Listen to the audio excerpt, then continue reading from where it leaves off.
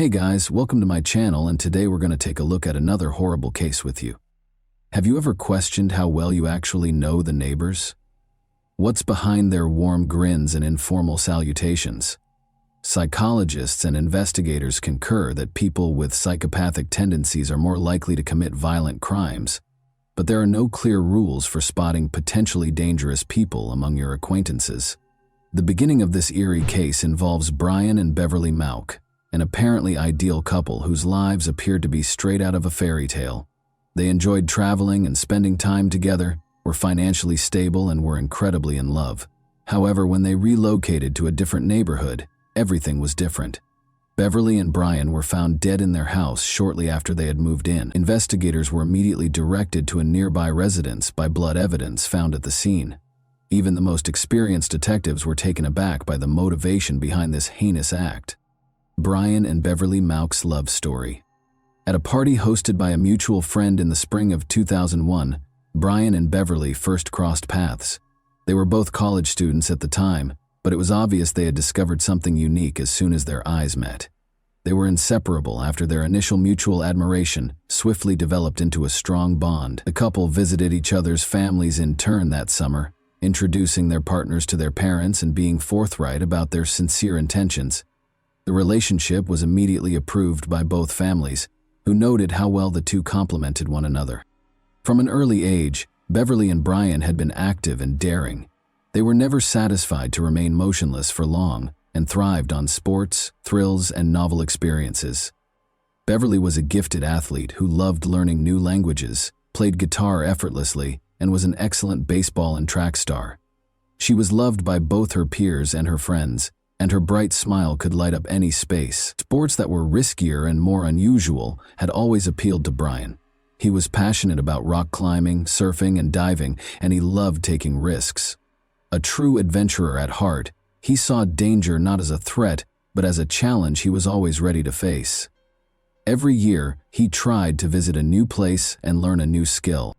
When Brian and Beverly first saw and spoke to each other, they immediately realized they were on the same wavelength. This became the starting point for their intense and fulfilling relationship. Together, they climbed mountains, skied and snowboarded, went scuba diving, and conquered waves and peaks alike. Despite their whirlwind romance and seemingly perfect relationship, the couple wasn't in a rush to get married. They both wanted to finish their education first. Once they graduated, they focused on saving for a house. Brian began building a career at an industrial company, and Beverly got a job as a hotel administrator, where her language skills were invaluable. On May 15, 2006, the couple officially tied the knot. They held a beautiful ceremony by the ocean, inviting only their closest family and friends. Afterward, they went on a long honeymoon, visiting several countries. When they returned, Brian and Beverly purchased a spacious home in the quiet town of Graham in Clearfield County, Pennsylvania. The house was located in a scenic and sparsely populated area near a forest and a river. It was a perfect place to start their family and enjoy a peaceful life. Brian worked as an engineer at a branch of a large industrial company, while Beverly focused on translation work and decided to pursue a second degree. The couple quickly got to know their neighbors and made friends in their new town. Unfortunately, their happy and carefree life didn't last long. A startling incident in a quiet neighborhood. Around 8 a.m. on Saturday, November 17, 2007, Brian's friend Steven showed up at the couple's home. That morning, the two were going fishing. When Steven knocked on the door, no one answered. Steven knocked more loudly and waited, thinking that Brian had likely overslept, but there was no sound in the house. Steven made the decision to wait in his car for roughly half an hour while making several unsuccessful attempts to call Brian, but his calls were not answered. Frustrated and feeling a bit upset that his friend might have changed plans without telling him, Steven eventually left to fish on his own, since he had all the necessary gear with him. Later that day, still unable to reach Brian or Beverly, Steven decided to return to their house once again. There was no answer at the door. This time, Steven decided to walk around the property and look through the windows. He was starting to feel uneasy. Brian was a responsible and punctual person who wouldn't just disappear without notifying anyone. When Steven reached the garage, he looked through a small window and saw that the couple's car was parked inside. This made him even more anxious, but he tried to push away any bad thoughts. Moving to the living room window, he attempted to see inside, but as it was already getting dark outside and the house lights were off, it was hard to make anything out. What he could see, however, left him deeply alarmed. The TV was lying face down on the floor, and just beyond it, something large and unmoving was on the ground. Stephen rushed back to his car to grab his fishing flashlight, switched it on, and directed the beam into the living room. What he saw froze him in terror. On the floor lay two bodies, partially covered with a blanket that was soaked through with blood. One bare foot stuck out from one side, and a hand was visible on the other. Horrified, Stephen immediately called emergency services to report what he had seen. He waited for law enforcement to arrive, staying by the house of his friends. When officers arrived, Stephen was the first to be interviewed. He recounted everything he knew about the day and expressed deep regret that he hadn't checked the windows earlier that morning when neither Brian nor Beverly answered his knocks or calls. Examining the crime scene, the front door wasn't locked, nor was it forced open, which immediately raised suspicions. Inside, in the living room, the lifeless bodies of the homeowners were discovered. Both had been dead for at least 12 hours. Based on initial observations, the cause of death was determined to be gunshot wounds, inflicted by a large caliber weapon. Each victim had been shot 3 times, leaving no chance of survival. The precision of the attack indicated that the assailant was determined and deliberate. But why? There were no signs of theft, personal belongings, cell phones, and even cash were untouched, ruling out robbery as a motive. There were no signs of struggle, and apart from the gunshot wounds, the bodies showed no evidence of other injuries or aggression. Investigators were left with the chilling impression that this was either a calculated execution or a deeply personal act of vengeance. However, according to witnesses, the couple had no known enemies or unresolved conflicts. The bodies had been moved after the crime, as evidenced by drag marks smeared with blood across the floor. The perpetrator had clumsily attempted to clean up, leaving smeared blood trails and splatters on the walls and furniture, indicating where the victims had been during the attack. 6 spent shell casings were found at the scene. Surprisingly, the assailant hadn't bothered to collect them. Later, forensics verified that a .22 caliber revolver was used to fire the shots. Investigators came to the conclusion that a single perpetrator most likely shot both victims using the same weapon.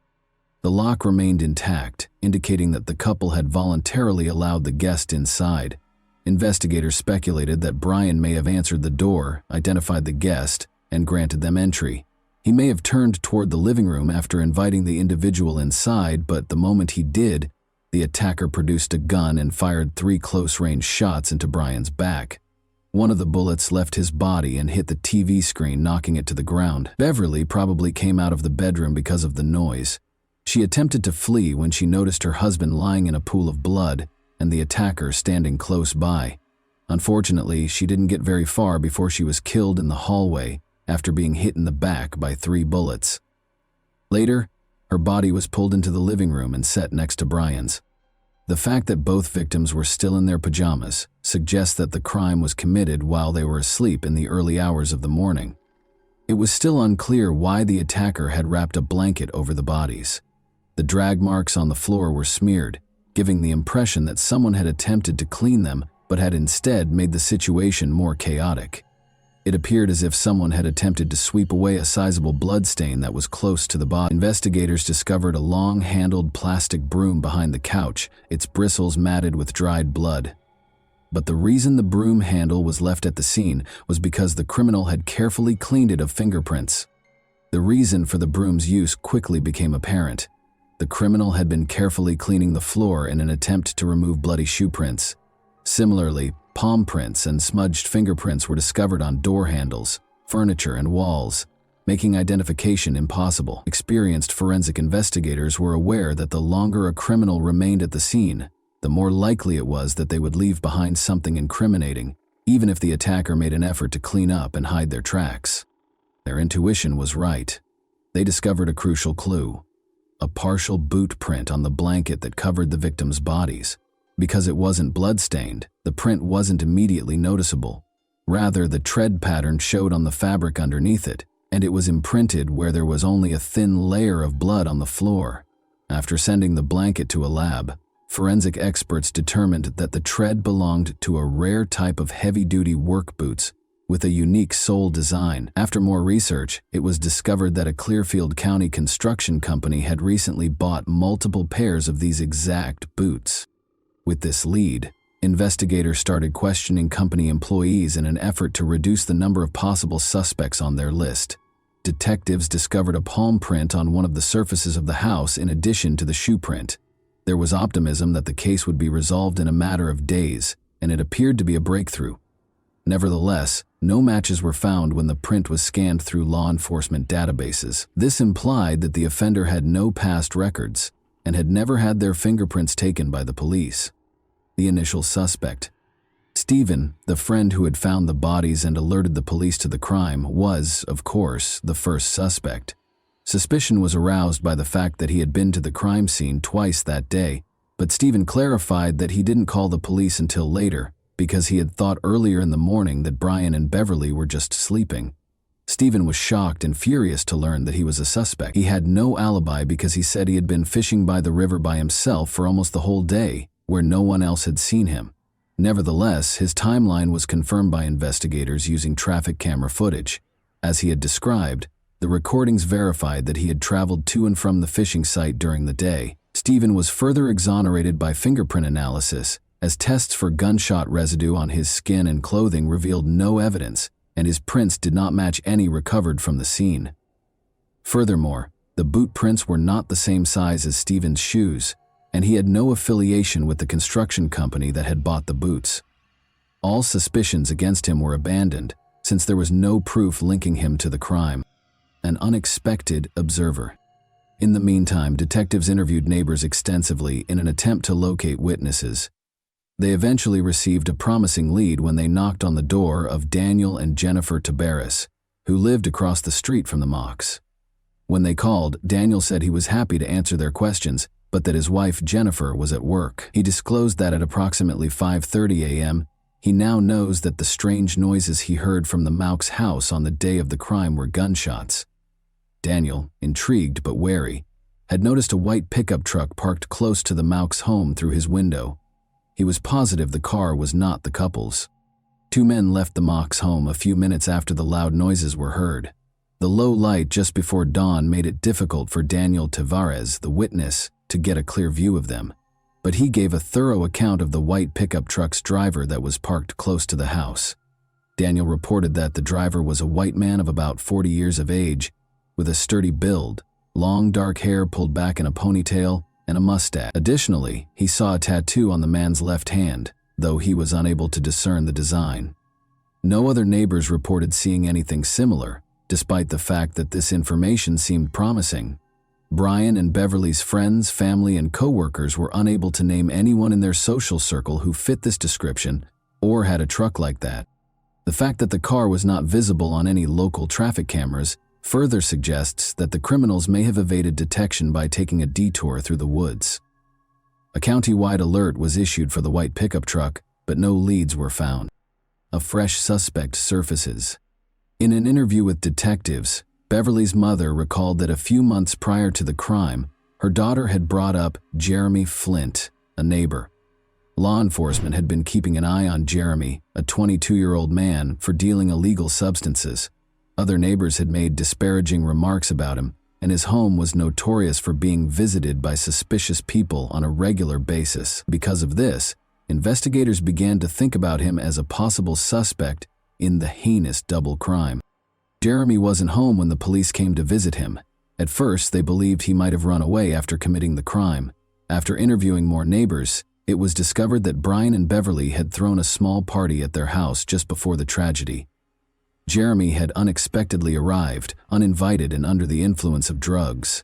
His actions were characterized as aggressive by witnesses. He incited arguments, insulted visitors, and harassed a few of the women.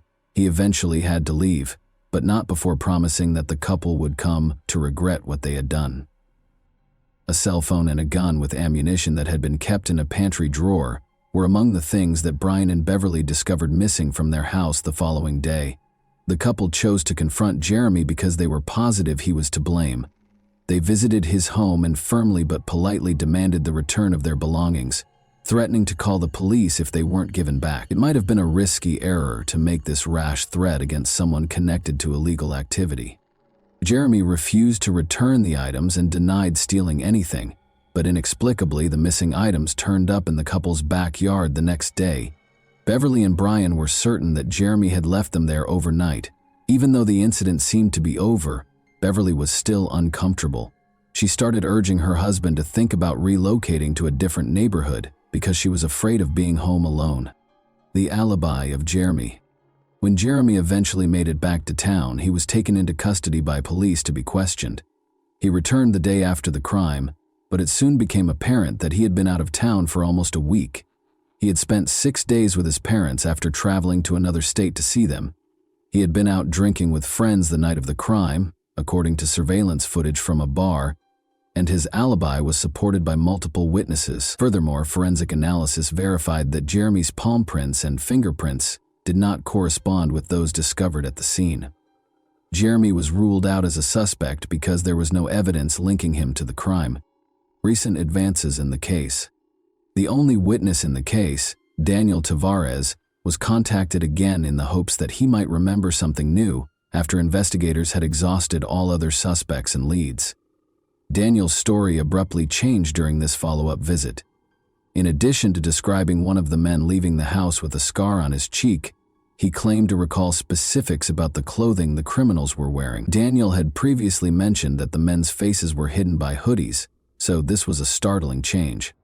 Daniel was asked to identify the window he had been looking through at the time of the incident by a detective. Despite the fact that it was daylight, the detective's analysis of the view revealed that it was still challenging to discern the specifics of a person across the street. It seemed unlikely that Daniel could have seen so much, given that the events had occurred in the early morning twilight. This disparity raised the possibility that Daniel had been lying all along. However, why? Was he personally responsible for the crime? Daniel produced a number of pairs of dress shoes, boots, and sneakers when investigators asked to see his footwear, but none of them matched the footprint discovered at the scene. Detectives began to examine Daniel more closely, however, as his story changed and his actions became more suspicious. A difficult history. The background of Daniel Tavares proved to be extremely disturbing. His life took a bad turn early on. He was born in 1966 as the youngest child in a military family. Daniel's mother took care of him and his 3 older sisters after his parents divorced when he was only 4 years old. Shortly after, his father got married again and showed little concern for his former spouse's kids. Daniel had left school by the 9th grade, started stealing, running away from home, and experimenting with illegal drugs. He was first arrested for robbery when he was 18, but then his estranged father stepped in and helped him get probation instead of going to jail. The father appeared to want to give Daniel another chance, possibly out of guilt. Even so, Daniel kept getting into trouble with the law over the years. He was always given light sentences for his offenses. Daniel's father tried to provide for him after he relocated to Florida in the late 1980s. In addition to trying to help Daniel find stable work, his father funded an expensive treatment program at a private rehabilitation clinic. However, Daniel was caught stealing and dealing drugs once more within 6 months. He was sent back to live with his mother after his father gave up this time. Daniel's dependencies had started to negatively impact his mental health by this time. He received a schizophrenia diagnosis and medication within a year, but Daniel hardly ever took his drugs as prescribed. Rather, he combined them with alcohol, which resulted in violent and hazardous outbursts. A case of violence. During a fight with his mother in July 1991, Daniel snatched up a knife and attacked her, wounding her almost 30 times. At the scene, she passed away. Daniel stated during his trial that he was influenced by voices in his head that told him to kill her. Psychiatrists appointed by the court, however, concluded that Daniel was legally liable because he had been aware of his actions. He received a 20-year prison sentence. Daniel served less time than the entire sentence and was released on parole in 2006. Daniel Tavares started communicating with Jennifer Freitas while incarcerated, and the two eventually fell in love. Jennifer awaited his release and they were married as soon as he was granted parole. Around the same time as the Mount couple, Daniel moved into her house in Graham, a small town. Daniel broke the conditions of his parole by moving to a different state. He ought to have been taken into custody right away, but a technical glitch and police carelessness kept that from happening. Even after detectives discovered a bloody handprint at the Mox crime scene, Daniel managed to avoid detection because his fingerprints were inadvertently deleted from the criminal database. It was as if everything was somehow conspiring in his favor. Daniel briefly worked for a construction company that bought the rare work boots connected to the crime, according to additional investigation, but there was not enough hard evidence for detectives to make an arrest.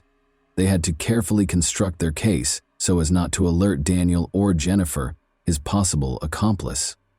Placing the trap. Daniel was asked to come to the police station on November 24, 2007, ostensibly to help with composite sketches of possible suspects. He enthusiastically accepted and enthusiastically described and assisted in drawing portraits of people he had made up entirely for about an hour. He was preoccupied when a second officer walked in and remarked nonchalantly that in order to rule Daniel out as a suspect, they needed to get his fingerprint. After some hesitation, Daniel finally consented, certain that there would be no evidence of his presence at the crime scene. The officer casually mentioned that investigators had discovered an unidentified bloody handprint at the Maux residence after fingerprinting. Daniel tensed visibly and started to explain that his prints might have been left at the Maux house because he had been friendly with them and frequently visited them. The officer calmly replied that there was no reason to be concerned because the handprint was bloody and obviously that of the criminal. The discussion then turned to Daniel's past by a second detective. Daniel confessed to killing his mother after he brought up the crime for which he had served time.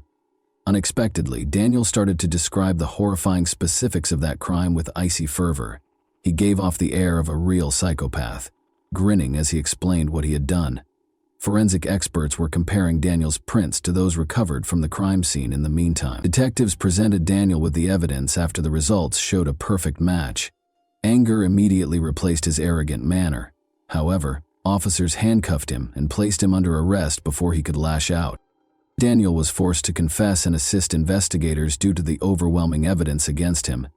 He clarified that he had spent hours drinking and using potent drugs at a bar the night before the crime. The bar staff threw him out and threatened to call the police when he ran out of money to pay his tab. Daniel Tavares was furious when he remembered that he had given his neighbor Brian Mock a tattoo as a friendly gesture the month before. Daniel, however, arbitrarily demanded $50 for the service after deciding that he should be paid for his labor. At 5 in the morning, armed with his revolver, he arrived at the Mock's home while they were still sleeping together when Brian opened the door. Irritated by the early visit, Daniel's demand for money was there. Perplexed and irritated, Brian declined, instructing Daniel to return once he had calmed down. However, Daniel insisted. Brian decided it would be simpler to pay in order to defuse the situation, so he went to another room to get the money. Daniel took offense at a comment he made as he was leaving. Daniel became indignant at this. In an instant, he pulled out his gun and shot Brian 3 times in the back. Beverly was awakened by gunfire and went outside to investigate. She saw Daniel standing with a gun over her husband, who was lying on the floor in a pool of blood. She attempted to flee back to the bedroom after realizing the danger, but she was shot 3 times in the back before she could do so. Upon acknowledging the seriousness of his actions, Daniel returned home and asked his wife Jennifer to assist in cleaning up the crime scene. Sadly, Jennifer didn't appear shocked by what he did. Together, they carried Beverly's body into the living room, set it next to Brian, and wrapped a blanket around them both. Jennifer proposed erasing the bloody footprints with a broom. Additionally, she carefully cleaned surfaces to get rid of fingerprints, but she overlooked one important one. After cleaning was completed, Daniel threw the murder weapon into a nearby river. The revolver was never found, despite investigators' best efforts. The fallout. Daniel Tavares received a life sentence without the chance of release. Jennifer, his wife, expressed profound regret, saying she had aided Daniel because she was afraid for her own safety. She only received a 1-year prison sentence for tampering with the evidence. A terrible discovery was made in 2015 by new homeowners remodeling the house where Daniel had previously resided with his mother. They discovered human remains when they were digging in the backyard. The remains were identified by forensic analysis as belonging to a young neighbor who vanished in 1990. Investigators found that Daniel had been attracted to the woman romantically, but had reacted violently and fatally when she turned him down. Her body was interred in his mother's backyard, where it was kept secret for many years. Daniel was given a second life sentence for this offense. And that wraps up today's chilling story. If you enjoyed this video, don't forget to like and subscribe so you never miss a new upload. Also, let me know in the comments what part of this story shocked you the most. Thank you for watching, and I'll see you in the next video.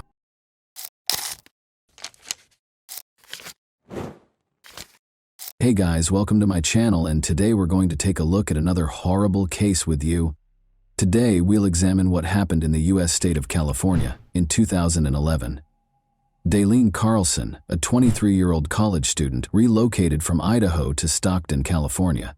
She was looking forward to beginning a new chapter in her life while residing at her Aunt Maggie's house, but she never came home after going out to meet some friends on August 6, 2011. Beginning at 3:30 a.m. on August 7, her aunt called her multiple times but got no response. Worried, she informed the police about Daylene disappearance. To find the truth, detectives started an investigation and used CCTV footage. Daylene was preparing to go out on Saturday night. Her cousin Cecily had plenty of time to acquaint her with the local nightlife, as college was still 3 months away. Cecily had a fever, so they stayed home instead of going to the Finnegan's pub to meet up with some more friends. Daylene had to return home by 1 in the morning after going to the bar by herself, but Maggie and Aggie started to worry when 1 in the morning rolled around and Daylene was still not home. Maggie repeatedly called Colleen but got no answer. Maggie stayed up all night calling Colleen's number every now and then, but, as before, her niece didn't answer. Maggie searched for a plausible reason why Colleen hadn't come home. Daylene hadn't come home by morning, so she speculated that her niece might have spent the night at a friend's house. Maggie called the police when she realized she could not wait any longer. Despite receiving a report, the police believed Daylene had stayed at a friend's house following the party and would soon return. The investigators made the decision to hold off a bit longer. In the meantime, Daylene's family started their own inquiry. On social media, they announced Daylene's disappearance and urged anyone with information to get in touch with the police or her family. The day after Daylene's disappearance, August 8, 2011, the police opened an official investigation because her family suspected something terrible might have happened, because it was out of character for her to simply vanish without warning anyone. Her Aunt Maggie's home was the first location the detectives visited. They wanted to talk to Daylene's relatives, see her in her room, and make sure none of them had anything to do with her disappearance. Danielle was a girl, like any other American. Her disappearance was extremely unusual, and she was young, attractive, and had big plans for the future. Detectives searched Daylene's room, but they found no evidence that she had fled her house. Her room contained all of her possessions, as well as a few documents. Cecily took a picture of Daylene wearing torn jeans and a brown and white striped top the night she vanished. Cecily informed Detective Daylene that they had frequently visited the Finn Pub's pub in the past, and that Daylene had planned to go there. The detectives then went to the bar to speak with the employees and perhaps obtain additional information. On the night Daylene vanished, the bar manager recalled seeing her in the street at around midnight. He described what had happened that evening, but he could not think of anything out of the ordinary. Thankfully, security cameras were present. Surveillance footage can greatly aid an investigation, even though it might not give a full picture. 2 operational security cameras in the bar recorded hours of Saturday night activity. The detectives made the decision to obtain a copy of the recordings and go over everything back at the police station, because it would have taken a long time to go through the footage. This, they hoped, would allow them to find out who Daylene had slept with, and more crucially, with whom she had left the bar. At first look, the tape appeared to be normal. On the street, young women and men congregated, smoking and chatting. It appeared to be a typical Saturday night in a pub, but they are drawn to one girl in particular. She's dressed in a striped top similar to the one from the day. Daylene is wearing a striped top in the final photo. She goes back to the bar at 1:40 and 0 in the morning. Another security camera is located inside, in the corridor close to the restrooms. Photo 41 is watched by detectives. After 61 minutes, she was observed consuming alcohol. She might have been a bit more exposed than normal. In a hallway full of young men, she is the only woman. Every person in this video could be a suspect, and even if they are not, they might be a witness. Darlene seems content and at ease as she watches the video. At 0:40 in the morning, detectives see a young man approaching her from behind and placing his arm around her waist, indicating that someone is about to approach too closely. A short while later, as she was going into the bathroom, a man with a beard and an outfit that was backwards passed her. Darlene, who was not particularly disturbed by the young man's presence, also didn't seem very happy to see him. As soon as they saw this video, the detectives knew they needed to find this man, so they talked to her friends and neighbors. They discovered once more that Jason Gilley was the man who had Darlene around his waist. Jason was well known to Dawn Cecily's cousin Cecily and her friends, who frequently got together at his house for an enjoyable evening. Investigators found Jason Gilley's home and spoke with him. They questioned him about where he was when Darlene vanished that night. Jason clarified that he had planned to take Darlene home after spending the evening with her, but he had to leave early due to his child's needs. Jason claimed that he came home by himself. He claimed that because his young son was ill, he left the bar at around 1 in the morning and got home at 1:30. He brought up another possible suspect. Jason suggested to the detectives that they should speak with Evangelisti. According to him, Evangelisti was seeing Jacob Evangelisti, but they had a fight in front of Jason 4 days prior to her disappearance. Because jealousy frequently leads people to act rashly, the detectives were interested in this information. Thus, they made the decision to learn more about Jacob Evangelisti. The investigators discovered some recent images of Jacob while searching through Darlene's social media accounts. To find out if Jacob was present, they made the decision to watch the bar's security footage again. They changed the video at 1:06, when Darlene left the eatery and went up to the man who was leaning against the wall. Darlene's behavior appears to drastically change when he is around. She seems to be very upset about something, as evidenced by the vigorous hand movements. The investigators attempt to determine whether it might be her boyfriend Jacob, but the bright lights make it impossible to see his face. After a few seconds of their brief conversation, Darlene left, leaving the detectives to keep watching and trying to figure out who the mystery man was. They finally recognize him as Jacob Evangelisti when he turns to face the camera. During the interview, detectives brought Jacob Evangelisti in to be questioned. Jacob appeared to be quite upset. He was asked about his relationship with Darlene by the detectives, who specifically wanted to know when and how he had last seen her. Jacob claimed that he and Darlene had last seen each other at a bar. Jacob disclosed that Darlene had ended their relationship that evening at Negan's bar. "I had no intention of ending my relationship with Darlene," he said. To be honest, he was furious that she had ended their relationship. Darlene had left the bar without him, Jacob later said. He adamantly denied any involvement in her disappearance. After that, the investigators reviewed the CCTV footage to see if it supports his account. Jacob walks into the bar at 1:09 in the morning. They keep on observing. Darlene enters the picture after Darlene Newts. She seems to be bidding one of the patrons farewell. She then exits the frame at 1:15 a.m. The detectives kept going over the video until the bar had closed and all of the patrons had left. The lights go out at 2:38 a.m. When Day Nether appears again, the parking lot is almost deserted. It appeared that Jacob was responsible for Darlene's disappearance at this stage of the investigation. Investigators have not yet found any evidence that her disappearance was the result of foul play, but it's possible that he just couldn't move on from the fact that she had left him. Darlene's family is searching on their own, according to Darlene. They created flyers and began distributing them throughout the city. They wanted as many people as possible to know about Darlene's disappearance. After she left the bar, she might have been spotted by someone. Detectives ask Evangelisti if anyone knows what happened to her at the stock station. Evangelisti wants more, but he maintains his denial of any knowledge. James, another person in Darlene's social circle, is the name he gives instead. Darlene claims to have a new boyfriend. Darlene's social circle also includes James. They had a relationship, even though James wasn't Darlene's boyfriend. James was also a close friend, which was another interesting fact. Jason Gilley's pal. They actually shared the same home. Darlene's ability to enter into such a relationship and then vanish almost instantly afterward was highly intriguing. This sparked intense suspicion about James, and the idea that he might have had something to do with her disappearance.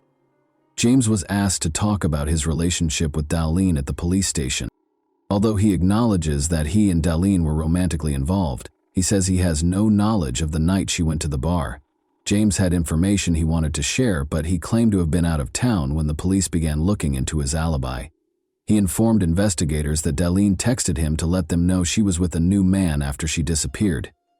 James verified that Darlene was there by showing the detectives his phone, which was Darlene's. Detectives came up with a new theory after she wrote that she was leaving the bar to go to a friend's party, but the friend's identity was still unknown. It is likely that Darlene had to visit the grocery store or the liquor store in order to continue the party. A list of 24-hour liquor stores has been compiled by investigators. Elis was the name of the store that was closest to Finnegan's.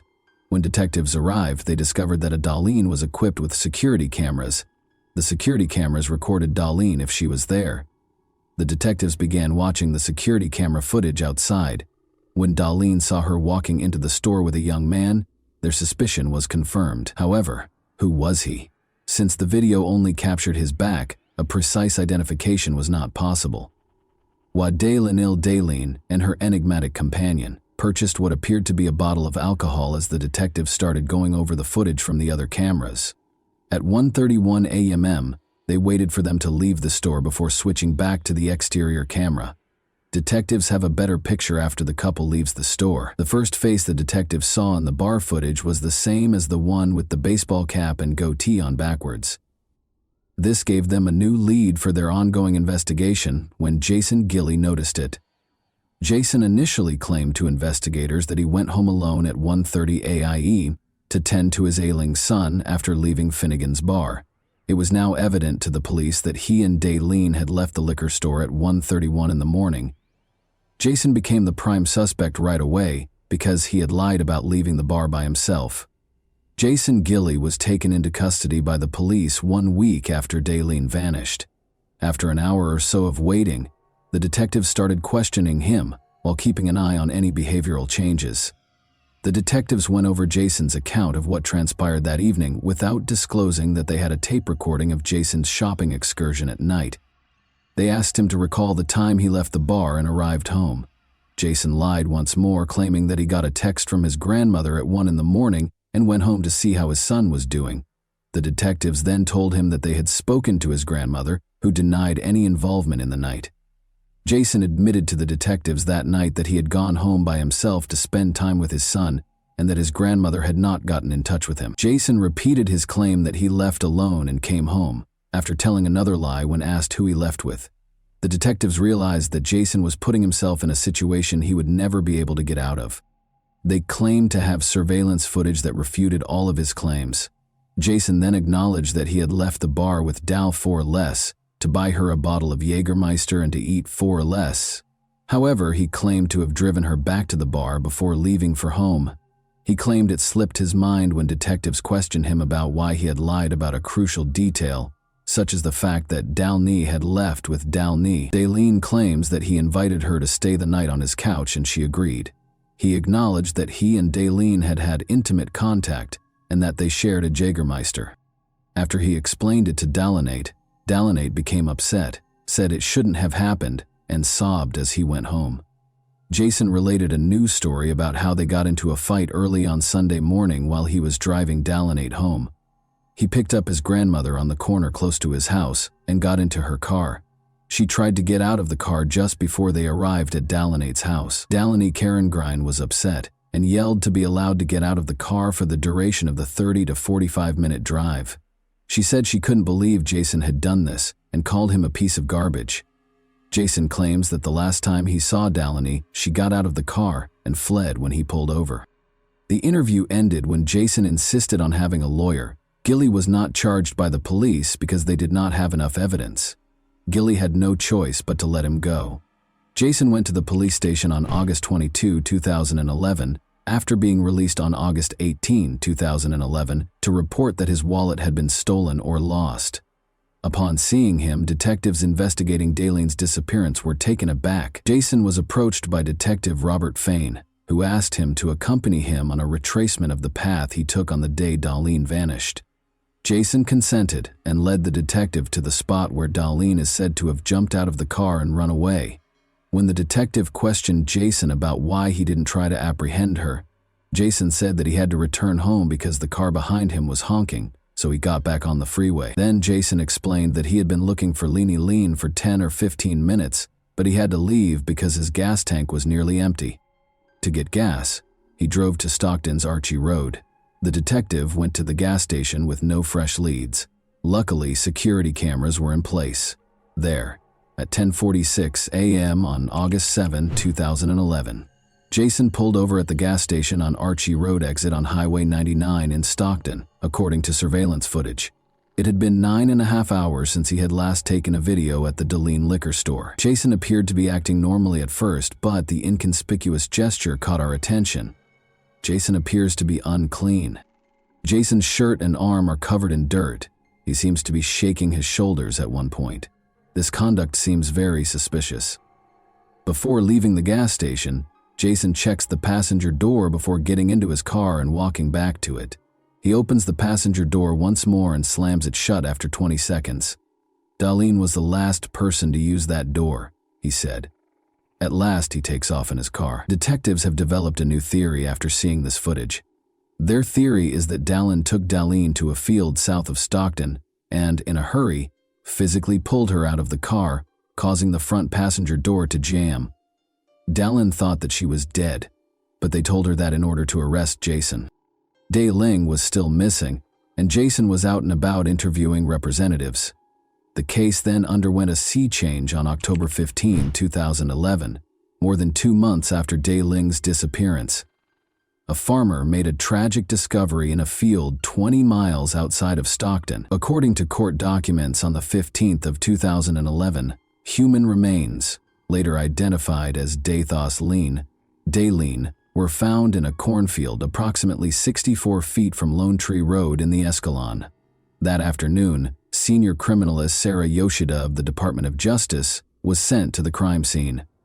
A skull, ribs, jaw, vertebrae, and bones from the feet and legs were among the many bones discovered by Yoshida. She also discovered a clump of hair and a human torso. Cases of 522 caliber cartridges were discovered just southeast of the location of the human remains, and a black bra was discovered between the remains and Lawn Road. Dr. Bennett Omalu, the medical examiner for San Joaquin County, arrived at the crime scene at approximately 9 p.m. that evening. He ordered an 18-inch excavation of the ground beneath the body as soon as he saw it. After securing the soil in a body bag and x-raying it, we discovered 222 caliber bullets in the excavated soil. An AUI was conducted on Ling's remains by Dr. Omalu. He claimed that Darlene was shot in the cornfield where her remains were discovered, and that either the bullets passed through her body and lodged in the ground just beneath her, or they remained inside the body and fell out as it decomposed. In either case, there was a gunshot wound to the backhead. Based on the location of the gunshot wound and the fact that Darlene's fingernails, jewelry, and nails were tangled in her hair, Dr. Omalu believed that when Darlene was shot, she had her hands and fingers wrapped around her head. Omalu came to the conclusion that Darlene's death was caused by a gunshot wound to the head, with gunshot wounds to the trunk also playing a role. Additionally, he believed that her body's decomposition supported her death on August 7, 2011. In the murder of Ling, investigators had a top suspect. Detectives also found that Jason had access to a Jennings 22.2 semi-automatic handgun that belonged to one of his relatives, according to court documents. The gun's involvement in Darlene's shooting was verified by ballistics testing. Jason Gilley was arrested by authorities when he was eventually taken into custody. On the evening of Saturday, August 6, 2011, Darlene went to a bar to meet some friends, and investigators developed their theory about what happened the night she vanished. Among them was Jason Gilley. Darlene was convinced to come to Jason Gilley's house. On their way to Jason's house, they made a stop at a liquor store. This liquor store is where we last saw Darlene alive. Nothing seemed to be bothering her based on this footage, but after she and Jason left the store, things started to happen that ultimately resulted in her death. Darlene was naked when her body was discovered by investigators. Because of this, authorities concluded that she didn't want to have an intimate relationship with Jason but he coerced her into doing so. That was the only plausible explanation. Authorities believe that Darlene told Jason that she would report it to the police, so he put her in his car, drove many miles past her home, and then turned into a field where he killed her. However, the body's extreme decomposition made it impossible to verify that theory. Jason Gilley was found guilty of Darlene's murder in November 2013 and given a life sentence without the possibility of release. He made an unsuccessful attempt to appeal the sentence. And that wraps up today's chilling story. If you enjoyed this video, don't forget to like and subscribe so you never miss a new upload. Also, let me know in the comments what part of this story shocked you the most. Thank you for watching, and I'll see you in the next video.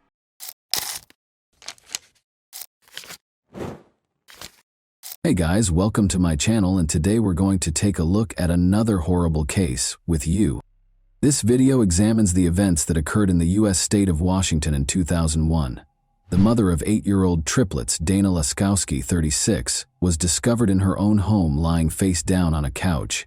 It was a complicated mystery with multiple suspects for the police.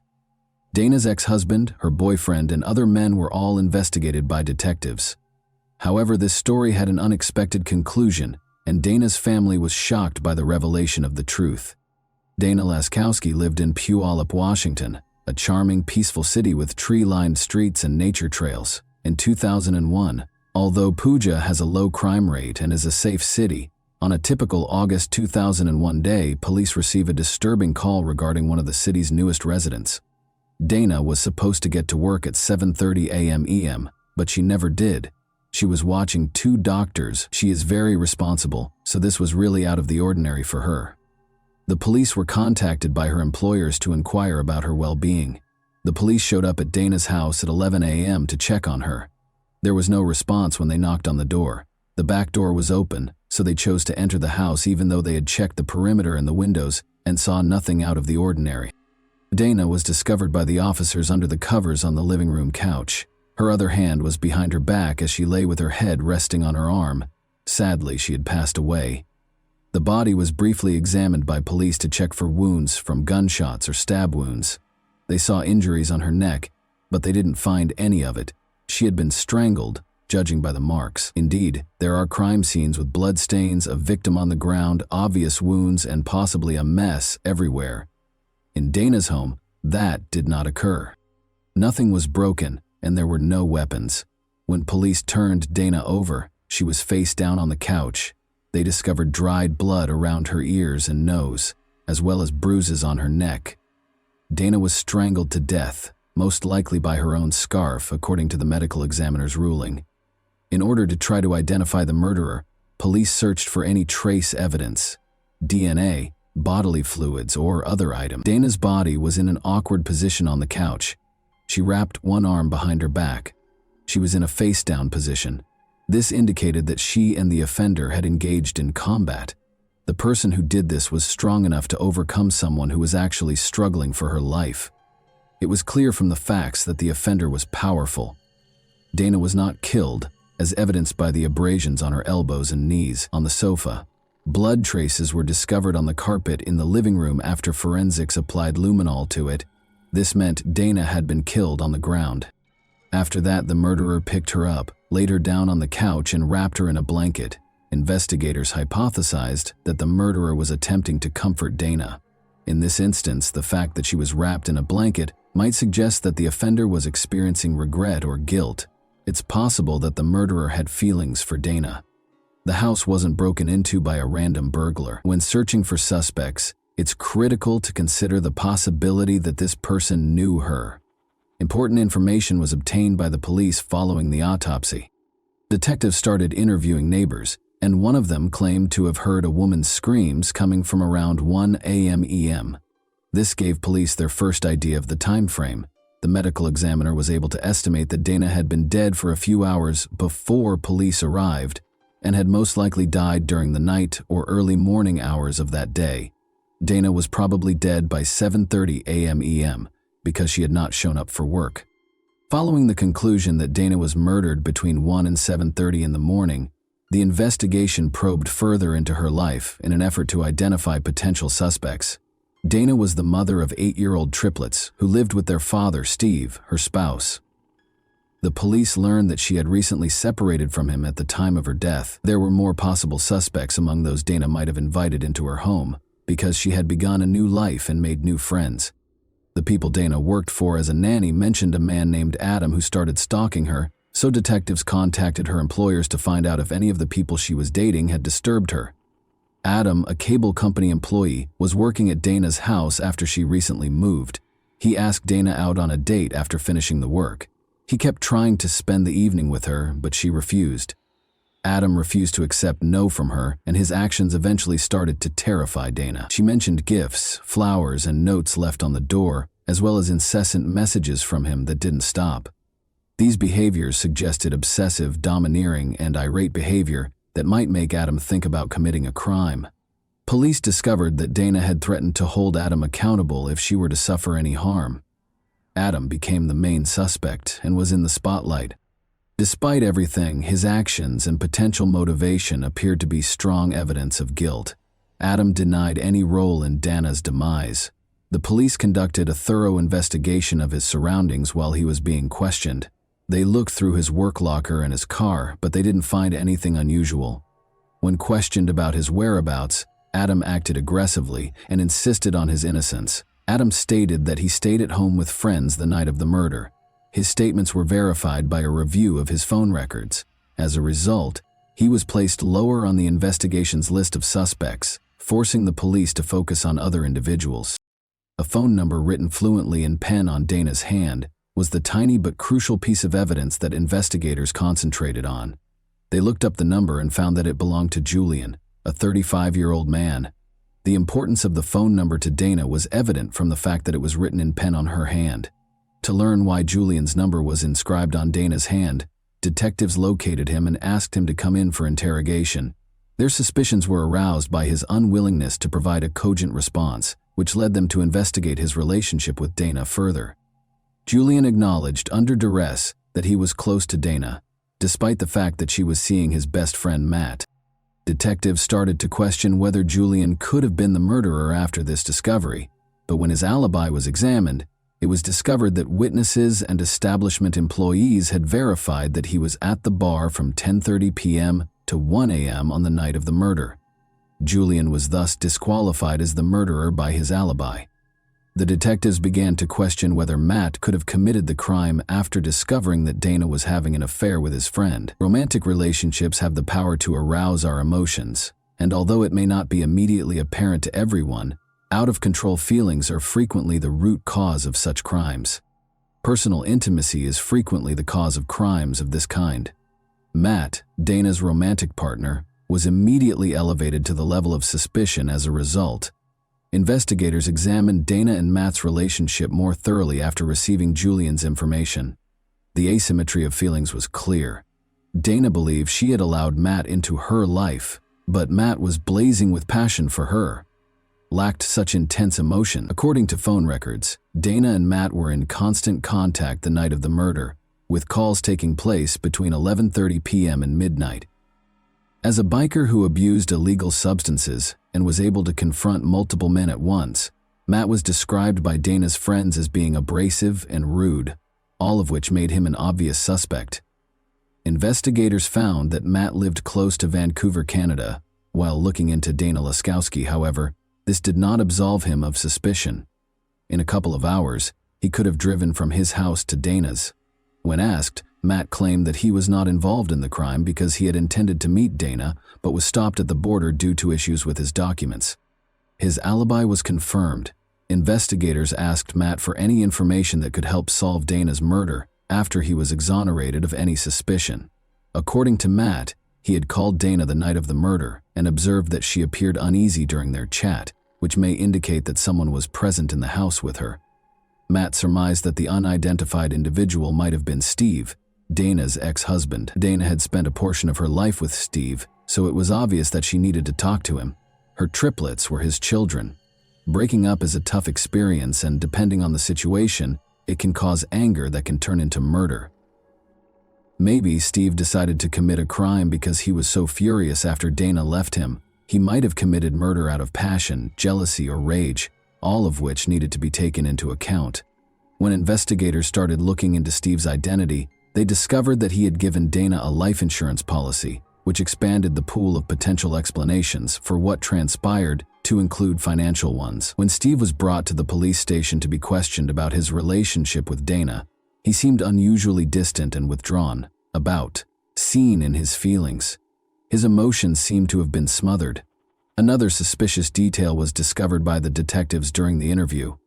Steve's knees were abrasive, just like Dana's elbows and knees. Investigators thought that on the night of the murder, there might have been a disagreement between the two. Steve explained that he had sustained the abrasions on his knees while playing baseball when detectives questioned him about them, but according to one of the detectives there, who was a real baseball expert, those kinds of injuries were not typical of the sport.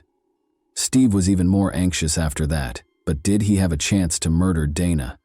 Steve responded that he was at home, 5 hours away from Puyallup, when asked where he was on the night of the murder. The following morning, he said, he put the children to bed, filled up the gas tank, and drove to a nearby campground. His explanation was intriguing. The triplets' absence from Dana's home the night she passed away could have been a coincidence, but it could also indicate that Steve had prearranged the entire situation. It took 10 hours to travel back and forth between Steve's and Dana's homes. If Steve had gone to Dana's house, investigators realized, he would undoubtedly need to stop at a gas station, so they gave careful thought to the possibility that he could have put the kids to bed, driven to Puyallup, committed the crime, and driven back. They looked into locations where he might have refilled up with gas and went back his potential path. Investigators removed Steve as a suspect after reviewing surveillance footage and examining areas of the road where his car might have been spotted. They were unable to find any concrete proof that Steve had made the trip. The investigation hit an impenetrable wall after all suspects were ruled out, which caused great frustration. The fact that Dana's body was covered in blankets seemed particularly strange, a behavior that amply demonstrated the unusual nature of the perpetrator. The investigators had reached a point where they had no viable suspect or explanation for the nature of the crime. In light of this, the police made the decision to enlist the FBI in the inquiry.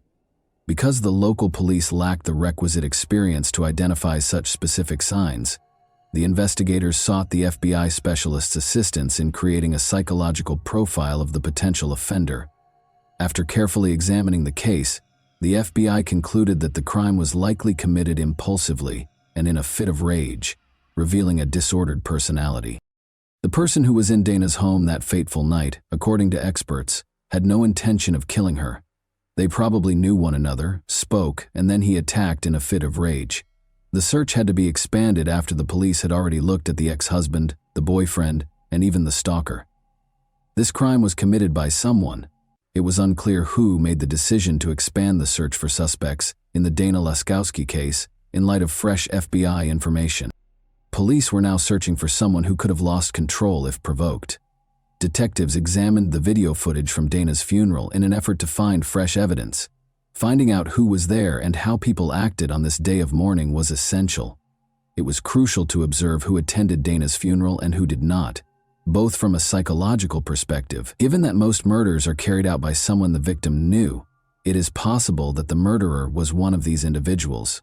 It's possible that the murderer attended the funeral because it would have been suspicious to skip it. However, how did he respond to that circumstance? Did anything have the potential to reveal him? The police discovered an entry in the guest book that caught them off guard.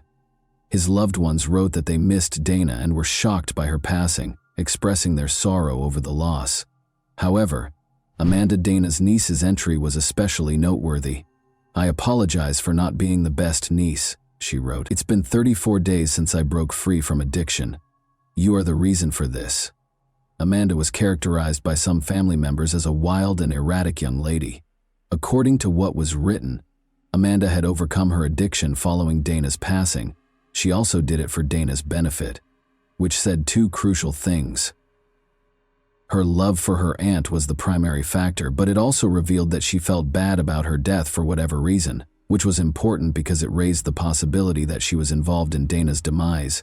Dana was a compassionate, kind individual. Dana loved her family, and in an effort to keep her niece, Amanda 17, out of trouble, she would often let her stay with her. Amanda was a frequent runaway from home. Because Amanda was a reliable adult who was always there to support them through any problems at home, Amanda and her friends would frequently visit Dana's house. The detectives looked at Amanda to talk about the circumstances surrounding her aunt's death. They had scheduled a meeting with her. Amanda disclosed that she and Dana had been like mother and daughter. She and her friends had always had the support of their aunt. They were teenagers with unstable home lives who spent time in the park and associated illegal substances and alcohol with their future. All of them had just finished high school, but they had no clear plans for the future. Dana was attempting to establish a secure location that Amanda and her friends could visit day or night. As a result, when investigators questioned Amanda about Dana's murder, the back door of her home was always left open at night. She gave a list of those who had visited the house, naming Zane in particular. He was a strong man with a violent temper, she said. Then Amanda revealed something even more unsettling. She described how she had once been beaten by Zane.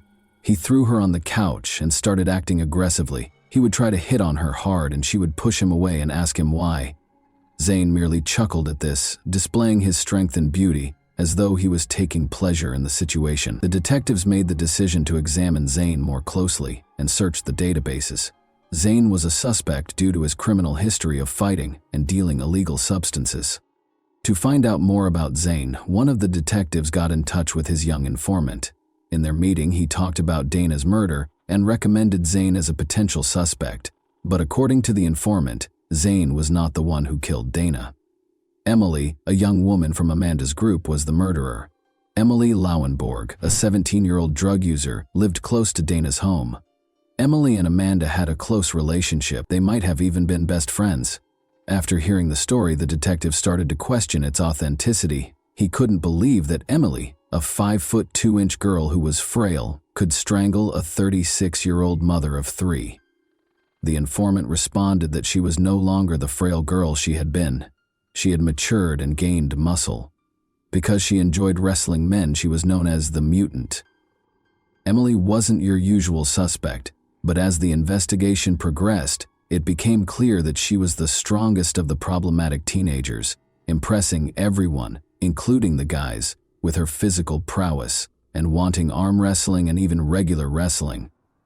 Emily was taken to the station by the detectives to be questioned about her potential role in Dana's murder. After placing her hands on the table, Emily threw back her head and frantically looked from side to side before leaning forward and angrily telling her that she had been slandered.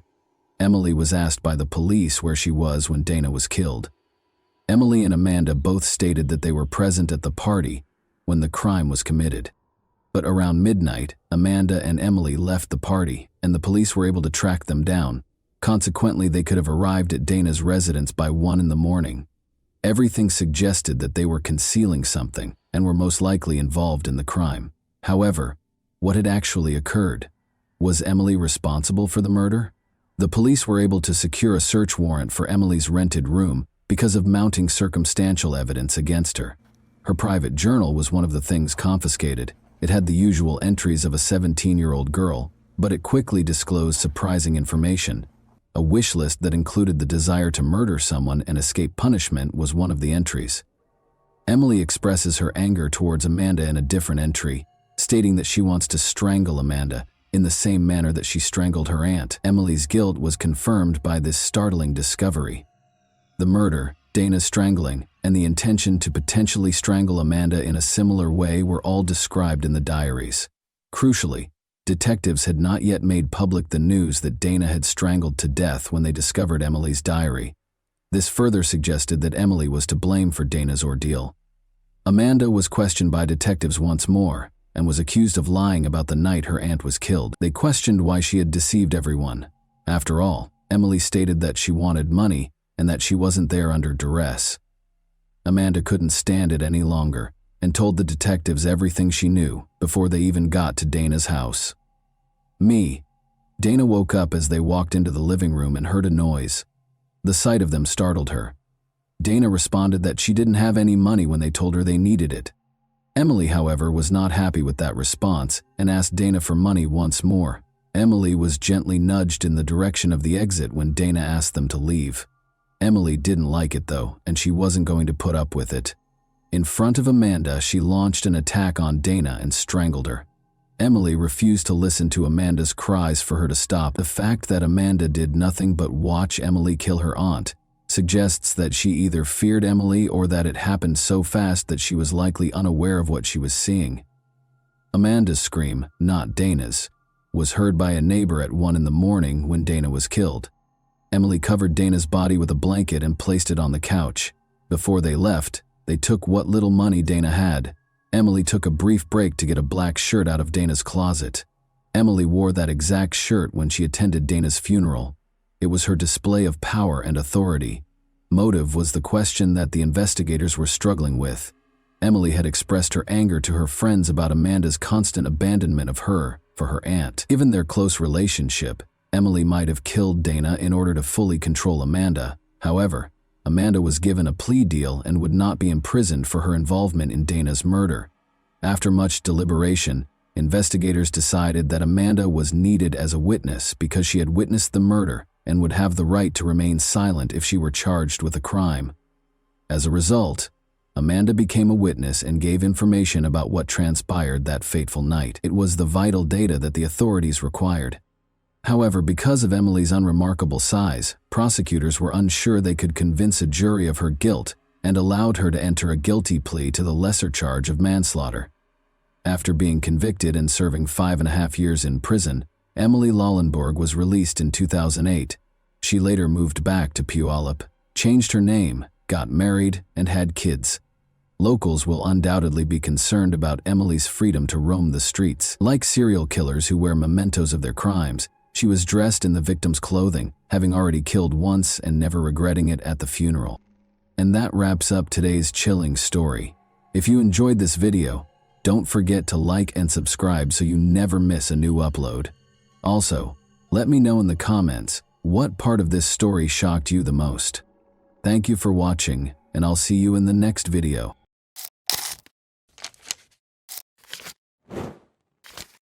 Hey guys, welcome to my channel, and today we're going to take a look at another horrible case with you. On a calm street in the Grapevine Hollow neighborhood early on January 1, 2012, the joyous mood gave way to fear and terror. Ashley Fallis, a young mother who had been shot in the head, was being transported in an ambulance to the hospital, her life in shambles. When her parents returned from a brief absence, they were shocked to see paramedics and police encircling the house. Only a few hours before, there had been a lot of happiness and celebration in the house. What had transpired on this particular New Year's Eve? Her husband Tom, who was present in the room when the tragedy occurred, was the only person who could know the answer. However, his account of what happened left more questions than it resolved. Although Ashley's family was certain they knew the truth, investigators had to deal with a lot of inconsistencies and odd information. Nobody could have predicted the depth of the mystery that existed behind those houses' doors. Ashley Fallis, then 28 years old, was shot in the head and taken to the hospital early on January 1, 2012. Ashley's family thought they knew what had happened right away. It was clear to them that her husband Tom was the only possible culprit. When the gunshot was fired, he and Ashley were in the room. Tom was Ashley's family's main suspect because of his short fuse and domineer. For the police, though, the story was less straightforward. A detailed investigation was necessary because contradicting evidence was discovered at the scene. Ashley's past turned out to be as complicated as her present, and witness accounts continued to change.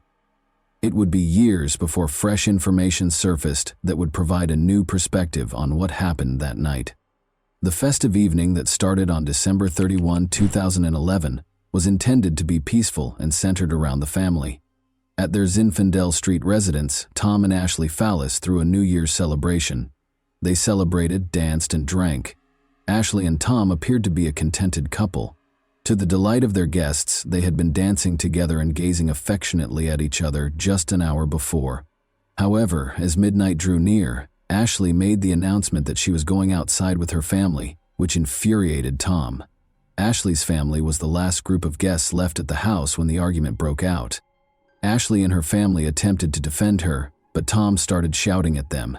Tom demanded that the relatives leave after their attempts at mediation failed. Tom withdrew to the bedroom and slammed the door. The couple was left alone when Ashley's parents also made the decision to move out. Tragic events occurred several hours later. Ashley's family's intrusion into their private lives irritated Tom. Ashley and her parents had been drinking all evening, so he thought it was inappropriate for them to go outside. He insisted Ashley's parents get out. Tension between the couple only increased after they left. The argument resurfaced in the bedroom after the guests had left, leaving Tom and Ashley alone. According to Tom, their argument stemmed from old grievances, but Ashley was adamant that she would live her life as she saw fit, regardless of what he thought.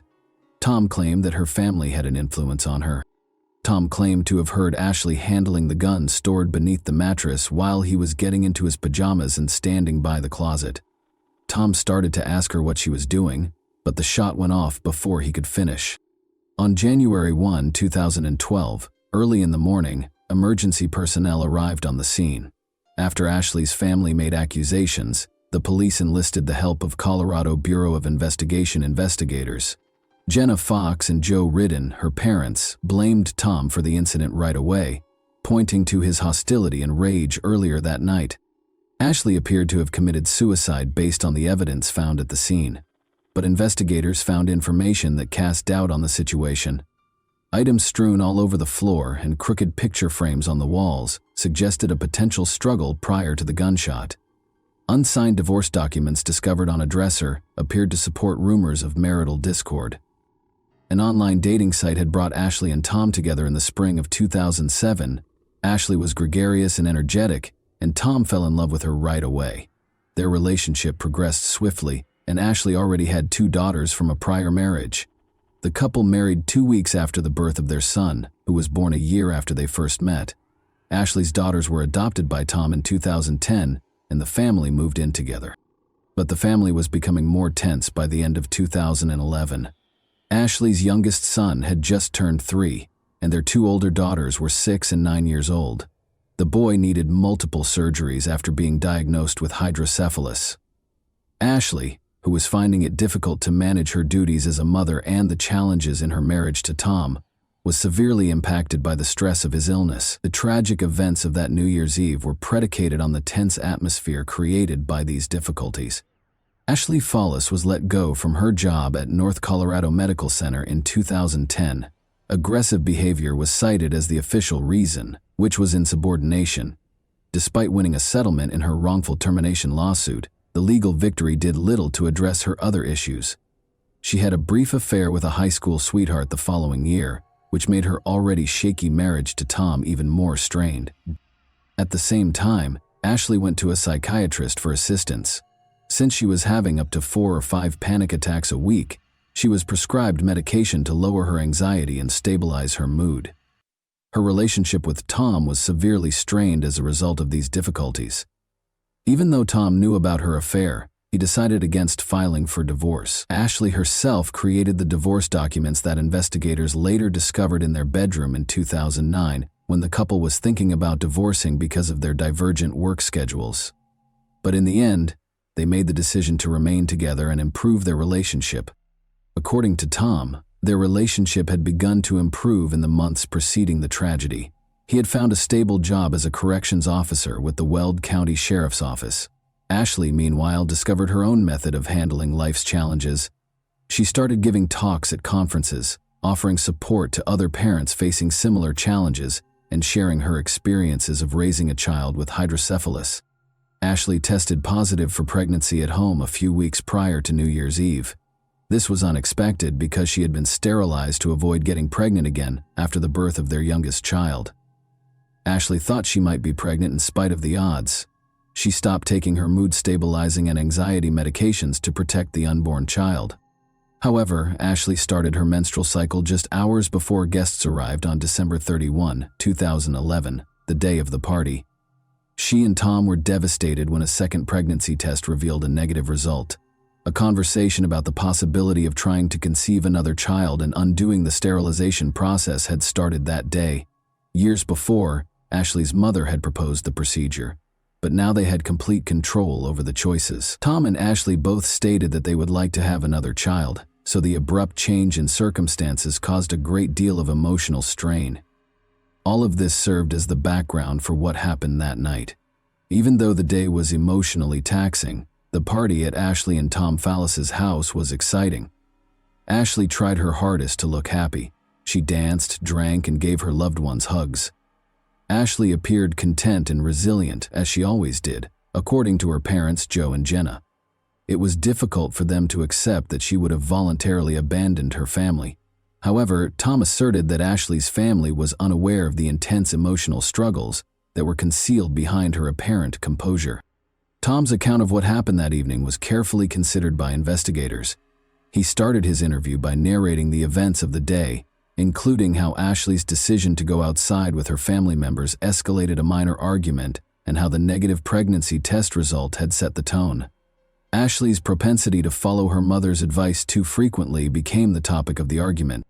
Tom stated that he just wanted things to calm down and didn't want to argue anymore. Investigators observed scratches on Tom's neck and chest during his police interview. Given that they might have been signs of a struggle, these marks sparked suspicions. Tom clarified that the red marks were caused by him scratching his skin because he was itching after shaving his chest for the first time. He claimed that stress might have been the cause of the scratches on his neck. As the interview went on, the level of questioning increased. Tom insisted on his innocence because he believed he was being accused of a crime. He insisted that he wasn't in the room when the gun went off and that he didn't shoot Ashley. Investigators were inspecting the house and interviewing neighbors in the meantime. Chelsea Arriga, a neighbor, claimed to have heard Ashley yell, "Get off me," just prior to the gunshot. This story ran counter to what Tom had said. Tom denied that he ever made Ashley do anything against her will when investigators questioned him about the yelling. He clarified that he only requested that she cease following her mother's advice because it was straining their marriage. Investigators pressed him further, pointing out that Ashley was unlikely to have shot herself because of the wound on the back of her head. To prove his innocence, Tom insisted on having his hands tested for gunpowder residue. In order to ascertain whether Ashley was capable of firing the gun, he also demanded that her hands be examined. Because of the peculiar circumstances and contradicting evidence, investigators remained doubtful despite his explanations. Ashley Fallis was in the hospital, where medical professionals battled to save her life, while Tom was at the station. Unfortunately, they declared her dead a few hours after she was admitted. Tom was devastated to hear of her passing. After the incident, he said, he saw her breathing and thought she might have a chance to live when he held her in his arms. Despite not getting a confession from Tom after 3 hours of interrogation, investigators were unable to rule him out as a suspect. Tom grew more and more upset, insisting on his innocence and saying over and over that he could never hurt his wife. Ashley's death was declared a voluntary act 4 days after the incident. The medical examiner came to the conclusion that she killed herself, even though lab tests were not yet finished. Ashley's family was shocked and incredulous when the case was closed. They felt that the investigation was hurried and that Tom's employment in the county's correctional system had given him preferential treatment, which they felt affected the investigation's conclusion. It was challenging to demonstrate that Tom had any ties to the detectives working on the case, though, because of his employment with a different law enforcement organization that was unrelated to the investigation. Almost immediately, the Colorado Bureau of Investigation was called in to guarantee impartiality. However, errors were made. In contrast to standard procedure, Tom was not kept apart from possible witnesses at the scene. Furthermore, he did not cover his hands to protect any gunpowder residue that might have been important evidence. Tom's interrogation was handled poorly, according to Ashley's family, who felt that 3 hours was not enough time for the main person of interest in a case involving a suspicious death. They felt that until Ashley's parents, Jenna and Joe, pressed for it, investigators did not take Tom seriously as a suspect. Detectives changed their strategy only in response to their adamant demands. Even so, the investigation was only cursory. In the end, Tom was free to go. In order to be nearer to his sister, Tom relocated to Indiana after the tragedy, taking the kids with him. He seemed to be attempting to start over when he enrolled in college to obtain a bachelor's degree.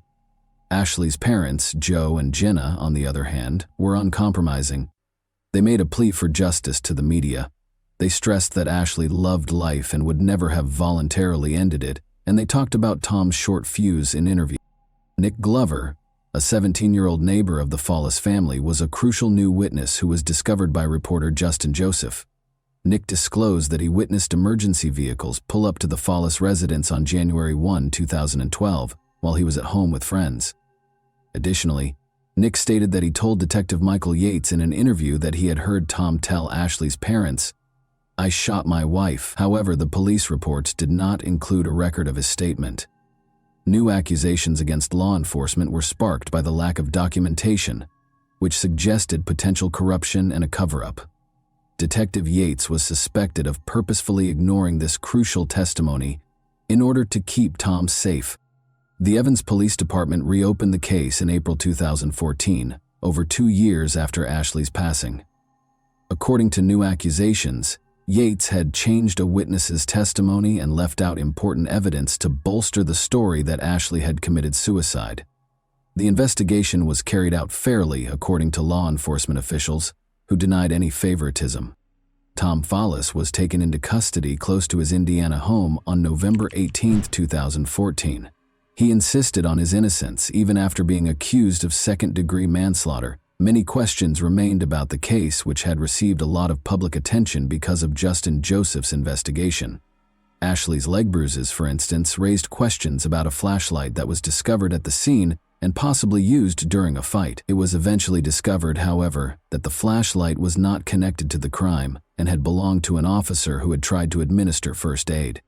According to the prosecution, Ashley kept a Taurus 9mm handgun under the mattress, which Tom took during a confrontation, put to her head, and then fired. After that, he called emergency services and lowered her body to the ground. Jenna Fox, Ashley's mother, testified during the trial that Tom had used harsh language and behaved aggressively during the New Year's Eve party, resulting in a fight. Tom refuted these claims. Jenna revealed later in the trial that there was a family history of mental health problems. Both Ashley's uncle and grandmother had committed suicide. This evidence was used by the prosecution to bolster their hypothesis that Ashley might have taken her own life voluntarily. Ashley's psychiatrist, however, stated in her testimony that she did not exhibit any symptoms of depression as of December 2011. Ashley was receiving overlapping prescriptions as a result of seeing 2 psychiatrists and a therapist concurrently, according to information later presented by the defense. Testimonies from forensic experts regarding the crime scene were inconsistent. Tom couldn't have shot his wife, according to Dan Gilliam, who had devoted hundreds of hours to examining the evidence. People who fire weapons in a fit of rage seldom stop after a single shot, Gilliam said. Gilliam was called as a witness by the prosecution, despite his findings. Jonathan Priest, another expert, visited the crime scene and went over the case materials. He deduced that Ashley had been in close proximity to Tom at the time of the shot. There would have been more blood all over the room, Priest thought, if Tom had been farther away. The chronology of when Tom arrived at Ashley and started helping, as recorded by the first responders, served as the basis for his analysis. This argument was used by the prosecution to refute the defense's assertions. Ashley's failed attempts to conceive, according to the prosecution, added to her emotional problems. Although she was not pregnant at the time of her death, an autopsy showed that she might have become pregnant following a tubal ligation. Ashley's emotional distress was exacerbated by reports that she thought she was pregnant 3 times in the 9 months before she passed away. The trial psychiatrists emphasized how these conditions could have had a substantial effect on her mental health.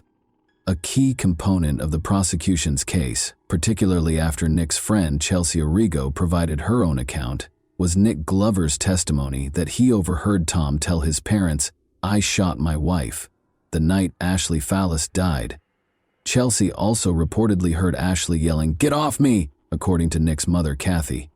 However, Chelsea said during the trial that she was too drunk to remember the argument distinctly. Nick, however, emphasized that such a confession was unforgettable and insisted that he remembered everything that happened that night. Investigators took notice of his claims, and Detective Michael Yates, who had spoken with Nick the day Ashley died, was subject to internal review for neglecting to record this purported confession. Yates insisted that Nick had never said such a thing to him, but the investigation revealed no wrongdoing on his part. Defense lawyers pointed out various contradictions in Nick Glover's testimony during his cross-examination. They noted that Nick kept up a cordial relationship with Tom following his purported confession, taking part in family events like Christmas celebrations and camping excursions.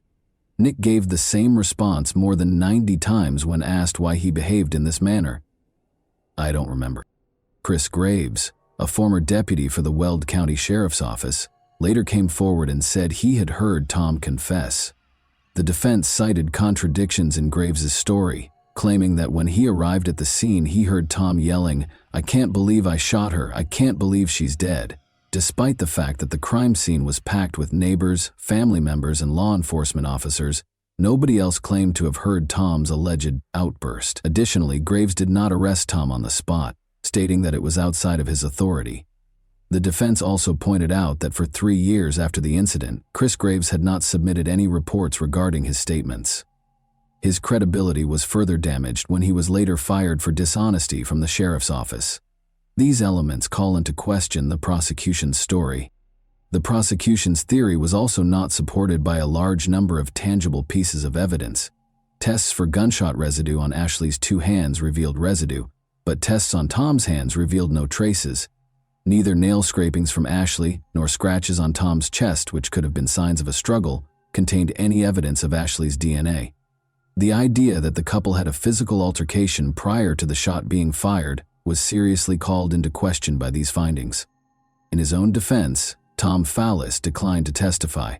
Over 40 witnesses were called to testify during the trial, which lasted for several weeks. Ashley's mental health and the major obstacles she had encountered in the months before her death, repeated pregnancy tests, her son's illness, prescription drugs, losing her job, and having an affair, were the main topics of the defense's closing arguments. The defense argues that these elements may have played a role in the tragedy. Ashley's purported farewell letters were introduced during the trial, which was a startling development. She wrote that she could no longer live, called herself a failure, and apologized to Tom in these letters. Since they were only made aware of these letters years after Ashley's passing, her family questioned their veracity. According to her family, they thought the letters were fake and had never seen any indication that Ashley might have written them. The jury deliberated for 3.5 hours, including an hour for lunch, before rendering its decision. Tom Fallis was acquitted of all charges, including second-degree manslaughter. Ashley's family was devastated by the decision. Jenna Fox and Joe Ridden, her parents, were adamant about Tom's guilt and sued the Evans Police Department, alleging that investigators had fabricated or hidden evidence. They contended that other officers who may have heard Tom's purported confession stayed silent and that Nick Glover's 2012 testimony had been disregarded. In the end, their cases were dropped. Ashley's family remained adamant about Tom's guilt and insisted on accepting the acquittal. Nevertheless, they were able to keep up a relationship with the kids and obtain visitation rights that let them continue to be active in their lives.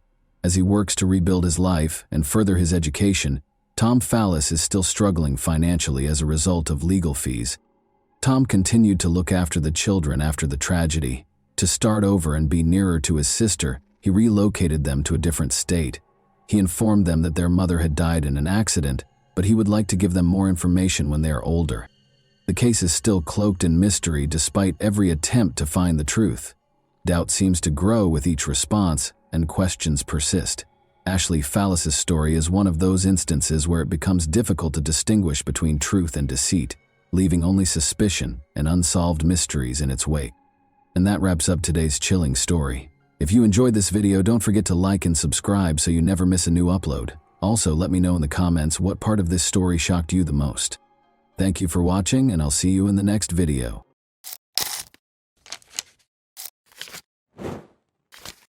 Hey guys, welcome to my channel, and today we're going to take a look at another horrible case with you.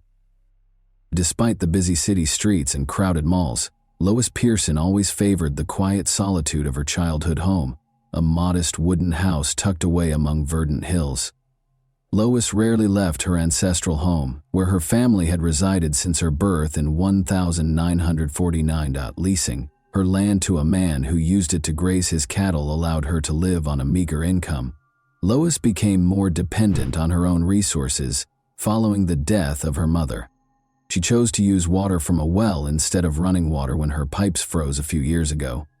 She carried a single lamp from room to room on a long cord for her everyday activities.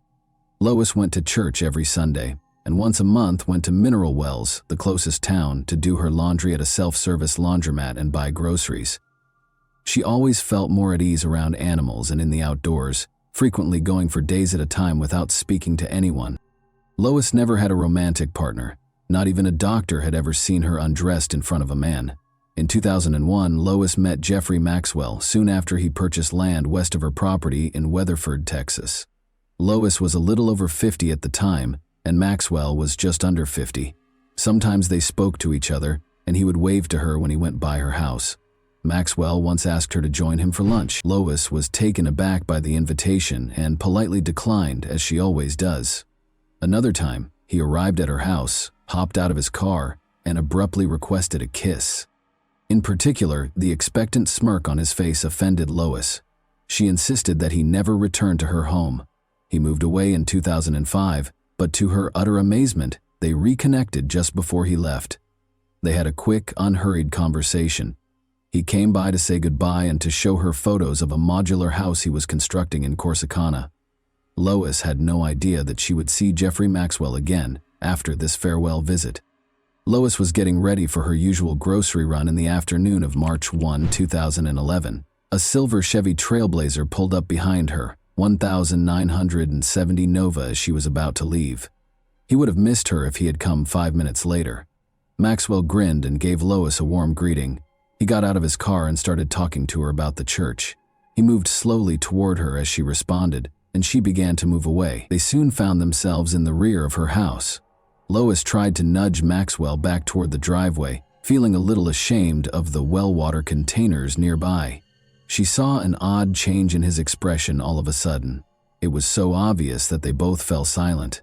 Maxwell pulled a strange-looking container out of his coat pocket and held it up to Lois's face.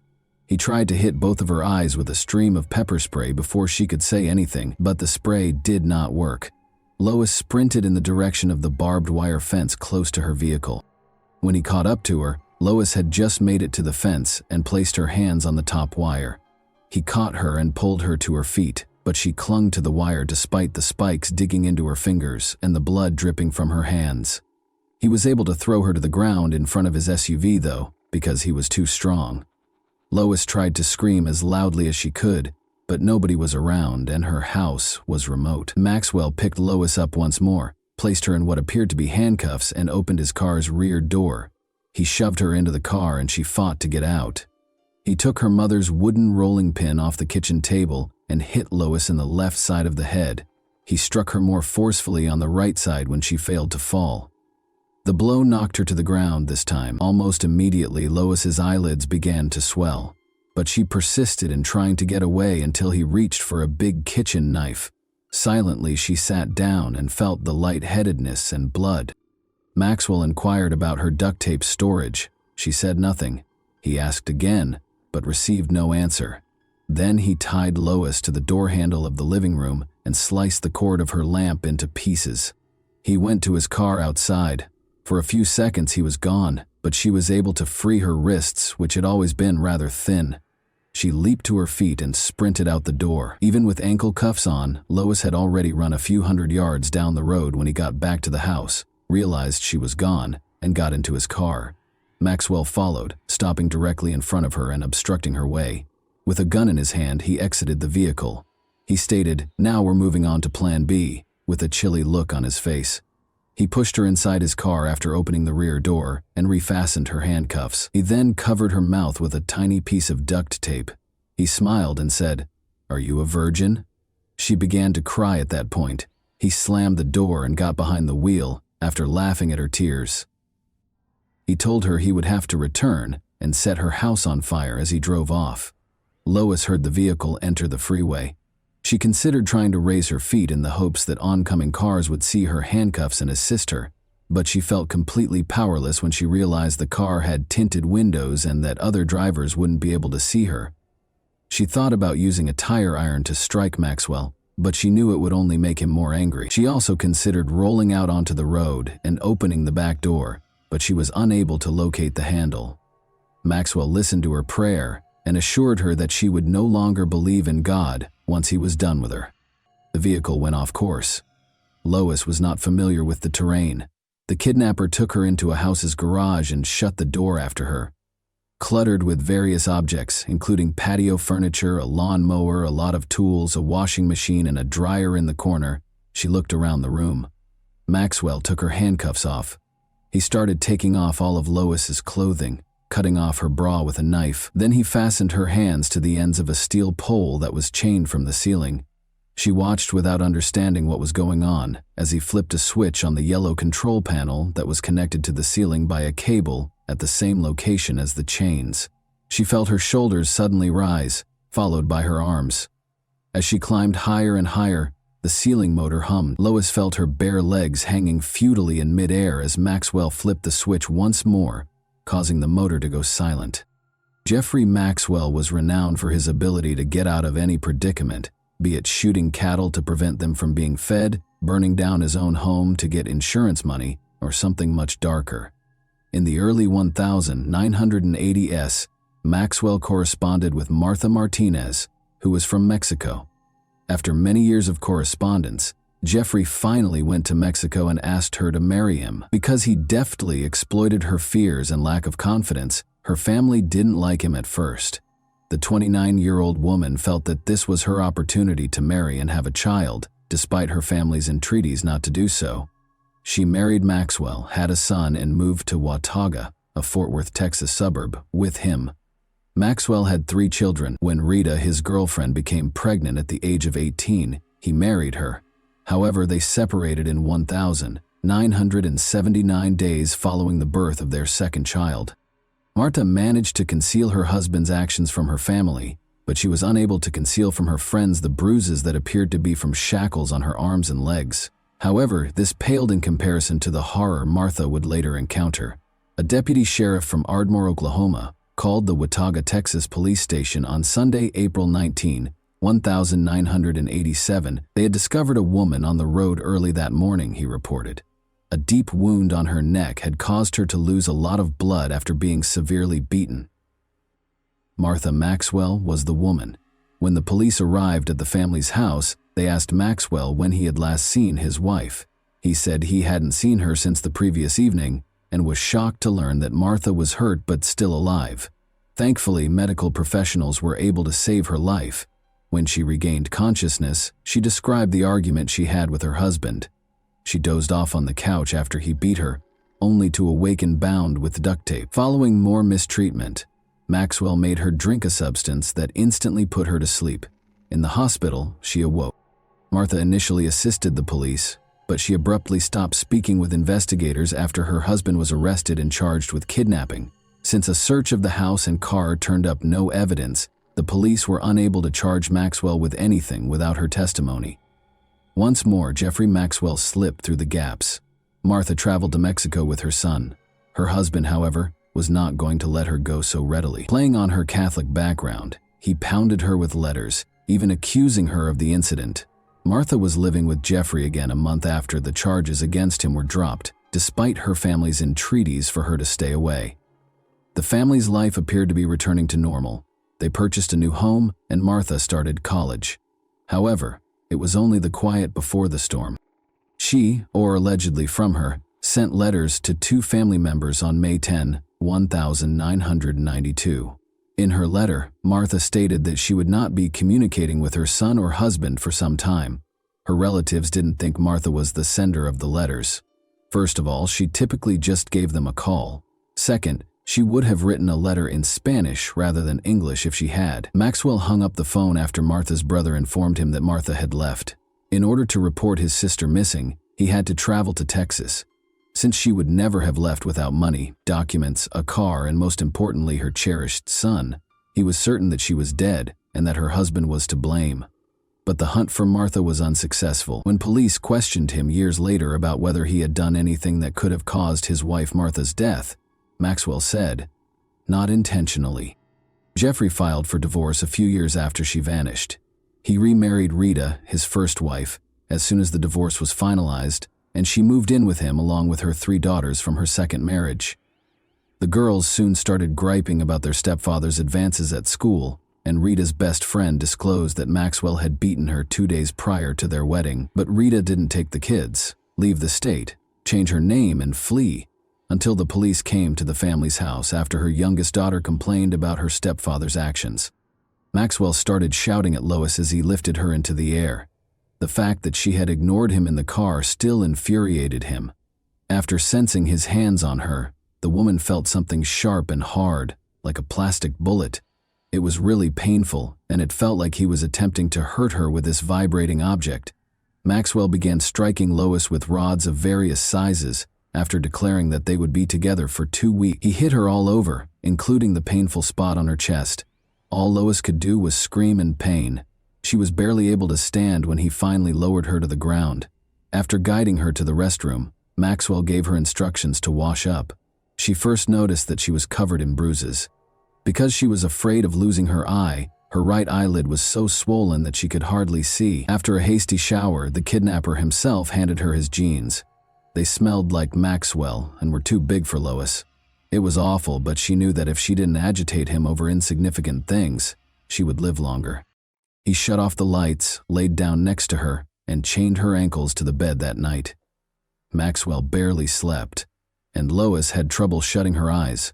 Even in the dark, she could see his round, owl-like eyes every time she turned to face him. It was the first night she had spent away from home in more than 40 years. On the morning of the second day, Maxwell informed Lois that he had to purchase additional padlocks from the store. He took her to the garage and showed her a wooden box that he had made himself. The wood smelled and looked brand new. He gave her a choice between the box and a torture device. She made up her mind right away that she would stop at nothing to avoid getting on that machine. As a gag, Maxwell put a metal ring in her mouth and fastened it with a strap. Then he put Lois in shackles and handcuffs and told her to lie in the box. She inquired as to whether she would have enough air through the gag. With the lid slightly open, Maxwell positioned a wrench on the box's edge and walked away. After hearing the sound of his car's engine, Lois waited for a few seconds before attempting to exit the box. However, despite her best efforts, she was only able to push the key away and lock herself in total darkness. She didn't realize Maxwell had moved the box beneath a heavy workbench until he came back. When they got home, the kidnapper took Lois to the bedroom and took off her clothes. Lois didn't know what he was doing, and she felt uneasy because her parents had never talked to her about private matters. He asked her if she wanted to go to the garage and hang upside down after she let out a painful scream. Then she made an effort to be silent.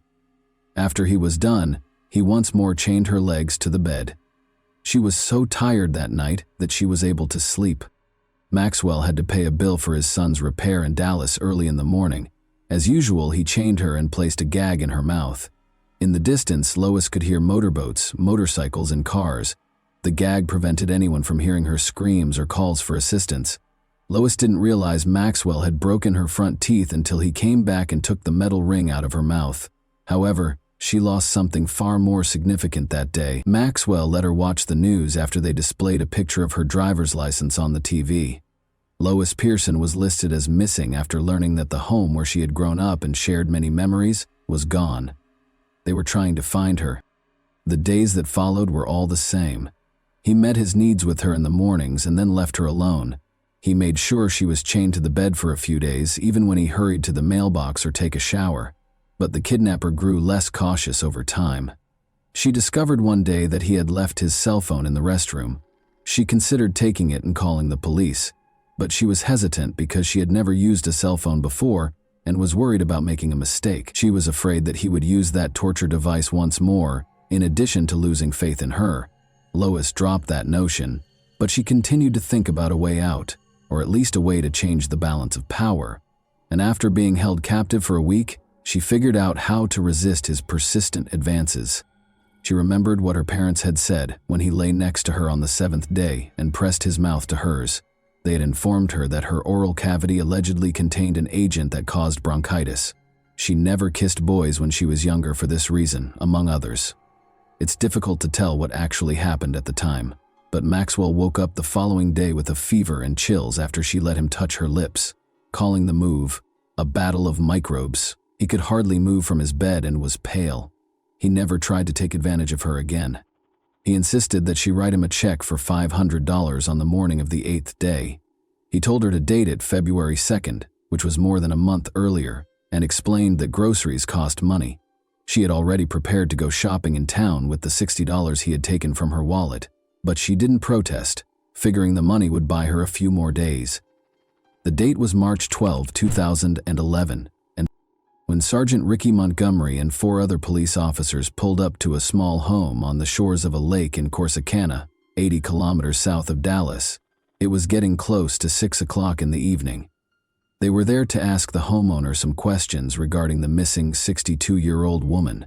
Search teams started searching the area after her house burned down and her remains were not discovered. After several days, the police concluded that Lois Pearson would not be found alive, despite the use of helicopters equipped with thermal imaging for the search. They brought in pumps to empty 2 ponds and used search dogs trained to locate bodies, but the woman was nowhere to be seen. Then, $500 was taken out of her account 8 days after the fire. The check was dated a few weeks earlier and was made out to Jeffrey Maxwell. Officers traveled more than 160 kilometers to question Maxwell after learning that he also owned a blue SUV that matched the description of the car a neighbor had seen the day of the fire. A judge then issued a search warrant for the vehicle. On Sunday, March 12th, the 12th day of Lois's captivity under Maxwell, everything went according to plan. Maxwell watched television while Lois prayed on the floor. The abductor jumped up and hurriedly led Lois to a far-off room, telling her to keep quiet when they both heard a knock at the door. They heard another more insistent knock before he could put a gag on her or handcuff her. The man rushed toward the exit. Although Lois could hear voices outside, she was unable to understand what they were saying. After escaping the room, she noticed the word sheriff on a car parked by the road through the window. She was shocked when fear first paralyzed her whole body, but she quickly realized it was her opportunity and took off running. Jeffrey Maxwell stepped out of the house and shut the door firmly behind him. His house was in a terrible mess, he said with an apologetic tone while grinning at the policeman. According to Sergeant Ricky Montgomery, they were interrogating anyone who knew Ms. Lois Pearson or had recently visited the area around her home. In response, Maxwell said that although Lois was his neighbor, he hadn't seen her in a while. He also mentioned that Lois owed him money, which is why she sent him a check. When the door swung wide open, Montgomery was still asking Maxwell if he would be willing to come to the sheriff's office. An older woman's feeble voice reached them. With her face bruised and her hair disheveled and tangled, the woman looked weak and stooped. She moved quickly past Maxwell and went up to the cops. Montgomery didn't recognize the missing woman, but he did have a picture of her. He said, "Who are you?" "It's her, Lois Pearson," cried one of the officers behind Montgomery before she could respond, and everyone in the room was momentarily stunned. The police officers collected themselves and put Maxwell in handcuffs. The woman initially claimed to the officers that Maxwell had been her friend and had not harmed her.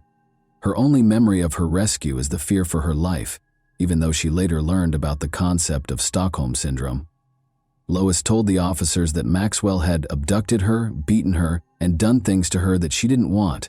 When he was removed a few minutes later, when she mentioned the machine, the officers were initially perplexed. But as soon as they searched the house, they discovered the machine she had described, along with a yellow control device that was covered in blood. In addition, they discovered 4 different-sized adult toys, a lot of adhesive tape, whips, handcuffs, and weapons all over the house. Blood was found on several articles of clothing in the house, on the floor in front of the car, and on the bedding. Additionally, a large collection of adult films was found by the police. After being questioned for 3 days, Maxwell admitted to almost everything. February 14, 2012 marked the start of the trial. Maxwell shaved his beard and shed more than 60 pounds in the months between his arrest and the trial. He was a lanky, ghostly figure now, wearing a suit that didn't fit him well. Maxwell was found guilty on all 3 counts by the jury in less than an hour. The jurors heard from Rita's friend, whom Maxwell had beaten 2 days prior to their wedding, despite the judge's ban on discussing his wife Martha's disappearance during the trial. Additionally, Rita's daughters testified about how their stepfather's advances affected them. Lois gave a court testimony as well. Although she had always been reticent to speak in front of others, she now spoke forcefully about the ordeal she had gone through during those 12 days of imprisonment. She recalled the 3 cats that had died in the fire, Bluey, Blackie, and an unnamed kitten, and detailed the wounds that still plagued her a year later. Above all, she believed that she would be rewarded in heaven if she remained innocent all her life. Once more, the defendant was given 3 consecutive life sentences by the jury in less than an hour. Maxwell would be eligible for parole no earlier than 119 years following the verdict, as the judge decided that he would not serve the sentences concurrently. A deputy sheriff led Maxwell out of the courtroom while shackling his ankles and handcuffing his wrists in front of the audience. After the trial, Lois told reporters that she wanted her story to be known so that everyone could hear how her faith had carried her through difficult times. Even though victims of such crimes typically don't want their names mentioned in the media, she occasionally questions why he picked her. Maybe Maxwell knew she would be the ideal victim if she vanished from home for a few days and no one would notice. Someone might have gone looking for her if he hadn't messed up and put her to sleep. She might have been noticed missing by someone. Lois had memories of her previous life after spending 12 days with Jeffrey Maxwell. Her home and the car she cherished were not the only things he took away. He took her mother's sheet music and her piano. She doesn't have a picture of her father anymore, and she doesn't even know if there is one. To purchase a small trailer for her, her church raised more than $17,000. Although it's not the house she grew up in, the trailer is warm and comfortable, and the old house was always cold in the winter and full of pests. She now has a phone, and the church even gave her a new piano. Lois Pearson loves spending time with her new friends, but she still prefers the peace and quiet of nature. She admits, "Before this, I never knew how much I loved people."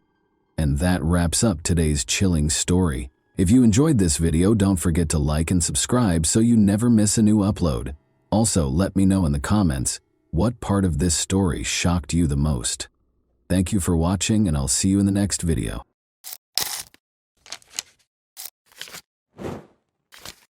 Hey guys, welcome to my channel, and today we're going to take a look at another horrible case with you. When a distressed man called the Las Vegas, Nevada Rescue Service on Saturday, April 5, 1997, to report his wife missing, the dispatcher took the call.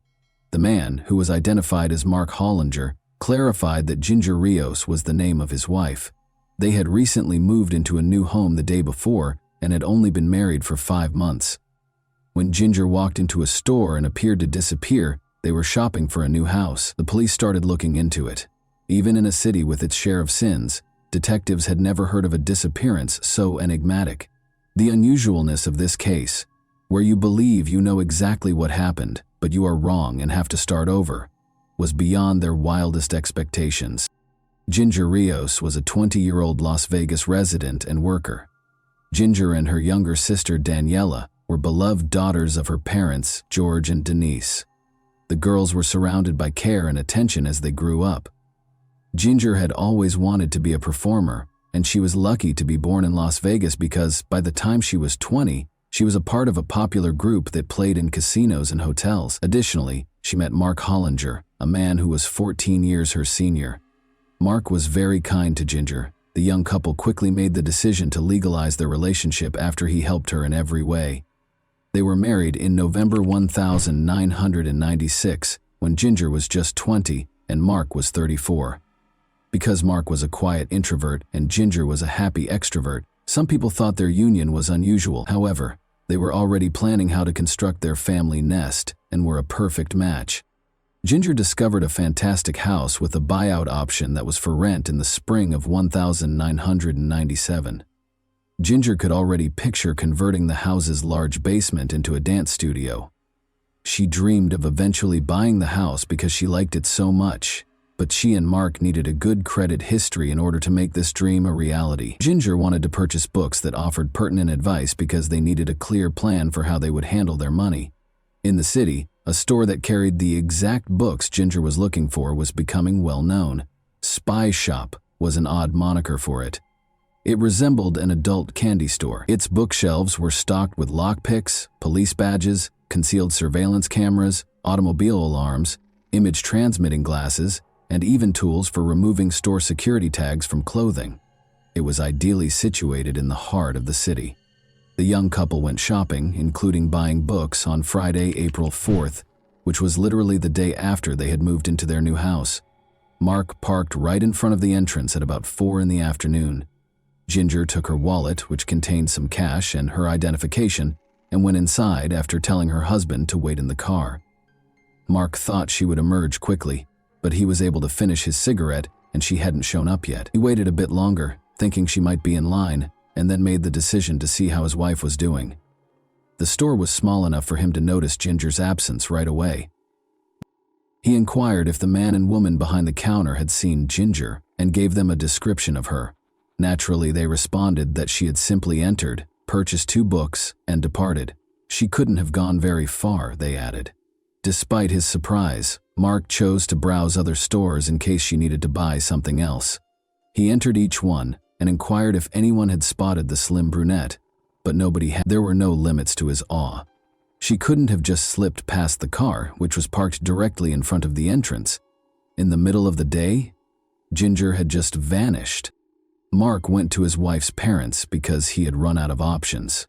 George, Ginger's father, thought right away that the spy shop would undoubtedly have security cameras if any store had them. After she left the store, they might be able to see at least which way she went. In addition to being notable for its distinctive merchandise, this store closed earlier than other establishments in Vegas. So Mark and George rushed back, praying the storekeeper hadn't already left. Mark was able to identify the man and woman getting into a van with a baby, even though the store was closed. They came over and gave an explanation. The man identified himself as John Flowers and asserted that he was the shop's owner. He clarified that in order to avoid traffic, he and his spouse had already closed the doors and set the alarm because they intended to depart before the weekend. He would be pleased to show them any video on Monday, but they had to move quickly. Despite their extreme frustration, Mark and George didn't want to clog up traffic for a family with a small child. The men went home and decided to call the police in the morning if the young woman wasn't there by nightfall or evening. Mark dialed 911 as soon as the sun came up. After being assigned to the case, Detective Jeff Rosen naturally started his investigation by attempting to find out more about the girl's life prior to her disappearance. She seemed to have a very happy life. She was truly loved by her sister and parents. Her career was booming. She had recently moved into a new house, and she had only been married for 5 months. She didn't seem to have any reason to flee, or did she? Is there something that nobody is aware of?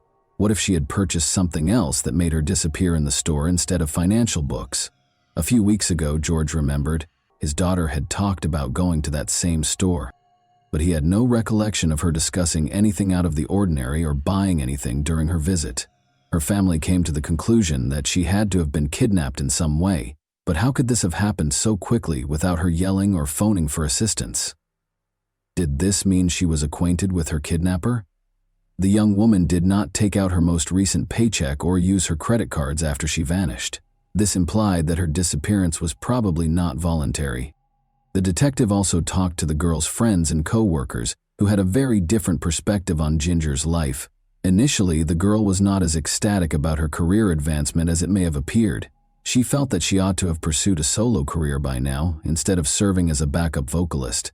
Second, some strangers who saw her on stage made persistent advances and even harassed her, which she didn't like. Thirdly, she experienced severe mood swings as a result of having to take weight loss pills. Lastly, she had been living in a hotel for a while in order to avoid going home because her marriage was not going well. Detective Rosen believed Mark was concealing something because he had heard enough, but Mark's tale had remained unchanged. Ginger's parents maintained that it was a waste of time and money to suspect Mark because he had no apparent reason to hurt his wife. However, there were no other leads in the investigation. Only Mark's story had been told. The girl's purchases were verified by the shop owner, of course, but could anyone be certain that Ginger didn't go back to the car before Mark did something to her?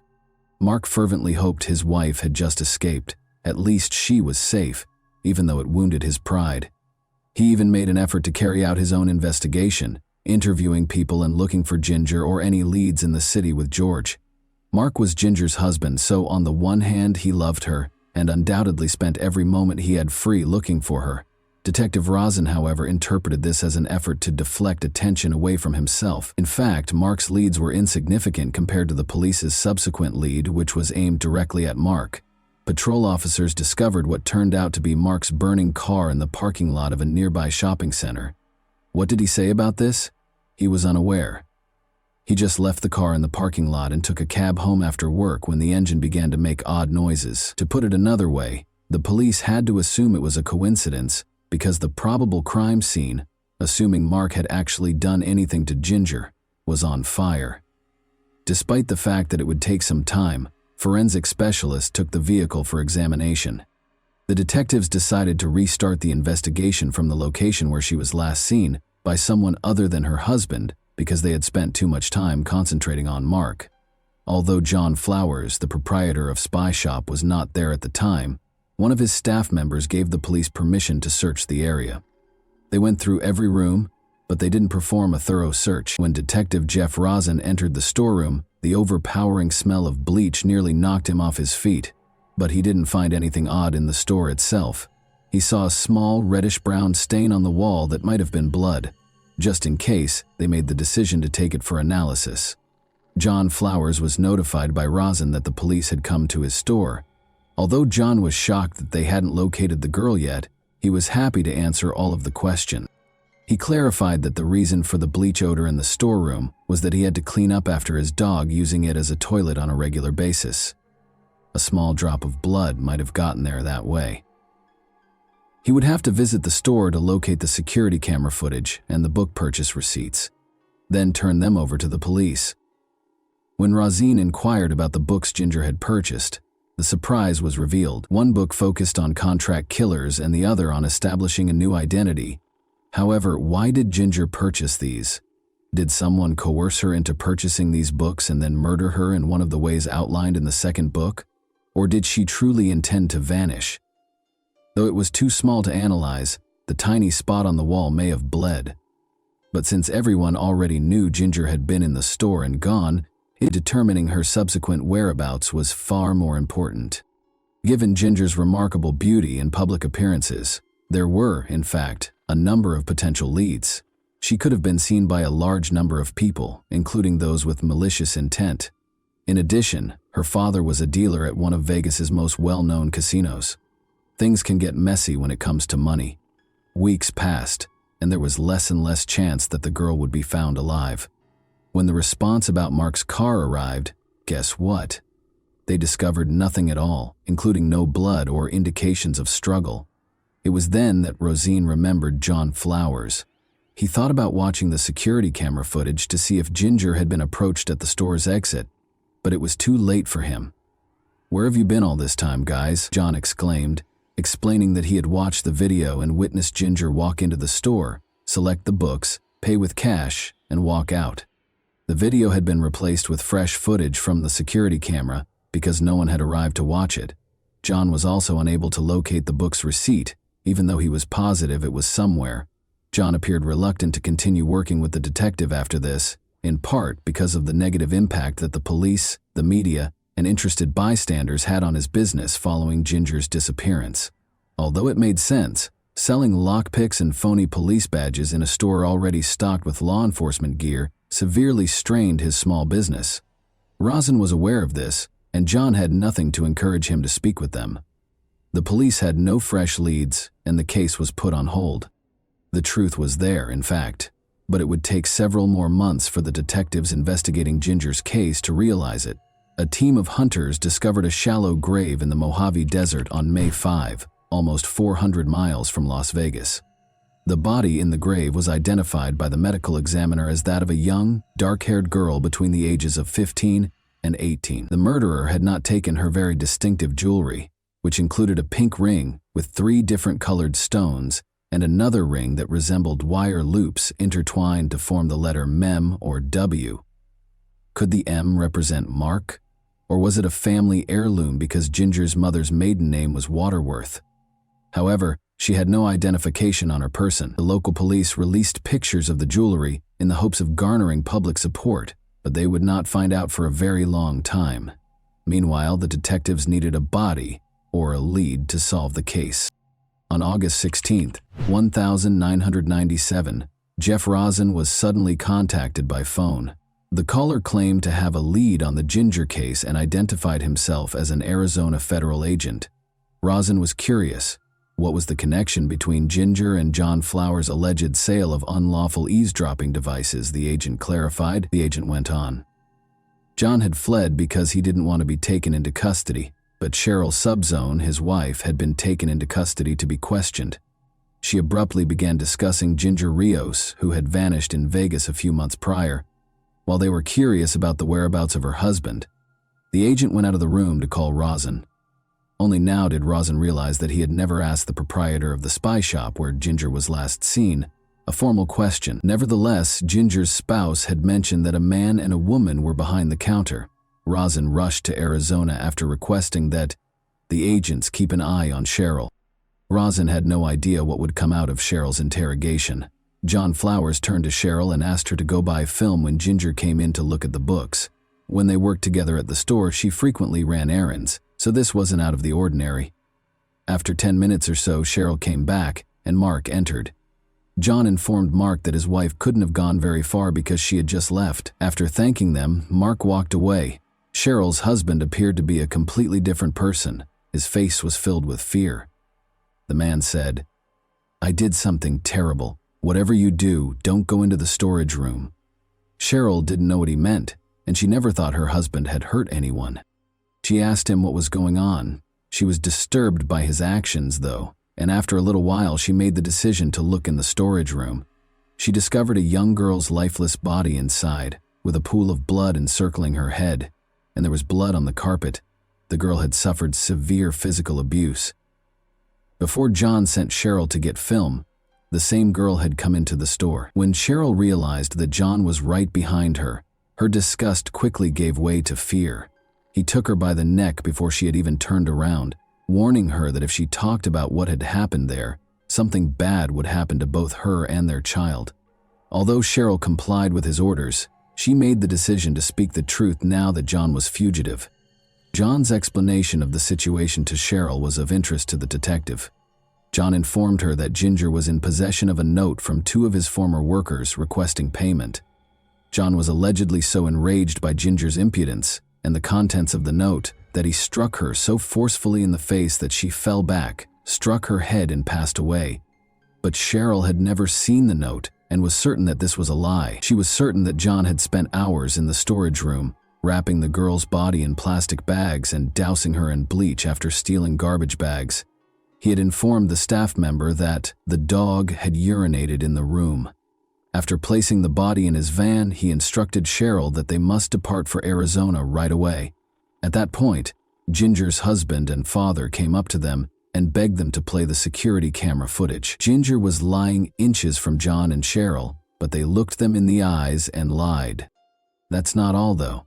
Cheryl was also aware of the location of her husband's burial. You see, John and Cheryl had visited the Mojave Desert on multiple occasions. John once drove off with their baby and the body of the girl, leaving Cheryl in the middle of nowhere. He obviously drove home after burying her and coming back for Cheryl. For him, though, this was insufficient. In order for John to cover the shallow grave with a layer of concrete, they returned there multiple times. Cheryl was pretty sure the police had already found Ginger's body because it was the last time John had run back, screaming in panic, "They found her! They found her!" At any rate, she consented to show the detectives the place in return for not being charged.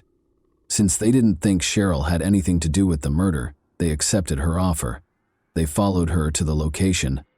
Upon their arrival in the desert, the local officers began to make connections between Cheryl's revelation and the body discovered by hunters in May. After asking them to stop, Cheryl took them to the location where her husband had been. Instead of discovering an empty grave, the police arrived at what appeared to be an undisturbed concrete slab. They found the body wrapped in plastic bags there. They were initially identified as Ginger because of a tattoo on her lower back, but they chose to hold off on telling her family until DNA testing was completed. Several questions were left unanswered by this. Were there 2 victims? Did John murder them both? Why, if so? Who was the other girl? They were now able to obtain a search warrant for the store in Vegas, where they discovered evidence of Ginger's blood. Later, the DNA analysis verified that she was also the owner of the body found in the desert. Mark was devastated because he had hoped that his wife had just moved on and started a new life. He held himself responsible, believing that he ought to accompany her to the store. But how could he have thought that his wife, a mother and his devoted wife, would be attacked by a total stranger, the proprietor of a well-known and often visited store? After a brief period of hiding, John was taken into custody at a Los Angeles hotel. The detectives found that John Flowers, the proprietor of the spy shop chain, was not present when the extradition procedure started. Rather, a 26-year-old man named Craig Jacobson was wanted for offenses in Florida. The boy had battled mental health problems since he was 10 years old, with borderline personality disorder, paranoia, and probably antisocial personality disorder. After a year in a mental health facility, he was sentenced to 30 months in prison and 3 years of probation. However, he vanished in 1995. John appeared in his place. In addition to this discovery, 2 months earlier, the police had discovered another possible victim of Craig or John. Before she could even look at the merchandise, the owner of the Vegas store came up to the adolescent girl, slung her over his shoulder and carried her into the storeroom without saying a word. She was extremely lucky, because John Flowers let her go after being frightened away by another customer who entered the store. Fear prevented this young woman from calling the police, and it might have been problematic for her to contradict the statement of a well-known businessman. Naturally, this was prior to the revelation of John's true identity. Psychiatrists examined him several times over the next few months and concluded he was not fit to stand trial. Despite being certain that Craig was lying, the prosecutor was concerned that the crime might go unpunished. He informed Ginger's family that a plea bargain would be the best course of action. Prior to being eligible for parole, Craig was sentenced to 25 years in prison after entering a guilty plea to the murder. Craig said that the other girl's name was Mary Stoddard. When he abducted and murdered her, she was the 18-year-old daughter of a chiropractor who had traveled to Vegas. In order to at least receive a life sentence or perhaps even the death penalty, Ginger Rios' family hoped that he would be charged with Mary's murder. The catch is that Mary Stoddard, who Craig described as the daughter of a chiropractor, was still alive and well. They had already taken a DNA sample and made a 3D model of the unidentified girl's possible appearance, but her body had already been exhumed. As it turned out, the documents containing information about her place of burial were lost, and no one knew which grave she was in, so this was all the police had. To put it another way, they had lost the body. The police, however, persisted in their efforts to identify her. There were 300 people on their list of missing persons.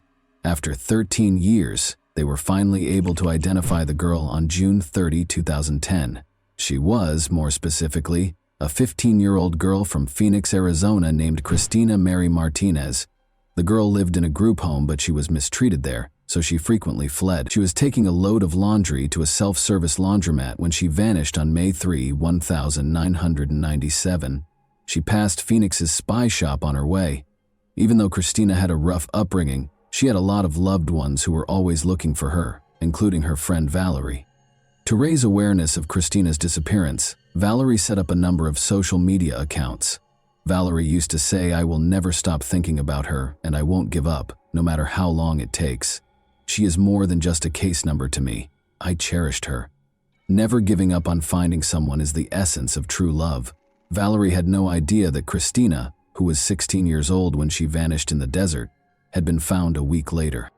Regarding the girl's ring's mystery, the letter M on it stands for Martinez. It's interesting that Craig dated Mary Stoddard when they were both younger, according to the real Mary Stoddard's sister. If this is accurate, the man was already acting strangely at the time, and he might have become so obsessed with Mary that, after they broke up, he would constantly look for women who looked like her to vent his resentment. Given that Mary is still alive and Craig referred to Christina as Mary, it's plausible that, like many murderers, particularly serial killers, he had this fantasy in his mind when he committed the murder. Like the teenage girl from Vegas who survived because another customer scared the killer away, Craig most likely didn't plan his crimes, but instead gave in to impulsive behavior. Given that we know Ginger had visited the store prior to her disappearance, it's also possible that he specifically targeted victims. Craig never gave an explanation for his actions, but because Ginger's underwear was discovered around her ankles, investigators think the killings were motivated by violence against women. In any event, he will now be imprisoned for the remainder of his life after being charged with a second murder. Craig's ability to fool so many people with such ease is astounding. Mark and George, who were looking for Ginger, his own wife Cheryl, who was unaware of his secret personality, and even seasoned Vegas police officers who had seen a lot in their careers. A store owner with his wife and infant behind the counter makes you wonder where one can feel safe. He really seemed like a typical family man. And that wraps up today's chilling story. If you enjoyed this video, don't forget to like and subscribe so you never miss a new upload. Also, let me know in the comments what part of this story shocked you the most. Thank you for watching, and I'll see you in the next video.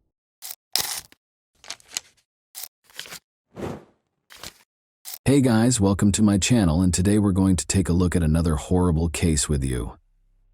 One gloomy autumn evening, Ayaz Kara vanished, leaving only a trail of unresolved questions and unsettling suspicions.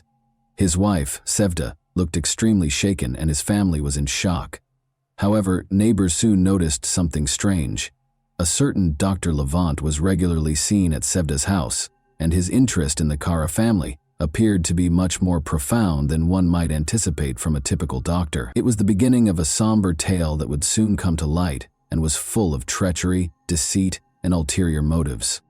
Ayaz Kara and Sevda, a married couple, appeared to be leading a stable life in 2015 in a small town in southwest Turkey. At the age of 37, Ayaz Kara operated a construction company that generated a consistent income. The house was run by 33-year-old Sevda. They had first met in college, where Sevda was pursuing a degree in literature and Ayaz Kara was studying engineering. With the exception of one major challenge, the inability to conceive, their lives were comparatively calm and devoid of major crises.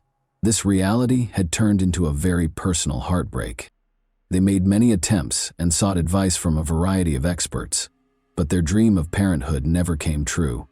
Their marriage was constantly strained as a result of this failure, leading to arguments and continuous disappointment. Despite the painful realization that their happiness was lacking children, Sevda and Ayaz Kara tried every medical treatment without success.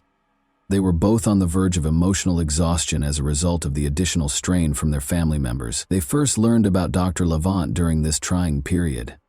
Levant was known for being an accomplished doctor who focused on infertility problems. He was 42 years old and highly respected in the medical community for his knowledge and non-traditional methods of treatment. His approaches attracted patients who had given up on conventional treatments by fusing aspects of alternative therapies with conventional medical procedures. Despite its small size and location on the outskirts of town, his clinic was very popular with the locals. Sevda thought this might be their last chance when she heard about Levant from a friend.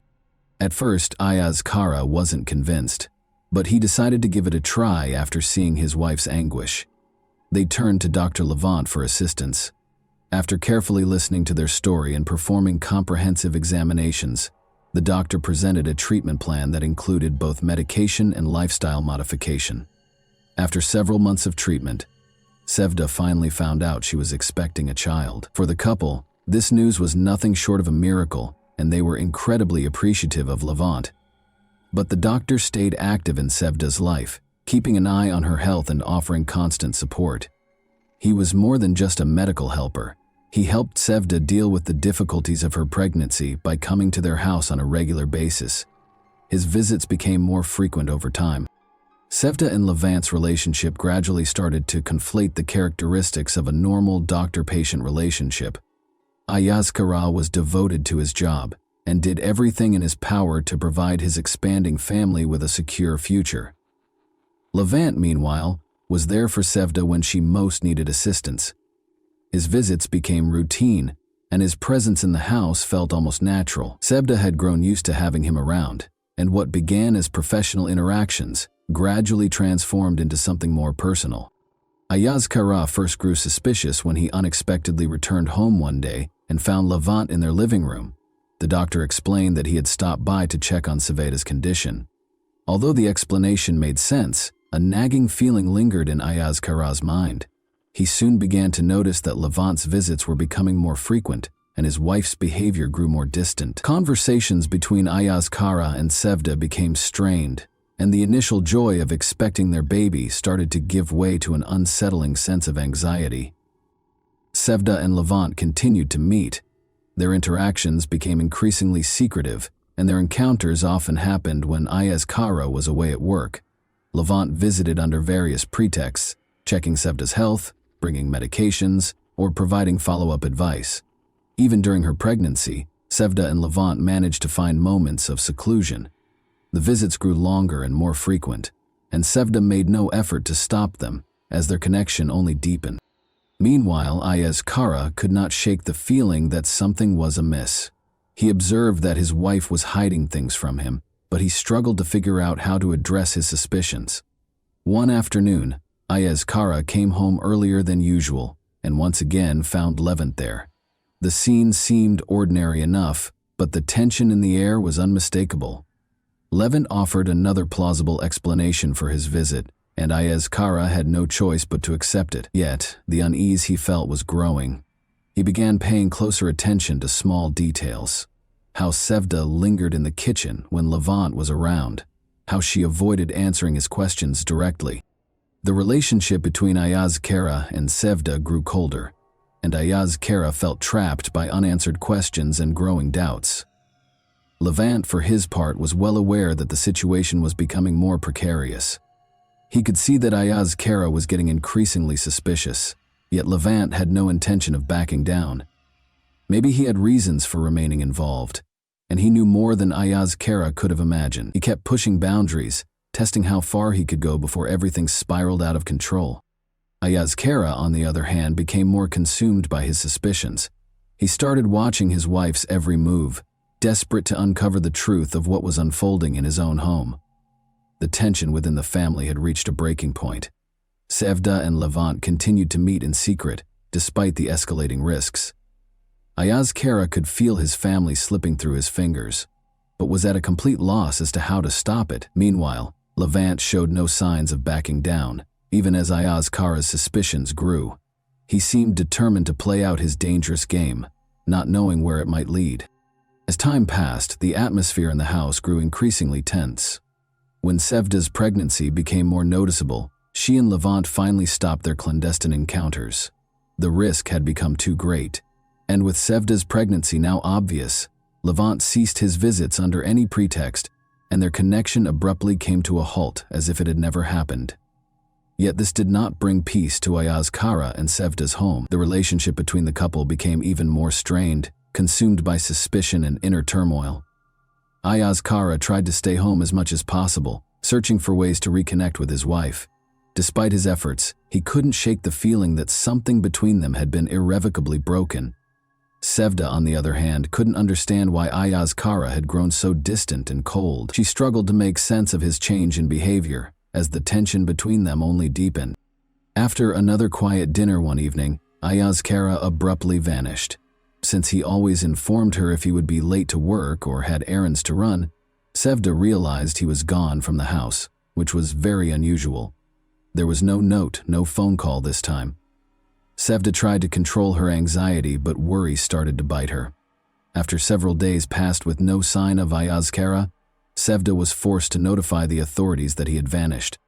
Sevda was taken in for interrogation after the police began their investigation. The investigators were immediately alarmed by her actions. She frequently sidestepped direct questions about the status of her marriage and gave off the impression of being extremely nervous. She found it difficult to respond clearly when asked what could have caused her husband to disappear. She was clearly uncomfortable when asked about her affiliation with Levant. Although Sevda denied any connection to Levant other than medical consultations, her claims sounded tentative and unpersuasive. Investigators started looking into all of Ayaz Kara's connections, including his personal and professional relationships. They found that, in contrast to his usually rigorous work schedule, Ayaz Kara had been spending an unusual amount of time at home. The mysteries surrounding his disappearance are only becoming more complex in light of this detail. Even though Sevda insisted she didn't know anything, the investigators were still bothered by her nervousness and unpredictable behavior. While closely examining the surveillance footage from the cameras placed throughout the house, one of the investigators noticed a number of instances that didn't match Sevda's claims. He observed that Levant visited often, and that their interactions seemed far too familiar for a straightforward doctor-patient relationship. This finding encouraged further research into the nature of the relationship between Sevda and the Levant. Investigators soon suspected Sevda of being involved in her husband's disappearance, making her a prime suspect. She was still being called in by the police to be questioned about her interactions and activities in the days before Ayaz Kara vanished. Sevda's responses became increasingly erratic, and her anxious manner only served to heighten law enforcement suspicions. Levant became involved in the investigation as well, and investigators started looking for him to learn more about his role in this complicated case. It had been months since Ayaz Kara vanished. Despite a lot of work, the search produced very few tangible results. Investigators pursued a variety of avenues, including following Ayaz Kara's contacts, examining his business transactions, and going through his private correspondence, but each lead appeared to come to a standstill. Interviews with friends and coworkers revealed that none of them had any insightful information to share. Red flags were still raised by Sevda's peculiar behavior during interrogation. The suspicions about her were only heightened by her propensity to contradict herself and avoid direct responses. Life continued while the investigation stalled. A baby boy was born to Sevda. There was no celebration, despite the fact that the delivery went well and the child was healthy. The police and the community continued to keep a close eye on Sevda, and the baby's father was still missing. Neighbors whispered about what had happened, and rumors spread like wildfire throughout the small town. Sevda was frequently spotted with her baby, but there were always signs of worry and stress on her face. In an attempt to avoid attention, she maintained a low profile, but her actions only fueled further rumors. Soon after, neighbors noticed that Dr. Levant, who had previously only come to Sevda's house for medical visits, was now frequently there. It soon became apparent that he had essentially moved in after he was spotted spending the night there. The townspeople were outraged by this. Such behavior did not go unnoticed in a small community where everyone knew one another. The relationship between Sevda and Levant was suspected to have begun long before Ayaz Kara vanished. Rumors spread, and before long everyone knew that Levant was her lover, and not just a friend who helped her through a tough moment. Sevda's home came under more and more critical scrutiny. Her behavior was the subject of gossip from neighbors, who conjectured that she and her new friend may have been complicit in the disappearance of Ayaz Kara. Some even said they had witnessed Levant visiting Sevda often while she was pregnant, and that his visits had appeared much too frequent for a mere doctor. However, Levant continued to live openly in Sevda's house, seemingly unaffected by the circulating rumors. He took on many of the duties of a family man, including helping to care for the infant. He was regularly observed by neighbors doing household repairs, grocery shopping, and trash collection. He pretended to be the legitimate head of the household, which only served to increase the indignation in the town. When Levant and Sevda were seen together at the neighborhood market shopping for things for the baby, the disapproval peaked. They were seen holding hands, which sparked a wave of condemnation. Levant's increasingly noticeable presence at Sevda's house became a crucial piece of the puzzle as the police investigation into Ayaz Kara's disappearance continued. Investigators started closely observing the property, following Levant and Sevda's every step and every visit. Although there was growing suspicion that they were somehow connected to Ayaz Kara's unexplained disappearance, authorities were unable to establish a direct connection that would link them to the case in the absence of any hard evidence. Sevda made an effort to keep things somewhat normal, but it was almost impossible. Her residence was continuously monitored by both the police and nosy neighbors. Every action she took was closely watched, and rumors about her were constantly spreading. She could not avoid the judgment. Women who once greeted her warmly and engaged in conversation about daily life now completely avoided her when she took her infant for walks. Families that had previously been friendly with her started to distance themselves from her after some even made mean comments, such as, "Her husband's barely gone, and she's already found his replacement." Levant, on the other hand, avoided any conflicts. He carried on with his life as though nothing out of the ordinary had occurred. He never bothered to defend himself, he never engaged with the neighbors, and he ignored the whispers. The situation became even more tense because of his disregard for public opinion. His assurance was evident, and Sevda found herself depending on him more and more as she drew courage from his unwavering poise. Meanwhile, the police kept reviewing the home security footage taken prior to Ayaz Kara's disappearance. They found growing evidence that Levant had seen Sevda far more often than a normal physician would have. This made Levant a prime suspect, especially since he was now residing in the missing man's house. Investigators started getting the paperwork ready so they could call Levant in for formal interrogation. Sevda insisted that Levant stay, but Levant began to consider leaving town for a while to avoid attracting any more attention, not with the intense and inevitable looks of suspicion and condemnation from those around her. She could no longer handle it all alone. There was a knock on the door one evening. The police were involved. To answer some questions, they invited Levant to come down to the station. He had been aware that this day would eventually arrive. He composed himself and assured Sevda that he would return shortly before stepping out to meet the officers. With 1,000 concerns racing through her head, she watched as the police car drove off. She was aware that life would never be the same and that they would be constantly monitored. Levant tried to remain calm at the police station. The detectives questioned him about his frequent visits to Sevda, his relationship with Ayaz Kara, and why he was now residing in her home. According to Levant, he was merely a medical professional who had been supporting Sevda during a challenging pregnancy and the months that followed. Although he denied any involvement in the disappearance of Ayaz Kara, his answers did not satisfy the investigators. They persisted, looking for contradictions in his account. Meanwhile, fresh rumors started to spread around town. There were rumors that Levant might even be arrested and that the police were finally taking the case seriously. Some neighbors said that Sevda's actions had long struck them as strange, and that they had always suspected something was wrong. The community's judgment became more obvious.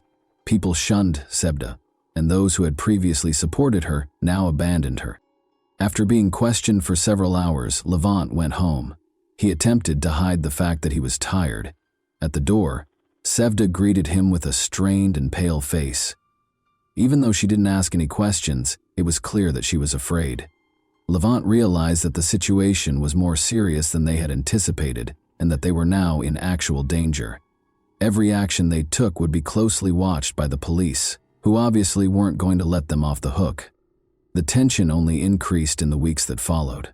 Levant made an effort to continue as though nothing had changed, but the community's and the authorities' pressure was getting to be too much. Sevda avoided interacting with neighbors and rarely left the house. She was aware that their lives had devolved into a never-ending anticipation of catastrophe. They no longer felt safe, and their fear only grew with each new encounter with the police. Levant and Sevda came to the conclusion that there was no use in continuing to deny their relationship after weeks of incessant interrogation. Their lives had become intolerable due to the police pressure, the critical looks from their neighbors, and the never-ending barrage of suspicions.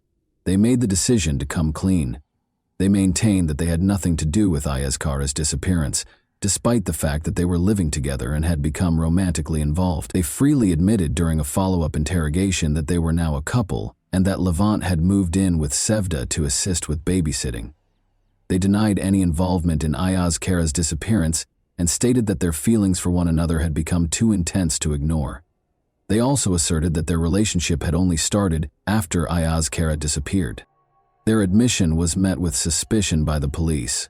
Though there was no basis for criminal charges connecting the two to Ayaz Kara's disappearance, investigators were still certain that they were concealing something. However, the case became even more tense after Sevda and Levant came clean about their romantic relationship. Every action they took was now closely monitored as the investigation grew more intense. Sevda and Levant were all too aware that their life together had devolved into a never-ending nightmare, with new questions and suspicions emerging every day. Ayaz Kara's family, meanwhile, refused to wait around. Mehmet, his younger brother, and his parents decided to take matters into their own hands and started their own investigation.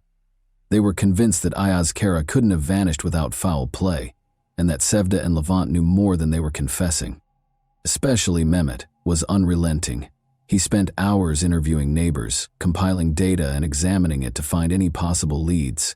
He clung to the hope that Sevda and Levant were somehow involved in his brother's disappearance and was determined to find out the truth. One day, Mehmet got a tip from a neighbor who said that a suspicious van had been seen close to the house the night Ayaz Kara vanished. No one had given it much attention at first, but now that detail seemed important. Mehmet started to inquire, and a number of neighbors attested to seeing the van. There were people inside the house where it had been parked. The timing coincided with the abrupt disappearance of Ayaz Kara, but no one knew who they were. Mehmet followed up on every lead pertaining to the van and eventually located a source who could provide a more thorough account. It was a white van that was old and unmarked. The witness also reported seeing individuals that evening loading heavy-looking objects or big bags into the van. For Mehmet, this realization felt like a breakthrough. After compiling everything he had learned, he gave it to the police. The tip was taken seriously by the authorities, who started investigating. The investigation took a crucial turn when they learned that a van that fit that description had previously been reported for suspicious activity in the neighborhood. The investigation was starting to put the pieces of the information they had collected together. The police began looking through town-wide security cameras that might have recorded the van's movement. They soon discovered video from one of the cameras, which showed a white van traveling late at night along a road close to the residences of Ayaz Kara and Sevda. This video turned into an important piece of evidence that might help explain Ayaz Kara's disappearance. The authorities' efforts to find the owner of the van were soon successful. They found that a man named Emre, who had previously been a driver for Levant's clinic, was the van's registered owner and had a connection to Levant.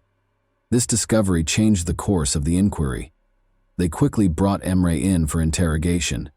He initially vehemently denied any wrongdoing, but when pressure mounted, his story started to fall apart. Detectives narrowed their line of inquiry by pressing him further after noticing discrepancies in his account.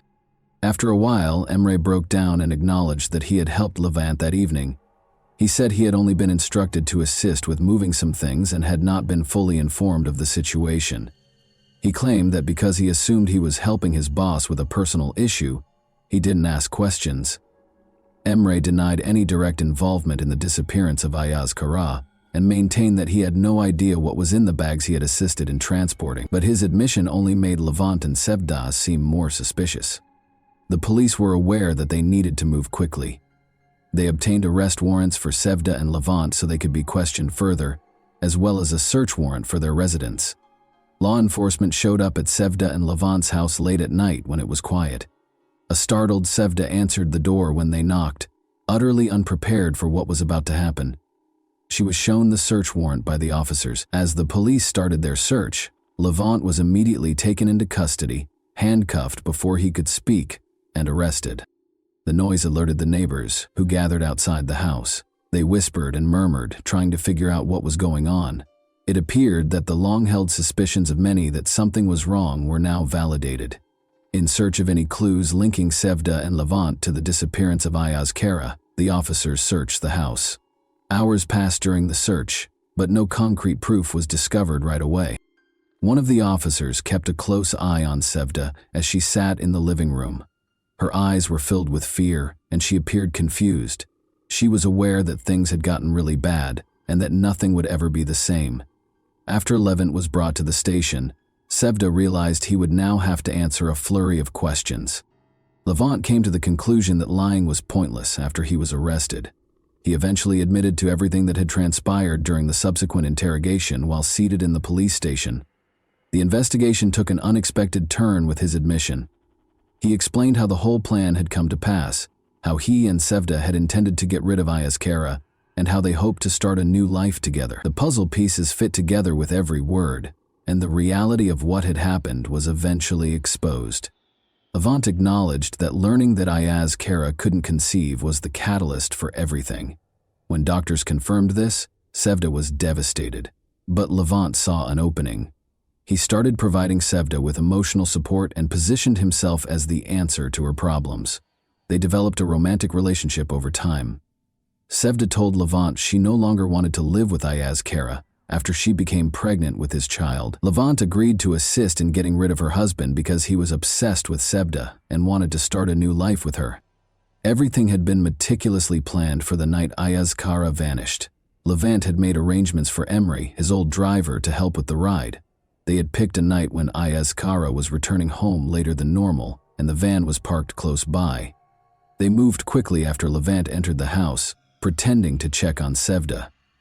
Levant hit Ayaz Kara in the head while he was in the living room, knocking him out. Ayaz Kara was never given the opportunity to comprehend the situation. Then Emre arrived at the house, and he and Levant loaded the body of Ayaz Kara into the van.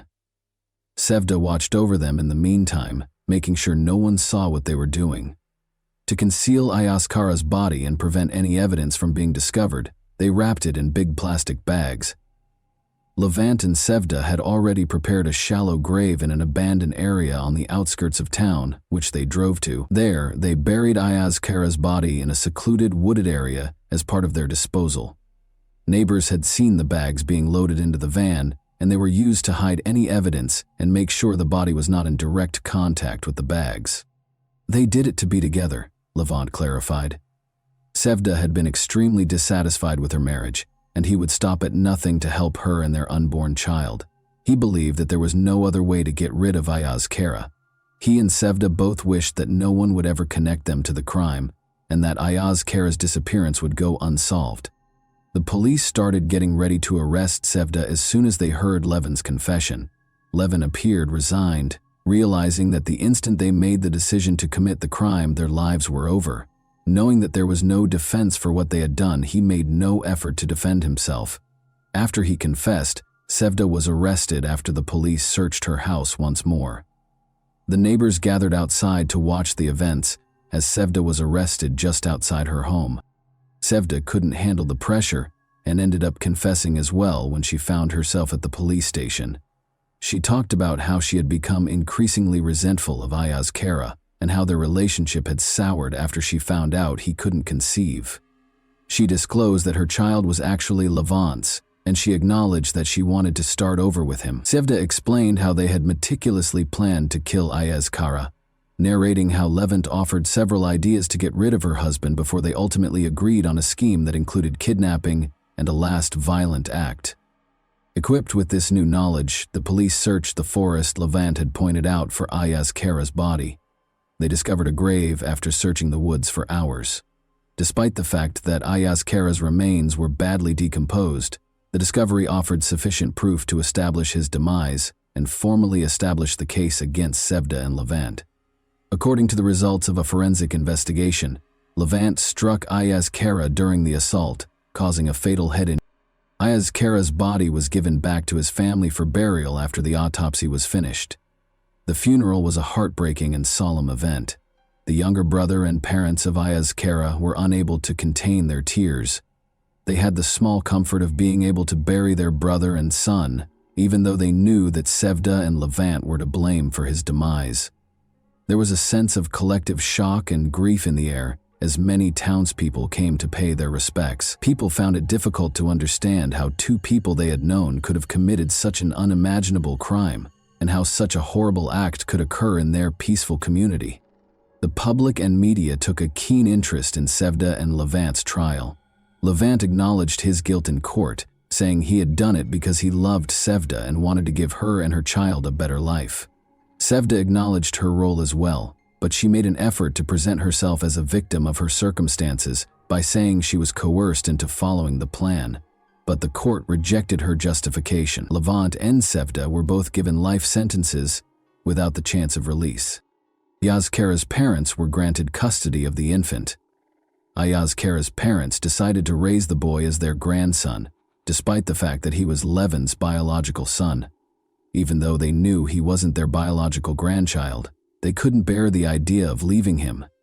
Despite the heartbreaking reality of his origins, they promised to provide the child with a loving and secure future because he was their only remaining link to Ayaskara. And that wraps up today's chilling story. If you enjoyed this video, don't forget to like and subscribe so you never miss a new upload. Also, let me know in the comments what part of this story shocked you the most. Thank you for watching, and I'll see you in the next video.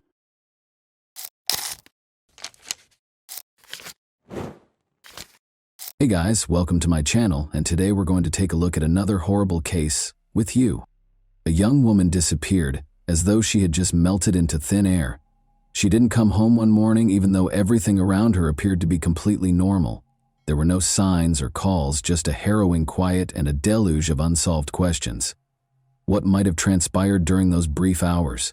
By whom was she last sighted? Everyone who knew her was shaken by her disappearance, which signaled the start of a sinister and twisted tale filled with secrets and suspicions that turned into a nightmare beyond anyone's wildest expectations. An important turning point in Asolepayeva's life occurred in April 2021. She had long wished for a better life, one that was full of chances to live more comfortably with her loved ones. Then, like a beacon of light, an offer materialized. It came from her cousin's husband, Murat Meyerbekov. She had known Murat for years, and he was a car salesman in Georgia. Abruptly, he extended his hand and said he needed an assistant immediately. He told Aysel that the work, which would involve assisting with paperwork and managing car transfers for clients from Kazakhstan, would be simple and even exciting. It seemed to Aysel like a gift from fate, an unanticipated chance. Murat went into great detail about her duties, which would include managing the car sales process, setting up meetings, and preparing paperwork for clients. He clarified that Georgia's auto industry was flourishing and that there was a strong demand for used cars, particularly from Kazakhs searching for less expensive models.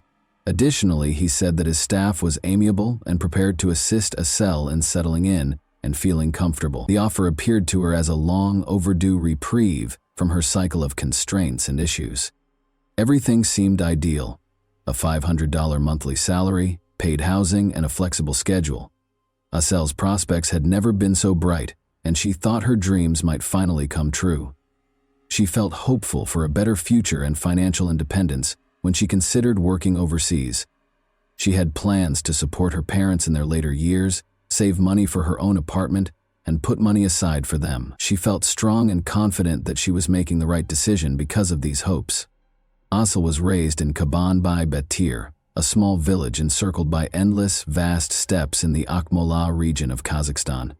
She lived here for the majority of her life, seeing many of her classmates go through the normal village routines of getting married young, working on nearby farms, or finding employment in agricultural businesses.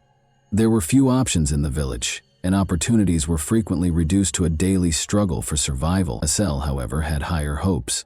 The lure of large cities, the possibility of altering her fate, and the aspiration to accomplish more all enthralled her. In search of her identity, Aysel relocated to Nur-Sultan after high school. There she found work as a fitness club receptionist and lived with her older sister, who helped her through difficult times.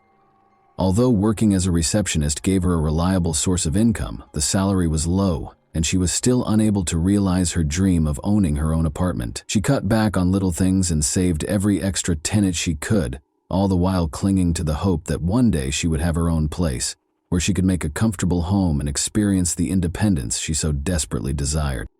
Aysel thought she could improve her family's situation in addition to changing her own destiny. Since her parents had put in so much effort to raise her and make sure she had everything she needed, she wanted to return the favor. However, reality showed her that her dreams were still a long way off, month after month. She was aware that it would be extremely difficult to achieve the degree of financial security required to support herself and her loved ones back home. Although it provided some stability, her job at the fitness club did not provide any of the opportunities she so desperately wanted. Then her cousin's husband, Murat Meyerbekov, offered her a job in Georgia. For Aysel, this appeared to be the opportunity she had been seeking. It was well known that Murat knew business, and he talked confidently about the opportunities he could present. He clarified that he handled car sales in Georgia, serving Kazakhstani buyers seeking more reasonably priced cars, and that he needed an assistant to assist with paperwork and client relations. The offer wasn't taken lightly by Aysel. She discussed it extensively with her older sister, who was first apprehensive and gave it careful thought while assessing the dangers. Her sister was concerned about Aysel traveling to a foreign nation, far from home, and being in the company of strangers. Nonetheless, Murat persuaded them that Georgia was secure, that he would personally protect her, and that the position might be a fantastic first step toward a better future. Aysel was aware of the dangers, but her determination to make a difference in her life overcame her uncertainties and anxieties. She kept thinking that this might be her only chance to escape the constraints of her current circumstance. Although she was aware that it wouldn't be simple, she had faith in her ability to overcome any obstacles. Despite all of her uncertainties and fears, Aysel decided to accept the offer because she was sure that it was her opportunity to change her future. This was her chance to escape her routine, and she was going to take advantage of it. Despite their limited financial resources, Aysel was supported by her family. Despite leading modest lives themselves, her parents and sister supported her emotionally and shared her aspirations. Asel had no idea at the time that this chance would trigger a series of unanticipated circumstances that would fundamentally alter everything. Eager and hopeful, Asel took a plane to Georgia shortly after. She felt that this move marked the start of an exciting new chapter in her life. When she got there, she moved into Murat Mirabekov's apartment in Rustavi. Murat assured her that although the apartment was small and had some older furniture, it was only meant to be a temporary place for her to stay until she found a better place to live. Asel initially communicated with her family on a regular basis, sharing her experiences in her new life. She talked excitedly about the local food she was sampling and praised the city's historic streets and distinctive architecture. She enjoyed even the small things, such as strolling through Rustavi in the evening. Everything appeared so novel and fascinating. She sounded content and assured in her choice, and her voice exuded real excitement. Her mother could hear the joy in her voice whenever she called home. Asel talked positively about the local traditions and the friendly, hospitable people she encountered. But after a few weeks, things began to shift. Asel started making fewer calls, and her chats became more circumspect and brief. Her voice carried undertones of fatigue and occasionally a trace of concern. Something seemed to be hidden from her. Asel gave evasive responses when her mother inquired about her health, typically attributing her weariness to her job. Her words sounded less convincing than before, but she insisted that everything was okay. Her mother became more anxious and made more attempts to contact her daughter, but many calls were not returned. Her family's concerns increased as each conversation became more reticent and brief. Asel's mother was able to contact her via video call one day. She waited tensely for her daughter's face to appear on the screen. The screen showed a room she didn't recognize in place of the familiar scene. The room looked cluttered and uncomfortable. There were strewn about belongings and furniture that appeared to have been hurriedly moved, as though someone had left in a hurry or didn't care to keep things neat. Her mother was alarmed and inquired as to what was happening and why the room appeared that way. Asel dismissed it with excuses about being busy without providing a clear explanation. She said she had a lot of work to do and abruptly ended the call. With every unanswered question and every fleeting, evasive exchange, her mother's anxiety only grew more intense. A passerby in Tbilisi's Didi Digomi neighborhood discovered the lifeless body of a young woman beneath a high-rise building's windows on the morning of May 16. At first, nobody knew her name, and she was only dressed in a t-shirt. Investigators would soon identify her as Asel Aitbayeva, however. One of the most important pieces of evidence in the case would be her last words, which she recorded and sent to her best friend. Several attempts to reach Asel had been unsuccessful in the hours before that tragic event. When Asel left a voicemail for her friend late on May 5, the anxiety grew. A man's voice could be heard on the recording berating Asel and accusing her of taking advantage of him. He identified himself as Besso.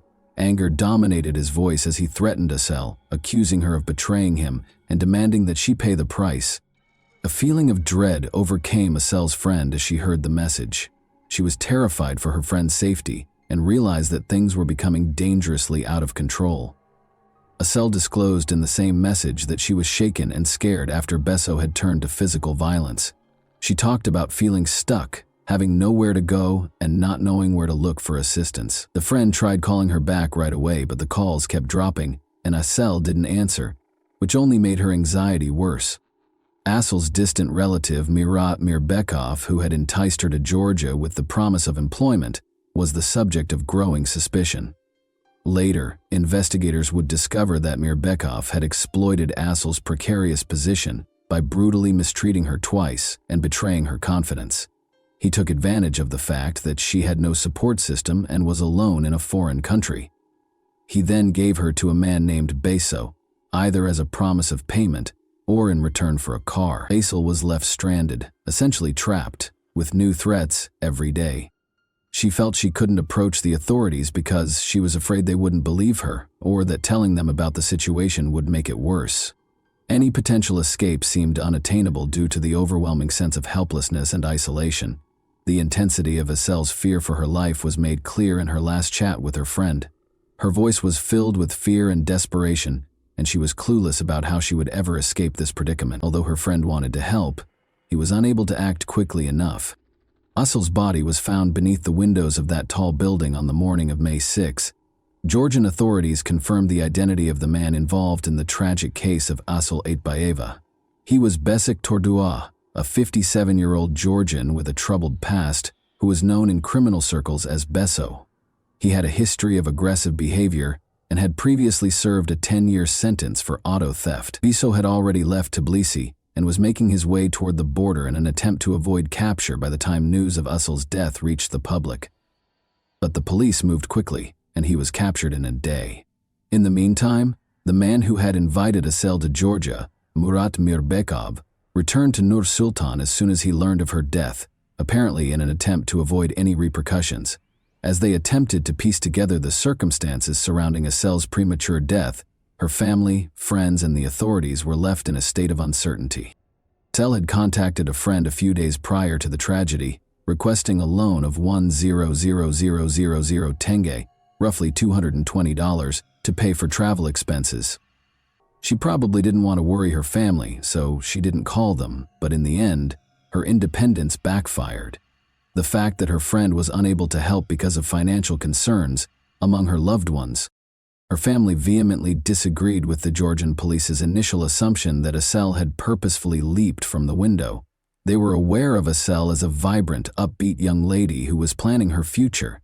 She had thought that the Georgia job opportunity would help her get better off financially and get closer to her goal of owning her own apartment. To the police, the conclusion seemed unimaginable. The injuries on Asel's body that didn't fit the description of a normal fall from a great height particularly worried her mother. Asel's mother noticed some unsettling details as soon as her body was returned to Kazakhstan. Her arms and legs were unharmed, and she did not have any of the common fractures that happen after a fall. Oddly, she was holding her arms across her chest, which is not the proper position in these situations.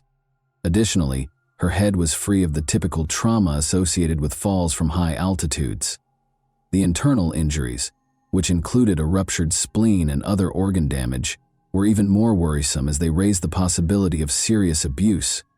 Her body also had several burns that resembled cigarette marks before she died, and some of her teeth had been knocked out, which raised the horrifying possibility that she had been tortured. The family's suspicion that Asel had been abused in her last hours was only strengthened by these disturbing findings. Her mother was shocked that her daughter would act in such a drastic manner. When her body was returned home, the disturbing details that surfaced only raised more unsettling questions, none of which seemed to have definitive answers. According to an examination, Asel had been mistreated prior to her passing. In an effort to create the impression that Asel had committed suicide, her mother insisted that her body had been placed beneath the high-rise's windows after she had already passed away. The Georgian police did not carry out any additional investigations and refused to admit any criminal involvement in Asel's death, in spite of these alarming facts. While in detention, Besik Tordua, popularly known as Beso, first refused to cooperate. He acknowledged that there had been physical contact, but insisted it was consensual after investigators disclosed that evidence verified an intimate encounter with Asel prior to her passing. Besik Tordua claims that it all began on April 30, 2021, when he learned that Asel had been severely abused twice by her captor, Murat Mirbekov, who had brought her to Georgia. Beso said he was furious and made the decision to discipline Mirbekov. He claimed that after confronting and physically abusing Mirbekov, he threatened to make sure he left the nation and avoided Asel. Beso Tordua allegedly offered Asel a room at his house after this and pledged to keep her safe. He asserted that Asel spent a number of days with him and that he made an effort to look after her, assisting her in overcoming the trauma. He maintained that they developed a mutual sense of trust and that any intimacy they had was voluntary. According to Besik Tordua, Asel left her alone in the living room to take a shower the night before he passed away. She was gone when he got back. Asel's body was on the ground below, beyond a fence, when Beso found the balcony door open and looked down. Panic struck. Given his connection to Asel and his criminal history, he was afraid that he would be held accountable for what had transpired. According to Besik Tordua, he ran downstairs and got close to the fence but lacked the bravery to scale it. He claimed that after standing there for a short while in terror, he ran from the scene because he was afraid of being blamed for her death. He acknowledged that in order to avoid any possible consequences, He then made the decision to leave the city. Basic Tordua died in a prison hospital in July 2021. Although a heart attack was listed as the official cause of death, Asel's mother maintained that he had been beaten. His death may have been staged to keep him from going to trial, the family suspected. Basic Tordua had been facing a possible sentence of 8 to 12 years for his offenses when this occurred, and the legal proceedings were still in progress. After examining a voicemail Asel had left to her friend just before she passed away, investigators began to doubt his account before he passed away. Asel expressed fear of Beso and mentioned threats from him in the recording. Any assertions of a consensual relationship are called into question by references to aggressive behavior. One aspect of the case that attracted a lot of attention was the suspicion held by authorities that Basic Tordua may have coerced Asel. He was never officially accused of being the cause of her death, though. Although his actions might have pushed her to act in a desperate manner, the official position remained that there was insufficient evidence to pursue additional charges. The lawyer in Asel's family had a different opinion. They believed that she had been murdered and that the death was staged to make it look as if she had committed suicide. The injuries discovered on her body and the circumstances surrounding her fall, which didn't match the usual outcome of a leap from that height, confirmed this theory. When Murat Mirabekov returned to Kazakhstan, he was captured. He was accused of both human trafficking and aggravated assault. Asel's parents petitioned to have him extradited to Georgia for trial because they thought he was directly responsible for her death. Local authorities, however, took a while to address their requests or look into the matter further. Things didn't start to change until Asel's mother's morgue photos were uploaded online. The prosecutor's office took the issue more seriously after the pictures sparked public outrage. Journalists and the general public both took notice of Asel's untimely death and began their own online investigations. Details started to surface, some of them unverified. On the night of the tragedy, witnesses reported seeing two men allegedly push Asel off the balcony. Police stated that they had not discovered any evidence to support the rumors that the incident was captured on video. Asel reported Murat Mirbekov's violent actions to the local authorities after arriving in Georgia in order to obtain protection, but her requests were ignored. When Georgian journalists started looking into the case themselves, it became clear that the police had done nothing. One of Asel's acquaintances in Tbilisi consented to testify amid the events that were taking place. He revealed that Asel had sent him a desperate message the day before the tragedy. She mentioned Mirabekov in her message, claiming that he had attacked her twice. She talked about the intense psychological anguish she was experiencing in addition to the physical pain. She had requested assistance, but was hesitant to demand it because she still believed she could manage things independently. Being stranded in a foreign nation without any support system made Asel feel trapped. She tried to remain strong despite her fear of Mirbekov, she confided in her acquaintance. Despite her persistent belief that she could find a way out, she frequently talked about feeling as though she was in a hopeless situation. The inquiry also turned up other information. In addition to offering Asel a job in Georgia, Mirbekov had made similar promises to other young Kazakh women. He had promised them good jobs, good wages, and good housing. Luckily, none of them had agreed to his terms. Some had found his messages, which emphasized the ostensibly exceptional opportunities he could offer, to be especially persistent. All the women, however, had refused. Later, their families thanked them profusely for their foresight, saying it had prevented them from being in danger. The case took a dramatic turn by the end of July 2022-208. After more investigation, Georgian forensic experts found Mirbekov's DNA traces on Asel's clothing, which is a crucial piece of evidence. This bolstered the prosecution's case in court and validated witness statements. Ultimately, the work of investigative journalists and the new evidence obtained through forensic analysis started to provide a more comprehensive picture of what Asel had gone through in her last days. The truth was slowly emerging, in spite of all the barriers. One of the most talked about occasions in Kazakhstan was Murat Mirbekov's trial in Nur-Sultan. The case gained even more public attention when Georgian investigators, who were invited to the proceedings, presented the evidence and conclusions they had gathered. The tension in the courtroom was evident when Mirbekov showed up.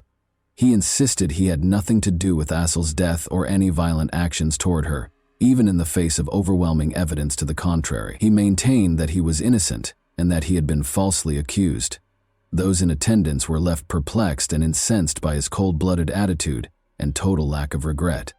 Given the seriousness of the situation, Mirabyakov's aging parents made the decision to apologize to Asel's distraught family. They hoped that their gesture would provide the victim's loved ones with some small solace. Mirabyakov, however, continued to deny any wrongdoing and showed no interest in any attempts at reconciliation. The prosecutor made a resolute and firm statement.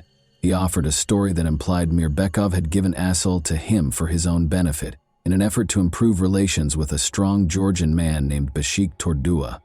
The prosecutor stressed that Mirabyakov knew he was seriously endangering Asel and was well aware of Bashik Tordua's violent tendencies and criminal history. Tordua was infamous. He was so feared by the locals that they avoided him at all costs. According to the prosecutor, Asel was under constant pressure, and her desperate attempts to flee an intolerable circumstance resulted in the horrific events that ultimately led to her tragic demise. She had been pushed to the limit, feeling hopeless and in great distress, with no way out. Mirabyakov was already a father of two, and his wife was expecting their third child. It was disclosed during the trial. Having a family should have deterred him from committing crimes, the court suggested, taking these circumstances into account as mitigating factors. Witness statements and the evidence, however, made it abundantly evident that he was involved in grave crimes. In spite of these specifics, it became clear that his role as a father and his obligations to his family had not prevented him from acting cruelly. The court's final decision was rendered on August 2, 2022. Mirabyakov was convicted of both acts of aggression and human trafficking. He received a 15-year sentence in a maximum security facility. The court also mandated that Mirabyakov compensate Asel's parents for the emotional harm they had suffered by giving them 5 million tenge, or about $10,500. Although no monetary settlement could ever fully compensate her family for the loss of their daughter, this sum served as a symbolic recognition of the anguish and suffering they had to endure. Asel's family was not happy with the outcome, even after the verdict and the compensation. They were convinced that Asel had been the victim of a premeditated crime and that the case was far from over. Her loved ones were certain that she had been killed on purpose, in addition to being severely abused and exploited. The court proceedings did not allay the family's concerns or offer genuine closure. Even after the trial was over and a guilty verdict and compensation were given, they persisted in believing that Asel's case merited more research and that the whole truth had not yet been revealed. And that wraps up today's chilling story. If you enjoyed this video, don't forget to like and subscribe so you never miss a new upload. Also, let me know in the comments what part of this story shocked you the most. Thank you for watching, and I'll see you in the next video.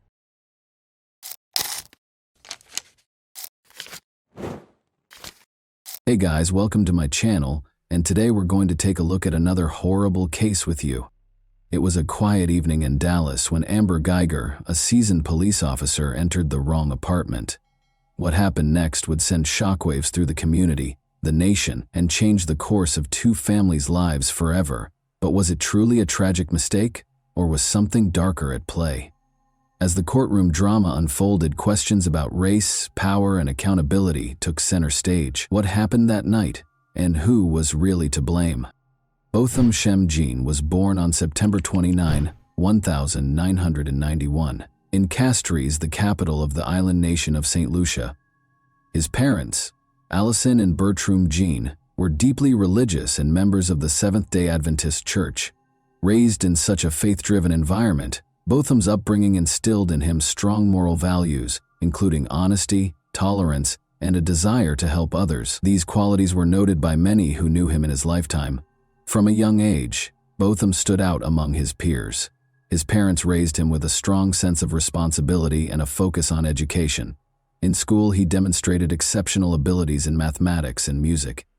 At a young age, Botham began singing in the church choir, where his deep and moving voice immediately caught attention. Music became an important part of his life, and the church was a place where he felt supported and confident.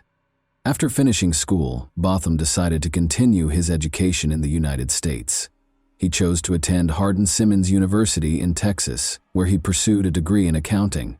This decision marked an important milestone in his life, as moving to the U.S. opened up new opportunities for professional growth and personal connections. After graduation, Botham secured a job as an accountant in Dallas. His career quickly flourished, and his colleagues highly valued his professionalism and approach to work. For Botham, working at PwC wasn't just a career step, it was an opportunity to contribute to society and provide for his family. He supported his parents, helped the youth in his community in St. Lucia, and dreamed of advancing further in his career. His coworkers remembered him as someone who always brought positivity and inspiration to the team, fostering a strong sense of camaraderie and striving for the best results. But it wasn't just his professional life that mattered to Botham. He was actively involved in the life of his church in Dallas, where he was part of the music group and often spent time with friends from the community. He found joy in simple things, cooking dinners for his friends, organizing parties to maintain friendships, and always sharing his sincere smile and support with others. His life was filled with plans for the future, full of optimism and a drive to achieve even greater things. Amber Geiger, on the other hand, came from a small town near Dallas. She was born on August 9, 1988, and grew up in a family where discipline and hard work were strongly emphasized. From an early age, Amber dreamed of becoming a police officer. Her father worked in local law enforcement, and she knew she wanted to follow in his footsteps to help people and bring order to society. Amber pursued this dream after high school by enrolling in the police academy. She worked hard and demonstrated the discipline and focus needed for a career in law enforcement. After graduating from the academy, Amber began her career with the Dallas Police Department, where she eventually became an officer. Her colleagues described her as determined and hardworking, though she often expressed frustration with the emotional strain and high stress of her job. The life of a police officer is always filled with risk and stress, and Amber was no exception. She often found herself in situations that required quick decisions, where her reaction had to be immediate. These working conditions took a toll on her emotional state. Over time, she became more withdrawn and cautious in her relationships with others, preferring to spend her free time alone to recharge. Amber Geiger was dedicated to her profession, but her life was full of contradictions. She tried to hide her vulnerabilities, but those who knew her well could see that she often felt lonely and sometimes even lost in the world. Despite her strong and determined character, her internal struggles and fatigue from the constant pressure made her life less stable. She would often return home late, exhausted and emotionally drained, which perhaps played a critical role in the tragic events that unfolded later. After moving to Dallas, Amber bought an apartment in a high-rise building not far from her workplace. She hoped that living close to her job would help her rest more and not waste too much time on commuting. Life in Dallas was supposed to be a fresh start for her, but this new beginning didn't bring the peace she had hoped for. Work stress and emotional strain became part of her daily routine. She often found it hard to manage the growing exhaustion, which led to tension and personal issues in her life. September 6, 2018, started for Botham John just like any other day. He woke up early in the morning as usual and headed to his office in downtown Dallas. It was another busy day, filled with meetings, discussions, and preparing reports for clients. Botham was someone who always strived to do his best at work, and this day was no different. His colleagues noticed his upbeat mood and the smile he shared with those around him. No one could have predicted that this would be the last day of his life. After work, Botham returned to his apartment in the Southside Flats complex, located in the heart of Dallas. His apartment was his sanctuary, a place where he could unwind after a long day. That evening, Botham decided to keep things simple. He planned to cook dinner, play his favorite music, and relax. He loved cooking, and it was one of his ways to relieve the stress of his workday. Meanwhile, Amber Geiger was finishing a 13-hour shift at the police station. That day had been especially grueling for her. Numerous calls, patrolling, and paperwork had completely worn her out. She felt a fatigue that seemed to weigh down her entire body, and all she wanted was to get home as quickly as possible. When her shift finally ended, Amber headed home, eager to collapse into bed and rest. However, her exhaustion and emotional depletion would play a pivotal role in the tragic events that were about to unfold. Amber arrived at her apartment complex, where she lived on the 3rd floor. On her way to her apartment, her attention was distracted as she was scrolling through messages on her phone, reflecting on the day she had just experienced. At some point, she accidentally rode the elevator to the 4th floor instead of her own. The doors to the apartments in this building were similar, and in her tired state, she didn't notice that she had approached the wrong unit. The door to Botham Jean's apartment was slightly ajar, which immediately made her suspicious. In her exhaustion and confusion, she thought someone might have broken into her apartment. Amber drew her service weapon without considering the potential consequences. The only thought in her mind was that she needed to protect herself. She pushed the door open and entered inside. Botham, who was preparing dinner in his apartment, heard the noise. He turned toward the door, unsure of what was happening. Amber, seeing a figure inside, mistook him for an intruder and without hesitation fired twice. The shots echoed through the quiet apartment, and within moments, Botham fell to the floor. Amber turned on the lights, and only then realized her mistake. She saw an unfamiliar man lying in a pool of blood, and it hit her that she had entered the wrong apartment. Panic and horror overwhelmed her. She rushed to Botham, trying to administer first aid. She called 911, explaining the situation to the operator, desperately trying to explain that she had entered the wrong unit and had shot someone. Her voice trembled with fear and regret as she pleaded with Botham to hold on, repeatedly saying she hadn't meant for this to happen. While waiting for emergency services to arrive, Amber attempted to stop the bleeding, but her efforts were in vain. Neighbors who had heard the gunshots and cries began to step into the hallway. Some of them also called the police, reporting the gunfire in the apartment complex. Paramedics arrived at the scene and tried to save Botham, but his injuries were fatal. That evening, the life of a young man with so many hopes and dreams was tragically cut short. Amber Geiger was detained at the scene. She appeared to be in a state of shock, completely disoriented, repeating that she hadn't meant for this to happen and that it was a mistake. She was taken to the police station for questioning. The police launched an investigation to understand how this tragedy unfolded. There were many questions. Why hadn't Amber realized she was not in her own apartment? Why had she resorted to using her weapon without confirming that there was an actual threat? These questions became central to the investigation and sparked intense public debate. As investigators gathered evidence, the public began to actively discuss the incident. The case sparked a massive outcry, especially in the context of racial issues and concerns about police abuse of power. Botham Jean was black, and many saw his death as yet another example of unjust treatment and bias by law enforcement. People began to ask, did Botham's race play a role in Amber mistaking him for an intruder and shooting him without attempting to assess the situation? Meanwhile, Botham's family was devastated by the events. His mother, Allison Jean, was in St. Lucia when she learned of the tragedy. It was a crushing blow for her. Her son, who had moved to the U.S. to build a better life, was killed in his own apartment. Allison began to demand justice for her son, calling on the public and authorities for a thorough and impartial investigation.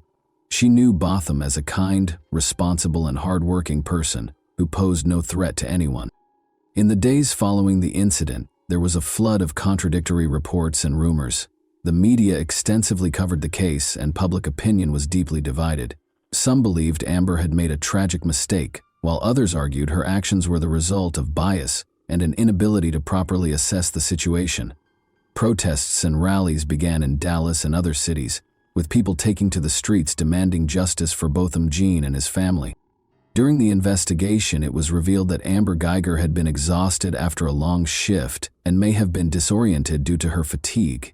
Her defense attorneys argued that she acted in a state of stress and fear for her life. However, the prosecution maintained that her actions were inexcusable for a police officer who should be able to control their emotions and make sound decisions, especially in situations involving the use of a weapon. Witnesses who lived in the apartment complex testified that they heard screams and gunshots. Some of them tried to figure out what was happening, but no one expected such a tragic outcome. Investigators collected evidence, reviewed surveillance footage, and analyzed testimonies to reconstruct the full picture of the events that day. They were trying to determine whether this was truly a tragic mistake or if other factors contributed to such a devastating outcome. After Amber Geiger's arrest, the case entered a new phase, a lengthy and complex process of investigation and trial preparation.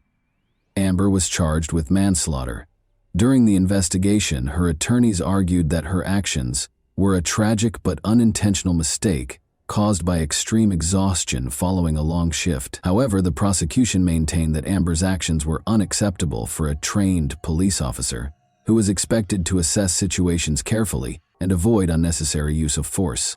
One of the key pieces of evidence was footage from the surveillance cameras at the apartment complex where both Botham Jean and Amber Geiger lived. These recordings helped reconstruct the events of that night. The cameras captured Amber arriving at the building and entering. The footage showed her going to the wrong floor and approaching an apartment that belonged to Botham. Investigators pointed out that she failed to exercise due diligence and did not notice she was on the wrong floor. In addition to the video evidence, phone records played a significant role in the case. Shortly before the incident, Amber had been texting with a colleague with whom she had a personal relationship. Prosecutors argued that these messages might have distracted her and contributed to her failing to realize she was entering the wrong apartment. The defense, however, downplayed the importance of the texts, claiming they were unrelated to the incident and could not have influenced her actions. Over the course of several months, investigators continued gathering evidence and interviewing witnesses. Neighbors in the apartment complex provided statements about hearing shouts and gunshots.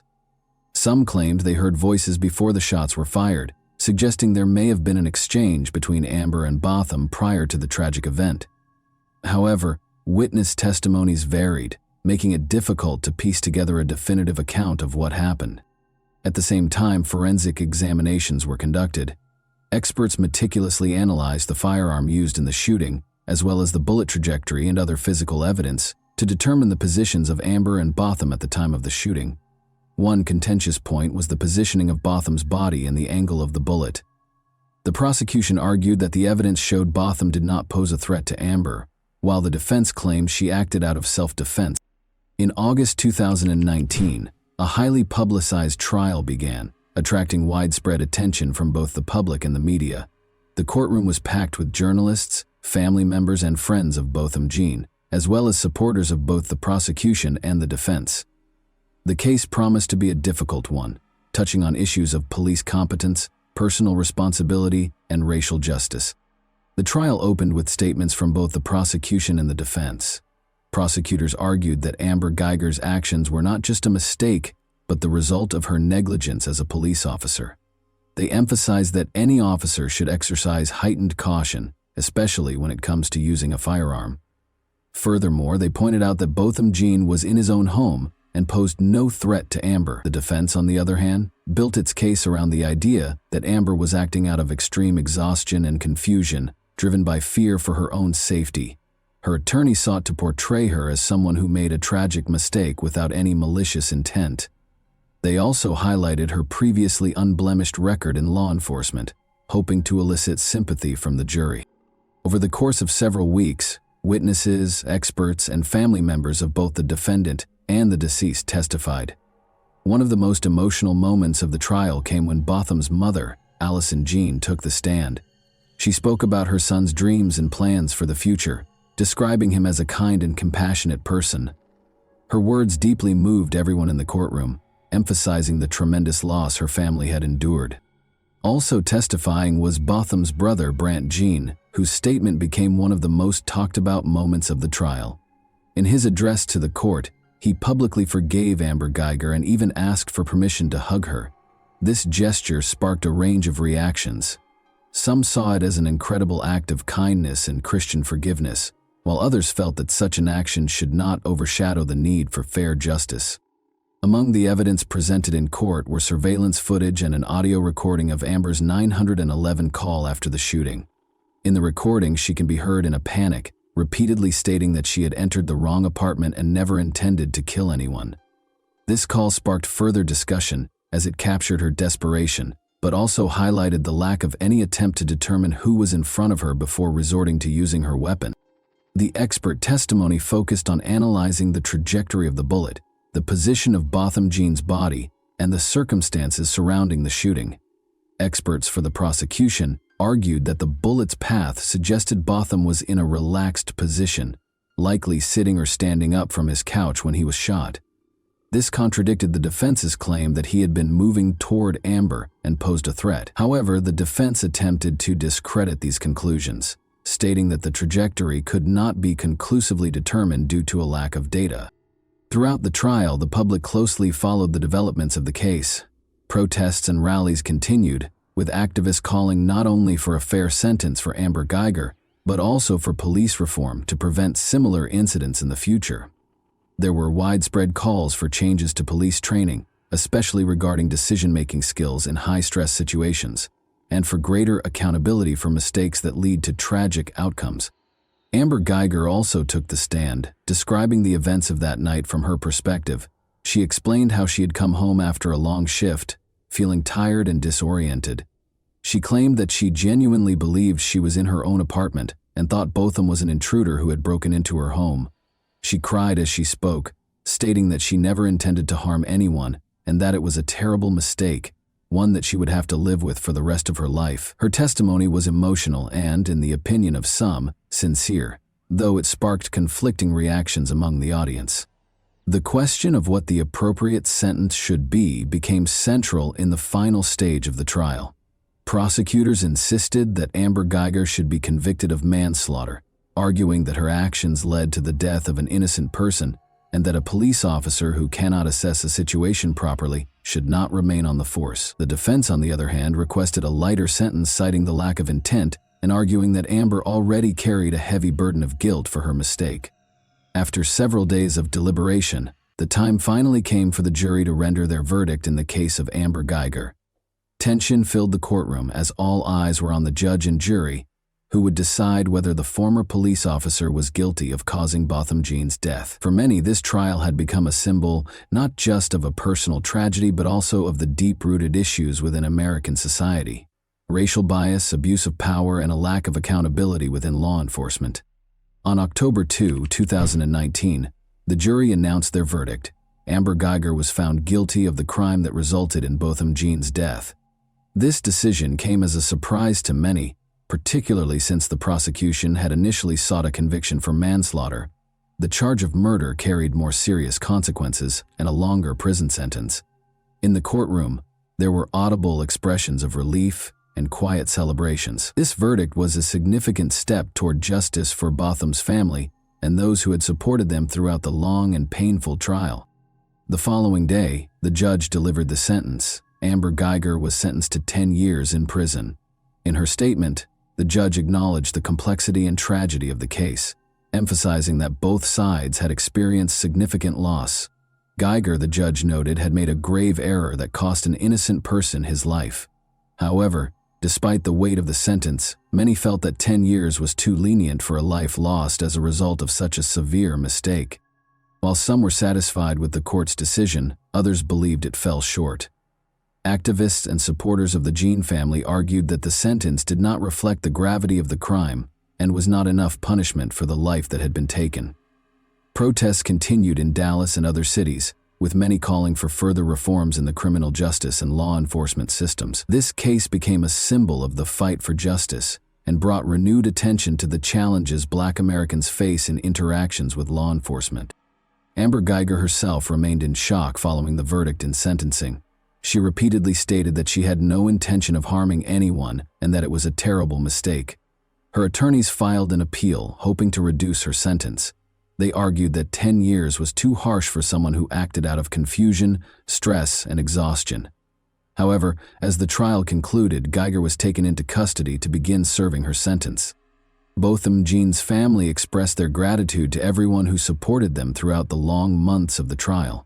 Botham's mother, Allison Jean, stated that while the verdict provided some sense of resolution, it could never bring back her son. She emphasized the need for systemic reforms in the justice system and law enforcement to prevent similar tragedies from happening again. Allison continued to advocate for change within police departments, hoping her son's case would serve as a catalyst for meaningful progress. The case of Botham Jean had a profound impact on public opinion and the national conversation around policing. This incident became yet another example highlighting systemic issues in law enforcement and the treatment of Black citizens. In response to public pressure, several states began considering legislative initiatives aimed at improving police training, particularly in situations involving the use of force and community interactions. Calls grew louder for increased accountability for officers' actions, and mandatory training programs focused on racial and cultural competency. Additionally, the Botham Jean case inspired the creation of organizations and funds dedicated to supporting families of victims of police misconduct and advocating for law enforcement reform. These groups provided legal and emotional support while spearheading campaigns to raise awareness about racial discrimination and abuse of power. Allison Jean became an active participant in these initiatives, using her personal story to fight for justice and systemic change. As time passed, Amber Geiger continued to serve her sentence in prison while awaiting the outcome of her appeal. This case not only shattered the lives of two families, but also left a lasting mark on American society. The tragic mistake that led to Botham Jean's death served as a stark reminder of the need for reform and the importance of law enforcement officials making sound and responsible decisions, especially in life-and-death situations. The story of Botham Jean and Amber Geiger remains one of the most discussed and impactful cases in recent U.S. history. It underscores the profound consequences of poor judgment, particularly when exercised by those in positions of power. While justice, according to many, was only partially achieved, the case left unanswered questions and became a symbol of the ongoing fight for equality and accountability in America. And that wraps up today's chilling story. If you enjoyed this video, don't forget to like and subscribe so you never miss a new upload. Also, let me know in the comments what part of this story shocked you the most. Thank you for watching, and I'll see you in the next video.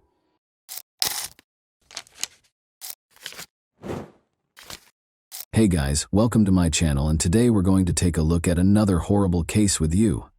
Gisela Diode heard her phone ring at 2 in the morning on March 1, 2011. The screen displayed an unidentified number. A Valence police officer approached her and inquired as to whether she was Samira Bernard's mother. Gisela said yes, but she didn't understand why the police were searching for Samira, her 20-year-old daughter.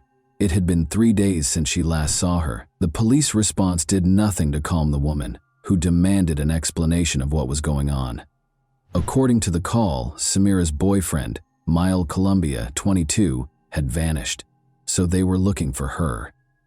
The young couple had been dating for 8 months, the police had found out, but Gisela had no knowledge of the man. Mile had met Samira at a party. Samira Ben-Sard was a stunning woman who knew she was beautiful. She enjoyed posing for pictures and aspired to be a model. In turn, Mile was a very pleasant and kind young man. Their attraction to one another was instantaneous, and they began dating. But at 9:45 p.m. on February 28, 2011, Mile's supervisor at the construction company called the police. Since he hadn't heard from his employee in 3 days, he was concerned. When the man arrived at work on Saturday morning, his phone rang. Without giving a reason, he hurried to his feet and disappeared, never to be seen again. His boss was taken aback when he still hadn't arrived on Monday morning. It was his first absence from work, and they regarded him as a responsible and punctual worker. After learning that Mile was not returning calls from friends and co-workers, his boss made the decision to call the police. The police first visited the man's residence in Valence's downtown, but their efforts were unsuccessful, as no one answered the doorbell, nor was his car at the house. The police spoke with Mile's mother that same evening. She mentioned that she hadn't heard from her son in 3 days and that he had acted strangely during their most recent meeting, acting tense and very emotional. The woman reported that her son, who had never done so before, gave her a hug, kissed her, and declared his love for her. The investigators found some very suspicious details. Samira and Mile vanished the same day without telling anyone why, and they hadn't spoken to their families in 3 days. It couldn't have happened by accident. Analyzing their phones yielded one hint. The investigators discovered that Samira and Mile did not simply depart simultaneously, rather they drove off together. According to the phone pings, they left for Nice in the middle of the day on Saturday and checked into a 5-star hotel on the promenade in the evening. After getting in touch with the hotel, the investigators discovered that 2 men and a woman were being recorded by security cameras. Samira and Mile fit the description exactly. By Sunday evening, they had traveled from Nice to Livorno, 400 kilometers east of the French-Italian border. It was evident that the young couple was moving deeper into Italy, so the French police asked their Italian counterparts for help. Mile had made reservations at a high-end Livorno hotel. A man and a woman who fit the description of the missing couple had stayed with the hotel, according to the staff. Thus, they spent Saturday night in Nice before traveling to Livorno the following day. Everything suggested that Samira and Mile had taken a haphazard romantic trip, which was not surprising given how popular the Riviera was for such excursions, since Samira's mother had received a message from her daughter saying that she had left, but that there was no need to worry because she would return soon. The detectives had no reason to doubt their belief that the young couple would soon return home together. Although it appeared to be another affirmation that the young couple was doing well, Gazella was positive her daughter would never vanish simply by taking an impulsive vacation. Samira never skipped work and was a responsible woman. Additionally, Gazella was troubled by a detail. She couldn't comprehend how her daughter, who loved being photographed and never left the house without wearing carefully chosen clothes, applying makeup and styling her hair, could leave for several days with a young man without taking anything with her. The fact that Samira sent an SMS also baffled her.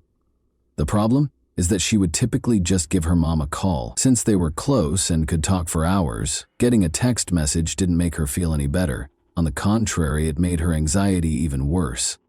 The city of Imperia, which is about 80 kilometers from Nice in northern Italy, provided the next update on the case. Massimo Bessin was traveling to work on Monday, March 3, 2011, when he decided to take a shortcut and turned onto a small street. Something odd caught his attention along the road. When he opened the door, he saw that it was a woman, but initially he thought he saw a mannequin. Massimo yelled something but got no answer, but the woman was obviously on the move. He summoned an ambulance in a hurry. She was identified by Italian police as the French woman who had gone missing. Her skull was pierced by a bullet that had been shot in the back of her head. At this point, the romantic trip theory could be disregarded. The French police couldn't understand. They first believed it to be a romantic escape, then it was a suspicious disappearance, and now they were dealing with a girl who had been injured in an attempted murder. Despite being critically ill, Samira was still alive. Her mother was notified and she was taken to the hospital right away. At first, Gazella didn't even recognize her own daughter when she got to the hospital. The sight is hard to describe. Samira looked like a 9-year-old girl with her head shaved bald. The woman found it hard to accept that her daughter had been shot in the head and ended up in Italy. Since the bullet was embedded in her daughter's skull, the doctors informed the mother that there was little chance of recovery. Gazella refused to accept this and made arrangements for Samira to be taken to a hospital in Marseille. She was told directly by a surgeon there that although he would do the surgery, he would not give her false hope.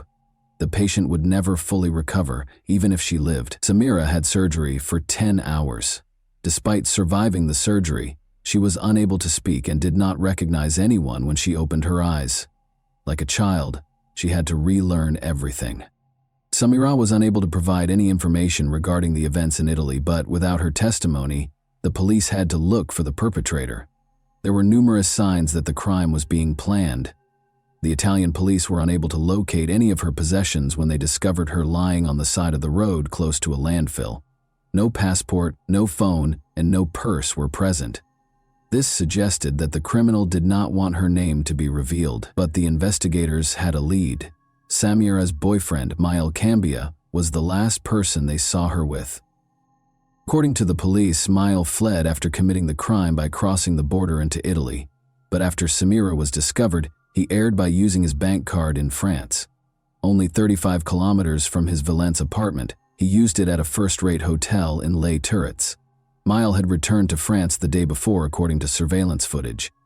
But why didn't he return home to his family if he was innocent? He chose to stay in a hotel a few kilometers away instead.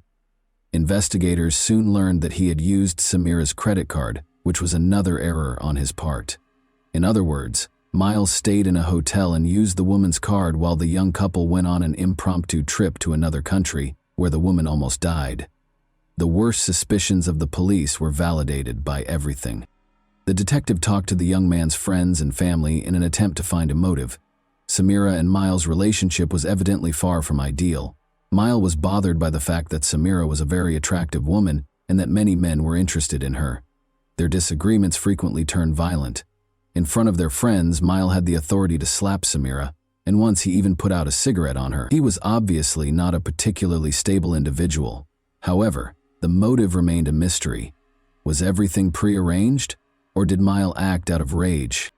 Despite Mile's actions, all of their friends were aware that Samira was smitten with him. She'd just learned, though, that her boyfriend was married. He had cheated on his girlfriend on a regular basis after getting married to her when she was 18. He had many mistresses besides Samira. Despite being upset by the information, she didn't end their relationship because she trusted Miles' statement that they were divorcing and living apart. The investigator went to Miles' house after learning of this, but as soon as he stepped inside, he saw that Samira was wrong. The husband and wife were obviously living together. In addition, Miles would soon become a father. The name Combi was written on 17 ultrasound pictures of the apartment. A love triangle involving Miles, his wife, and Samira was clearly in place, and one of them was bound to vanish. Finding Miles was essential, and it was far simpler than the police had expected. 5 days after the disappearance, Miles Cambia turned himself in on March 4 at the Valence police station. The investigation was extremely fortunate to have this. Miles not only willingly arrived at the station, but he also came clean and admitted to shooting Samira. He went on to describe what had transpired. According to the young man, Samira was merely a friend with whom he could have fun. She knew there was no future in their relationship.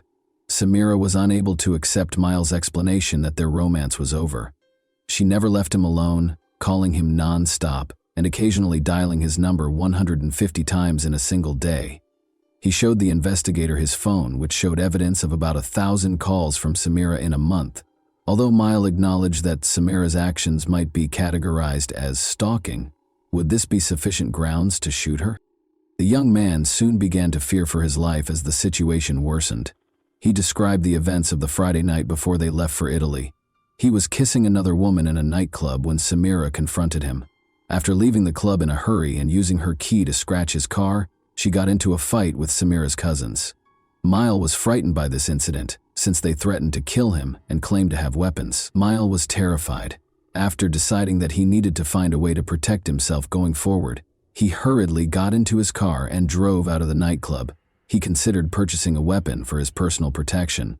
When he received a call the following day, he left without thinking and went to buy a revolver. Still, none of this clarified why he had shot Samira. Miles clarified that his intention in traveling to Italy was not to murder her or carry out any other heinous deed. All he wanted was for their tumultuous relationship to end. In an attempt to defuse their tense situation and give Samira an explanation, he took her to Italy, but things didn't work out. Miles got out of the car after they argued once more. Samira trailed after him. Miles claims that he did not intend to shoot when he grabbed the weapon, only to frighten her, but the revolver accidentally went off. Then he dropped her to the ground, climbed back into the car, and drove off. He claimed to be afraid when asked why he didn't call for an ambulance. He didn't know what to do, so he went into hiding for a few days after she fell. The police already knew the rest of the story. In general, the man asserted that what transpired in Italy was an accident, and that he was the victim of his compulsive lover's pursuit. The police weren't entirely convinced by his explanation, so he was arrested for attempted murder. A few things didn't add up. Why would someone go abroad and stay in a 5-star hotel only to break up with someone? Why did he use her credit card after stealing all of her personal items, and who used her daughter's phone to send Samira's mother the message? Although it was hard to prove without Samira's testimony, the investigator was certain that the young man was lying. Thankfully, Samira was able to testify after some time and therapy. First, though, Samira spoke very slowly and in a weak voice. She gave her account of what happened 8 months after the attack on October 11, 2011. Samira's statements ran counter to what her ex-lover had said. He said they needed to talk when he arrived at her house. He persisted, so she gave in, even though she didn't want to. She accepted Miles' invitation to a weekend retreat. When she asked him where he wanted to go, he said, Spain. The fact that this upset her made him take her to Nice, and then to Italy. Miles abruptly swerved off the road on the 3rd day of the journey, following 2 days of relaxation. He told her not to worry, saying he just needed to get rid of something, when she questioned why he had turned onto a road that led to a landfill. Miles halted the vehicle and exited. After letting her out through the passenger side door, he took out a revolver and aimed it at her. She was going to die, he said. She yelled, "Shoot if you're a man," and he pulled the trigger.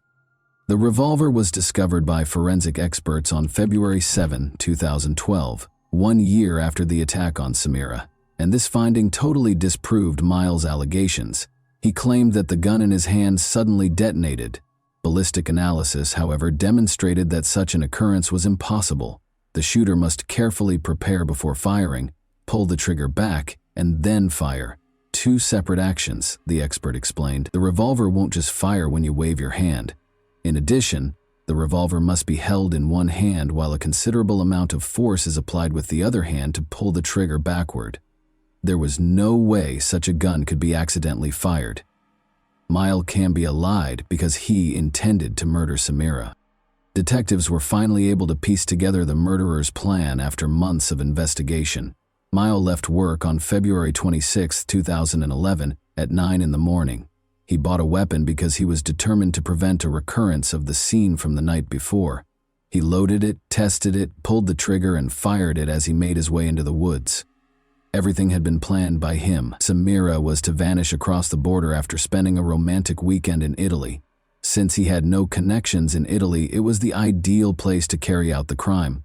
Miles pulled the woman out of the car, drove off the road, shot her, and threatened to kill her. In order to avoid identifying her, he then took her possessions. Miles tried to deceive the police by sending Samira's mother an SMS after returning to France. It was assumed that the woman had taken a vacation and was still alive. The man was sure he would never be caught and thought he had committed the ideal crime. You can only imagine how shocked he was to learn that his victim had lived.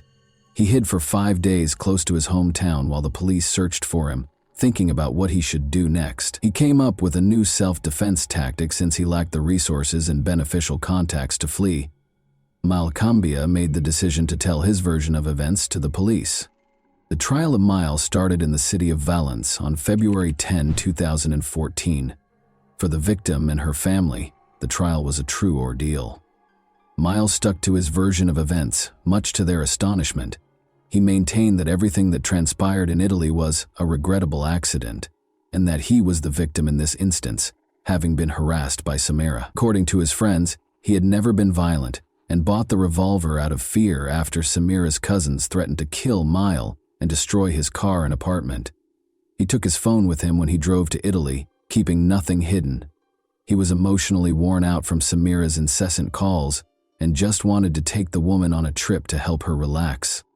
It is also important to note that Miles charmed the jury with his exaggerated displays of civility and respect throughout the trial. His plan worked, and he received a 13-year prison sentence. The lenient sentence raised questions about whether Miles' actions in court and the jury's decision to impose a relatively short sentence were related. After all, it is hard for people to convict a charming young man with impeccable manners, and they frequently associate criminals with unpleasant personalities. Samira feels that this penalty is excessively light. She will always be confined to a wheelchair because she loved a man who chose to kill her, but by the time he turns 40, he will be free and able to lead a normal life. According to the surgeon, Samira recovered 80% of her abilities in a year of therapy, but the effectiveness of rehabilitation drastically decreased after that, leaving her reliant on assistance for the remainder of her life. She acknowledges that he paid her back in this way because she was prepared to do anything for love. And that wraps up today's chilling story. If you enjoyed this video, don't forget to like and subscribe so you never miss a new upload. Also, let me know in the comments, what part of this story shocked you the most? Thank you for watching, and I'll see you in the next video.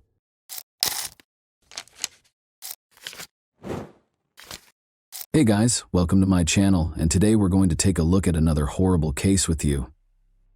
After making a late-night roadside help call in January 2013, 26-year-old Texas father Brandon Mason Lawson disappeared. When his car was discovered abandoned, what had started out as a typical night took an enigmatic turn. Brandon's voice shook in terror as he called 911 in a panic, whispering that he was being pursued and desperately needed assistance. Brandon remained a mystery despite a great deal of searching and investigation, leaving his friends and family in a desperate search for answers. What actually transpired that evening, and who was he fleeing from? Let's investigate the enigma. Brandon Lawson was an oil field worker from San Angelo, Texas at the time of his disappearance. According to reports, he was a devoted partner to his girlfriend, Ledessa Lofton, whom he had dated for 10 years, and a loving father to 4 children. Ledessa was the stepmother of Brandon's oldest daughter and the mother of their 3 children.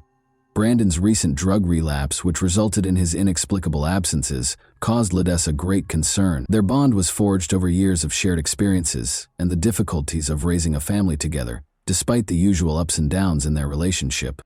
But Brandon, like a lot of young people, had his share of difficulties. He had previously abused drugs, particularly methamphetamines, but according to reports, he had been clean for roughly 6 months prior to the night of his disappearance. His friends and family knew him as a strong, industrious man who was trying to change his life. However, he had previously been overcome by the hold of addiction, and he was burdened by the strain of juggling his demanding work in the oil industry with his family life. The events leading to Brandon's disappearance began on the evening of August 8, 2013, when he and Ledessa got into a fight. It started off like any other evening. After a long day of work, Brandon got home in San Angelo between 10:45 and 11 p.m.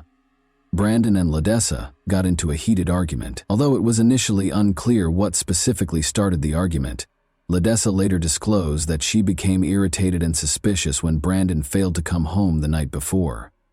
After the argument grew more heated, Brandon made the decision to leave the house at 11:30 p.m. About 3 hours' drive from San Angelo, he called his father and said he was coming to his home in Crowley, Texas. He left Ledessa behind and climbed into his silver Ford F-150 at 11:54 p.m. At the time, she didn't think much of it and assumed he would calm down and come back.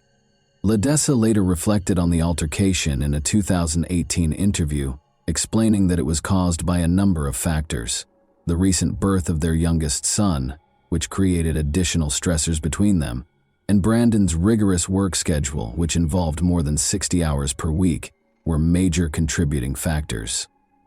Ledessa acknowledged the emotional weight of her words and conveyed her sincere regret for the argument. She acknowledged that she put a lot of the blame on herself. The memory of their most recent altercation still plagued her, and she remarked, "I will never get those words back." Brandon called his brother Kyle at around 12:30 a.m. on August 9 to let him know that he had run out of gas on Highway 277 close to the tiny town of Bronte. The town of Bronte is surrounded by a broad, rocky region of desert and hills. It is surrounded by rough, harsh terrain, including dry riverbeds, rocky outcrops, and steep hills.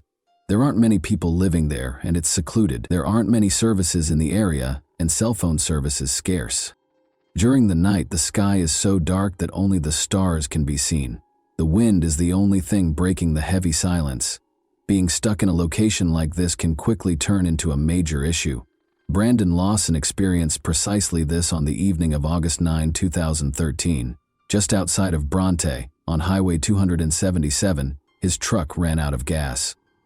All of a sudden, he found himself isolated in a remote location, vulnerable to the hostile surroundings. All he could do was wait for his brother. Kyle remembered that Brandon sounded uncontrollable during one of their calls. He informed Kyle that he was being pursued, which clearly caused concern. Brandon clarified that the Mexicans in the neighborhood were pursuing him when Kyle asked for more information. Kyle, still perplexed, inquired as to whether Brandon was hallucinating as a result of drug use, but Brandon denied it. Kyle didn't know what was happening, but he was worried. In order to assist Brandon, he hurried to Ledessa's house with his wife and their 4-year-old child to get a fuel can. Kyle continued to try to contact his brother while they were driving. However, Brandon never seemed able or willing to engage in a full conversation when they spoke. Kyle tried his hardest to communicate and gain a comprehensive understanding of Brandon's predicament, but their brief and fragmented exchanges added mystery to an already perplexing situation. One of the most important and perplexing pieces of evidence in the case is the distressing 911 call that Brandon made at 12:50 a.m. Due to routing errors, the 911 call was sent to a nearby nursing home in Robert Lee, Texas. Brandon's voice was erratic and panicked during the call. Some phrases stood out among his difficult-to-understand words. The dispatcher tried to question Brandon, who was obviously perplexed by the call, but his answers were jumbled and ambiguous. He appeared to be in a panic and said that he was being chased into the woods and that he needed help right away. Even though the call was unclear, it was clear that Brandon was upset and thought someone was chasing him. The phone logs that precede Brandon's disappearance are broken down as follows. Kyle left a voicemail at 12:51 a.m. after Brandon claimed he was being pursued. After their argument, Brandon attempted to call Ledessa, but was unsuccessful because she had left her phone in her car. When Kyle's wife called Brandon as well, and Kyle called him again without getting a response, the urgency increased. Brandon called his neighbor at 12:57 a.m., but this did not provide any answers. Brandon was contacted by a nursing home dispatcher regarding his previous 911 call at 1:04 a.m. Brandon then called Kyle 3 more times at 1:09 a.m. He informed Kyle that he was bleeding while running through a field during one of these calls. In a subsequent interview, Kyle stated that he didn't believe Brandon was gravely injured. He thought his brother had just tripped or been in a small mishap. Brandon then called Kyle one last time at 1:15 a.m. This would be the final calls he made from his phone before it became silent. That night is depicted as chaotic by this series of calls. Brandon was obviously in distress and was attempting to contact his neighbor, brother, girlfriend, and even 911. However, meaningful communication was almost impossible because of bad cell reception, his panic, and perhaps the hazardous and dark terrain. The uncertainty surrounding his last moments was further compounded by the confusion between his calls and his family's efforts to find him. When a truck driver called to report that Brandon's truck was parked dangerously on the side of the road, a Coke County Sheriff's deputy arrived at the scene at around 1 a.m. Kyle had also arrived at the scene by the time the deputy did, but Brandon was nowhere to be seen. During a phone conversation with Kyle at 1:18 a.m., Brandon claimed to be able to see both Kyle and the deputy from his hiding place, saying, "I can see you. I'm right here." However, neither Kyle nor the deputy were able to see Brandon anywhere near the truck or the surrounding area, which further complicated the situation. Kyle believed Brandon was attempting to elude the police because he had an active warrant for his arrest in Johnson County on a charge of drug possession with intent to deliver. Brandon didn't want to be caught, he reasoned, especially since the deputy was already there. Kyle and the deputy didn't have all the information necessary to comprehend what was actually going on because they were unaware that Brandon had called 911 earlier. Later, Kyle stated that he didn't believe he was in danger.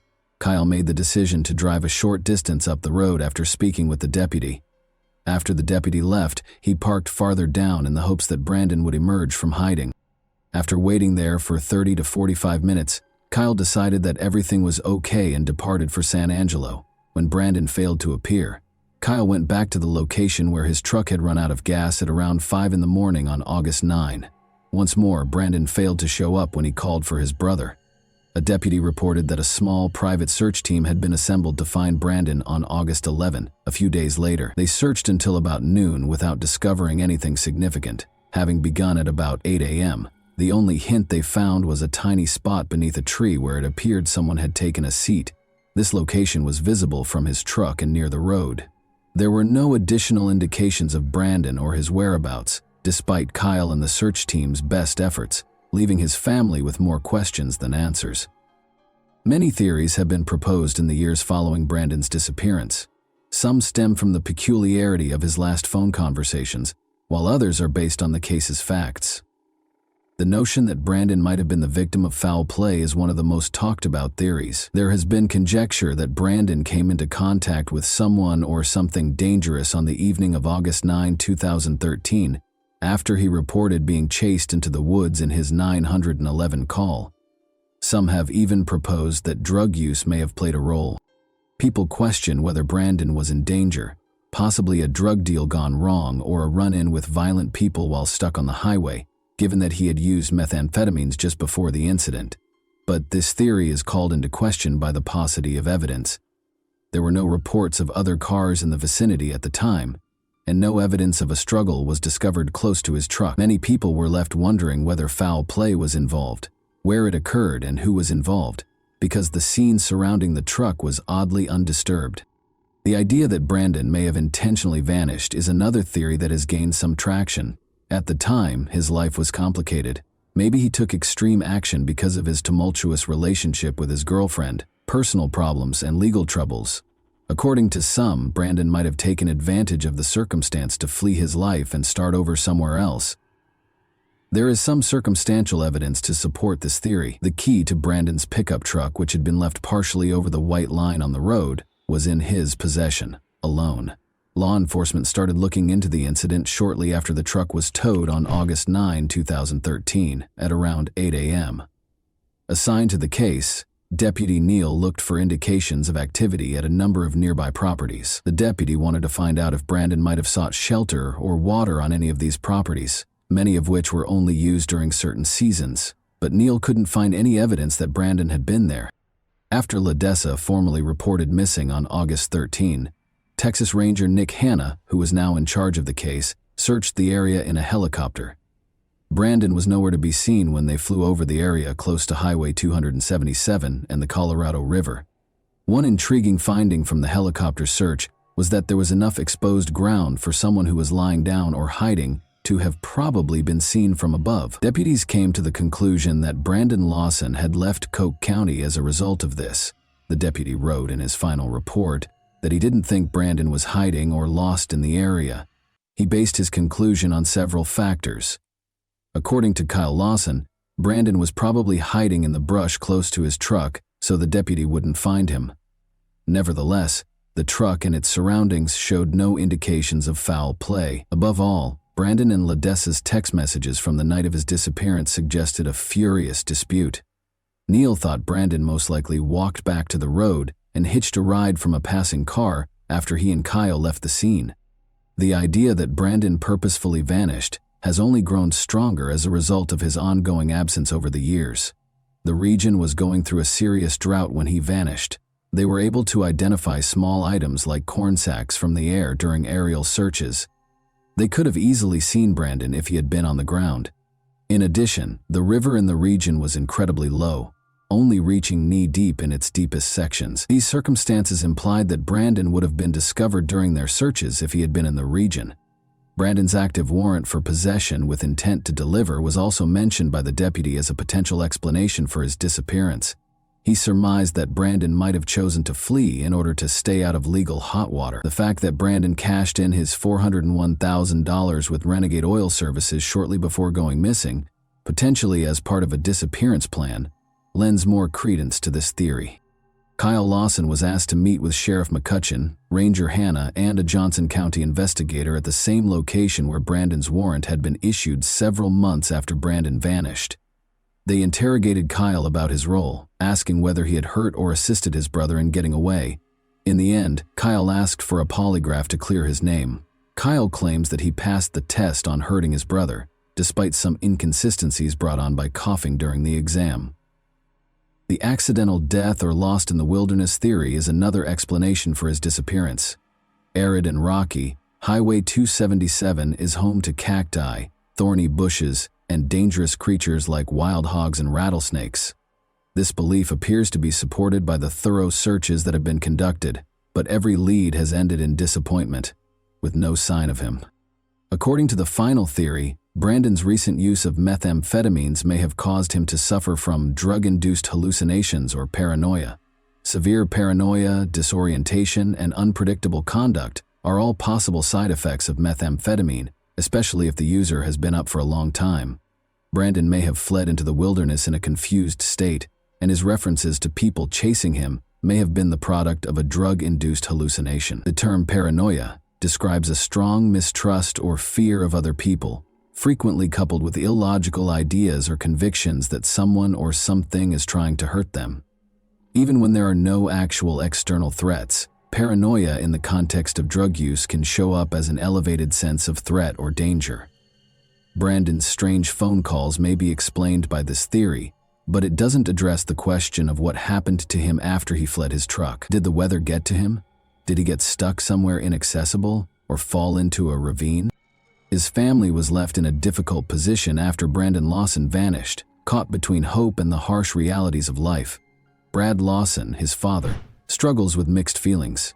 He is plagued by nightmares in which Brandon is still alive, possibly coerced into slave labor by a cartel. Even though he is aware that the likelihood of Brandon surviving is remote, the possibility of foul play seems limitless, and Brad can't get rid of the thought that his son might still be out there somewhere. Is it possible that Brandon was being followed that evening? Did he encounter death when he entered private property? Or was it a crime of opportunity, where someone walked by, saw his weakness, and took advantage of him? Lisa Lofton can't stand the uncertainty. She worries that her kids won't ever know what happened to their father when they grow up, get married, or even start a family of their own. She is troubled by the memory of that night, particularly the altercation they had before he vanished. She battles this guilt every day after hurtful words were exchanged. The odd 911 call Brandon made that evening serves as their final connection to him. It serves as a painful reminder of his last moments for Ledessa and her kids. His two older daughters try to understand his words as they listen to the recording on YouTube, but it only makes their heartache worse. Brad is adamant that his son did not simply flee.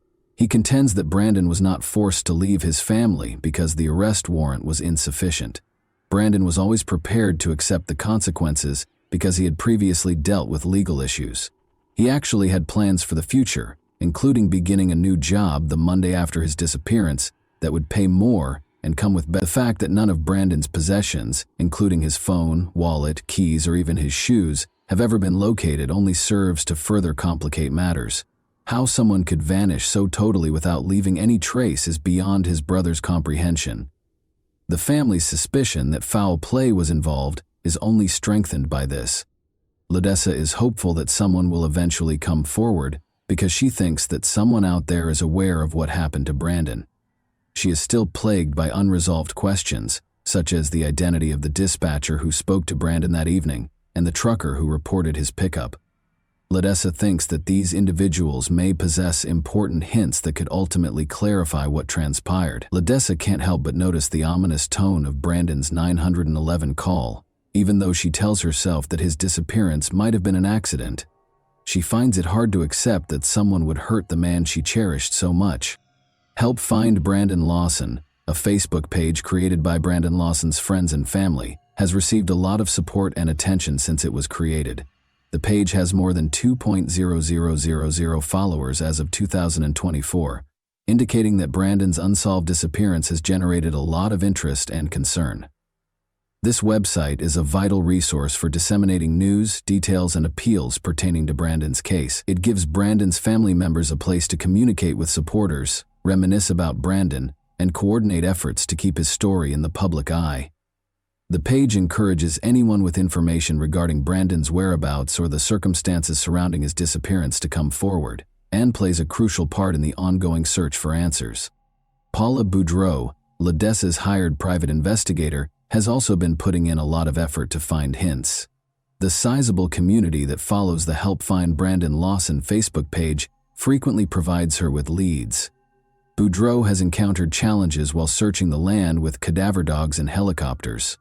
On their property, some landowners have refused to permit searches. Prior to 2022, there had been no leads or noteworthy advancements in the hunt for Brandon Lawson. But at Brandon's last known location, a small search team made a breakthrough in early 2022. They notified the authorities after finding a pile of his clothing. Human remains were discovered nearby shortly after. The Help Find Brandon Lawson Facebook page announced in October 2023 that the clothing discovered and initial DNA results suggested the remains were probably Brandon's. To compare the genetic markers from the remains with Brandon's father's DNA, more tests were being conducted.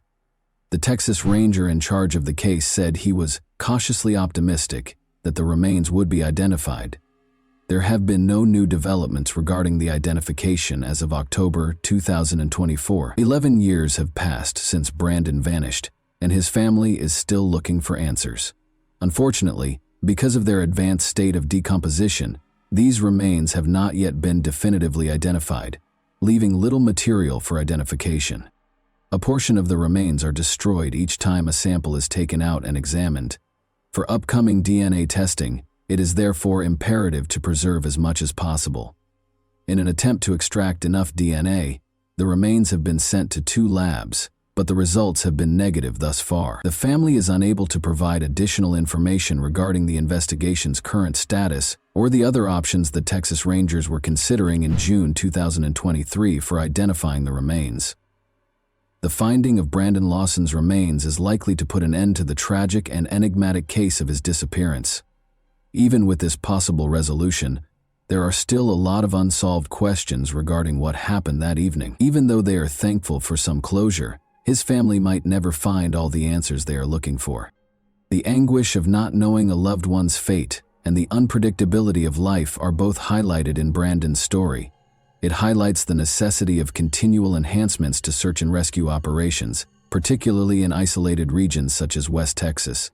The memories of Brandon Lawson will live on in the hearts of his loved ones and everyone who has followed his tragic story, even though the whole truth may never be known. And that wraps up today's chilling story. If you enjoyed this video, don't forget to like and subscribe so you never miss a new upload. Also, let me know in the comments what part of this story shocked you the most. Thank you for watching, and I'll see you in the next video.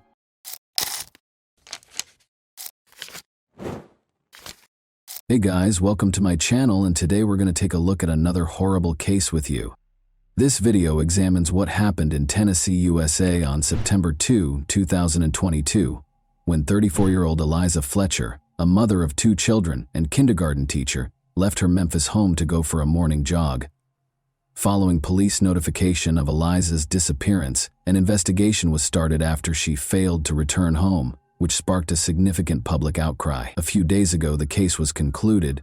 Born in Memphis, Tennessee, on November 9, 1987, Eliza Welford Fletcher played soccer for the University of Memphis after graduating from Hutchinson School in 2006 and went on to finish her undergraduate studies at Baylor University. After graduating from Belmont University with a master's degree in teaching, she focused her efforts and unending youthful enthusiasm on her students at Promise Academy and then St. Mary's Episcopal School's junior kindergartners.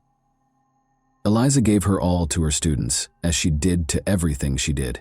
She was a firm believer in the value of personal development and did not hesitate to show vulnerability. As a natural athlete, on the other hand, she welcomed it. From childhood teams to collegiate competition to winning marathons, Eliza's love of sports was evident. As an adult, she loved going for morning runs with her friends. She enthusiastically participated in everything she did by utilizing her competitive nature. Eliza was a skilled runner who qualified for the Boston Marathon, a prestigious event among marathon runners, by finishing the Stone Marathon in Memphis in 3 hours, 26 minutes, and 9 seconds. Eliza loved being a wife and mother more than anything else. Richard James Fletcher, her husband, and she met at the Second Presbyterian Church. On Friday, September 2, 2022, the couple welcomed 2 sons into the world after getting married on March 8, 2014. When Eliza did not return from her jog at the scheduled time, her family became concerned. Her husband Richard reported her missing at 7:45 a.m. after noticing that she had not returned home and was not returning calls or texts. Eliza began her day the same way she began many other days, with a morning run. She left the house at around 4 a.m. Police started looking into it right away. The investigators first spoke with every member of Eliza's family. In addition to ensuring that the family members' testimonies were consistent, they had to piece together the timeline of events preceding her disappearance. Eliza's husband, or any other family member's involvement in the disappearance, was promptly ruled out by authorities. Investigators retraced Eliza's route and started gathering surveillance footage after determining which route she was running. A still photo of Eliza was made public. She weighs 137 pounds, has blonde hair, green eyes, and is 5 feet 6 inches tall. Her hair was in a bun on the day she was last spotted, and she was dressed in a pink jogging top and purple-blue running shorts. Investigators concluded that Eliza had been abducted close to the University of Memphis. Eliza used to frequently jog in the area and had never experienced any personal safety concerns. But this time, police claimed that a man kidnapped her, forced her into his car, and drove off. The suspect was driving west on Central Avenue in a dark SUV.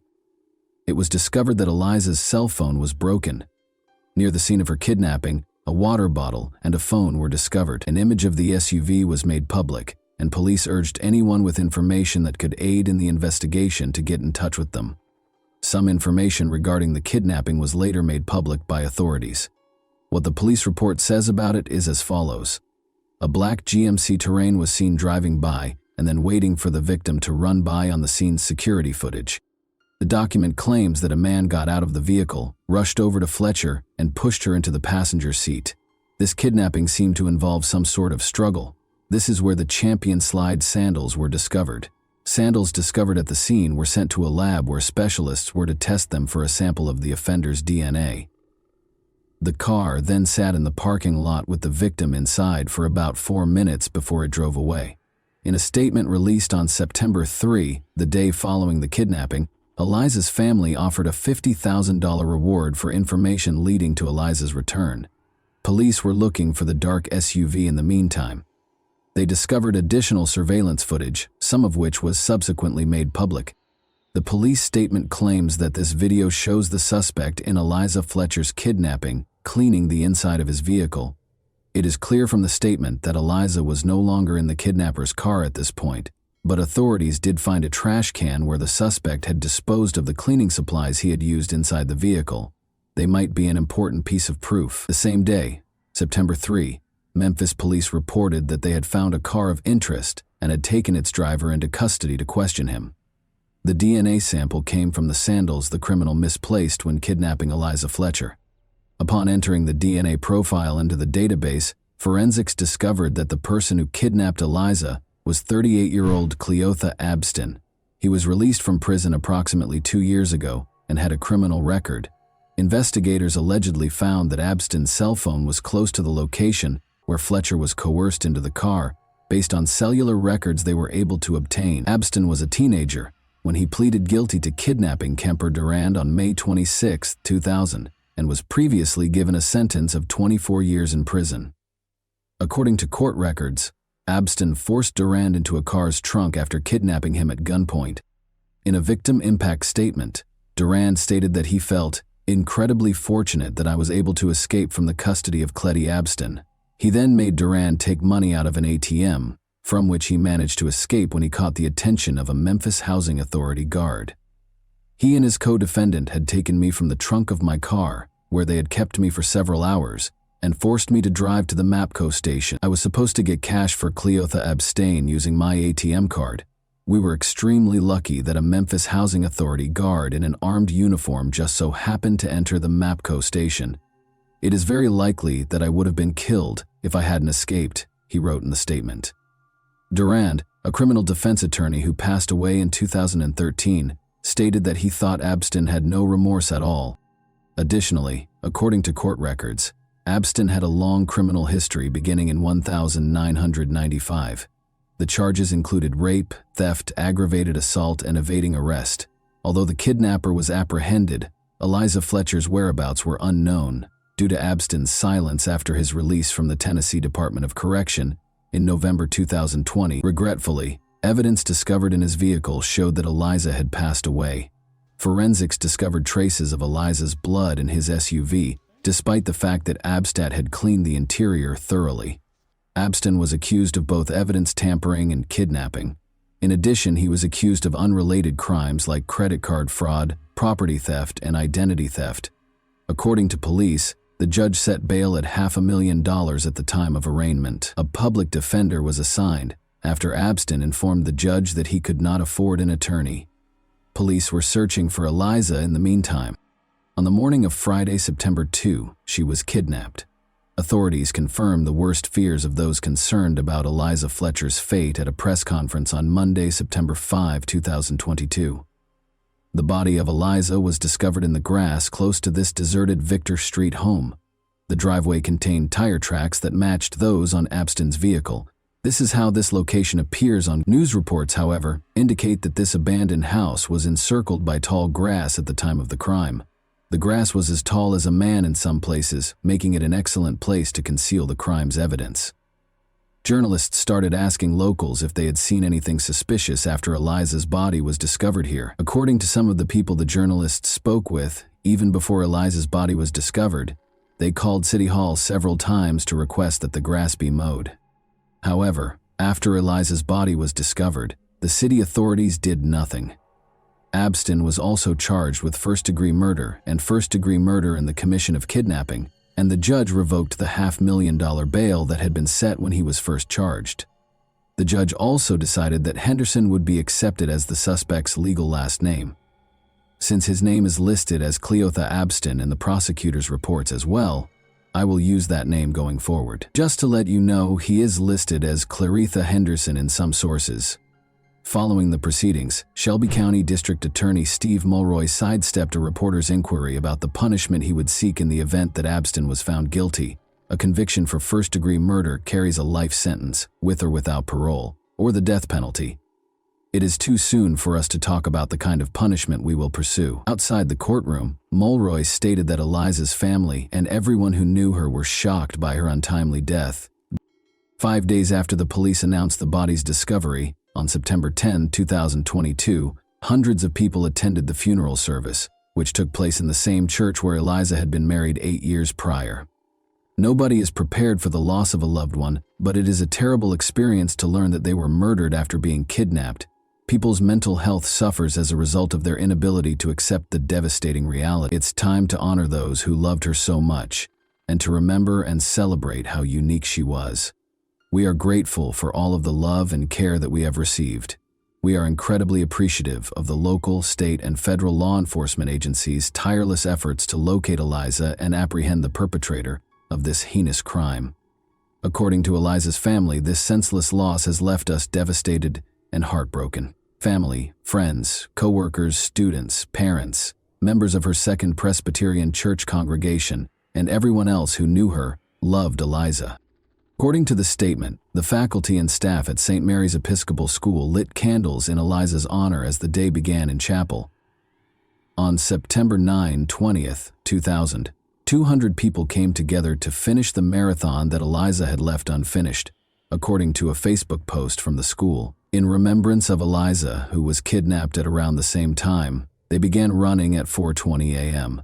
We're just here today to run in honor of Eliza and to demonstrate that women in this city have the right to run at 4 in the morning or 10 at night, said event organizer Danielle Heineman.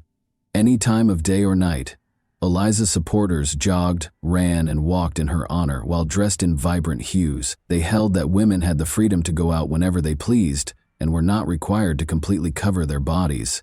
The 34-year-old mother of 2 and teacher passed away from a single gunshot wound to the head, per the autopsy report. 2 semicircular skull defects are consistent with a single gunshot wound to the head, with the bullet moving from right to left, back to front, and posterior to anterior. According to the report, a shell casing was found close to where her body was found, despite the fact that no projectile was recovered from her body. Eliza sustained blunt force injuries, such as fractures to her jaw and bruises on her right thigh, in addition to the gunshot wound.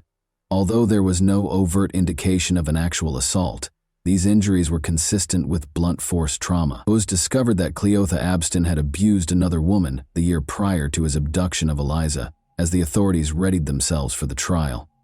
The attack on Eliza Fletcher might have been avoided if Abston had been taken into custody, but the system failed because of inadequate funding, and Abston was still at large. The incident in question took place on September 21, 2021. The woman, Alicia Franklin, went to the police and said that she and Abston had agreed to have dinner after meeting on a dating app in 2021.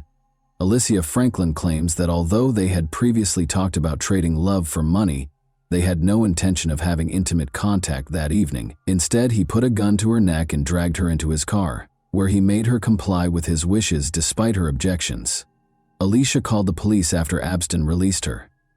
Despite the fact that samples of male DNA were discovered, police reports stated that she had no visible injuries. How much time did it take to analyze these DNA samples, in your opinion? The test results were released on September 5, 2022, nearly a year after the incident, which took place on September 21, 2021. When state leaders and victim advocates learned that Abston had been arrested for Eliza Fletcher's murder, they became indignant and demanded that officials change the way the state handles assault kits. There is still more to be done, but I am happy that we are able to take this extra step towards clearing this backlog. Tennessee Governor Bill Lee apologized and stated that authorities would expedite additional funds to hire 25 additional staff at the forensic lab to speed up the process of testing samples. According to Senate Speaker Randy McNally, we have to get these violent criminals off the streets and keep them off. Jim Strickland, the mayor of Memphis, has publicly defended the actions of the Memphis Police Department. Strickland responded, "I don't know the details," when asked if MPD blew the investigation. The investigation is ongoing. The mayor shouldn't get involved in the investigation's minutiae.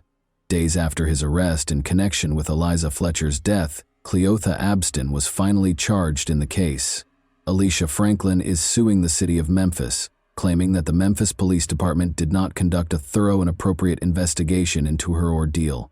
She claimed to have sustained emotional and physical harm that necessitated continuous medical and psychological care. She is requesting damages that are not specified. Additionally, the lawsuit alleges that when investigators arrived at the crime scene, they failed to collect tangible evidence. The Lakes at Ridgeway were also sued by Alicia Franklin. The woman said that because there was no security at the apartment complex, Abston was able to take her to an unoccupied apartment and attack her. She claimed that the attack on her was not the first crime to occur in that vacant apartment, and she is suing for $2 million in damages. The apartment that Abston used to entice the plaintiff to leave her car was unoccupied and available for Abston to use illegally, the lawsuit said. In the court filing, the woman also claimed that Henderson had made inappropriate and obscene remarks to other women at the complex, but the property managers had done nothing to request that Abston leave. In the Alicia Franklin case, Cleotha Abston was found guilty on April 12, 2024. He consented to a maximum sentence of 8 decades in prison on all counts on May 17, 2024, waiving his right to a sentencing hearing. The sentence is divided into 40 years for the 20 years for the kidnapping and 20 years for the gun charge, which will run consecutively. When making a decision, said Judge Lee Coffey, the judge said that Abston will not be able to appeal his sentence, but he can still appeal the trial and verdict itself in the Franklin case this week. On Monday, October 28, 2024, it was revealed that Cleotha Abston was sentenced to life in prison without the possibility of parole in the Eliza Fletcher case. He also noted that the sentence would run consecutively for the counts he considered, including his lengthy criminal history and multiple disciplinary incidents while he was in custody, including indecent exposures and possessing drugs and weapons. The man accused of the violent kidnapping and murder of Memphis schoolteacher and mother of 2, Eliza Fletcher, entered a guilty plea to several charges, including first-degree murder, aggravated kidnapping, and tampering with evidence, according to a statement issued today by the district attorney's office. The case that has rocked the community was officially ended when Cleotha Abston was given a life sentence without the possibility of parole. With the help of Mrs. Fletcher's family, the resolution was reached. The agreement reached today gives the family closure. In order to avoid years and decades of appeals, the defendant forfeits his right to appeal. The fact that this dangerous individual will never again walk our streets benefits the community as well. In prison, he will perish. Due to the overwhelming evidence against him, Abston's attorney, Uni Ganguly, told the New York Times that he advised Abston to accept the plea deal. A jury probably would have given Abston the death penalty, Ganguly told the Times. A statement from Fletcher's family that was sent directly to Abston was read by District Attorney Steve Mulroy. "We don't know what happened to you, but whatever it was that made you feel the need to harm people doesn't justify or explain what you did. Nothing will ever be the same because of the permanent change you have brought about in our lives. What you did was wicked. There is no other way to put it. You killed Liza, despite the fact that she did nothing wrong and did not harm you. If you had needed assistance, she would have been the first to offer it." And that wraps up today's chilling story. If you enjoyed this video, don't forget to like and subscribe so you never miss a new upload. Also, let me know in the comments what part of this story shocked you the most. Thank you for watching, and I'll see you in the next video.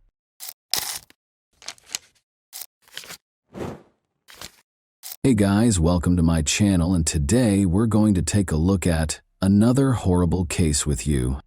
Generally speaking, psychopath is not a recognized diagnosis. Rather, it describes a variety of personality disorders that range in severity from mild to severe. Individuals with these conditions frequently exhibit a pronounced imbalance in their behavior and character. While some feelings and emotions are totally dominant, others are noticeably absent. These people are all characterized by a poor capacity for impulse and emotion control. Today's story perfectly captures the good and pleasant appearance of someone with these qualities, as well as the true nature of their uncontrollable and excessively strong emotional reactions. Young Australian Danielle Finlay-Jones was looking for her own happiness when she came across the ideal man online, someone who vowed to love her no matter what. What resulted from this, you will soon learn. On October 20, 1991, Danielle Finlay-Jones was born in Cranebrook, Western Sydney. Growing up with her older brother Blake, who had always protected and cared for her, she was the youngest of 2 siblings. When she was only 4 years old, her parents got divorced. Danielle and Blake remained with their mother Jacqueline following the divorce, and their father was hardly involved in their lives or upbringing. Sports were Danielle's passion from an early age. Although she engaged in multiple activities concurrently, soccer was always her favorite. She joined a neighborhood soccer team when she was a schoolgirl. Since the majority of the girls in her neighborhood preferred dance or gymnastics, she initially had to play with boys. Danielle went on to become the team's captain, win multiple major sporting honors, win the respect of her teammates, and win the admiration of the supporters. She eventually began coaching young teams, and in 2017, she even served as the face of a significant marketing campaign for women's soccer. Danielle studied education and social work at the University of Sydney after graduating from high school. After graduating, she continued to play sports while working as a teacher at a nearby school. By nature, Danielle was a fighter who never gave up and consistently succeeded in her endeavors. She excelled in both fields and was able to build a successful career in both. Danielle was described as bright, well-read, and gregarious by those who knew her. She effortlessly became the life of the party and had a great sense of humor. Danielle cherished fun, dancing, and raucous parties. She was regarded as an endless source of energy and a creative powerhouse. More than her attractive features and toned athletic body, Danielle Finlay-Jones was well known for her generosity and readiness to assist those in need.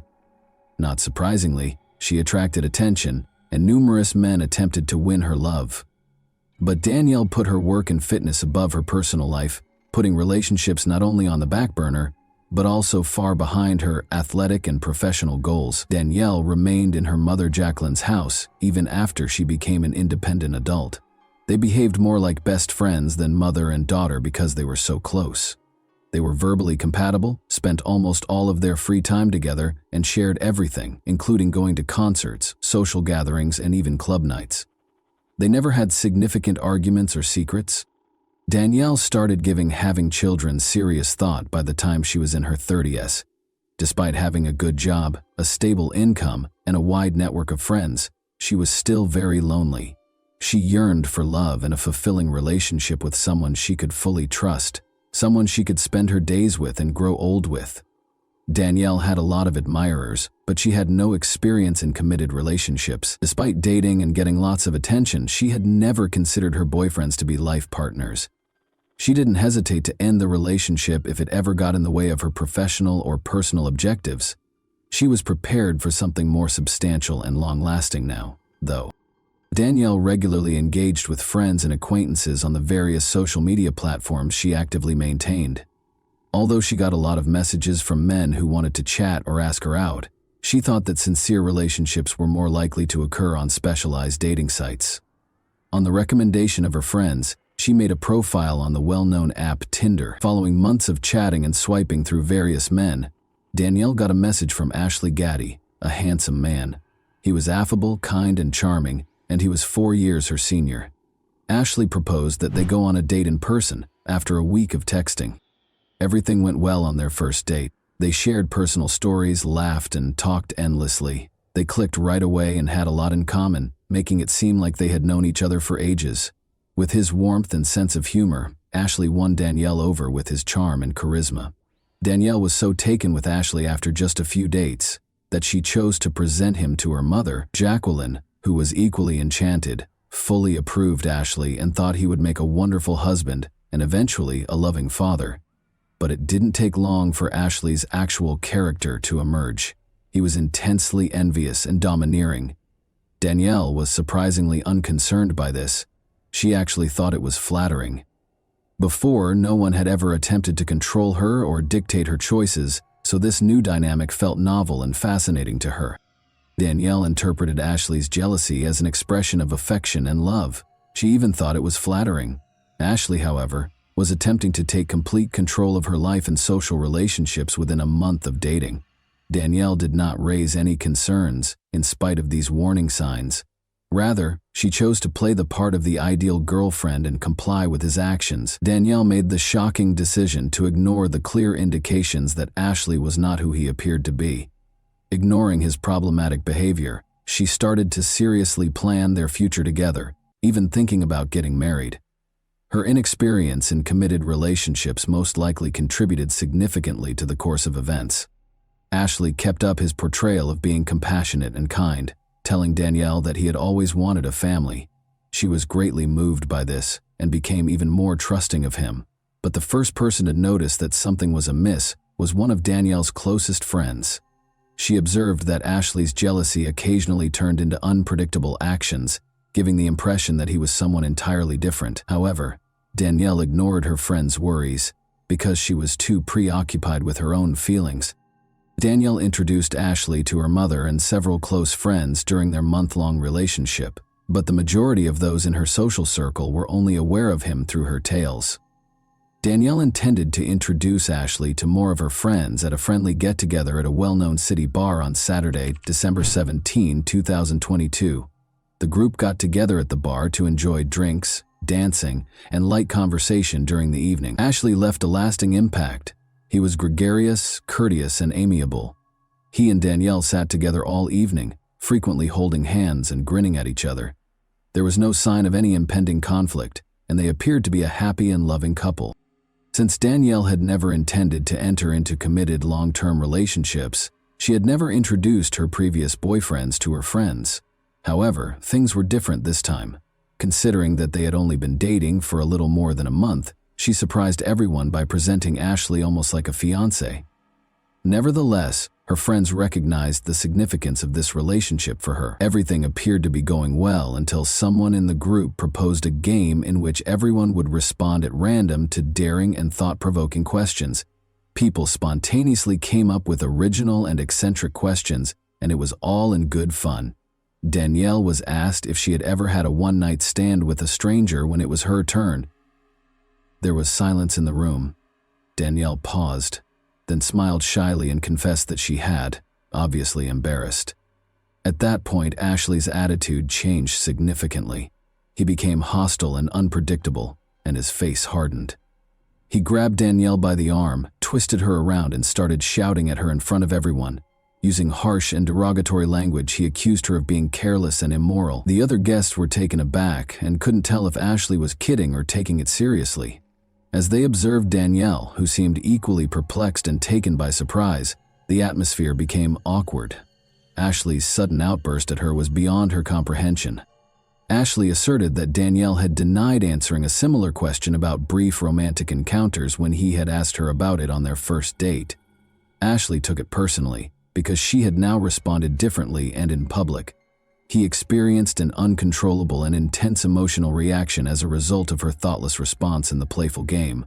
He just blew up with rage, and his condition almost went out of control. Danielle felt bad about what had happened and attempted to defuse the situation, even though Ashley's response was wildly out of proportion. Ashley angrily shoved her away and hurried out of the bar when she tried to make amends. He persisted in the argument even outside, sending her a string of derogatory texts. Danielle expressed regret to her friends for the incident and promised to speak with Ashley in person to try to soothe him. She found him outside and stayed away from him for 15 minutes or so before they went back to the bar together.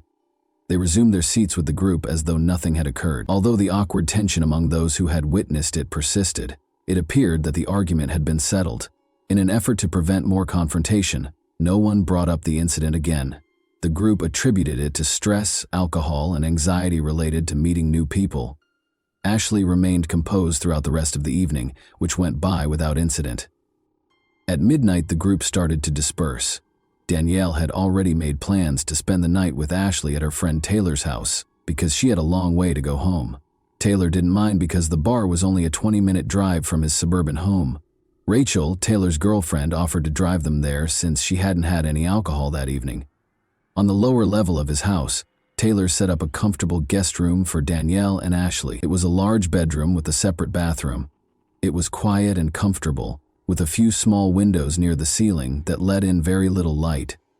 Thanking their host for his hospitality, Danielle and Ashley took their seats for the night. The couple appeared to be calm and collected, as if nothing had happened, and the earlier argument had apparently been forgotten. Taylor awoke to odd sounds emanating from the guest room at around 3 in the morning. Rachel, his girlfriend, also stirred and gave him a curious look. They heard what sounded like muffled cries and faint thuds. They ignored the sounds and returned to their sleep, assuming the couple had made up and were having a private moment. The house became quiet in a matter of minutes, and they slept peacefully until Taylor and Rachel woke up at 10:30 a.m. Their guests had not yet left the room, which surprised them. The couple chose not to bother them out of respect for their privacy and the assumption that they were getting some rest after the night before. However, as 2 p.m. drew closer, and Taylor went downstairs to see how Danielle and Ashley were doing, since they were still nowhere to be seen. He gently rapped on the door but received no answer. He knocked more loudly after a brief pause, but nothing changed. Taylor cautiously opened the door and took a quick look inside out of concern. It looked like the room was empty at first. There was no bed made. Danielle's shoes were carefully laid out on the floor and her clothes were slung over a chair. But there was something unnerving about the room's strange silence. A blanket on the floor close to the wall caught Taylor's attention as soon as he entered. He could see the outline of a body beneath it. Taylor hurried over and lifted the blanket in panic. Danielle was brutally attacked and strangled, and her lifeless body was found on the floor, naked. Her face had been reduced to a terrible jumble of blood and wounds, so badly deformed that it was nearly unrecognizable. Her body was cold and stiff, and she had no signs of life, as if she had been dead for hours. Ashley was nowhere to be seen, but the guest room's partially open window suggested that he might have gotten away undetected. Taylor told Rachel everything as she fled the room in terror. The couple called the police and emergency services right away because they were frightened and shaken. But for Danielle, it was too late. Only her death could be confirmed by paramedics. They initially determined that she had passed away at around 3 in the morning, which coincided with Taylor and Rachel hearing the odd sounds coming from the guest room. They might have been able to save her life if they had checked on her at that time. After Danielle's body was removed for forensic analysis, the horrific severity of her wounds was discovered. She had been severely beaten with bare hands, as evidenced by the multiple wounds she had sustained prior to her death. In addition to having multiple brain hemorrhages and a closed skull fracture from the vicious beating, she also had fractures to her nose, jaw, and cheekbone, as well as several teeth and one eye destroyed. The assailant seemed to have pinned her under his weight to keep her from fleeing, pushed her to the ground, and covered her mouth to silence her screams. Then he pounded his fist repeatedly, methodically hitting her head. Danielle probably passed out at some point, but the attack went on.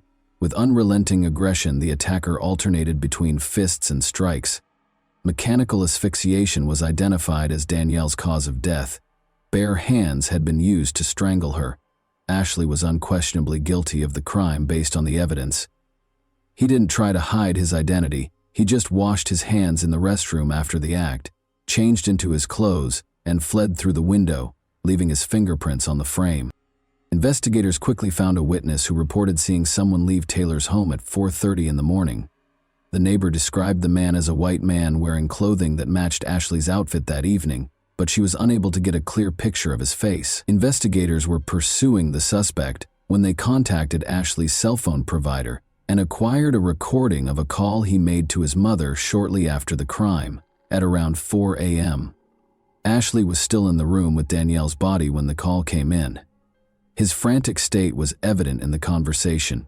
He kept saying that he had done nothing wrong while sobbing uncontrollably. He claimed to have only found Danielle's body, while Ashley insisted that someone else had entered the room and hurt her. He sounded as though he was making a valiant effort to persuade himself and his mother of this made-up story. Luckily, authorities were able to track Ashley's location because he neglected to turn off his phone after the call. He had apparently tried to hide in a remote mountainous area where he had fled. Eventually, police found him by a precipitous cliff close to a picturesque overlook. Ashley jumped over the safety barrier and clung to the cliff's edge as they got closer, threatening to jump if anyone got too close. Psychologists and negotiators with specialized training were sent to the scene. They tried to reassure Ashley for hours that he had nothing to fear if he was really innocent. Ashley continued to sit on the edge of her seat for almost 12 hours of the negotiations. Officers caught Ashley, who was tired and distracted, as midnight drew near, and they were able to pull him back to safety. Ashley exhibited unpredictable behavior. He cried, screamed, resisted, and made repeated threats to commit suicide. It was impossible to question him in his unstable state.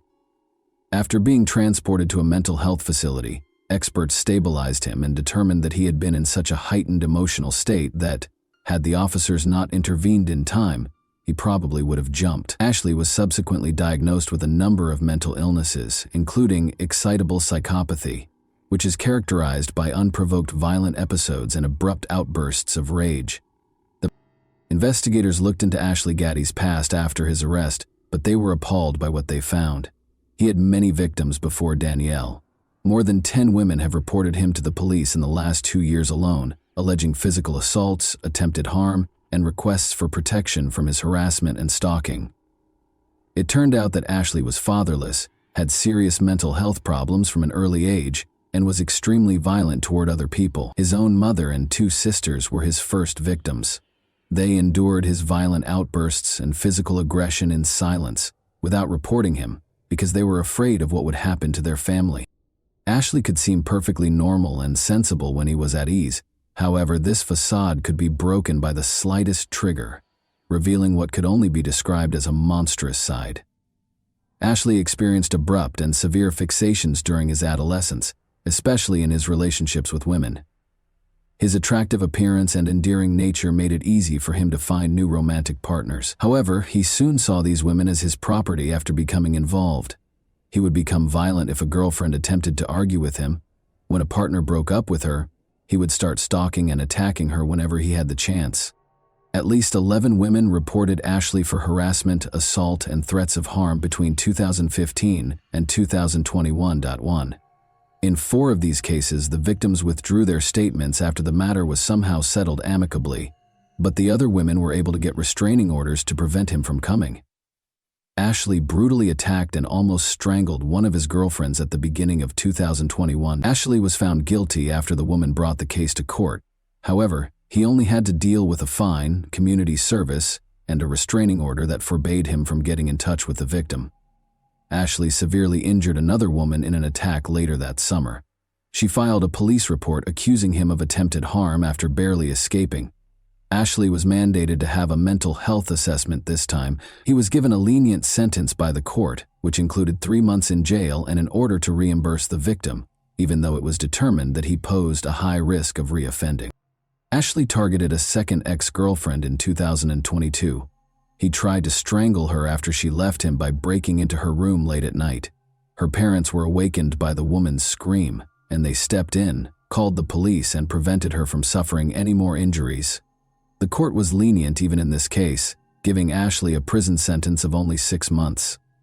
Only 3.5 months into his sentence, just before he met Danielle Finlay Jones, he was released. The horrific crime committed against Danielle Finlay Jones received a lot of media coverage, with news broadcasts and newspapers both devoting sections to the case. 14 more women came forward to police during the investigation, stating that they had also been harmed by Ashley Gaddy at different times, but had kept quiet out of concern for reprisals. There were notable parallels between their stories. After a few dates, Ashley changed from being a nice and charming guy to a predator who attacked, beat, and tried to strangle them. Interestingly, the offender only ever used his bare hands and never used any weapons. Many of these women testified as victims in court, expressing fear that Ashley would once more get away with little punishment, be freed, and seek retribution against them.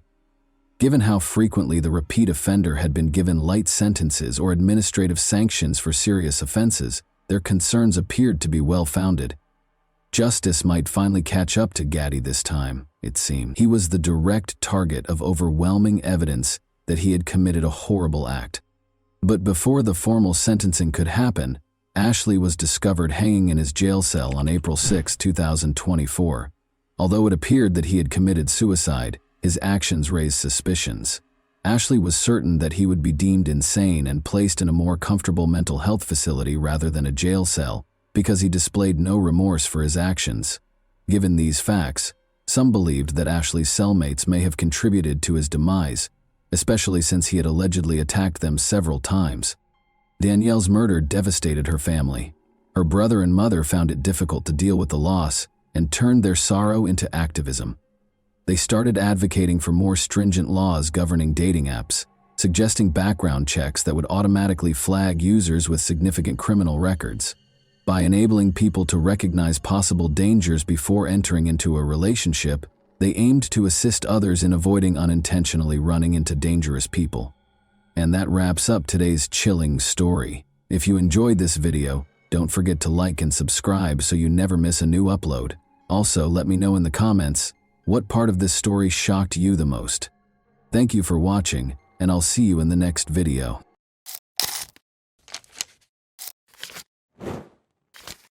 Hey guys, welcome to my channel, and today we're going to take a look at another horrible case with you.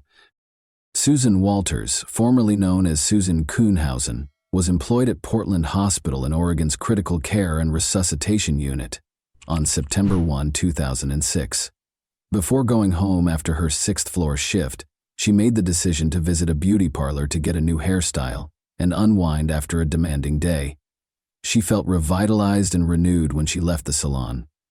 Maybe she thought of the proverb that says, "A woman is about to change her life when she changes her hairstyle." Susan had no idea how accurate this statement would prove to be.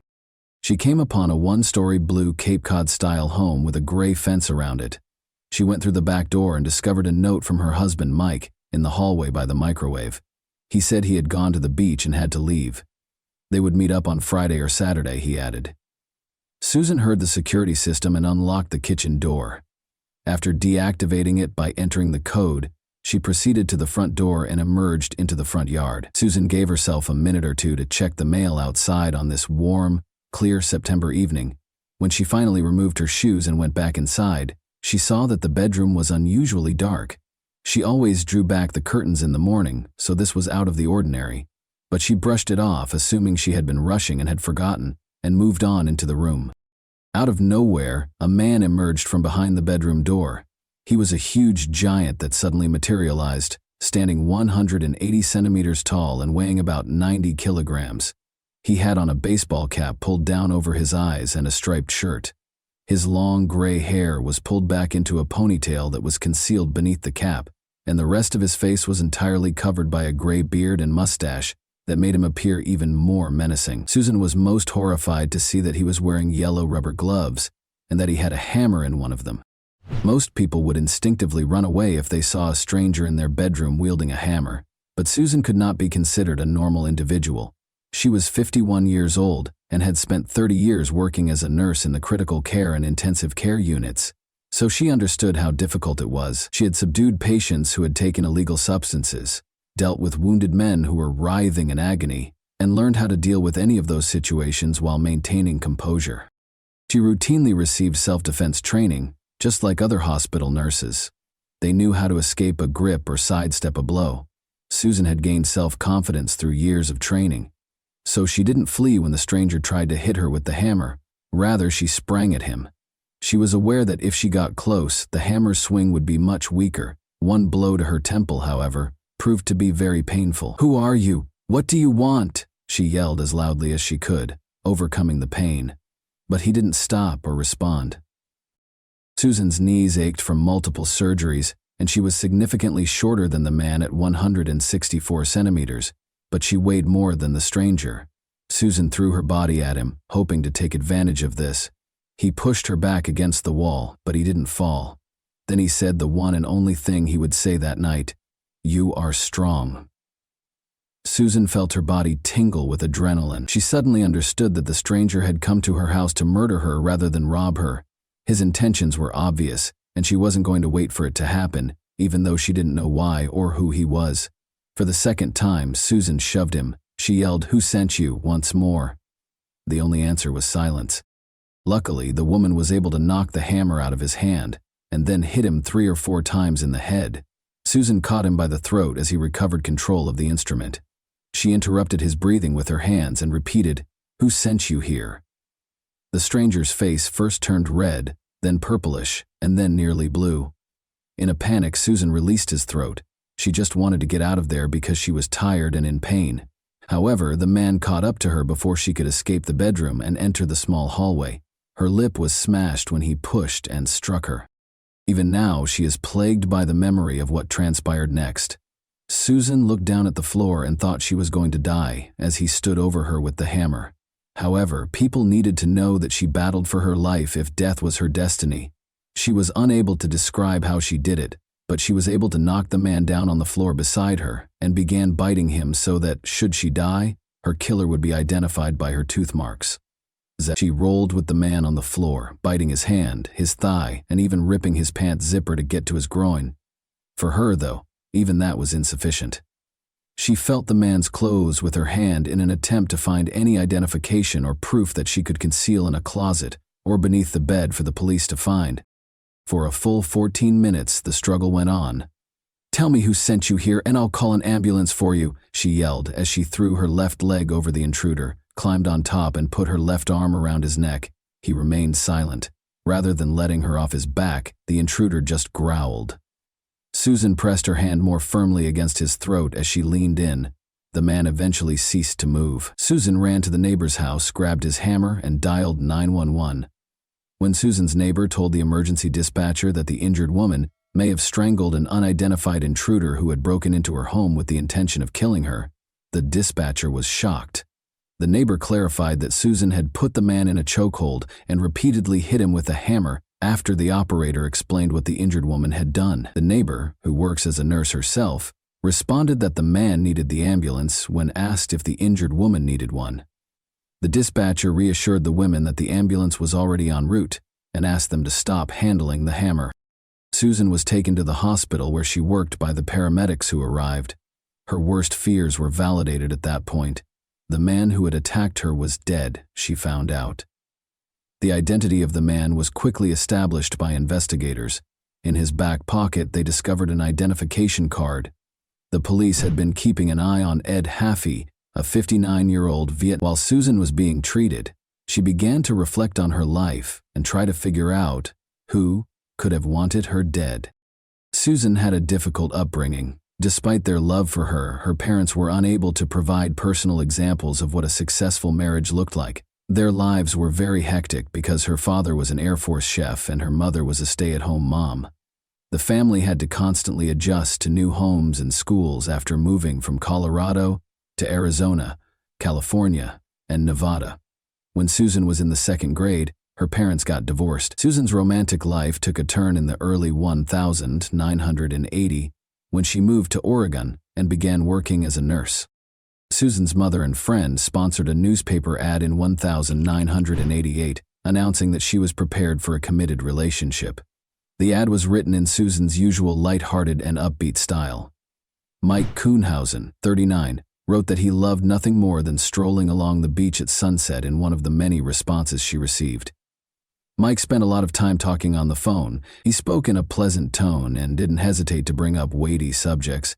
They threw unsalted peanuts to squirrels and fed ducks on their first date in February 1988 at the Crystal Springs Rhododendron Garden. They were married within a year. However, things weren't always easy in their marriage. The days of taking long walks in the park were over. Although Susan was the primary provider for the family, her husband disapproved of her spending time with friends and insisted on an accounting for every dollar spent. Susan soon discovered that her husband had never been content and didn't think he could make her happy, and they didn't have any kids. Mike eventually got a job at a business that sold adult videos at one of its locations. However, Susan decided she had had enough after 17 years of marriage. Although she no longer wanted to live with her husband, she still cared for him. She desired to experience joy once more. She asked him to leave the house in September 2005. Mike went to live with his father. That being said, they remained friendly, and he frequently came over to visit Susan's cats. As a result, Susan made the grave error of failing to update the locks or the alarm code, which was 1210, the day of their wedding. Susan went home to collect her belongings the very next day following the attack, accompanied by her friend Helen Balone. A backpack that shouldn't have been in the basement was discovered by Helen. Like any other basement, Susan's was filled with a wide range of items, so the police were unaware of the backpack. Dessert syrup, diabetes medicine, $200 in cash, a journal, and a receipt for a payment made to Ed Haffey were all found inside the backpack. The diary entry, from September 4, 2006, states that Mike was supposed to get a call from the man. Mike's new mobile number was also included. According to the autopsy, Haffey had taken a nearly fatal amount of illegal drugs prior to breaking into Susan's home. Although his family told the police that he was a successful tennis player and came from a wealthy family, the man had recently been living in a trailer. But 15 years ago, Haffey did something horrible. He planned the murder of Georgia Lee Dutton, 39, his ex-girlfriend, in 1991 near Roseburg, in the Umpqua River. Her body was discovered. After acknowledging his guilt, Haffey was imprisoned for the next 9 years. He relocated to Portland after being released in November 2003, where he naturally began looking for work. When Mike Kuhnhausen hired him to clean the floors of an adult video store in July 2004, he discovered it. The police learned that Mike had traveled to the coast and stayed at the Lincoln City Inn on the day of Susan's attack. He went back to Portland during the night and bought a Taurus .357 Magnum revolver from a pawn shop the next day. Mike ran away after leaving a parting note at his father's home on September 8 that read, "All I wanted was to be loved, and every time I achieved that, I ruined everything." His arrest warrant was issued by the police. He was arrested on September 13 in the Kaiser Sunnyside Medical Center parking lot, where Mike said he planned to go to the psychiatric clinic for assistance. He expressed to the officers his sense of meaninglessness in life. His claims of innocence were not taken seriously by the police. Mike Kuhnhausen had lost his job a few weeks earlier and was living on the streets. Mike knew that Susan had named her brother as the beneficiary of her insurance policy in case she passed away. But Mike and Susan had paid off the $300,000 mortgage on their home, and if Susan passed away, it would still belong to him. Mike first claimed he didn't even know Haffey, but the detectives had already gotten company records to support their claim. Mike acknowledged that he was acquainted with Ed Haffey, but that did not imply that he had done anything wrong. Other evidence, however, surfaced that suggested the two men were conspiring. Records from the security system indicated that someone had turned off the alarm while Susan was at work, but there were no indications of forced entry into the house. Mike denied allowing Haffey to enter the house, but he did say he had turned it off when he left the note. However, Haffey's former accomplice called the police on September 18 to report that Haffey had asked him to participate in an insurance fraud scheme. He described how he and Haffey met with the town's contractor, Mike Kuhnhausen, who offered the man $5,000 in exchange for helping Haffey murder his wife. Naturally, the man declined. Another witness reported to the police on November 17 that he had escorted Haffey to a parking lot where he met a bald man. After the assault on Susan, he saw the man's picture on the news a few days later. Mike Kuhnhausen was the one. Despite Mike's best efforts to deny it, the evidence against him was growing, and on August 30, 2007, he admitted to ordering the murder of his wife. "You wanted me to share a life with you until death do us part. Turns out, you were hoping the sooner it happened the better. If I believed you deserved to die, I would have had the courage to do it myself," Susan said on the stand during the trial. Mike was sentenced to 7 years in prison. Susan filed a lawsuit for $1 million right after the sentencing to make sure he wouldn't have enough money left for another contract. The scheduled date of Mike's release was September 14, 2014. His former spouse was prepared for it. The new Susan, who had once been lively and daring, became very wary. She sat with her back to the door in restaurants. She started taking a different route to work, and she would circle the block for a while if she thought someone might be pursuing her in an attempt to ward them off. In Portland, she relocated to a new home on a gravel-lined dead-end street where she could hear footsteps if someone came to the window or door. She also practiced shooting in the garage next door. "I'm serving a life sentence for choosing the wrong husband," she quipped. Susan did everything she could to make sure Mike would never be able to harm her, but her ex-husband was never given the opportunity. 92 days prior to his release, he passed away from cancer on Friday, June 13, 2014. The prisoner's letters reveal that he only confessed to the crime in order to avoid a longer sentence and never really admitted his guilt. Mike thought he was the true victim of the incident. Susan acknowledges that she mourns his life, which he could have had if he had only let those who loved him into his heart, rather than his departure. She also laments that he passed away in prison, far from all of his loved ones. Since it is difficult for a victim of crime to get the information they need, Susan looked for information about Mike's release and her rights following his release while he was incarcerated. As a result, in 2017, she and the district attorney's office developed Case Companion, a free website devoted to helping local crime victims. It provides answers to all of the victims' inquiries concerning the legal system. Victims can also follow the defendant's court dates, sentencing information, and the date of the convicted person's release after the district attorney's office files charges. Susan kept up her nursing career until December 2014. Since saving lives was the focus of her work, she was long perplexed as to why her coworkers referred to her as a hero. They called her a hero not because she killed someone, but because they want to believe that if they were in a similar situation, they would also be able to survive, her supervisor explained to her. Susan can't recall what happened without crying, even after all these years. She acknowledges that she thought of Hafey's family right away after learning of his passing. Everyone has someone who loves them, children, a wife, a mother, a father. The worst part of what happened is not that someone tried to kill me, but that I had to kill someone to survive.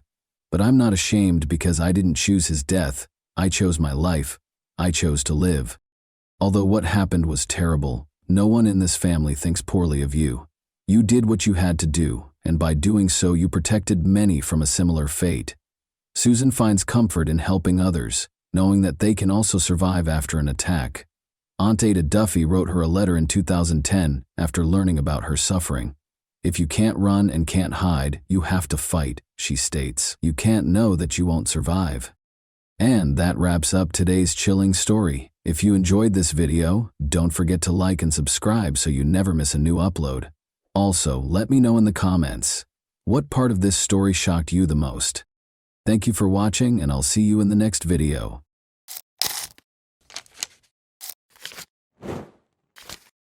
Hey guys, welcome to my channel, and today we're going to take a look at another horrible case with you. Arthur Labanjo Hughes, then 7 years old, would give up on life at this very moment. 5 hours later, the world would hear the most tragic story on the internet, that of Arthur Labanjo Hughes, after an emergency 999 call was placed.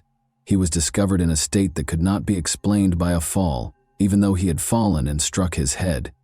He was remembered for his superpower, his smile. If one could ask for one last thing, despite having numerous guardian angels around him, Arthur was imprisoned by pure evil during COVID-19 and spent every day of his life in hell. Soon, the Midlands, England Police Department would find horrifying hidden footage and videos that they would prefer not to view. June 17, 2020 was the date of the call. The voice on the line was panicked. 6-year-old Arthur Labanjo Hughes had fallen down the stairs. When paramedics arrived, he was having trouble breathing. Arthur's life slipped away in spite of all the attempts to save him. Before the doctors noticed something that would haunt them for years, it appeared to be a tragic accident. Horrible injuries were found, which contradicted the caller's account. Arthur's severe brain injuries had caused his death.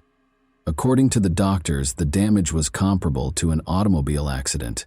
Even the on-scene paramedics observed numerous bruises on his body, in addition to severe head trauma. Amidst the frantic words and background noise of the 999 call, the truth was concealed in plain sight. Everyone would be shocked to learn the true story of Arthur's tragic demise when the recording was played again, this time with more discerning ears and a greater sense of suspicion. Something much darker now echoed what had once seemed like desperation. Emma Tustin, 32, the stepmother and caregiver of 6-year-old Arthur Labanjo Hughes, was the female voice on the call. Emma was the only person who saw Arthur's final moments because his father, 29-year-old Thomas Hughes, was not there when the alleged accident happened. She was also the one who explained how Arthur got hurt and escorted him to the hospital. However, There was a problem with the doctors. They called the police because of their suspicions, and detectives soon began requesting Emma's first formal statement. The thinking step was the punishment area that Arthur's stepmother Emma and father Thomas had created for him. He could stand there and think about what he had done. Because of his actions, Arthur often found himself there, Emma said. However, Arthur was particularly impolite and violent on the night of June 17, 2020, the day he passed away. Emma started crying as she described the mischievous child who had mistreated her. She asserted, like many other stepmothers, that her love was not returned. However, the narrative did not match Emma's story, which remained mostly unchanged from the details in the 999 call.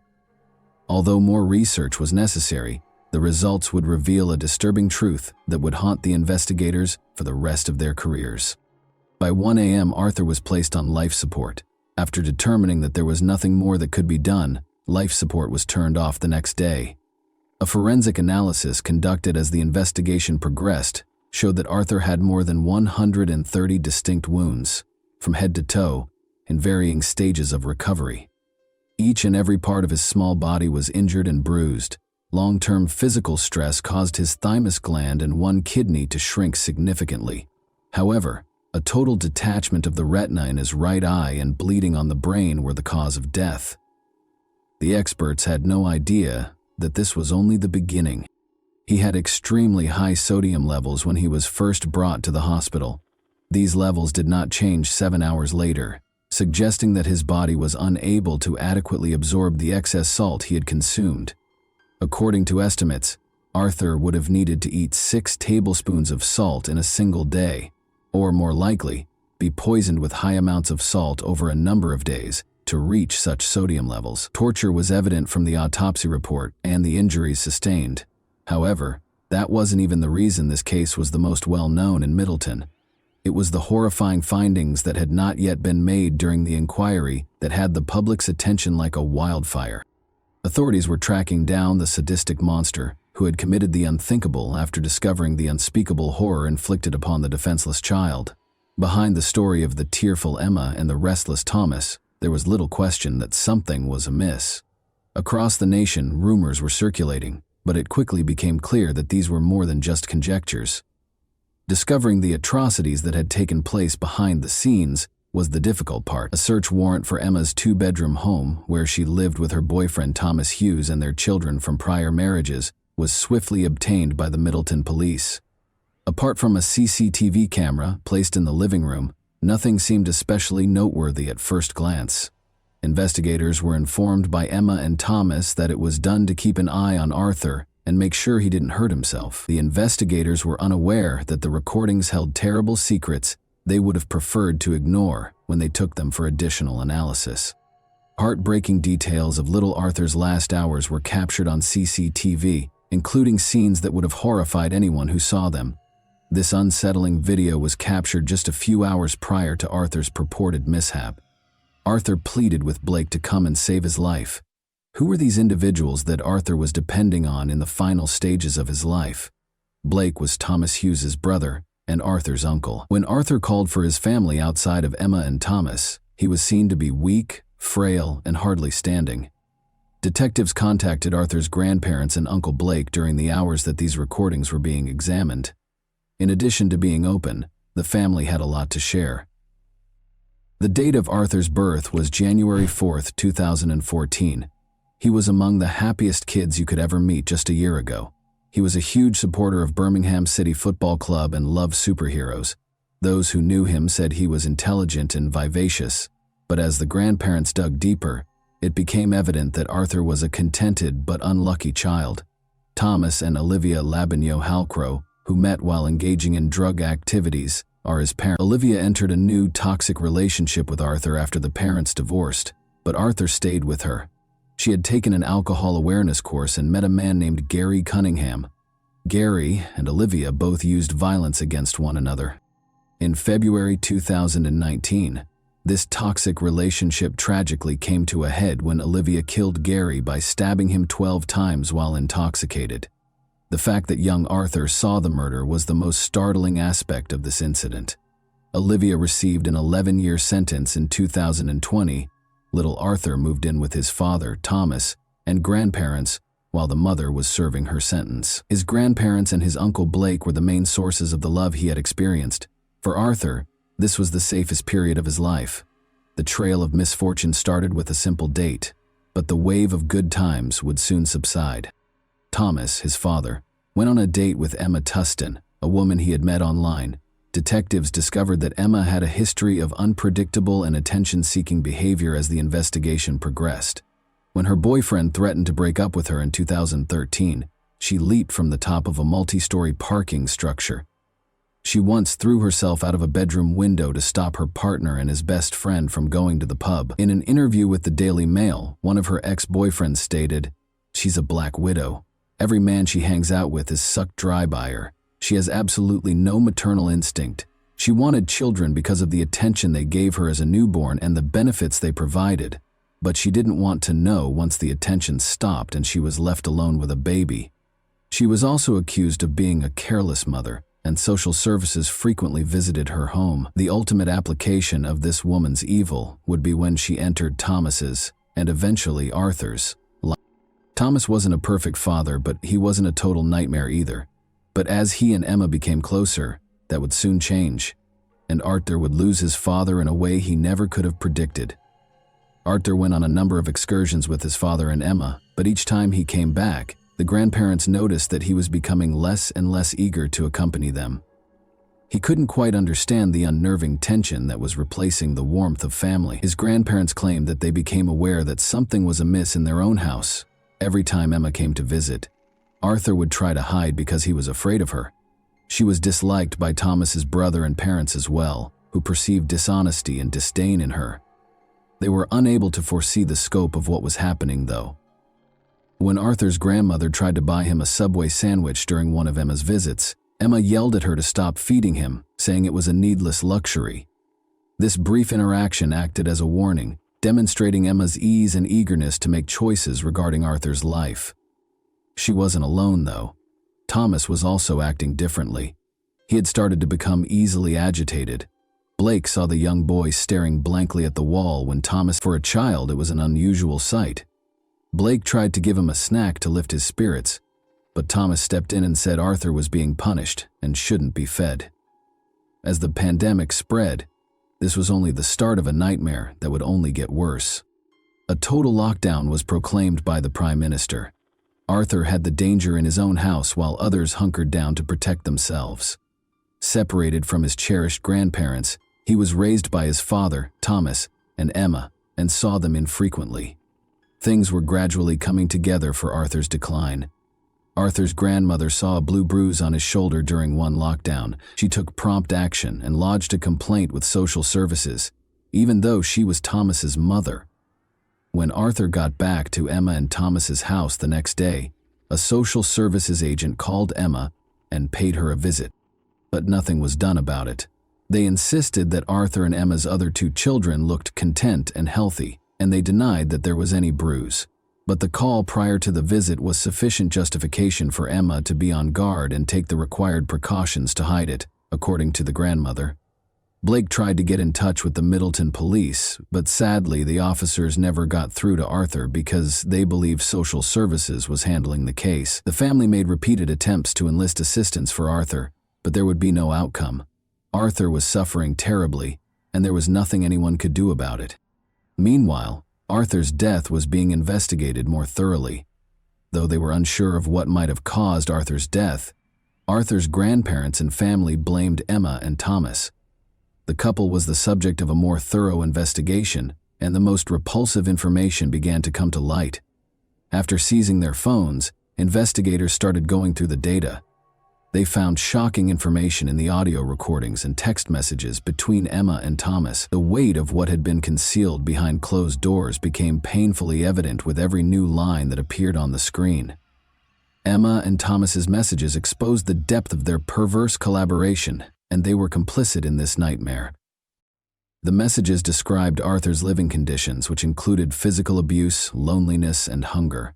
Emma vented her frustrations and documented her increasing cruelty towards the boy in the majority of these texts. She punished Arthur by depriving him of food and liquids and making him stand in the hallway for hours on end. The young boy's pleas for sustenance and solace were ridiculed. He referred to his desperation as misbehavior. For Emma and Thomas, the conversations were a perverse kind of reinforcement in these messages. When Thomas wasn't home, she would frequently record Arthur's anguished cries and send Thomas audio snippets, seemingly to get his approval for her severe treatment. Thomas would reply by expressing his own annoyance with Arthur and urging her to be even harsher, telling her to just end him or recommending violent means to stop his screams. The boy was left to suffer alone in his room or cry himself hoarse in the hallway while the couple, at times, were only a few feet away from Arthur and texted, their phones buzzing with nasty conversations. Emma complained that Arthur was acting out or spoiling him because of his need for affection. Emma and Thomas talked about how Arthur should be disciplined for small transgressions or denied certain foods. Neglect was not the only form of abuse. There were numerous instances of name-calling and verbal abuse in these messages. Both sides' hatred was clearly visible in these messages. The messages made it abundantly evident that there was physical torture and intimidation in the home. Arthur had been attacked several times. According to one of the messages, Emma and Thomas had a falling out, and Emma said she could accept Thomas but not Arthur. In a stern reply, Thomas insisted that she would have to take Arthur and him together or not at all. Since Emma's rejection of Arthur only made Thomas more irate, this exchange exposed the problematic dynamics of their relationship. This tension suggested that Thomas's rage could quickly grow and result in more abuse of Arthur. One thing was certain, despite the numerous questions, Arthur was leading a miserable life and frequently going without food. For the investigators, one CCTV clip that had previously seemed unimportant took on new significance.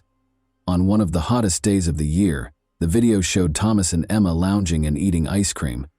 Arthur, meanwhile, was made to stand on the stairs, hot and hungry, without water, and in a bulky onesie that made him feel even more uncomfortable. Emma stooped to eat McDonald's in front of a starving Arthur, who was left defenseless in the hallway, while Thomas sat cross-legged. The question came up: did Emma's children all experience the same level of suffering? The investigators learned from Arthur's grandparents that Emma's children were frequently abandoned and left hungry for extended periods of time, while Emma remained in her room. But Arthur's ordeal was particularly horrifying. Emma's children didn't seem to experience the same degree of abuse as Arthur in any of the video.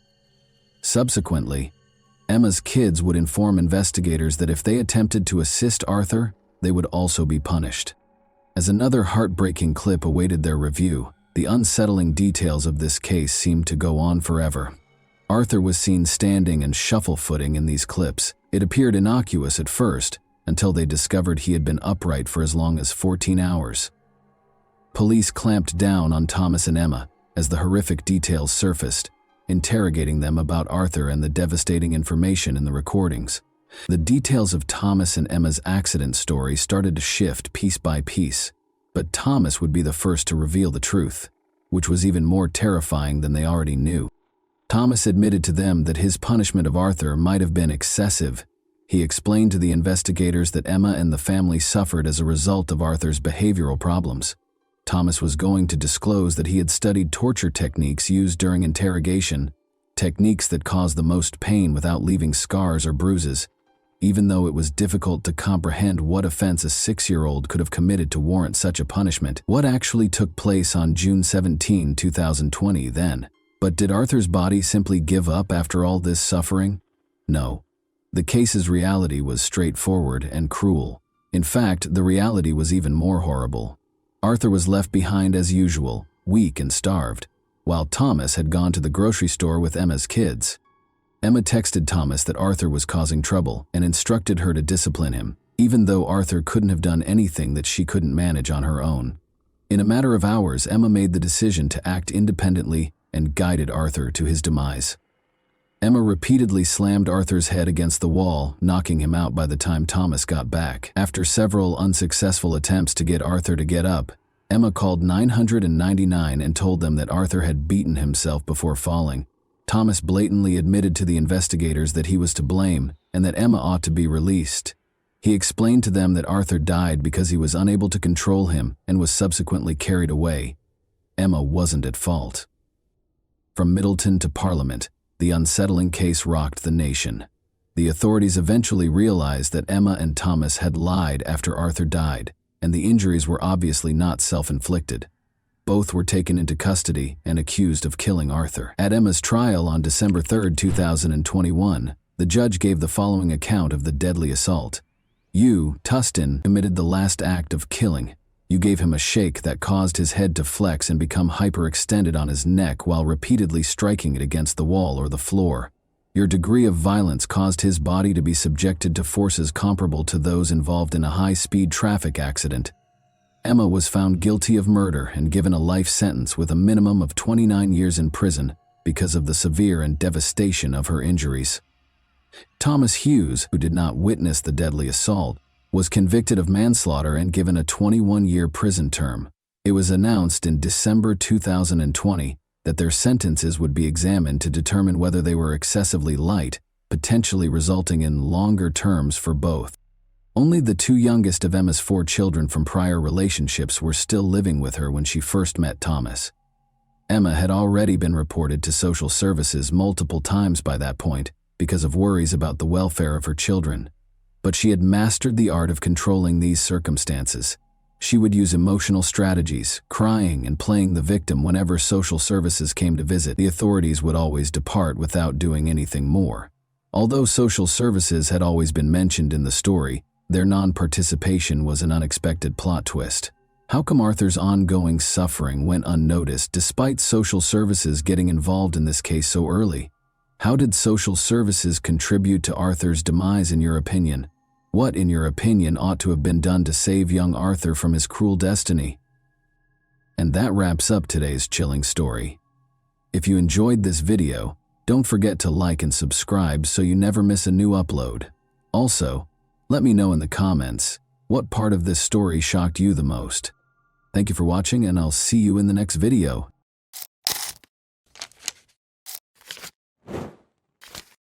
Hey guys, welcome to my channel, and today we're going to take a look at another horrible case with you. Sometime between 7 and 7:30 p.m. on the evening of May 30, 2012, 19-year-old Brittany Wood got ready and left her mother's home in Mobile, Alabama. Everyone thought Brittany was going to see a friend, but that wasn't the case at all. Brittany's real destination was her uncle Donnie Holland's house, but no one around her knew it. But what started out as a routine visit would turn into a terrifying experience for the family and the police. On June 1, 2012, 2 days later, the police discovered something horrifying. A terrifying crime scene was revealed when Donnie, Brittany's uncle, was discovered in his car with a gunshot wound to the back of his head. A layer of mystery was added by the startling and bloody scene, which grew more intense as Brittany Wood mysteriously disappeared. Did Brittany contribute to Donnie's demise, and, if so, what motivated her to act in that way? Or did someone else kidnap Brittany in addition to killing Donnie? Brittany's dream has always been to work as a hairdresser and eventually open her own salon. But the little girl, who was only a teenager, would meet a man named Andy Woods. As their relationship grew, their lovely daughter Peyton was joyfully born in 2009, when Brittany was only 18. At first, Brittany relished the independence of youth, but the arrival of Peyton marked a significant shift in her life. But when Andy and Brittany split up a few months after Peyton was born, her life took an even more dramatic turn. In spite of the split, the couple decided to share custody in order to keep their relationship cordial and beneficial for their daughter's welfare. Following this, Brittany started dating and had a number of short-lived relationships. Spending time with her family, especially her brother Derek, whom she viewed as her protector, brought Brittany joy. When Brittany looks back on her past, she realizes that her turbulent experiences also stemmed from her early years. When she was a baby, her mother, Chessie Wood, and her father, Wallace Hinckley, got divorced. Brittany and her father had a good relationship in spite of the divorce. The primary issue, though, was her relationship with her uncle, Donnie Holland. Donnie was always kind to people around him and seemed like a fun-loving guy, but his story was more complicated than it seemed on the surface. In fact, Donnie was being investigated at the time of his death for his alleged involvement in a child abuse ring that involved other family members, including Brittany's household members.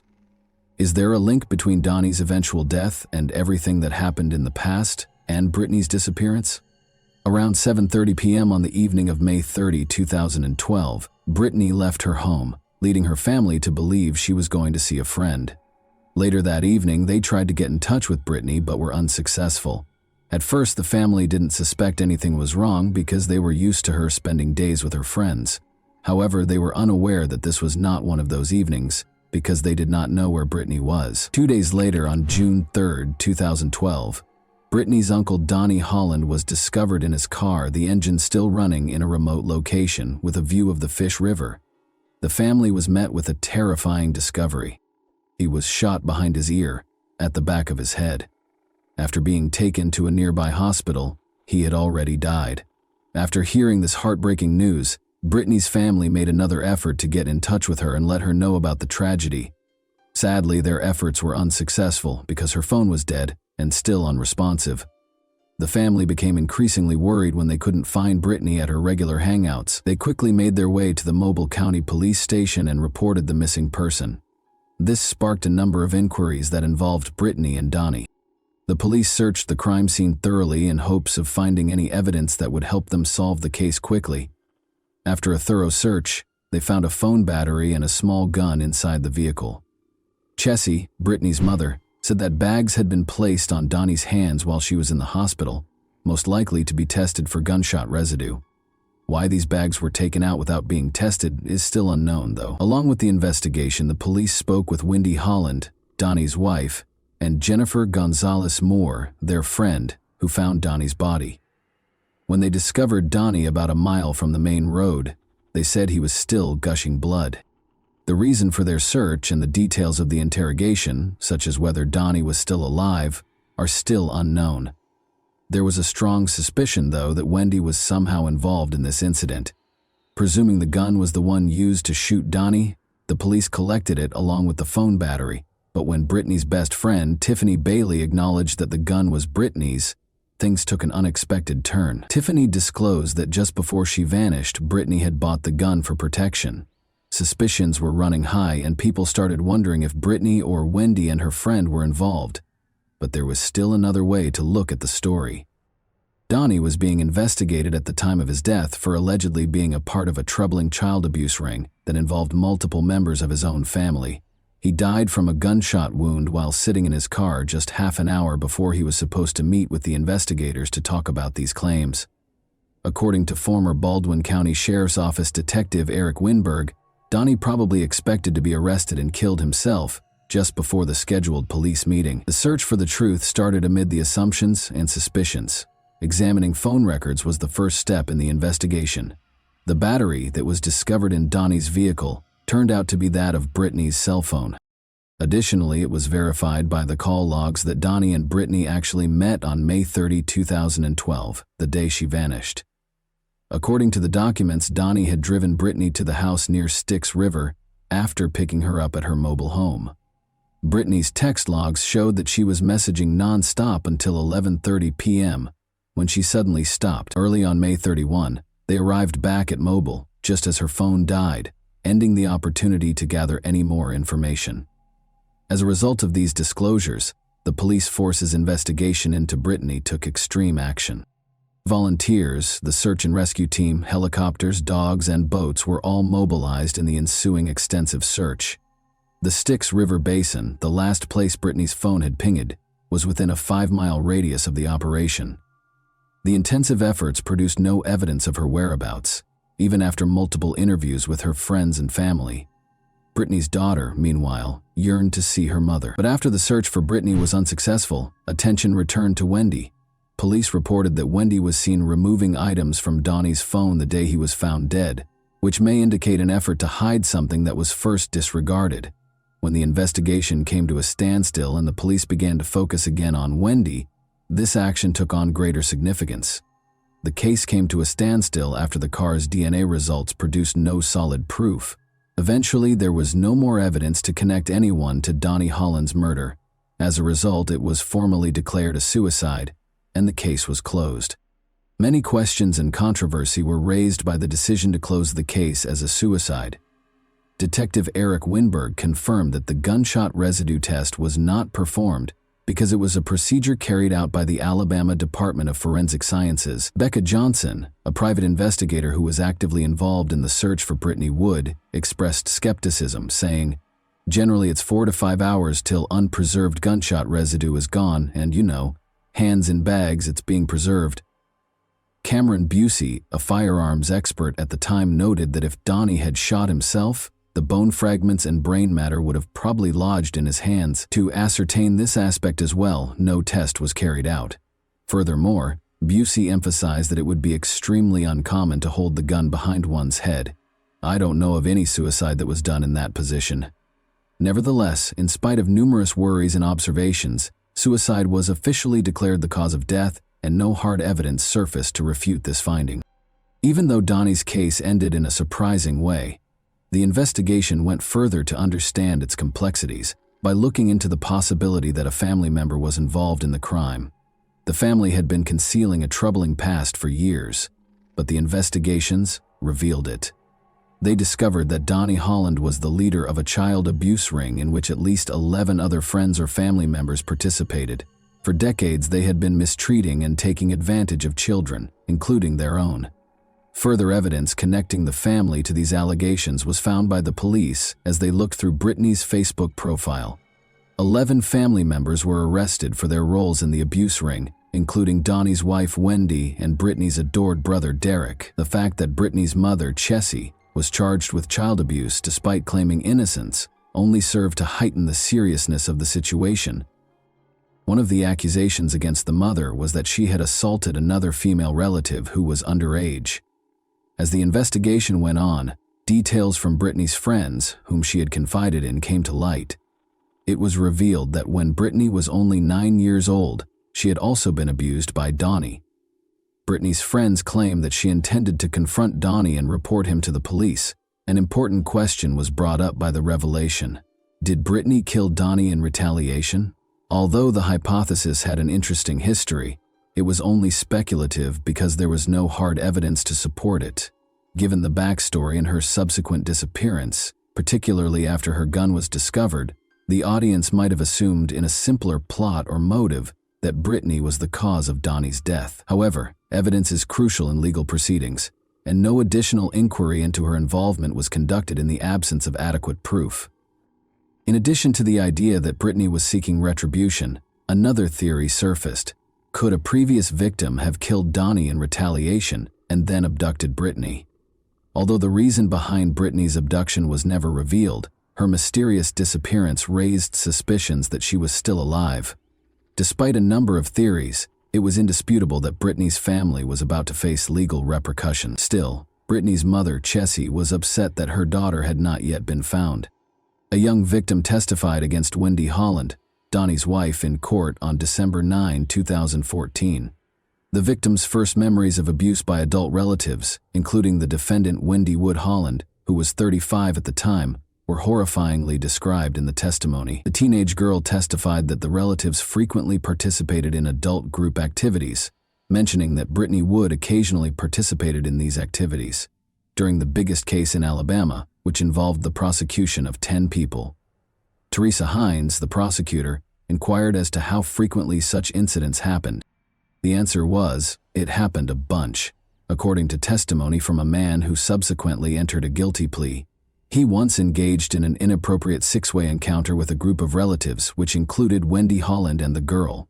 Derek Wood, Brittany Wood's 23-year-old brother, entered a guilty plea to the charge of having inappropriate contact with the victim.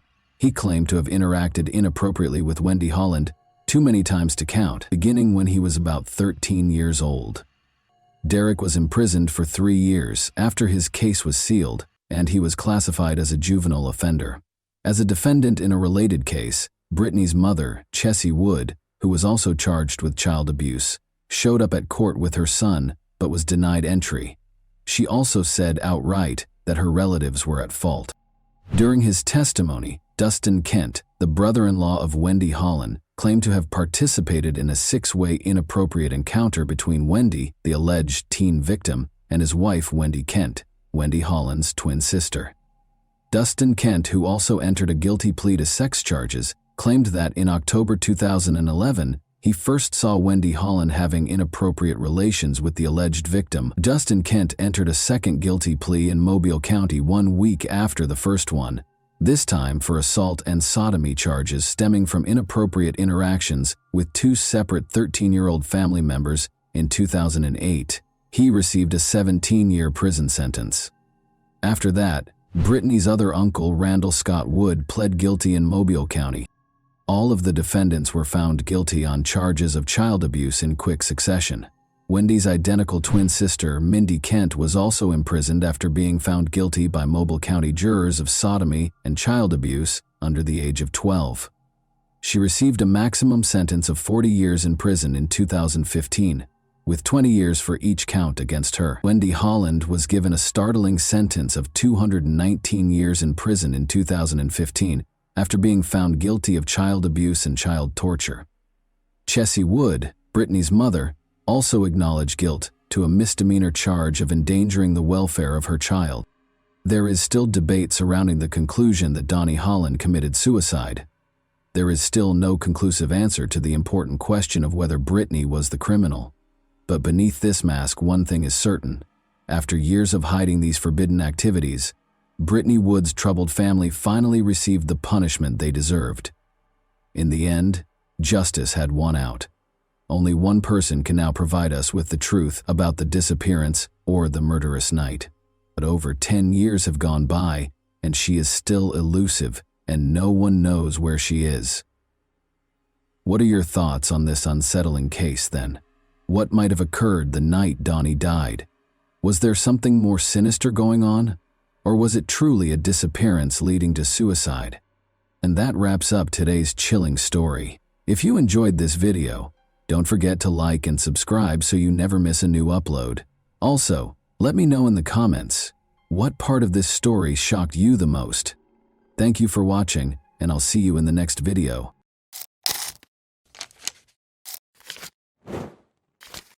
Hey guys, welcome to my channel, and today we're going to take a look at another horrible case with you. Jasmine Block, a 15-year-old from Alexandria, Minnesota, had 1 month until the start of the new school year on August 8, 2017. She was having a great time boating with her friends during her summer vacation, but by nightfall, Jasmine was suffering from a headache. Sarah, her mother, suggested that she take it easy and wait for the pain to subside. Jasmine laid down after taking her mother's advice. Sarah had to leave for an urgent family matter at 10:30 p.m. Before leaving the house, she made sure Jasmine was okay and would attempt to get some sleep. Knowing that Jasmine's older sister and her boyfriend were at home gave her comfort. 3 hours later, Sarah found her younger daughter gone when she got home. To her surprise, the top portion of the pajamas she was sleeping in was on the floor, and Jasmine's phone, keys, and bag were all at home. She had also lost 2 pairs of shoes. At first, Jasmine's family thought she had just gone outside to get some fresh air in the hopes that her headache would go away, because she had never left a note before. She wasn't in the house, though. Because her daughter was terrified of the dark, Sarah was certain that she wouldn't flee, especially at night. This indicated that she had been abducted. Sarah became so worried that she called the police. Hundreds of locals and the police joined the search for the missing teen in the days that followed. Posters asking anyone who saw Jasmine to report her whereabouts were displayed everywhere. The young girl found herself in the worst nightmare imaginable as the hunt for Jasmine went on. A family friend named Thomas Barker visited them that evening on August 8th while she was trying to fall asleep despite having a headache. Since she was a young child, Jasmine has known Thomas Barker, the 32-year-old father of her best friend. The youngest of his 6 children was born only a month ago, and he was married.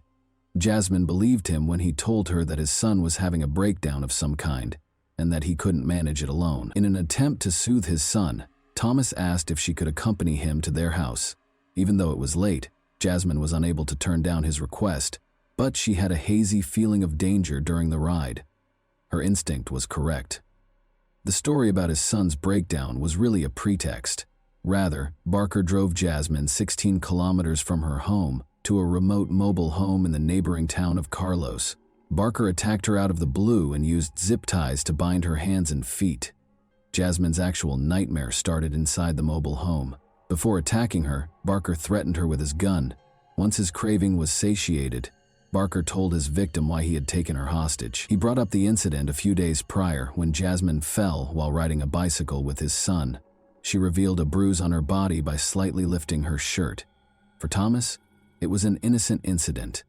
The 32-year-old man's inappropriate thoughts were triggered by it, which ultimately led him to abduct her. Barker and Jasmine stayed in the mobile home for the next few days. After 3 days, Thomas's old friend Joshua Holby, 31, and his acquaintance Stephen Powers, 20, arrived at the house, decreasing Jasmine's chances of escaping. Jasmine was mistreated by all 3 men, but Stephen in particular was not ashamed to participate in the abuse. Although Joshua didn't try to hurt her, he also didn't try to free her or call the police. Jasmine was kept in a utility room most of the time and made an effort to keep quiet out of concern that they would hurt her or worse. At intervals, they fed her fast food and water, and all 3 of them tried to kill her several times. Barker tried to kill Jasmine twice in the 13 days she was left alone with him. His initial attempt to drown his captive was unsuccessful because Jasmine resisted and fought valiantly to save her life. On his second try, he came up with a darker scheme. He put her in a bag with the intention of drowning her in the bathtub. However, Jasmine was able to chew a hole in the bag, insert her fingers, then her hand, and eventually free herself when he left her in the bedroom to fill the tub. When Barker realized she was out of the bag, he became furious and hit her. He briefly gave up on trying to get rid of her, but he later went back to his evil schemes with the help of his cronies. Stephen helped Barker attempt to drown Jasmine on the 3rd attempt. He taped a sock shut after jamming it into her mouth, but despite both men's best efforts, the young girl was fighting for her life with great vigor and they were unable to overcome her. Joshua, the heaviest of the kidnappers, sat on top of Jasmine after the criminals realized that drowning her would not work and sandwiched her between 2 halves of a sofa bed with a pillow over her head. They had a very clear idea. They wanted Jasmine to choke, but she persisted in struggling, kicking, and fighting, so this plan also failed. Jasmine's 5th and last attempt on her life took an odd turn. Threatening her with a knife, the men made her stand on a number of stacked buckets, tied a noose around her neck, and fastened a rope to the ceiling. However, Thomas told Joshua to untie the noose because she might die after he unintentionally knocked over the buckets, causing them to roll on the floor. Evidently, the men found it difficult to cross the boundary of taking a life, even after all their efforts to get rid of Jasmine. Thomas later told Jasmine, dejectedly, that he was only doing this to avoid being caught with her because he was afraid of going to jail. The mobile home's door was unexpectedly knocked on almost a month after Jasmine was kidnapped. A policeman was circulating the neighborhood to ask about a theft that had nothing to do with the kidnapping. The policeman left after the 3 suspects, who were all inside the house at the time, declined to answer the knock. The criminals realized they needed to find another hiding place immediately following the officer's visit. After placing Jasmine in a sports bag and escorting her into their vehicle, they let her exit the bag. In an attempt to find a new place to hide the girl, they first went to a number of cornfields before setting up camp at an abandoned house in Grant County. Jasmine feared for her life at the hands of Barker and his cronies, and by this time she was certain that they had no intention of letting her go alive. But good fortune was on the girl's side. She had an opportunity because of the kidnappers' negligence and the forced relocation to a new location. The previous day, the men had come across a police vehicle while driving and quickly threw some illegal substances out the window. They made the decision to look for those substances at the new location and had to purchase supplies for both themselves and their captive. They left Jasmine sitting in another car, thinking she wouldn't go anywhere, and told her they would be gone for approximately an hour. Thus, Jasmine was alone for the first time in 29 days following her kidnapping. After waiting for approximately 5 minutes after Thomas's car had driven away, she plucked up the courage to get out and hurriedly jumped out. In the hopes of finding assistance, she hurried to the 2 closest homes, but they appeared to be deserted. She didn't even think twice before jumping into the water when she spotted a house across Thompson Lake. In order to swim more quickly, she removed her pajama pants and shoes. When she got to the opposite shore, she saw Thomas's car as she crossed a field and came out onto the road. Jasmine hurried to hide in the grass, keeping low and trying to control her labored breathing so she wouldn't be noticed. She was so relieved to discover that she had erred in putting someone she had never met before behind the wheel. Jasmine ran across the street and across the field to a house close by. On Tuesday afternoon, local farmer Earl Melcher was meant to be at work, but he had to go home because he had forgotten his tools. He saw something strange in the distance among the grass before he got into his pickup truck to return to work. He thought it might be a deer grazing his field from hundreds of meters away, but when he saw it was a girl, he turned on his car and headed in her direction. When Jasmine heard the car, she rushed to meet him. The man was astounded by what he saw when the girl arrived at Earl's pickup and opened the door. In a single breath, Jasmine exclaimed, "Call the police! I am Jasmine Block and I have been abducted." But Earl had already seen the girl's face on posters around town, so he knew who she was. For him, as a farmer and the father of 3 daughters, it was an incredible sensation. He turned on the car's heater, sat Jasmine down, and gave her a towel. He was going to take her to the hospital when he called 911, but the emergency dispatcher advised him to wait for the police. When the police got there, they saw an absolutely unbelievable scene. Jasmine yelled, "There's that car," as Earl assisted her in getting into the sheriff's assistant's SUV. That car is there. Incredibly, Stephen Powers was just by their house at that precise moment. The suspect was immediately pursued by one of the officers, who jumped into his vehicle. Powers was taken into custody following a comparatively brief pursuit. Shortly thereafter, Joshua Holby and Thomas Barker were captured. Jasmine's family thanked the brave farmer who just so happened to be home on that fateful day in the days after she returned home. Earl received a reward of $7,000 from the police for helping to save the girl. "Thank you, Earl," said the police chief, praising his actions. "This world is a better place because of people like you." To which Earl replied respectfully, "Anyone could have called 911. I was in the right place at the right time by chance." Earl already knew what he was going to do with the reward money. He gave the money to Jasmine and her family and invited them to lunch. He clarified that, although the sum meant a lot to him, Jasmine's family needed it far more than he did. Their family and friends were shocked to learn that Thomas, Joshua, and Stephen were the ones who had abducted the girl, even though they had previous criminal records. According to Thomas's sister, she couldn't fathom how her brother, who has cerebral palsy and uses a walker, could have managed to kidnap a teenager. She added that she helped with the search for the girl, and that Barker's wife and mother even went to the house where he was keeping her, but they had no suspicions. Thomas Barker was given a 25-year prison sentence for his actions toward his son's friend a year after the kidnapping. He will spend the rest of his life listed as a violent offender. He can, however, apply for civil commitment after being released from prison, and if accepted, he will live out the rest of his days in a specialized facility. Stephen Powers will spend 8.5 years, and Joshua Holby will spend 8 years behind bars. Even though the girl managed to get away, the 29 days that the 3 men held her captive had a profound effect on her. Never again will she be the same. Her words, "None of us will be." She has trouble sleeping because she fears nightmares, and every time she closes her eyes, she sees the faces of the kidnappers. Jasmine finds it difficult to trust people these days, so she withdraws from them. "Fortunately," acknowledged Sarah, her mother, "the world is not without kind people." Jasmine had the chance to visit a post-traumatic stress disorder specialist in Texas to try out novel therapeutic approaches. She brought 2 gadgets home from the meeting that have been effectively assisting her in managing her PTSD symptoms, anxiety, and nightmares. In addition to these resources, Jasmine says she has found comfort in talking to friends and creating art as a way to express herself. She is getting better every day. In order to support other girls who might have gone through something similar, she made the decision to share her story. Jasmine smiles and responds that she just wants everyone to know that she is doing well when asked if she has anything else to share. And that wraps up today's chilling story. If you enjoyed this video, don't forget to like and subscribe so you never miss a new upload. Also, let me know in the comments what part of this story shocked you the most. Thank you for watching, and I'll see you in the next video.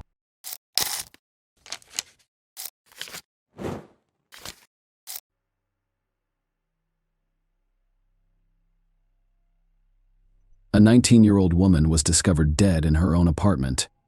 Investigators quickly discovered several disturbing facts, but they were unable to solve the case for several years before revealing the truth.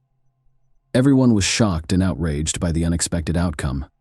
Nona Dismayed was born December 26, 1985, in Russellville, Arkansas. She grew up in a large family with 4 brothers and 1 sister. When Nona was 10 years old, her father died. This event was a tragedy for the entire family, but they were about to receive an even more devastating shock. Later, the young woman told her mother that her father had repeatedly subjected her to violence. She was afraid to speak up while he was still alive, and her confession shocked her mother. Even after such a tragic experience, the woman had no idea what her husband was capable of. Nona found the strength to move on and eventually decided to assist other young women who had been victims of similar crimes. She joined a volunteer organization to help children in need during her school years. Nona started dating a guy named Kevin Jones. The young woman also competed in beauty contests and achieved significant success. Nona won several local contests, qualifying her to compete for the title of Miss Arkansas. In addition, the young woman was an active member of the local church and sang in the choir. When Nona was 19, she and her boyfriend enrolled in Arkansas, which launched an attack on a university in their hometown. The young woman decided to rent her own apartment because she wanted to start her own life. After her first year, her boyfriend changed his major and transferred to another university, which was an hour and a half away from their home. By then, the couple had been dating for about 5 years, and this was their first time living in different cities. Kevin returned home for the Christmas holiday.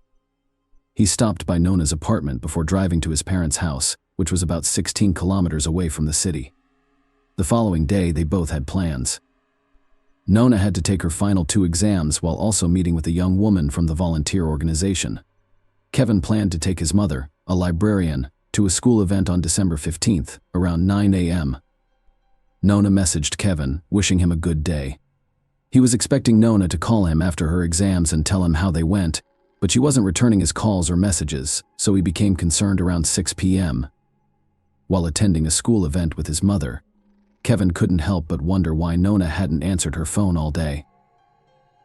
Kevin eventually decided to call his friend, who worked as a pizza deliveryman in the neighborhood where Nona's apartment complex was located. Kevin asked him to come by and see if everything was fine. His friend arrived quickly and noticed that Nona's car was parked in the parking lot, and the lights in her apartment were turned on, but no one was answering the door. He told Kevin about it, and Kevin told his mother that he was worried about his girlfriend and wanted to go to her apartment to make sure everything was fine. The woman agreed, and they headed to the apartment complex together. Kevin's friend was waiting for them there, and the 3 of them began knocking on the door, but there was no response. Kevin had a key, but he left it at home that day because he had no intention of stopping by. A few minutes later, Kevin and his friend attempted to open the front door because they suspected something bad had happened to Nona, but they were unable to do so. Kevin then remembered that there were sliding glass doors in the back of the apartment. When he approached them, he immediately noticed something strange. Nona was concerned about her own safety, so she installed a special removable grill on the back glass door whenever she was alone at home. They are primarily used against burglars. They are simple to install and remove from within the home, but extremely difficult to do from the outside.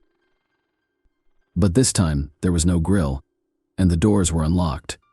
When they entered the apartment, they noticed blood on the blinds and discovered a shocking sight in the bedroom.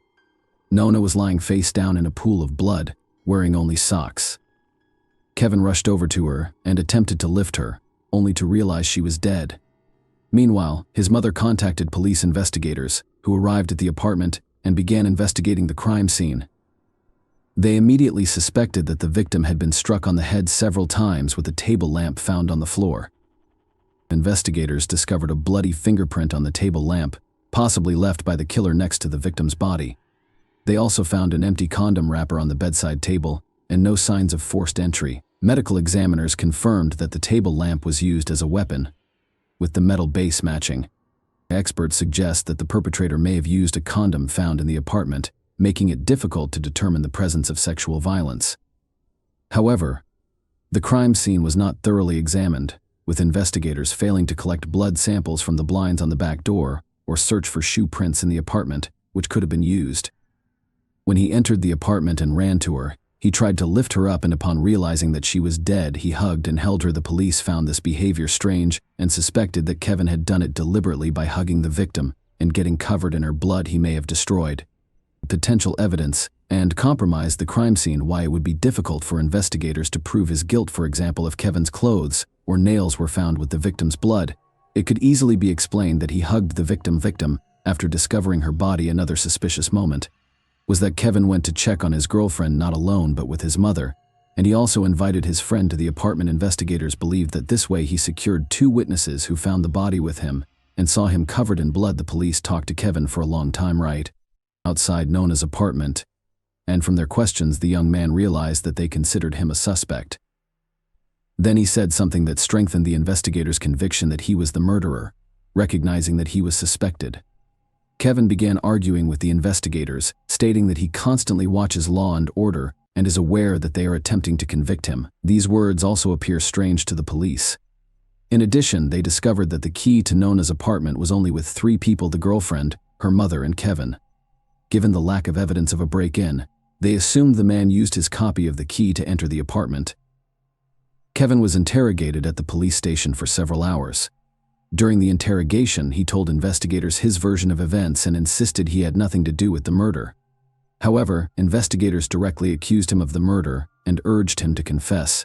Around 4 p.m., after numerous attempts to call his girlfriend, Kevin sent a message asking if she was still alive, despite the fact that Nona had already died. When the police left the interrogation room and left Kevin alone, he stood up and began punching the back of the chair for the investigators. This became another indication that the young man was violent and capable of murder. However, the police found no evidence linking Kevin to the murder. Medical experts discovered that Nona attempted to defend herself, which would have resulted in bruises and scratches on the killer's body, but none were found on Kevin. Despite this, the detectives remained convinced he was guilty and attempted to gather evidence. After interviewing over 50 people, the police were unable to find any witnesses. However, after speaking with known friends, they discovered that shortly before her death, she had begun seeing another man secretly from Kevin. Investigators immediately checked this person, but he had a solid alibi for the time of the murder, which raised suspicions about Kevin. She was killed with extreme cruelty, which in most similar cases indicates the killer's strong personal animosity toward the victim. A few days later, Kevin agreed to take a polygraph test. The operator concluded that the young man provided numerous false answers, and one of the investigators claimed that this was the worst polygraph result he had ever seen in his 28 years of experience. However, there is one caveat: the person who read the device's readings was not a certified specialist. He was simply a police officer who had not received the necessary training to work with this device, which did not bother the detectives. Following the interrogation, they increased the pressure on Kevin, attempting to force a confession. They claimed that all his acquaintances and relatives already knew that he killed Nona. The police really told everyone that Kevin's guilt was practically proven, and that he would soon be arrested. They convinced the victim's parents that he was the one who killed their daughter, although they refused to believe it.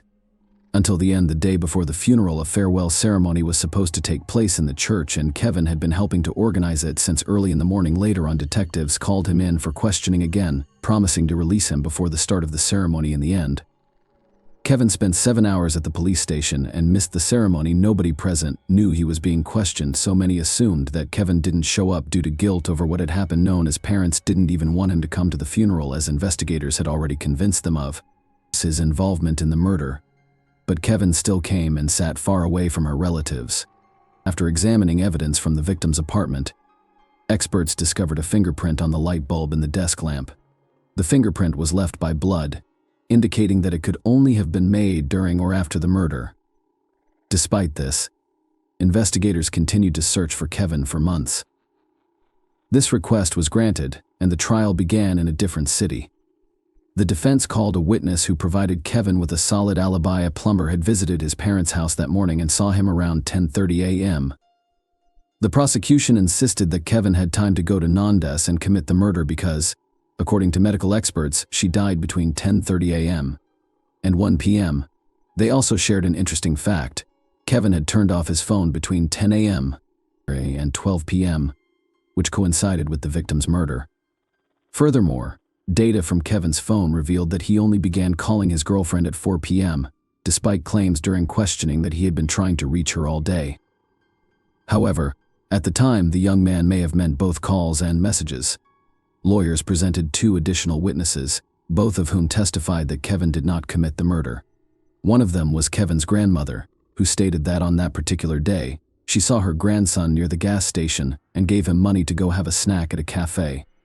Another witness saw the man between 12:30 and 1 p.m. at the restaurant, and the establishment's cameras captured him eating lunch. As a result, the young man could not have committed the murder while simultaneously returning in time. Lawyers also questioned the possibility that Kevin left a bloody fingerprint on the lamp during the murder in that case. When the body was discovered, the blood should have dried up. Experts who came to the apartment that evening wrote in the report that the bloody fingerprint was slightly damp, confirming that Kevin could have left it accidentally when he found Nona's body with his mother and friend. However, fingerprints were also found on the table lamp that was used to hit the victim, but they did not belong to Kevin. He determined that after death, the victim's body lay on her back for some time before being turned face down. This could imply that the young woman is still subjected to violence. The expert confirmed that he found no direct evidence of this, but added that he could not rule out such a possibility. The prosecution claimed that no fingerprints or DNA were found on the empty contraceptive package found next to the victim's body. However, a retest revealed male DNA, which did not belong to Kevin and did not match any databases. The trial lasted over a year and was concluded by the jury in July 2007. And now that he had avoided punishment despite their client's acquittal, the legal team promised to keep working on the case and find the true killer. Given the police's obsession with Kevin, no one expected them to finally do their job correctly. The lawyers first extracted DNA from the contraceptive packaging. Compared to all the men who knew Nona, all of these people volunteered to provide samples, and none of them matched. This went on for 2 months until an unexpected event occurred in September 2007. When the police arrested Gary Dunn for robbery, things became more interesting. First, this man had previously been convicted of assaulting another woman. Second, he lived in the same housing complex as Nona. In the early stages of the investigation, the police considered Gary as a suspect but quickly switched their focus to Kevin as the killer. The boy's lawyers requested a DNA test, which revealed that a sample from the contraceptive packaging matched Gary's DNA. After the young woman's murder, investigators even questioned Gary using a polygraph.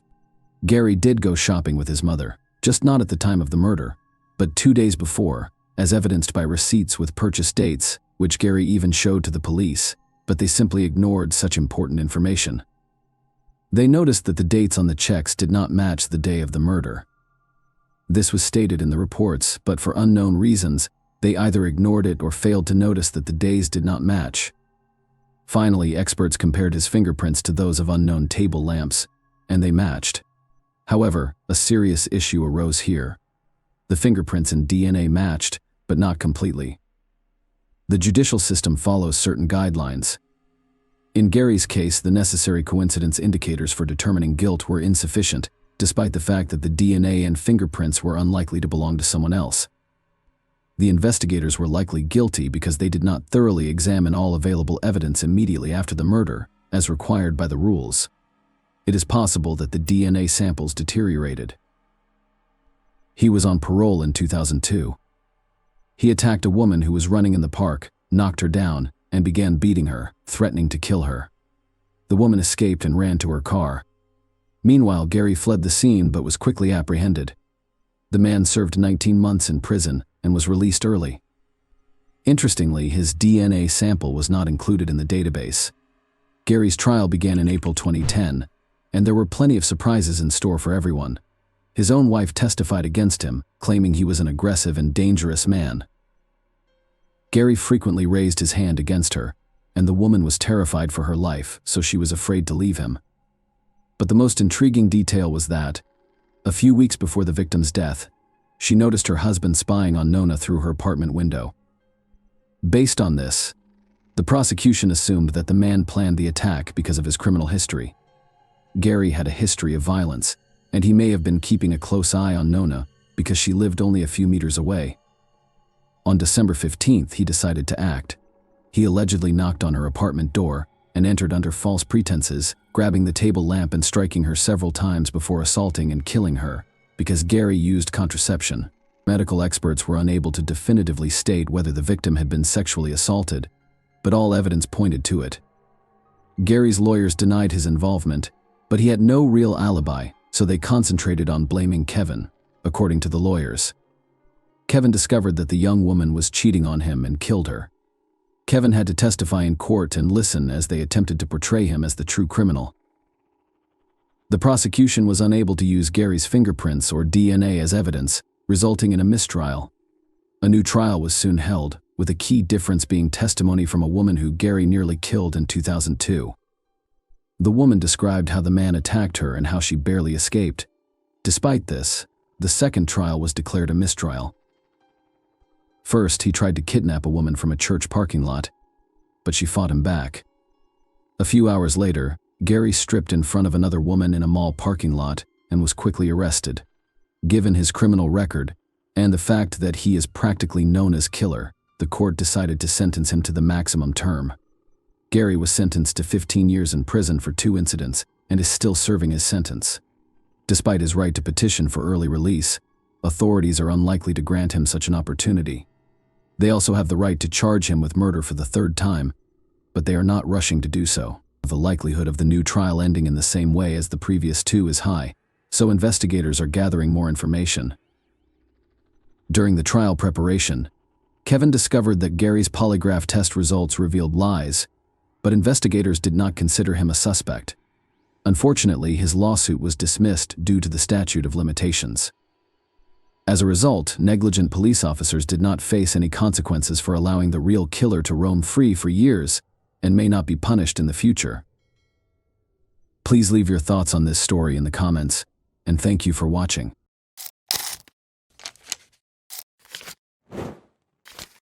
Hey guys, welcome to my channel, and today we're going to take a look at another horrible case with you. This was a mass killer confessing his darkest intentions, but the real horror was the cold, calculated execution of his crime, captured in real time. On June 5, 2014, Ybarra brutally entered the Seattle Pacific University lobby and took his first victim. He had planned a massacre, but that was not what happened. During one of Seattle's worst crises, a single small mistake set off a series of events that would change everything. There were a number of horrifying facts that were just waiting to be revealed. June 5, 2014, started out like any other day until, shortly before 3 p.m., a string of calls from the same location flooded the Seattle Police Department's helplines. The city would be thrown into an unimaginable crisis and chaos in a matter of minutes. A nightmare started when a man carrying a gun entered SPU. With each call, more terrifying information surfaced. The description initially appeared ambiguous and unremarkable, but the details were beginning to come together. He wasn't an aspiring pupil. His purpose for being on campus that day was darker.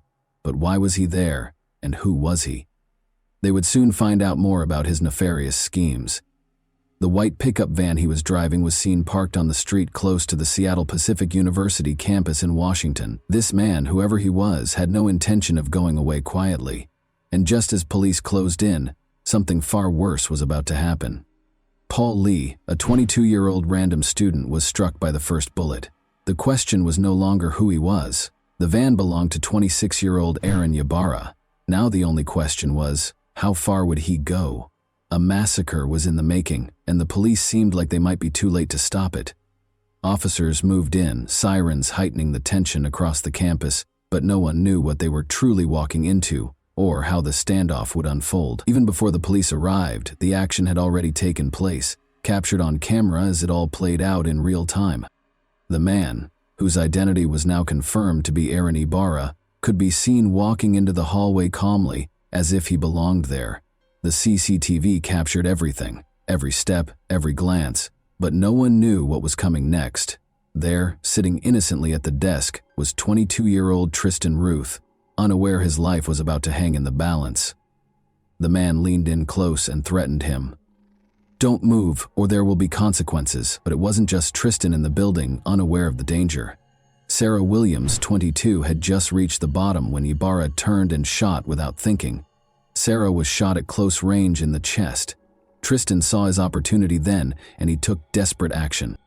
The gunman would not be as fortunate, though, as his next move would be the demise of his entire scheme. Aaron's statements were obviously more than just threats. He was shooting people, and he had a clear plan that was only a few seconds away from causing total mayhem. However, he then committed a critical error. A security guard caught the gunman as he stopped to reload his weapon. A 22-year-old student and security guard named John Mice came up behind the shooter. Everything suddenly changed in a split second. He wrestled the shooter to the ground, wrenched the gun out of his hands, and pepper-sprayed his eyes. Aaron, the shooter, was on the ground with his eyes burning, and Sarah, the injured girl, took the opportunity to step aside. John moved away with the weapon to keep it out of the shooter's reach, but when he returned, he'd find a surprise.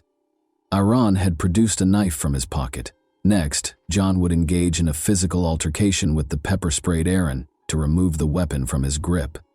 He was going to have unexpected help. Suddenly, a second hero, Justin Sarah, kicked the weapon out of Aaron's reach, ensuring it would do no harm. What was seconds away from becoming a massacre was stopped in its tracks, thanks to their courage. But the tragedy was nowhere near an end, and what came next was going to expose the harsh reality that changed everything. By 3:29 p.m., paramedics and officers from the Seattle Police Department flooded the campus. Officers immediately apprehended Aaron after finding John Mice and Justin Sarah holding him down on the hall floor. One team of police officers took Aaron into custody, while the second took hold of his van. Paramedics treated several students for shock, while Paul Lee, Sarah Williams, and John Mice were all transported to Harborview Medical Center in Seattle. Paul was pronounced dead on arrival at the hospital. Sarah was taken to surgery right away because her condition was critical. Despite Thomas's critical condition, medical personnel managed to stabilize him, and he was admitted to the hospital. After receiving treatment for the cuts he sustained during his fight with Aaron, John was allowed to go. However, this was not the end of the story. They thought the worst was over when the police showed up to remove the gun. They were unaware that the shooter was hiding something much darker than anyone could have predicted. After being brought to the homicide and assault unit of the Seattle Police Department, Aaron was informed of his Miranda rights. Detectives Dana Duffy and James Cooper then brought him in for an interview. What secrets was he concealing, and what was his true motivation? The truth was finally going to be revealed in the interrogation room, where the answers were hidden. Aaron was still recuperating from the pepper spray, so detectives Cooper and Duffy took a while to begin the interview. They started by inquiring about his private life. Janice and Ambrose Ybarra welcomed Aaron into the world in July 1988. He grew up in Seattle's Mount Lake Terrace neighborhood with his younger brother Joel and older sister Brandy. From the start, Aaron's life was described as turbulent. Ambrose, his alcoholic father, was a frequent source of conflict for the family. Aaron discussed his psychological issues, including his severe OCD, as he became more at ease during the interrogation.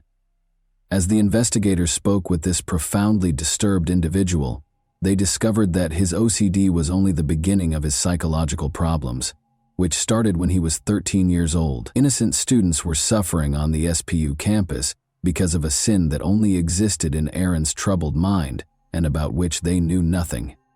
When Aaron was little, his family made the decision to rearrange the furniture in his bedroom. Aaron claims that he became fixated on the status quo and that this changed him. Aaron had realized that respect could be gained by using fear. The mass murderer Eric Harris served as his initial source of inspiration. But there was another reason why he preferred using guns to cause harm. Aaron loved firearms just as much as his father and brother did, and he even spent 8 years working at a Mount Lake Terrace gun range. He was a competitive shooter who was said to be extremely proficient with a firearm. Aaron was characterized as pleasant, shy, and humorous by some of the people who had met him at work. People were unaware, however, that the quiet young man was harboring demons. The theft of Aaron's firearms was the last straw. The compulsive Aaron couldn't get over it, and was convinced that he detested everyone. According to Aaron's delusions, the evil side was ready to take control. Perhaps the fatal outcomes could have been avoided if he had received therapy sooner, but that was not to be. Aaron had only begun therapy as a result of pressure from those close to him to get help. After quitting therapy, he brought his unsettling mission to SPU within a month. The next thing Aaron would say to investigators would make it impossible for it to be anything other than a premeditated crime, something he and his attorney would sincerely regret in court. Aaron's plans for July 5, 2014 were well defined. He aspired to end his life, just like one of his heroes did. It was supposed to be a declaration, but the students never took Aaron seriously and were unable to comprehend the full scope of what they had to deal with that day. He claimed that he was treated disrespectfully and that to be respected was to instill fear. Paul Lee, a 19-year-old student, was standing there. He took Aaron lightly, which was a fatal error. Aaron told the two detectives that he kept his plans a secret from everyone. Nevertheless, he documented everything in his journal and hoped that if he were killed in the shooting, others would comprehend his motivations. Aaron talked to Detective Duffy one-on-one during the interview, telling her that he had realized something was wrong with him, but that his hatred eventually got the better of him. Aaron appeared to have accepted his fate and realized that his actions would have a severe impact on his life and future by the end of the interrogation. As investigators got to work on their case against Aaron Ybarra, students began to return to campus life and resume their regular activities in the wake of the tragedy. Aaron had only managed to kill one person, but his goal was much more deadly: to cause widespread devastation. However, the prosecution was aware that the defense was preparing for a tough fight as they worked tirelessly to create a strong case. The real battle was only getting started. Aaron Ybarra was put on trial for his crimes on October 10, 2016. Prosecutors weren't going to let Aaron's defense team get away with a lesser charge or sentence, even though they were already ready to use the insanity plea as their argument in the case. According to defense lawyer Ramona Brandis, Aaron experienced crippling bouts of mental illness and depression, which caused him to hear the voice of God, who urged him to go on a murderous rampage. She also questioned his upbringing and his unstable home life, claiming that he never got the support he actually required. Aaron's victims' testimonies were crucial to establishing the case as it actually was. Paul Lee was the worst hit, followed by Sarah Williams. Before she could resume her regular life, she spent days in the hospital. She made an effort to describe the pain she endured in court. The entire scene in the SPU lobby where he and John Mice had overpowered Aaron was described by Justin Sarah. Ramona, the defense lawyer, also contended that Aaron's actions were influenced by his upbringing and unstable home life, because he had sought professional help for his years-long mental illness. Under the direction of Senior Deputy Prosecuting Attorney Kristen Richardson of King County, the prosecution team was ready for the insanity defense. Aaron's own words were going to be used against him by the prosecution. They provided evidence that Aaron had voluntarily stopped taking his medication and quit therapy in order to allow his dark side to take control, shattering the notion that he did not receive assistance for his mental health problems. The assertion that Aaron was getting assistance from at least one family member was supported by testimony from his mother, Janice. His journal also provided evidence to the prosecution that he had premeditatedly planned and executed the shootings. Additionally, the recorded interrogation by detectives Cooper and Duffy was made available to the jurors, demonstrating Aaron's complete awareness of his actions and the repercussions. Aaron tells detectives in the video that he was inspired and motivated by Sung Hui Cho and Eric Harris, but he makes no mention of hearing the voices of God or Satan. Although the prosecution acknowledged that Aaron had serious mental health problems, they made it abundantly evident that Aaron planned and chose to carry out the shooting. Now that the sentence was just a few seconds away, everyone was wondering if the jury would feel the same way. Following weeks of testimony and arguments from the prosecution and defense, the jury returned a guilty verdict on November 16, 2016. Aaron was convicted of 1 count of assault, 3 counts of attempted first-degree murder, and premeditated first-degree murder. Judge Jim Rogers sentenced Aaron Ybarra to 112 years in prison on February 17, 2017, for the shooting at Seattle Pacific University. Aaron spoke to the courtroom full of SPU employees, students, family members, and surviving victims during his sentencing. Aaron was the center of attention, but nobody was emotionally ready for what he said next. He apologized for the horrible crime he had committed. In addition, he expressed regret for killing Paul Lee, whom he hoped was still alive. Speaking to the survivor of the attack, Sarah Williams, he told her that she did not deserve the events of that day. Aaron expressed his desire to go back and change everything, but he acknowledged that it was too late. He will be housed at the King County Adult Detention Center for the duration of his sentence. John Mize was awarded the Congressional Medal of Honor in 2015 for his valiant efforts to apprehend the SPU shooter. Since the 2014 shooting, Aaron Ibarra's family has stayed out of the spotlight. The public and social media spheres still contain scant if any information about his family members and their lives. Paul Lee's legacy endures in the lives of his family and friends. Soon after Paul's memorial service in June 2014, the Lee family established the Paul Lee Foundation. The goal of the foundation was to carry on Paul's work of supporting those who experienced mental health problems and depression.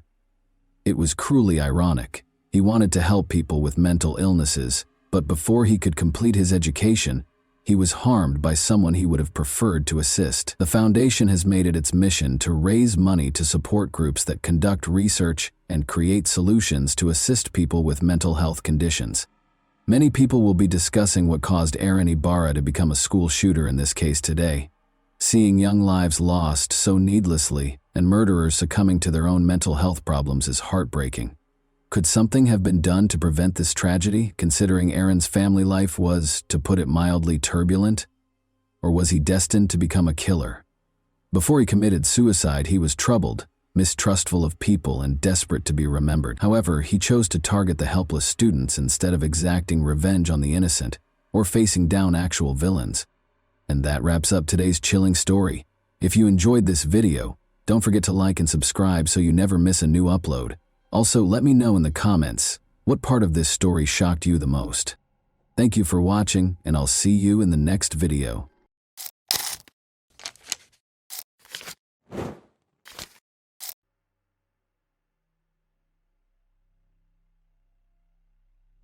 A girl went missing after spending the night at her friend's house. In the morning, the bedroom window was wide open, and all of her belongings remained in the room. Police began looking for her, but no one anticipated the dark secrets they would soon discover in the small town. Amanda Linke was born on June 7, 1991 in Tennessee. She grew up in a large, friendly family with many brothers and sisters. Later, they relocated with their parents to Spring Hill, Florida, where Amanda attended the local middle school. She enjoyed dancing, writing poetry, and playing multiple musical instruments, and she was a very happy child during school breaks. Amanda would always visit her grandparents in the small town of White Cloud. She enjoys spending time there because she has many friends in the town. White Cloud was a quiet and peaceful community of only 1,400 people. The majority of its residents knew each other. Amanda finished 7th grade of middle school in 2004 at the age of 13 and went to White Cloud for the entire summer without supervision or concern for their safety. Amanda spent time with her friends, went for walks, and enjoyed her vacation. On June 20th, she stayed overnight at her best friend's house. They talked, had fun, and went to bed late at night. In the morning, her friend woke up and found Amanda was not in the room. The bedroom windows were wide open. She went to the kitchen and walked around the house, but Amanda was nowhere to be found. Investigators spoke with Amanda's friend, who stated that she did not hear anything that night and that Amanda never told her she was planning to leave. The friend's parents, brother and sister, were present at the time of the disappearance and did not witness anything. Police attempted to locate witnesses who lived near the house but were unsuccessful. No residents noticed anything unusual on the first day of the investigation. Amanda's relatives were outraged by the police's version, claiming she had no problems at home and was happy to spend the summer in White Cloud.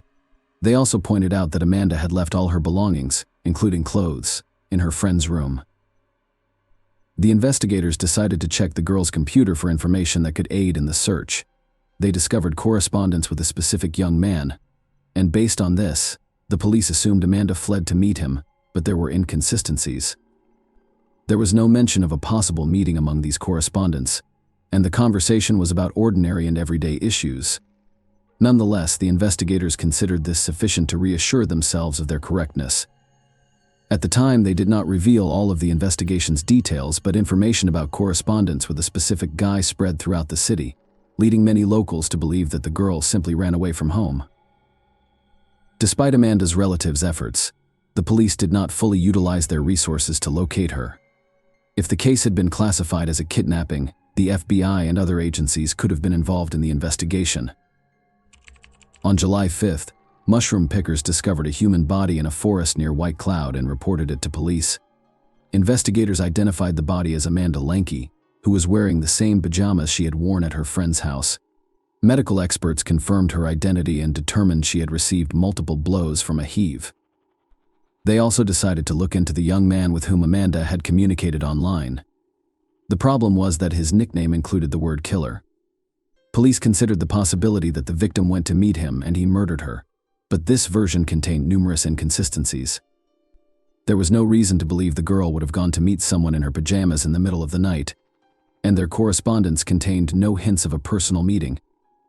The investigator was unable to identify this individual, and the version of his involvement was quickly abandoned in order to generate new leads. Detectives decided to investigate all of Amanda's belongings, which resulted in a breakthrough. They discovered her personal diary, which contained extremely disturbing information. Amanda wrote shortly before her death that a certain man was harassing her, and the following pages were torn out. Investigators suspected his name had been written on them. This diary quickly became the focal point of police investigations into the man's identity. They spoke with all of Amanda's friends and inquired whether the girl had mentioned anything about this. Several of her friends admitted that she had indeed told them about it, and even named the man Cecil Wallace, who was the stepfather of Amanda's friend, and she had stayed the night for detectives, so this was a huge surprise. They had been looking for the killer all over town and beyond, and in the end, the possible suspect was in the same house as the victim. But the friend's testimony was insufficient to arrest him. Investigators had no substantial evidence against the man. No DNA samples were found on the victim's body, and court documents did not state whether she had been abused. Detectives questioned Wallace, who denied any involvement in the crimes. The police were perplexed as to how the man could have done all of this without being noticed in a small house where his wife and 3 children were sleeping. The detectives were unable to detain Wallace due to a lack of evidence or confession. However, they discovered that Wallace's sister, Candace, worked in the police department handling Amanda's case. She actively assisted her brother and his family during interrogations, literally telling him what to say and how to behave. Other detectives were already handling Amanda's case and questioned the objectivity of the investigation by the local police. However, they could not confirm that anyone other than Candace could be helping Wallace. Investigators questioned the man and his family several times but did not yield any results. They continued to look for leads, but the case stretched on for several years. 4 years after the murder in 2008, detectives turned to the National Center for Missing and Exploited Children for medical help. They dispatched their investigators to White Cloud, where they reviewed all of the case materials, conducted new interrogations, and looked for new leads. Ultimately, they reached the same conclusion as the local detectives: there was insufficient evidence to make an arrest. 3 more years passed, and in 2011, the police received a new lead that changed everything.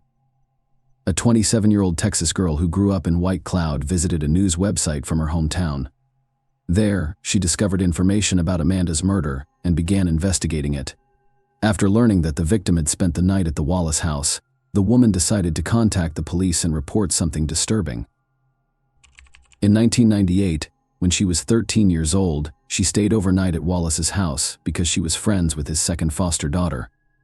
In the middle of the night, a man entered their room and assaulted both of them, threatening them to keep quiet. The victims were too scared to report the incident, so they never told anyone. However, when the adult victim learned about Amanda's case, she decided to contact the police. The victims were then aged between 13 and 16 years old. In October 2011, police arrested Wallace, 43. After compiling all of the evidence, he was charged with molesting both of these victims and the man who was named as a suspect in Amanda's case for the first time. Detectives had no doubts about his involvement in the murder after hearing everything the other women had to say. At the preliminary hearing, he was granted bail of $150,000, which he was able to pay. Apparently, his sister and other relatives assisted him in gathering the funds. The trial was scheduled to begin in a month. While waiting for Wallace to return to work, the locals were upset that he had been released on bail. They repeatedly protested outside the company's office, demanding that the man be fired. On November 10th, the day of the first court hearing, an unexpected development occurred. Wallace did not appear at the scheduled time, and the police immediately declared him wanted. A few hours later, they discovered his car in the woods near the city. The man was also there. All he had done was commit suicide. Detectives who had not expected such a turn of events were forced to continue their investigation. After the suspect died, they could only rely on strong evidence linking him to Amanda's death. They obtained a search warrant for his home, hoping to find any evidence of her murder. The police searched every corner, tore down some walls and removed floorboards, but could not find any significant evidence.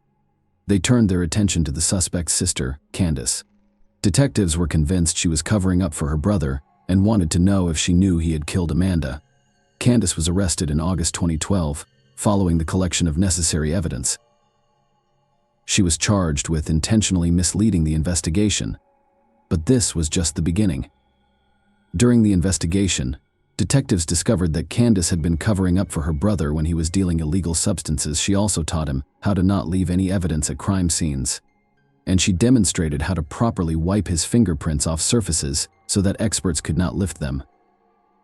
Candace also advised him to always carry a cigarette containing someone else's DNA in case he needed to plant it at the crime scene. Detectives also concluded that at least 9 people were aware of Wallace's crimes but chose to remain silent. All were family members. The police were unable to establish guilt. Candace's involvement was investigated for 2 years before she agreed to a deal with the police in 2014. She admitted to lying to the investigators, and in exchange, 2 other charges were dropped. Wallace's sister was unable to provide consulting services on a case in which she was working as a police officer. Given that she was assisting her brother during interrogations, she violated this rule and was eventually punished. Candace, however, insisted that her brother was innocent, and the court sentenced her to 30 weekends in jail. This is a dubious practice in which the convict is only required to be in the jail building 2 days per week and is free to roam the rest of the time. Such sentences are a kind of half measure, and if a person has committed a minor offense, they can face several weekends in jail. As a result, they receive a punishment that has little impact on their lives. The convicted individual can continue to work and spend time with their family. Of course, Amanda's relatives were extremely dissatisfied with the decision. They were certain that Candace had assisted her brother in avoiding punishment. However, they were unable to fully approve it, so she received such a minor punishment. Amanda's family was forced to face yet another trial in 2004. Medical experts only handed over a portion of her remains so that they could hold a funeral. The remainder was to be kept by detectives during the investigation. However, following Wallace's death, it was decided to hand over the remains to his relatives. In 2013, the girl's family had to exhume her remains in order to bury him. Her mother is still hoping that investigators will find evidence to prove Wallace's guilt. She also seeks legislative changes to alter the police approach to searching for missing children. The woman insists that investigators should not conduct an investigation based on their subjective assessments, and that the disappearance was a voluntary escape from home. There is almost no doubt that Wallace murdered Amanda, but what was his motivation, given that there is no evidence in the court documents that the victim was subjected to violence?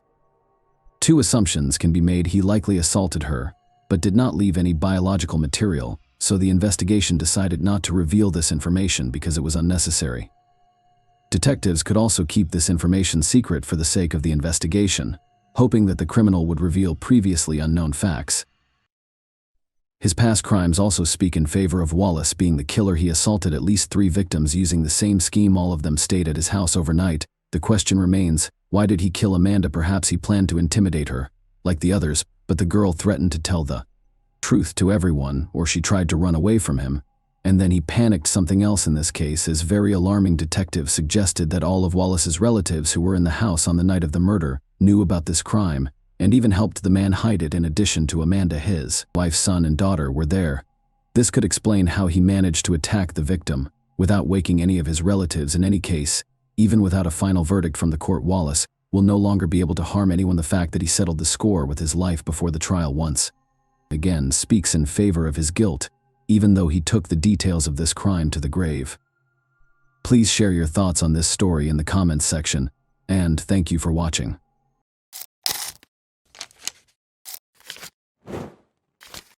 Hey guys, welcome to my channel, and today we're going to take a look at another horrible case with you. A terrible crime is depicted in the tragic events of November 28, 2014 in Fort Worth, Texas. An apartment complex resident named Ashlea Ann Harris, 31, was the target of a vicious and premeditated attack. The events that transpired on that fateful day raised troubling doubts regarding the motivation behind this barbaric deed. The incident started when a worried apartment complex resident called 911 on December 12th. Having called Day 1 on a telephone, she called Day 209. Emergency personnel hurried to the scene after they reported a fire in one of the units. The fact that this incident would turn into a murder investigation was unknown to them. The apartment was occupied by Ashlea Ann Harris when it caught fire. Nobody was able to verify at first whether Ashley was in the burning apartment. Firefighters fought the fire with courage and were able to contain it. The terrible truth was revealed only after the fire was extinguished. Since Ashley had been in her apartment the entire time, police concluded that the fire was not an accident because of Ashley's body. Ashley had been severely beaten, as evidenced by the pool of blood surrounding her lifeless body. Her ankles suffered the same fate as her hands, which were brutally bound with duct tape, leaving her helpless. There were more indications of violence. Her body was scarred by burns, and she had endured the pain of strangulation. Moreover, her throat had been brutally cut, adding to the horror. As the investigation progressed, it became evident that this was a carefully thought out and horrifyingly carried out murder, rather than merely a tragic accident or an isolated act of violence. After committing this horrible crime, the evidence suggested that someone had purposefully set the apartment on fire. The offender had also sprayed rubbing alcohol on Ashley's bed and other parts of her apartment, seemingly in an effort to cover up any evidence of their actions. But the horrific reality had not been hidden by the fire. The case's apparent lack of motivation was one confusing feature. Since Ashlea's keys were the only item missing from her apartment, investigators were left wondering, what could motivate someone to attack an innocent woman in such a vicious and heartless manner? As law enforcement looked for answers, justice, and closure for Ashlea Ann Harris's bereaved family, the murder investigation would surely be a difficult and heartbreaking one. The police started looking for answers. Interviews with Ashley's neighbors marked the start of their adventure. One of them, Stephen Lee, lived in an apartment next door. He described an odd sighting at around 6:30 a.m. that fateful morning. He was smoking a cigarette on his balcony when he spotted an unknown car parked close by.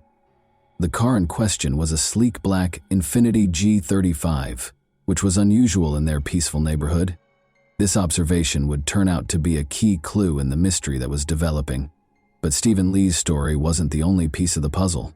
At around 7:30 a.m., Ashley's neighbor Patrick Sweet, who lived directly below her apartment, told the police a terrifying revelation. A spine-tingling scream reverberated from above, startling and upsetting Patrick as he was startled out of his morning routine. After that, he heard a number of disturbing sounds, such as what sounded like a heavy thud and frantic, gasping breaths. He was terrified, but his carbon monoxide detector's blaring alarm was what finally got him to act. He became aware that a fire was occurring, so he quickly called 911 to solve the mystery of Ashley's disappearance. Ashley was employed as an assistant manager at an American Eagle store in the Hulen Mall, and the police painstakingly tracked her movements on the day in question. Their investigation revealed that she had eaten dinner in one of the apartments in their complex on Thanksgiving Day with her close friend Alexis Torres and a group of acquaintances. After dinner, Ashley went to work. The Black Friday sales craze during Ashley's work shift made for a long and exhausting evening. Alexis kindly volunteered to watch Ashley's cherished dog, Nala. Ashley is back at home. Was marked by the early morning. At approximately 3:15 a.m., Alexis visited briefly before leaving after 4 a.m. The timeline started to become crucial to the investigation at this point. According to the police, Ashley died suddenly between 4:15 and 7:30 in the morning. Because of this crucial period, the authorities were keen to find and talk to the owner of the enigmatic black Infiniti G35 in order to provide insight into what happened during those hours. After discovering the black Infiniti G35, the police made the decision to interrogate Alexis, Ashley's friend. She said she didn't know who owned the car. They are intrigued, though, by a tip from Christopher "Chris" Cravey, Ashley's boss. He told the police that he knew a woman named Carol Cervantes, who was a driver of one of these vehicles. The plot twist was that Carter had been fired in August after having previously worked at Ashley Leah's American Eagle store. The police began monitoring Carter's home after obtaining this lead. The following Saturday morning at 8 a.m., their patience paid off when they saw Carter leave her apartment and get into her Infiniti G35 with a man. After that, the man drove her to Hulin Mall, where he parked after dropping her off at the entrance. When the police came to question him, they found that he was actually Clarence, Carter's boyfriend. David Mallory, who used to work at the same American Eagle store, became suspicious when Clarence was unable to provide his driver's license when asked, which resulted in his arrest. Officers observed some odd details about him while he was at the police station. The plastic price tag fastener was still on his brand new ski mask, which showed no signs of wear. In addition, his lower lip, which was visibly swollen even after Clarence was arrested, looked like a recent injury. Despite being seen entering the mall, Carter was never seen again. Instead, she was apprehended at her apartment complex, where she appeared to be doing laundry and taken in for interrogation. Her initial claim that she had not left the apartment complex that day was refuted by surveillance footage, which showed her leaving the mall and making her way home. According to the police, she may have decided to walk the 2 miles home after spotting them conversing with Clarence in the mall parking lot. Notably, they noticed minor scratches on her arms as the puzzle pieces came together. The police had to determine whether Carter and Clarence were involved in Ashley's terrible death, and if so, what the motivation was for the gruesome events that had taken place. A troubling picture of the circumstances leading up to Ashley's untimely death was painted by additional evidence that surfaced. An important turning point in the investigation was when Ashley's missing keys were found, since it turned out that they also provided access to the American Eagle store where she worked. Given that Ashley's keys could open the store safe, the police concluded that Carter and Clarence had planned Ashley's murder. Stealing what they thought was tens of thousands of dollars, presumably amassed from Black Friday sales, seemed to be the crux of their evil scheme. Armed with Ashley's keys, they carried out their plan on a fateful Saturday morning, but when they got to the store, they ran into an unforeseen problem. Their attempt at robbery was foiled by the fact that the locks had already been changed. Additional incriminating evidence was discovered during the search of Carter and Clarence's apartment. They discovered a taser box, a plastic tub with bungee cords and a rope, a lock in a kitchen drawer, and some discarded duct tape. They also found a broken deadbolt lock, 2 more locks that looked like they were used for practice and were marked as lock-picking practice locks, and the black Infiniti G35, a key vehicle in the investigation, which also had sinister secrets inside. They found a plastic bag inside a black garbage bag, a sharpening stone that was probably used for a knife, a 9mm cartridge, a cell phone, a walkie-talkie, and a sheathed buck knife. Notably, they also discovered a kitchen knife, an unopened tarp, and a toboggan with a hole cut in it. The finding was perhaps the most concerning. 3 of a loaded Glock 19 concealed beneath the driver's seat with a bullet in the chamber. The disturbing picture of Carter and Clarence's role in Ashley's murder was painted by these strong pieces of evidence. The state decided not to pursue the death penalty after both defendants were charged with capital murder. Instead, it sought life in prison without the possibility of release for both of them. Carter and Clarence upheld their not guilty pleas in spite of the overwhelming evidence against them, paving the way for a torturous court battle that would ultimately decide their fate. Although the prosecution gave both defendants a largely consistent story, the court cases of Carter, Carol Cervantes, and Clarence, David Mallory, developed independently. But after Carter's case was heard, attention turned to proving that she was the alleged mastermind of the crime. The prosecution believed that Carter and Clarence had several reasons for wanting to hurt Ashleigh. First, they thought the two wanted Ashleigh's keys, which would allow them to enter the store safe and the large amount of money they assumed was kept there, especially after the Black Friday sales. The prosecution also claimed that Carter and Clarence wanted to exact revenge on Ashleigh. An additional layer of personal animosity was introduced into the situation when they blamed her for their dismissal. The court proceedings explored the individuals' personal histories.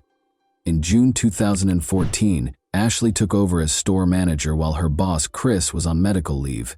An important part of the operation had been played by Carter, the store's assistant manager. Notably, on August 24, 2014, she had also employed Clarence, her boyfriend, to work with her at the same place. A sizable amount of $18,000 inexplicably vanished from the American Eagle store's safe. When Ashlea, who was in charge of locking the store that evening, noticed that the back door had been left open, suspicion was cast on Carter. Clarence was identified in surveillance footage as the person who had broken into the safe and stolen the cash. This finding signaled the start of a series of events that would ultimately result in a tragic conclusion.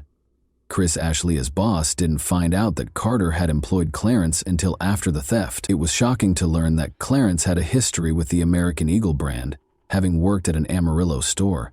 However, his record in the American Eagle system was marked as non-rehirable, meaning he should not be employed at any American Eagle location. Chris revealed something shocking. In order to evade detection and get around any warning signs, Carter had changed Clarence's name and social security number in the system and manipulated his personnel file. This information implied a troubling degree of Carter and Clarence's collusion. It became clear as hostilities increased that Carter and Clarence had been plotting Ashley's kidnapping and key retrieval. Images of Ashley's apartment, her apartment door, and her car were among the incriminating evidence found on their cell phones. On their cell phones, police also found latitude and longitude coordinates. The terrifying story was further enhanced by Detective Cedillo's testimony, which disclosed that one of Clarence's texts included coordinates that, when entered into Google Earth, identified a location close to Lufkin, Texas. Detective Cedillo discovered a terrifying hole at this location that was 6 feet long, 2.5 feet wide, and 3 feet deep. It looked grimly like a grave for a human. The prosecution argued that the original plan was to kidnap Ashlea, threaten her with a pistol, and then kill her somewhere else. But when Ashley refused to let them into her apartment, their plans took a sinister turn, and she tragically died there. More disturbing evidence surfaced. 2 shovels, a box of plastic sheeting, and a box of Craftsman sockets were found by police when they searched Clarence's Cadillac, indicating a sinister and planned motive. These disclosures presented an unsettling image of a well-thought-out crime in which Carter and Clarence were purportedly driven by retaliation as well as financial gain. As the trial went on, the prosecution called witnesses who provided more insight into the terrible circumstances surrounding Ashlea's passing. Jeff Kaiser, Ashley's close friend and neighbor, was one such witness. Jeff described the terrifying morning when he was startled awake by the sound of fire alarms, recognizing that Ashley's apartment was in danger, and he acted quickly after noticing her car was still parked outside. He hurried upstairs without thinking and kicked down Ashley's apartment door with courage. When Jeff walked in, he saw a chaotic scene. The apartment was filled with smoke, and the sprinkler system sprayed water, making the place dangerous and confusing. Even though it was dangerous, Jeff tried to crawl toward the kitchen to get to Ash, but the dense smoke soon overpowered him and he had to back off to get some fresh air. Unfazed, he made 2 more heroic attempts, but the smoke was too thick to handle. Luckily, rescue efforts were taken over by firefighters who had already arrived on the scene. Arson investigator Wallace E. Hood Jr. offered crucial information about the fire's cause. He stated in his testimony that he was able to pinpoint several places where the fire started, including Ashley's bed and the closet. One particularly unsettling discovery was the smoke detector's purposeful removal and hiding under the mattress. These discoveries suggested a malevolent and deliberate act meant to hide the fire and make Ashley's chances of surviving even more difficult. With a string of gripping incidents and testimony, the courtroom drama went on. The prosecution showed surveillance footage taken in front of the American Eagle store on November 29 at around 2 in the morning, which showed an enigmatic individual trying to operate the gate lock. The prosecution claimed it was Carter, but the person's face was hidden. The altered locks made it impossible for them to unlock and raise the gate, despite their obvious attempts. This implied that Carter might have had plans involving the crime or the store. Unaware that the police were observing them, Carter and Clarence returned to the mall at 8 a.m. that same day, the court was informed. Given the previous unsuccessful attempt to enter the store, this raised concerns about their intentions and behavior. In the parking lot of the mall, Clarence was taken into custody. He told the police that Carter had gone inside to get some documents. Carter was not present in the mall when the police searched it, though. Suspicions regarding her movements and activities were raised when she was eventually found at her apartment complex. Important details regarding Ashley's injuries were supplied by Dr. Richard Fries, a deputy medical examiner at the Tarrant County Medical Examiner's Office. The extent of her physical trauma was graphically depicted by the autopsy. Among Ashley's many wounds were cuts to her cheek, scalp, and left side of her face. Her chin was scraped, her lip had laceration and scrape marks, and her right side was marred by a patterned bruise, with additional bruises discovered around her left eye and between her eyes. The most unsettling finding was probably a star-shaped cut behind her left ear with a bruise surrounding it, which the medical examiner determined was the result of a pistol blow. The testimony described Ashley's experience in a distressing way, implying that she had been beaten viciously and savagely. Ashley sustained multiple wounds, including a knife wound to her neck, bruising and abrasions to her right arm, chest, and neck. Ashley suffered multiple blows to her face, according to testimony from Dr. Freeze, a witness in the case. Additionally, he mentioned that Ashley's eyes had patachi, which suggested that she might have been strangled or suffocated. Dr. Freeze clarified that a fractured cricoid, a neck cartilage, is more frequently linked to severe force or auto accidents and is rarely observed in asphyxia or strangulation cases. Ashley's death was ruled a homicide after he determined that she died from asphyxia and blunt force trauma to her head and neck. Carter's trial was surrounded by a compelling and heartbreaking courtroom drama. The foundation of her defense was the claim that she was not responsible for Ashley's untimely death. She bravely removed the layers of fear and manipulation that had surrounded her life by taking the stand to testify in her own defense. Carter's testimony portrayed Clarence as a domineering and dangerous man, painting an unsettling picture of their relationship. She disclosed that he had a terrifying amount of control over her day-to-day activities, including deciding when she was allowed to eat and drink, as she admitted to trying to rob the American Eagle store. The entire courtroom listened intently, but she maintained that Clarence's threatening words were what forced her to commit this crime. She told of the terrifying time he pulled out a gun and gave her the order to steal. To make matters worse for her, he claimed that if she refused to accept the money, a dangerous threat would be waiting outside her parents' house, threatening their lives. Carter's story took a darker turn when she described a horrific experience in which she was raped by two unidentified men. She claimed that Clarence himself had allowed these attackers to enter her apartment, and she had to endure the unspeakable cruelty of their acts. Carter adamantly insisted that Ashley was innocent on the fateful night of her murder. She testified that she was asleep in her bed and did not know where Clarence was at the time. She strongly denied any role in Ashley's death and firmly stated that she was not involved in the tragic incident. In a remarkably quick decision that took only 2 hours, the jury remained skeptical despite Carter's compelling testimony and returned a guilty verdict. Carter was given a life sentence without the chance of release as a result. That was not the end of the case. Clarence also appeared in court, arguing that he was innocent of Ashley's murder, but the same lack of response was given to his claims. He was sentenced to life in prison without the possibility of parole, just like Carter, after the jury, clearly unimpressed by his claims, found him guilty as charged. And that wraps up today's chilling story. If you enjoyed this video, don't forget to like and subscribe so you never miss a new upload. Also, let me know in the comments what part of this story shocked you the most. Thank you for watching, and I'll see you in the next video.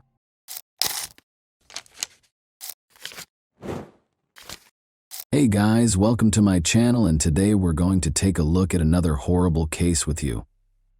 The frequency with which people are buried alive in movies makes you unconsciously believe that this never occurs in real life.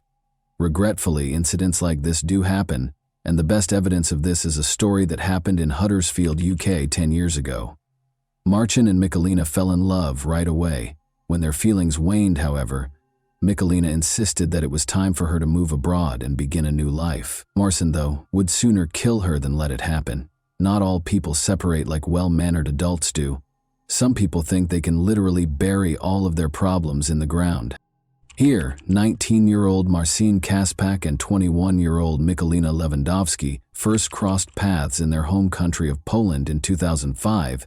A year later, Marcin asked Michalina to marry him, and the two of them relocated to the UK to begin a new life together. But things soured between them in 2008 after Michalina found out she was expecting a child. They canceled their engagement, but they still lived together in Marcin's parents' home. Michalina wore her engagement ring even after the engagement ended, because she still loved Marcin and hoped they could resolve their differences. That was not meant to be, unfortunately.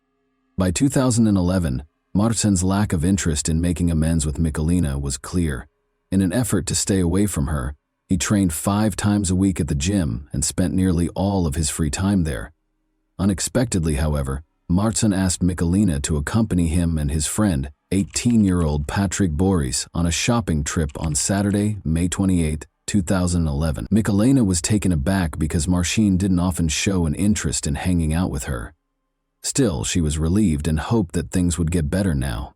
The girl quickly went to the restroom to apply makeup. Jakub, their 3-year-old son, was fortunately with his grandmother, Marcin's mother, on that particular day, and was not present when the events transpired. Upon exiting the restroom, Michalina noticed Patrick and Marcin gazing at her with a horrifying smile on their lips. Taking Michalina's hand, Marcin said, "I want to show you something." Then he took a 300,000-volt stun gun out of his pocket, put it to her neck, and pressed the trigger.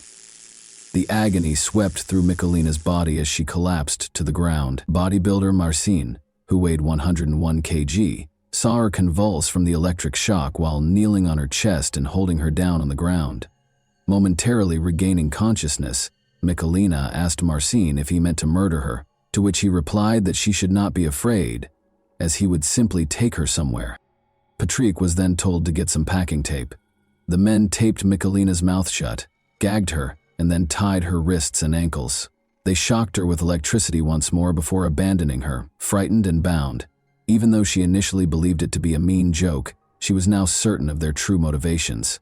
She was immobile and worried about fainting, not knowing if she would ever regain consciousness. Michalina was hauled into the kitchen and crammed into a cardboard box by Marcin and Patrick a few hours later. One day, they brought up a plastic bag. Marcin started to tape the box shut, but she thought they were going to put it over her head to suffocate her. The girl struggled to scream as she lost what little peace she still had. Then Marcin got on his knees, chuckled, and declared, "I've been hating you for 4 years. Your son will never be seen again." His uncanny composure on his face was more terrifying than the hateful words he spoke in this scene. The cardboard box was sealed. Then the men picked it up from both sides, carried it to Patrick's car, and put it in the trunk. The girl knew they had gone far before Patrick and Marcin took the box away. Michalina felt her back being scratched by the stones as the men pulled her along the ground. The fact that Marcin and Patrick had taken her to a wooded area close to Huddersfield was hidden from her inside the box. After digging a shallow grave beforehand, they buried the box containing Michalina inside. Michalina was lying in the box, still in excruciating pain and terrified, when she heard the men hurling dirt onto her grave. The box itself was dark and extremely small. In an attempt to keep from passing out, Michalina began breathing as shallowly as she could, because she was certain she would suffocate. In an effort to determine whether the car had moved on so she could start to flee, she strained her hearing. That Marcin would hit her with a shovel if they were still around when she tried to escape was no longer a possibility. Even though Michalina was unable to hear a car leaving, she eventually made the decision to take action, whether or not they were in the area. She made an effort to maintain her composure despite the thousands of ideas racing through her mind. She would later admit that she kept going because she was thinking about her little boy, Jakub. She would never see him again if she passed away, and he would be left motherless. She could not let that occur. Looking down at her restrained wrists, Michalina realized she had her diamond engagement ring, which she could use to break free. Michalina was able to sever the tape that bound her mouth, hands, and feet with the ring's sharp edges. She started scratching at the box's cardboard after that. After some time, she managed to make a tiny hole in the cardboard, which she discovered was a little damp, perhaps from the wet dirt that had been piled on top of it. Through the gap, Michalina stuck her fingers out and ripped the box apart. She only felt dirt, though, the same dirt that had been thrown on her grave by her boyfriend. She was still unaware at the time that, in addition to the meter-deep layer of dirt they had buried her beneath, they had also positioned a 40-kilogram log on top to make sure she couldn't get out. As more and more dirt soaked into the box, it covered her clothes, hair, and face. Michalina cried out for assistance, but no one was there to hear her. Her body shook with pain, and she grew weary, but she knew that continuing on was essential if she hoped to see her son again. "Don't give up," she said to herself again. Simply, don't give up. Michalina persisted in pushing, tearing, and pounding at the cardboard box until she managed to reach out her whole hand and raise her head above the floor. She breathed in the fresh air with anticipation. She could see the sky above her head, the trees, and the leaves, even though it was dark. Even though Michalina was completely covered in dirt and had lost all her strength, she no longer had any doubts about her ability to get away. Finally, she was able to pull herself up and claw her way out from under the ground with one last effort. After being in the box for an hour, Michalina miraculously emerged from her grave. In addition to surviving, she saved herself by using the diamond engagement ring that her would-be murderer had given her. Running toward the road from the woods, Michalina signaled a passing vehicle. That the driver didn't run away in fear when he saw a weak, dirt-covered woman come out onto the road was a great blessing for her. He listened to her and then stopped to call the police to find out what had happened. Michalina showed the police the cardboard box where she had been left to suffer her last moments in horrifying pain when they arrived at the crime scene 15 minutes later. Without a doubt, Marcin had never been more terrified in his life than he was when the police knocked on his door and told him he was being taken into custody on charges of attempted murder and kidnapping. He resisted for a long time, claiming that his intention was not to kill Michalina, but simply to frighten her. But no one took this defense seriously, so it didn't do him much good. After leaving Michalina to die, the men took PS500 from an ATM using her bank card, went home, and began playing video games, as the police quickly learned. In fact, Marcin was not planning to return for Michalina. His idea was completely different. Marcin, 25, was a dedicated bodybuilder who had become dependent on anabolic steroids, which led to his frequent outbursts. He concluded that it would be best for his son to grow up without a mother at all, after learning that Michalina had decided to leave the fight for their relationship and was going to return to Poland with Jakub. Michalina would not be able to raise his grandson as well as his own mother. With the intention of killing his ex-fiancée, he came up with one of the most horrific ways to end her life. Marcin was given a 20-year prison term after being found guilty of attempted murder and kidnapping in January 2012. Although Patrick was convicted of kidnapping, he was not found guilty of attempted murder. He received a 4.5-year sentence in a juvenile detention center. Both men were not eligible for parole until they had completed half of their sentences. Marcin won't, however, be available for purchase anytime soon. The police searched his parents' home, where he lived with Michalina and their son after he was arrested. The house contained a variety of chemicals and instructions for making explosives, according to the police. Consequently, Marcin received 8 more 4-year sentences for the explosives, while already serving his sentence for attempted murder. I prevented him from achieving his goal of killing me in the most horrific manner possible, even though he wished for my demise. I battled my way out of that grave with the last of my strength. Following the delivery of the guilty verdict, Michalina remarked, "Now it is he who is imprisoned." Even after learning that her ex-lover had received a 20-year sentence, Michalina is still terrified. Despite having moved to a different home far from Huddersfield with her son, whose address is kept secret for their safety, Michalina acknowledged following the trial that she still has nightmares about what she endured. "I was buried alive and trapped in that shallow grave, and I was afraid that my life was over and that I would pass away. In order to survive and care for my young son, I prayed to God. I had the courage to leave that box and flee when I thought of my son. I had a deep affection for Marcin Kasbach for many years, but after the terrible attack on me, my affections for him deteriorated into hatred. I still have nightmares about Marcin returning, finding me, and killing me. I'm hoping he understands how wrong what he did to me was. The difficulties I faced that day, at the hands of a man I trusted and loved, are something I hope no one else will ever have to go through."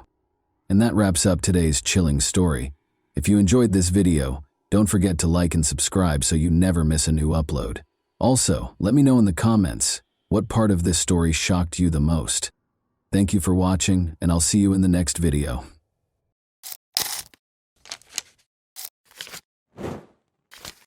Hey guys, welcome to my channel, and today we're going to take a look at another horrible case with you. In December 2010, at St. Malachy's Church in Tyrone, Northern Ireland, it all began exactly where it ended. In front of more than 300 guests, beauty queen and educator Michaela Hardy and athlete John McArevey exchanged vows. But 3 weeks later, John came back with his young wife's body, buried in her immaculate wedding dress.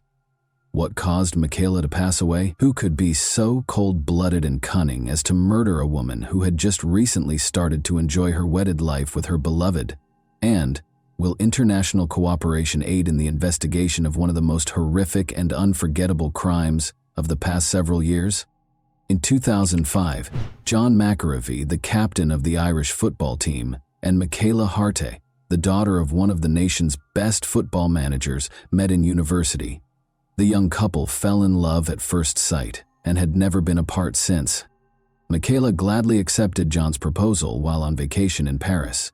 On New Year's Eve, which was also Michaela's 27th birthday, they scheduled their wedding. Following the formal wedding, the newlyweds flew out on their 3-week honeymoon. Before the most anticipated portion of their trip, 2 weeks at the 5-star Legends Hotel, situated in the fishing village of Grand Gabe on the northeast coast of Mauritius, began, they spent the first week in Dubai. Michaela thoroughly investigated local hotels before deciding on Mauritius as their idyllic honeymoon destination. They chose the Legends Hotel because it has a lot of good evaluations and is well liked by Irish travelers. They asked the hotel's receptionist if they could be assigned to one of the better rooms when they first arrived. They were told that room 1025 in the premium block was available.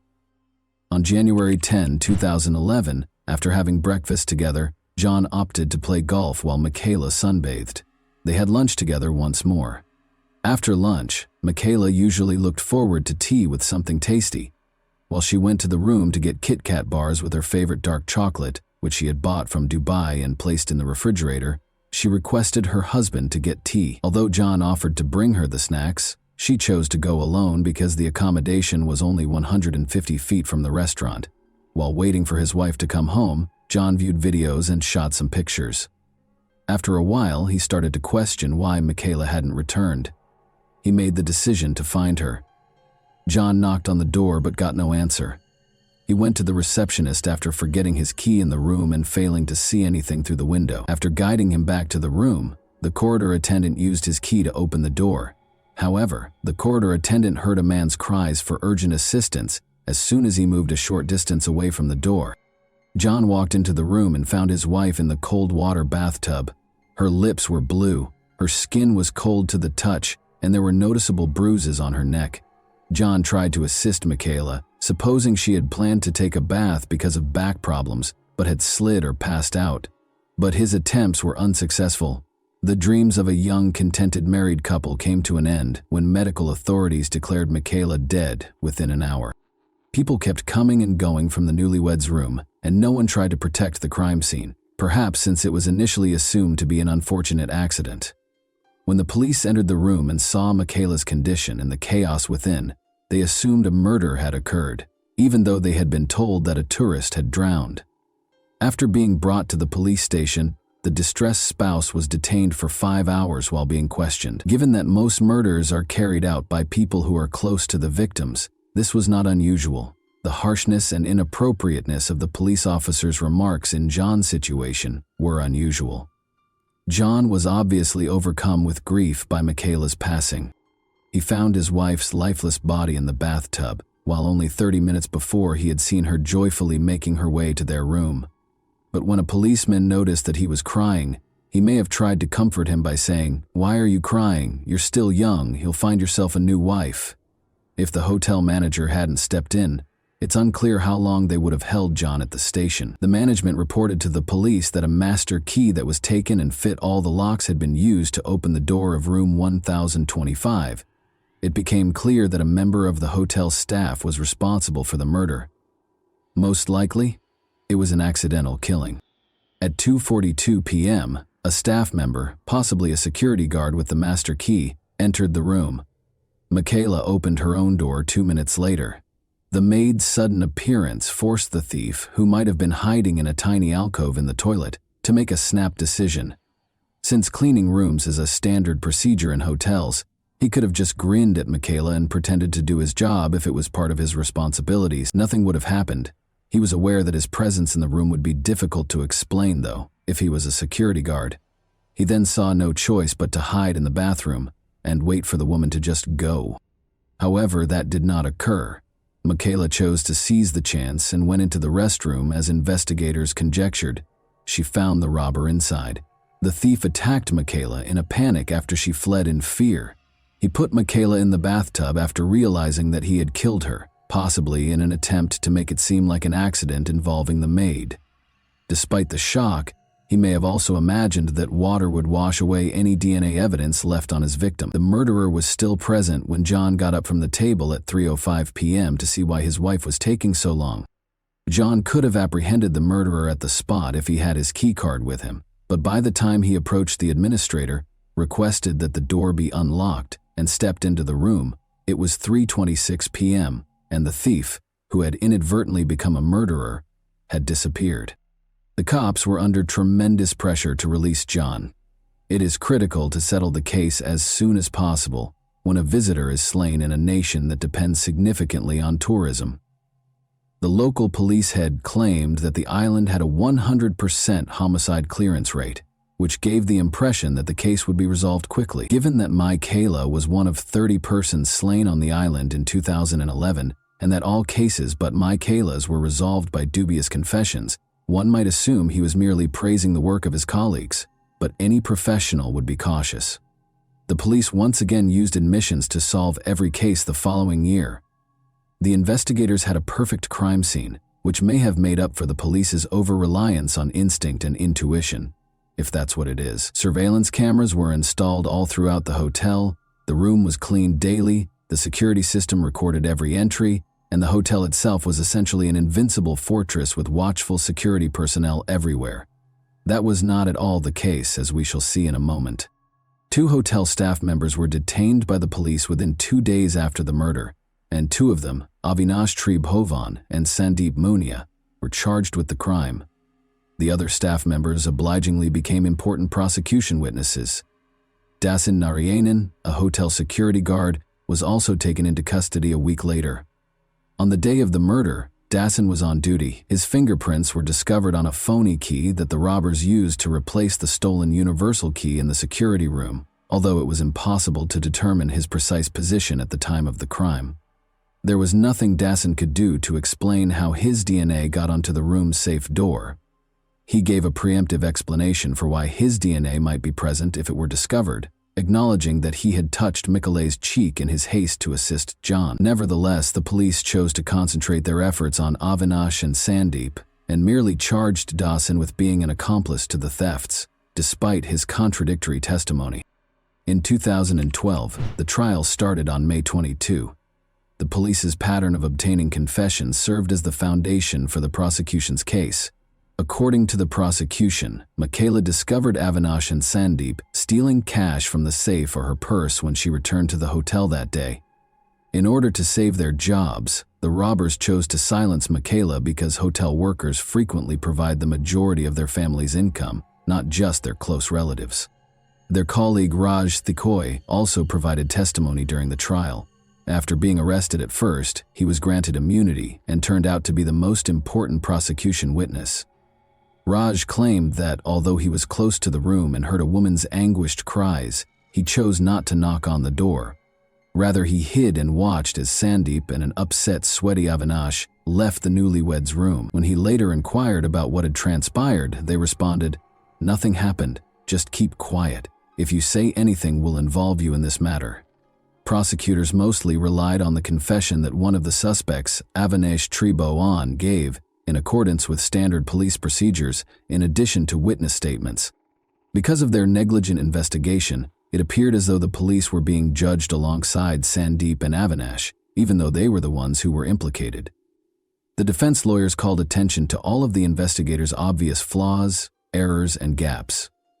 First of all, the hotel was not closed when Michaela's death was found, and neither a visitor nor a staff member was questioned. The evidence was compromised since some tests were not carried out and others weren't done until the hotel room was given back to them.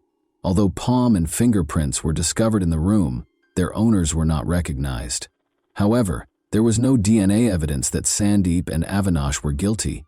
Even the paper money, which the authorities said the robbers were interested in, was not scanned for DNA or fingerprint. The court was also informed that numerous significant artifacts were not captured at all, and that all of the photos taken at the crime scene were in black and white.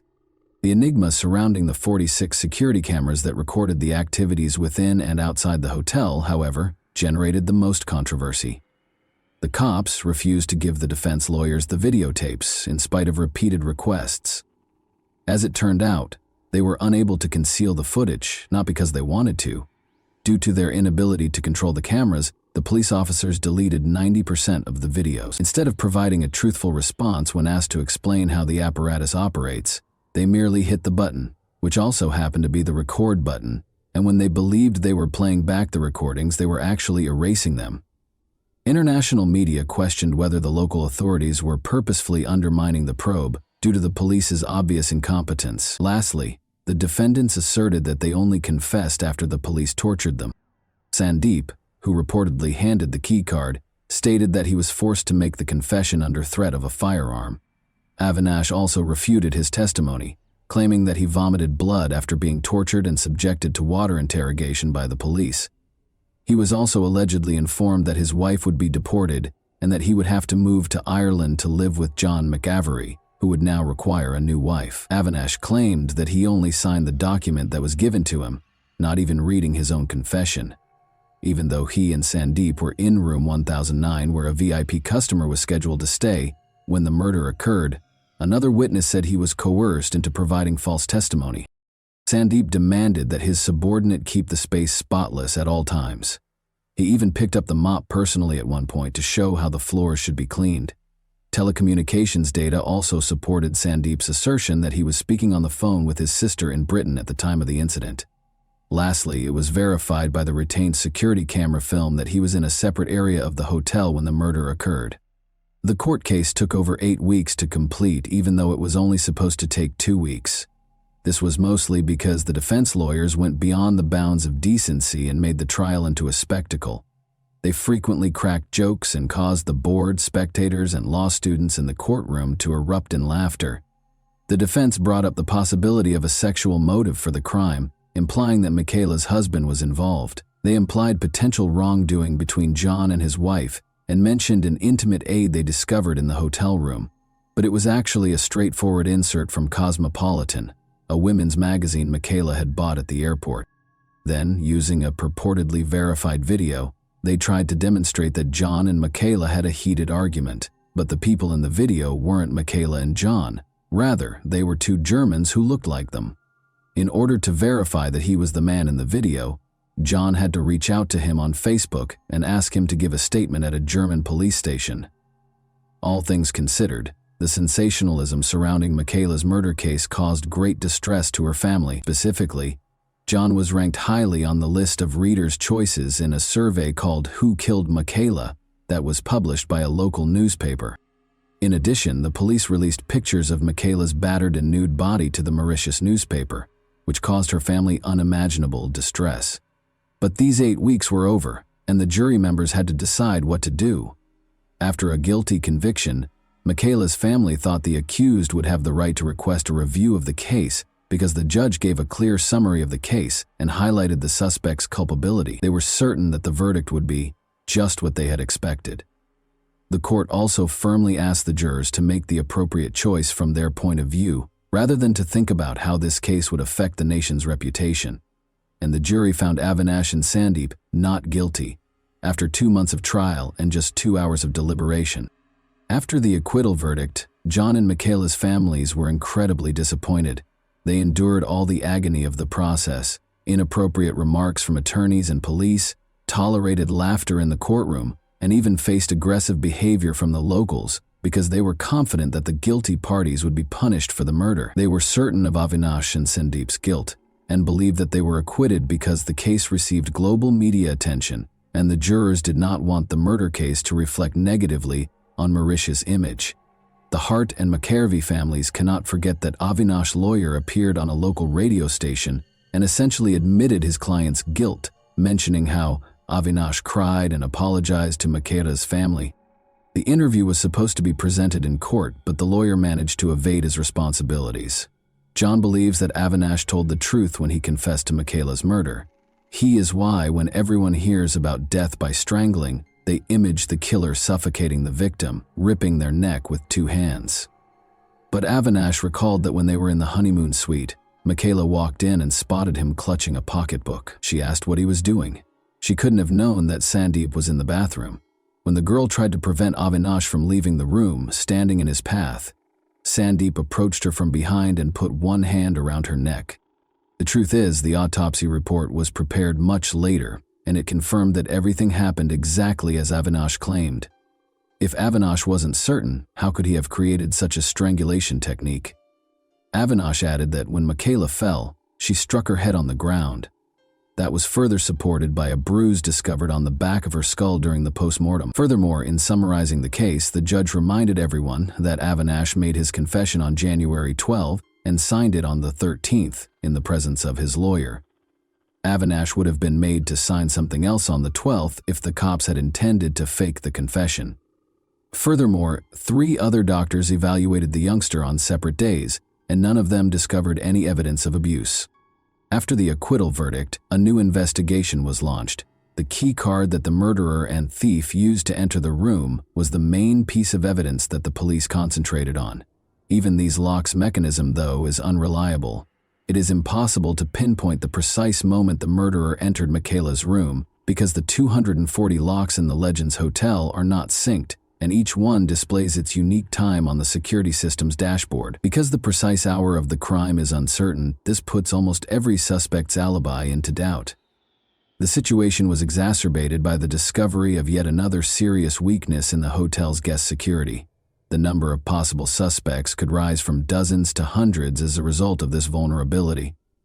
Mauritian law states that the beach is public property if the hotel owns the guest rooms, dining establishments, bars, golf courses, and other such places. Locals own the island's beaches, and traders and fishermen have always had complete access to the hotel's grounds and the beach. Young boys are used to hanging around on the hotel grounds, and local craftsmen sell their wares to visitors. To put it another way, the hotel cannot guarantee the security of its property, even with cameras, gates, and security guards, and there is no way to confirm who entered the honeymoon room.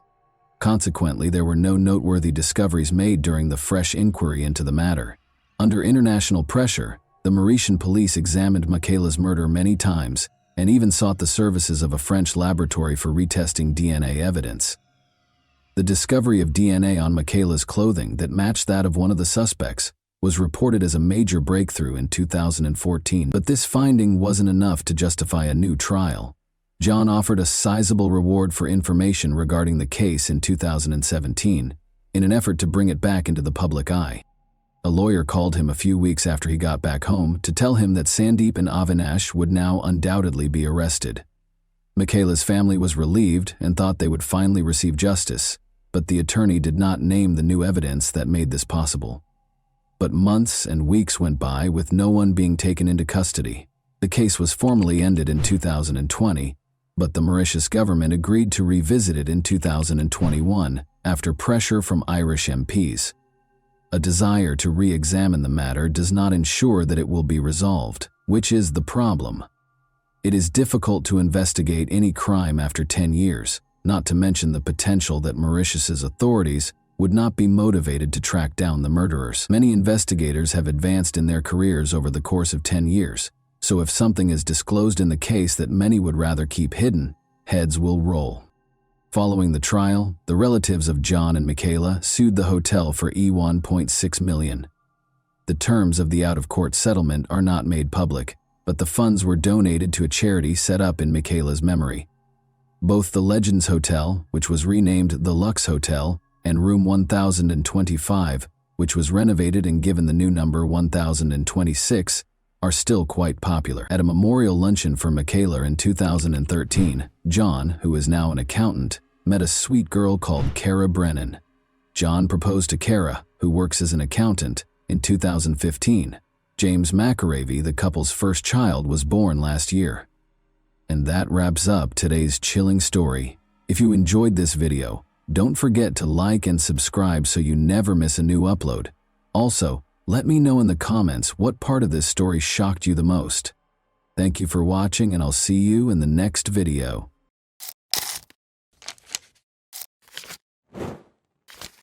Hey guys, welcome to my channel, and today we're going to take a look at another horrible case with you. When 9-year-old Charlotte Senna abruptly vanished in the middle of the crowded park in Greenfield, New York, a fun and laid-back day in the park turned into every parent's worst nightmare. Charlotte appeared to disappear into thin air, but dozens of people immediately began looking for her. In a matter of seconds, the nation's attention was drawn to the Charlotte disappearance case, a terrifying story of a kidnapping, endless searches, and an amazing turn of events that left everyone in shock when the kidnapper gave a crucial clue to solving the case. Possibly more than one, this thriller is full of unexpected twists and events that unfold before our eyes. Charlotte Senna, a 9-year-old fourth grader, lives in Greenfield, Saratoga County with her two sisters ages 4 and 10 and her parents, David and Trish. Her mother is a food inspector for the Stewart Shops chain, and her father, David, is a pipeline mechanic. Charlotte's parents are a typical working family, and they never would have thought that their daughter would be the object of a repeat criminal who wants to use her to help him out financially. Evidently, though, nobody is immune to the nightmare that has become reality. Charlotte was having a picnic with her family and friends on Saturday, September 30th, 2023, at Morrow Lake State Park, which is only a 15-minute drive from their house.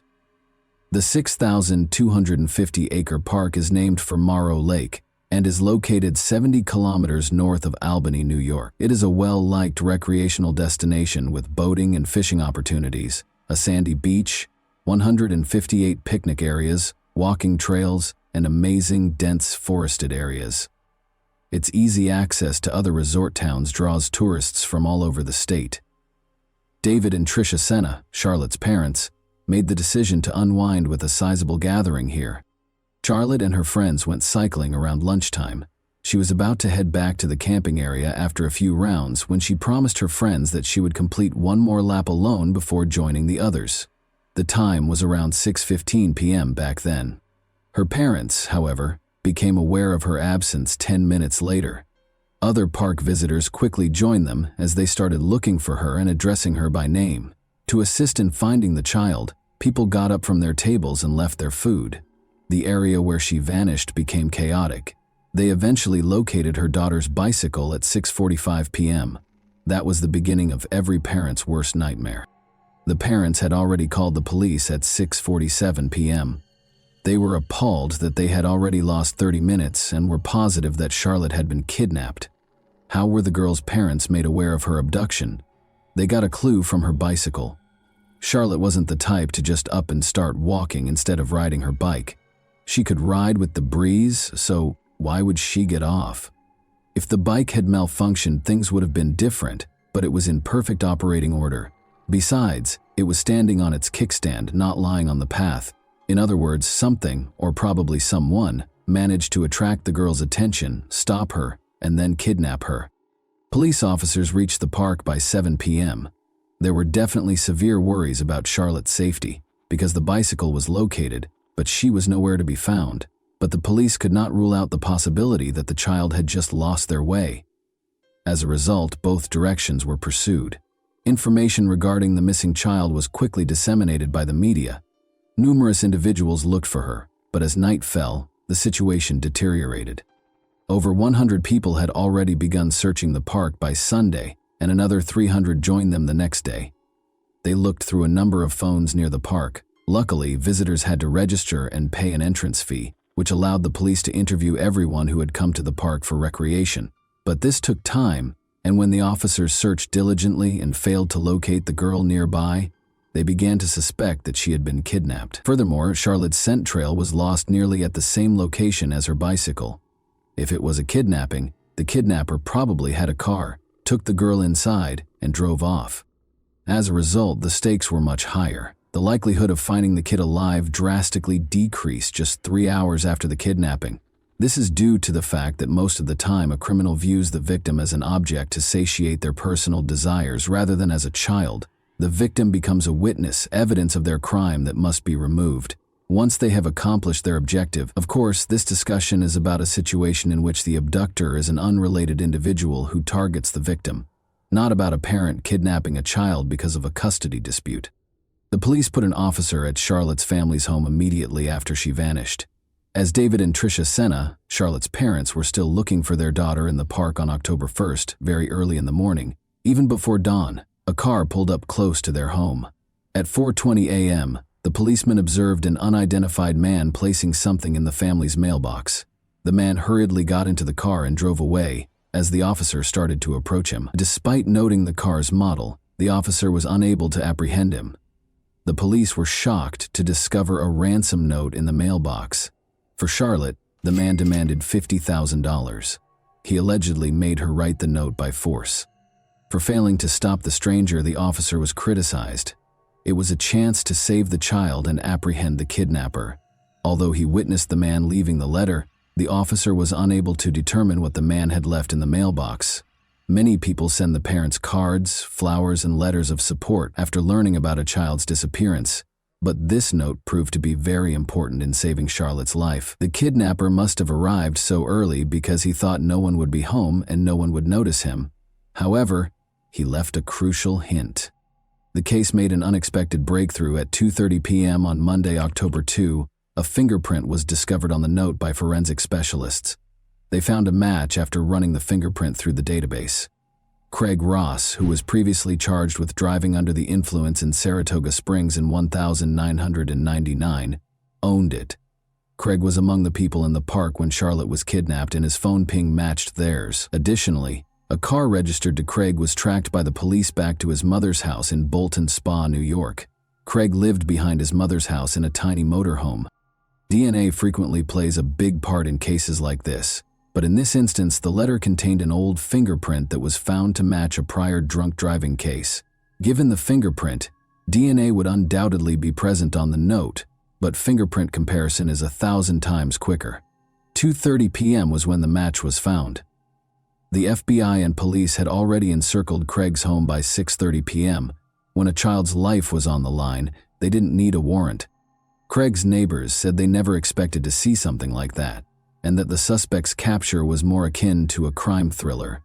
Approximately 6 p.m., about 200 meters from their home on Monday, Charlene and her 11-year-old daughter Bella spotted a number of police officers. Around 6 p.m., a neighbor of Craig's reported that she saw 2 cars stop on her lawn and went outside to eject the rude drivers. Then, out of the cars came police officers fully armed and wearing bulletproof vests. At least 15 police and apprehension team vehicles gathered close to Craig's residence. Armed with weapons and flash grenades, at least 30 officers in full uniform poured out of them and went into action right away. The neighbors at the time found it incomprehensible that their neighbor was detaining the missing girl against her will. But when they saw a convoy of police and FBI cars close to their homes, an ambulance and a helicopter hovering overhead, all of their doubts were dispelled. When the suspect was apprehended, the neighbors were afraid he would rush them and kidnap them and their kids. However, the officers took prompt action and prevented the situation from getting out of hand. Craig was taken into custody after 20 members of the apprehension team barged into the house. During the arrest, he resisted and was slightly hurt. The man was only wearing his underwear when they caught him. It was difficult to find the girl. She was also covered and concealed in the man's bedroom in a tiny closet. Charlotte realized right away that the officers were there to save her.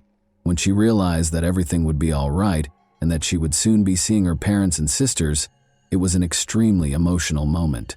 The girl was wearing a sweatshirt that was too big on her, which is interesting. One can only be thankful that Craig's motivation was financial, given that he was wearing his underwear and the girl was wearing a sweatshirt. Even though he had complete control over her, he could have done anything he wanted with the girl, and the rescue effort would not have ended as happily. The authorities notified Charlotte's parents that their daughter had been saved, was alive and unharmed at 6:32 p.m.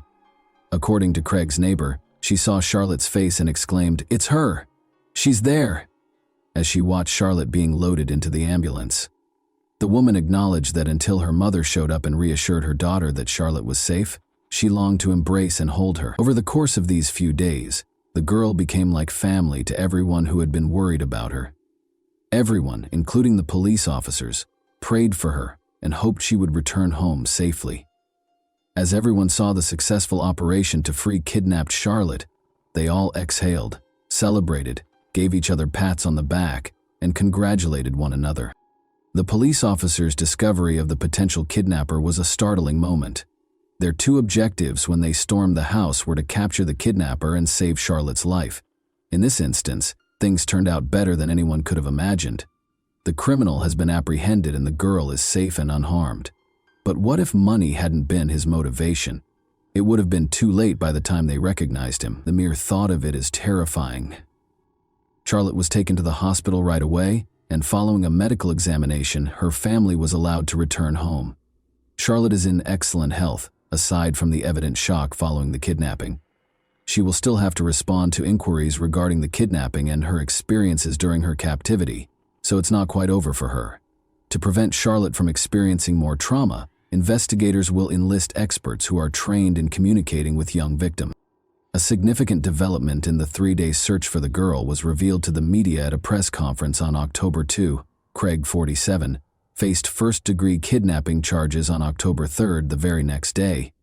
He had previously dealt with the police. First of all, he was arrested for driving while intoxicated in 1,999. His fingerprints were taken at that time and added to the police database, allowing the authorities to connect him to Charlotte's kidnapping. After he was arrested for second-degree stalking in 2016, his girlfriend sought a restraining order against him a year later, after he tried to strangle her by grabbing her by the neck. The police were looking into his involvement in violence against his 12-year-old relative just 1 month prior to Charlotte's abduction, but the case was closed. According to reports, the man, who has multiple sclerosis, moved into a trailer on his mother's property. Due to missed payments, his condition became so bad that he was unable to stay in his previous home in Porter's Corners, New York. Craig has an 11-year-old daughter and 2 grown children. He is characterized by his neighbors as a reclusive individual. They did, however, occasionally catch him working in his home's yard and interacting with his daughter, who is 11 years old and lives with him most days of the week. In reference to the man's older children, Craig's son said he doesn't want to get involved with his father, doesn't want to hear anything about him, and finds his behavior disgusting. Craig is currently detained without the possibility of bail on a first-degree kidnapping charge. He will be represented in court by a free attorney who has been given to him. Although the motive for the kidnapping is not officially stated, based on the ransom note, it is reasonable to assume that money was a major factor, even though the police are not very forthcoming with information. Craig's former girlfriend, Amanda Priest, had a lot to say. According to her, Craig hated his job and was constantly looking for people he could trust to help him. Amanda is certain that money was the driving force, but it's interesting to note that Craig appeared to have targeted Charlotte in particular, rather than just any child. The problem stems from an incident in which Patrick Senna, Charlotte's grandfather, sued Greenfield after a sledding accident in 1998. The $2 million settlement he received was well known among Saratoga's citizens. Given this knowledge, Craig may have been monitoring the family to learn more about their residence, regular locations, and other details. This is exactly why Craig kidnapped the man's granddaughter and demanded a ransom, Amanda claims, in an attempt to obtain funds to help him out financially. Amanda also mentioned that Craig had covered his trailer's windows with tarps not long ago. She is certain that everything was carefully planned as a result. He kept an eye on the family, observed them, was aware of Charlotte's routine, probably followed them from their house to the park, and waited for a chance to see the girl by herself. Investigators are looking into whether the suspect in Charlotte Senna's case is connected to any other crimes, such as the kidnapping and killing of 18-year-old Jennifer Hammond and 19-year-old Christina White. As is customary, investigators are looking into his involvement in any significant incidents in the area, even though there is currently no evidence connecting him to these cases, since their disappearances in 2003 and 2005 respectively, from Milton, the same town where Craig spent decades. The cases of Jennifer and Christina, whom investigators believe to be connected, have remained unsolved. On November 2, 2003, Jennifer went missing according to her boss. No one saw her after co-workers dropped her off at the Creek and Pines trailer park, where she was supposed to sell magazines. Later, All of the girl's possessions were discovered in an Albany hotel room where she was lodging with co-workers. After Christina's family last saw her in the evening on June 30, 2005, 2 years later her disappearance came to light. 5 kilometers from her home, witnesses reported to investigators that they saw her strolling down a road. In March 2006, hunters discovered Christina's remains, which were essentially just a skeleton, 16 kilometers from her last known location in the D-Town forest in Greenfield. According to the autopsy, Christina's chest and abdomen were fatally struck by the murderer. In October 2009, Jennifer's remains were discovered a few kilometers away. Although the cause of her death is unknown, investigators concluded that considering the location of their kidnapping and the location of their bodies, the girls were most likely murdered by the same individual. According to criminal profiler John Kelly, who was familiar with the area and probably liked red-hamed girls, Craig Ross presumably abducted Charlotte, but we know that the best predictor of present or future behavior is past behavior. Therefore, it's always important to find out if a person has committed abductions in the past. There may be a connection because Craig's path from the park to his house apparently goes through wooded areas connected to these 2 unsolved murders. He was keeping an eye on the family and may have believed he could kidnap them again because he had done it successfully in the past. However, he could demand ransom and simultaneously improve his financial situation rather than committing murder. In any event, the inquiry is still ongoing to determine whether he is connected to any other crimes. He has been questioned by the police in the interim to determine whether he was keeping an eye on Charlotte and whether his motivations extended beyond his need for money. The Senna family thanked everyone who put in so much effort to bring their daughter home. Naturally, they expressed their relief at Charlotte's return home and recognize how lucky they are that things turned out this way. They are aware that not all kidnapped children make it back home safely.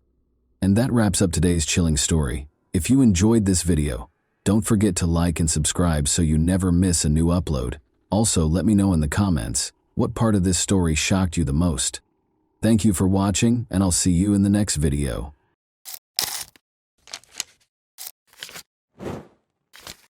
Hey guys, welcome to my channel, and today we're going to take a look at another horrible case with you.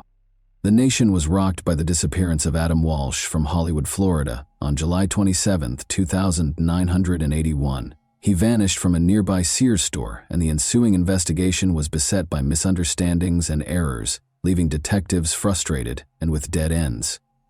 Adam's family was left in despair when police were unable to piece together a clear timeline or motive despite a plethora of leads. What serious errors occurred during this investigation, and how did the pursuit of justice come to a standstill?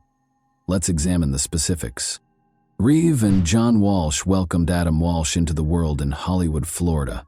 He was a normal child who made his parents happy, loved baseball, and was quiet. But after going missing on July 27, 1981, when he was 6 years old, he became well known. Adam and his mother, Reeve, went shopping at the Hollywood Mall that summer afternoon. They went directly to the Sears store after entering the mall via the north entrance. Reeve was there with a specific goal in mind: to ask questions regarding a lamp that was for sale. She left Adam at a kiosk with Atari 2600 video games, where a number of other boys were gathered and playing the games, to keep him occupied while she took care of her business. Around 12:15 p.m., Rev finished her questions in the lamp department and went back to the kiosk where she had left Adam. Adam and the other boys were gone, and she was shocked to find this out. Rev was overcome with fear, as any parent would be when they lose sight of their child. She was told by a store manager that the boys had gotten into a fight over who would get to play the video games first. A security guard responded to the commotion by telling the boys to leave the store. The older boys responded that their parents were not present in the store when the guard asked them if they were. This implied that Adam, who was quieter and younger, probably lacked an adult companion to provide him with support at that time. Adam was a shy kid, and Rev later surmised that he might have been too scared to speak up when the security guard was questioning him. She thought the guard likely didn't realize Adam was alone, because he thought he was one of the boys. The security officer forced Adam to leave through the same door that the other boys had used to enter the store, the Sears West entrance.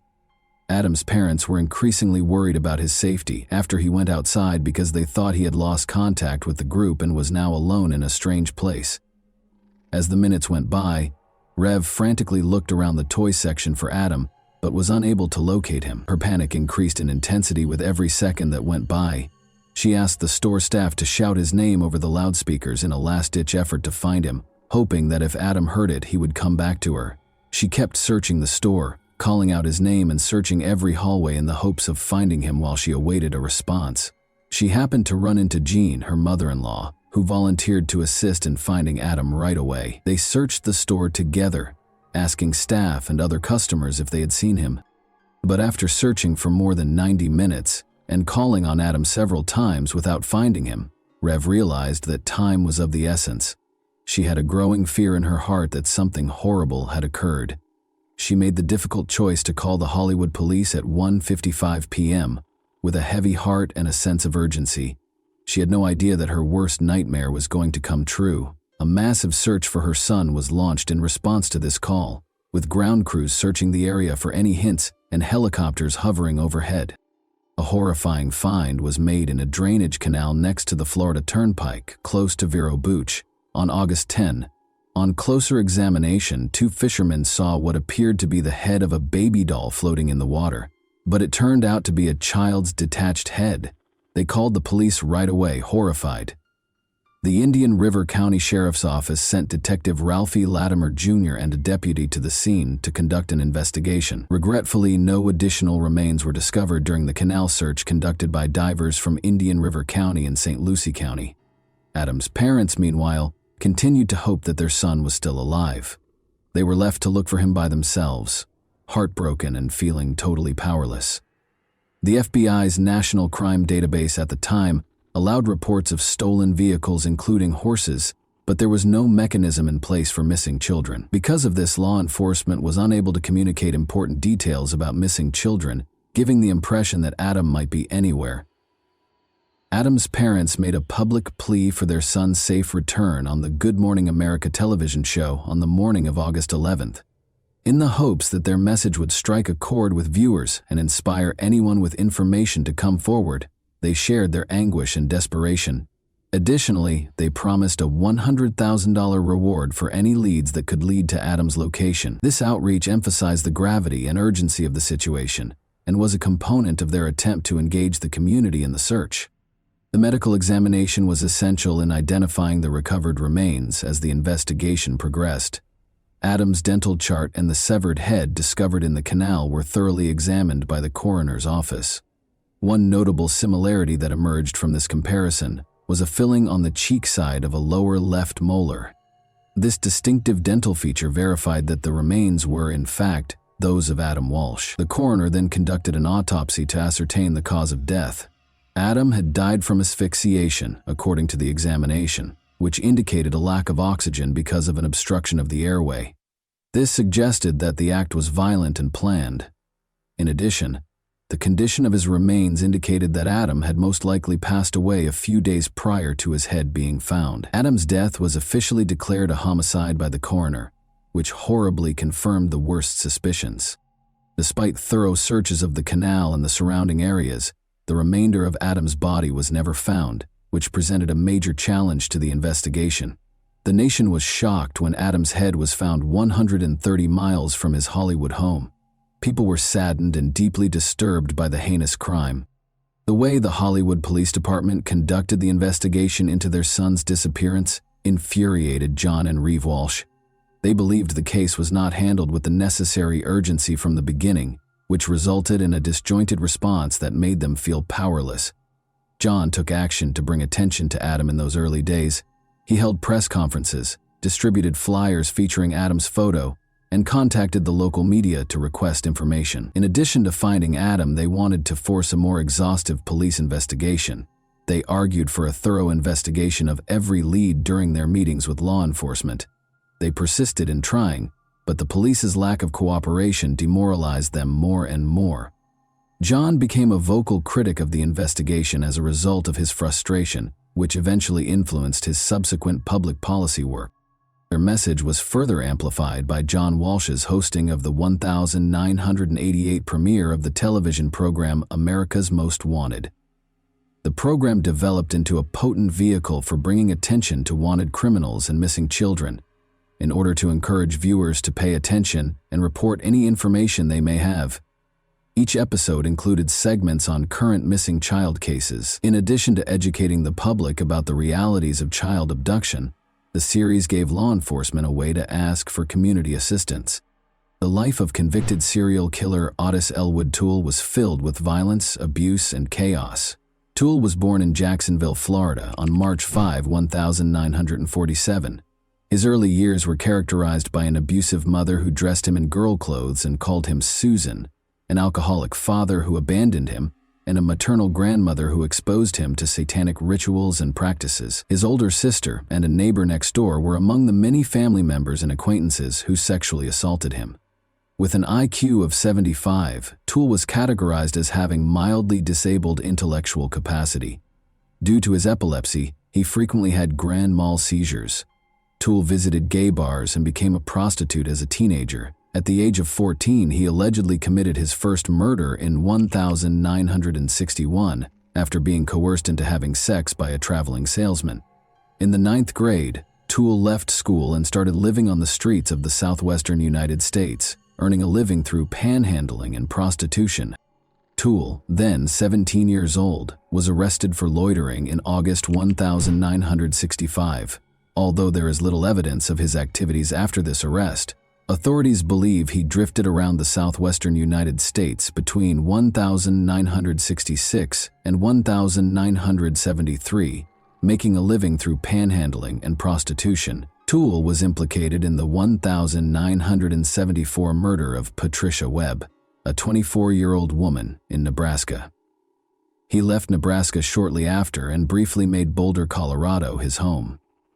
His stay was brief, though, as he quickly emerged as a leading suspect in the October 14, 1974 murder of 31-year-old Ellen Holman. Toole's private life was a mystery in the years that followed.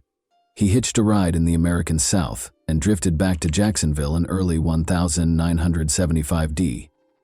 Toole married a woman 25 years his senior on January 14, 1976, but their marriage didn't last long.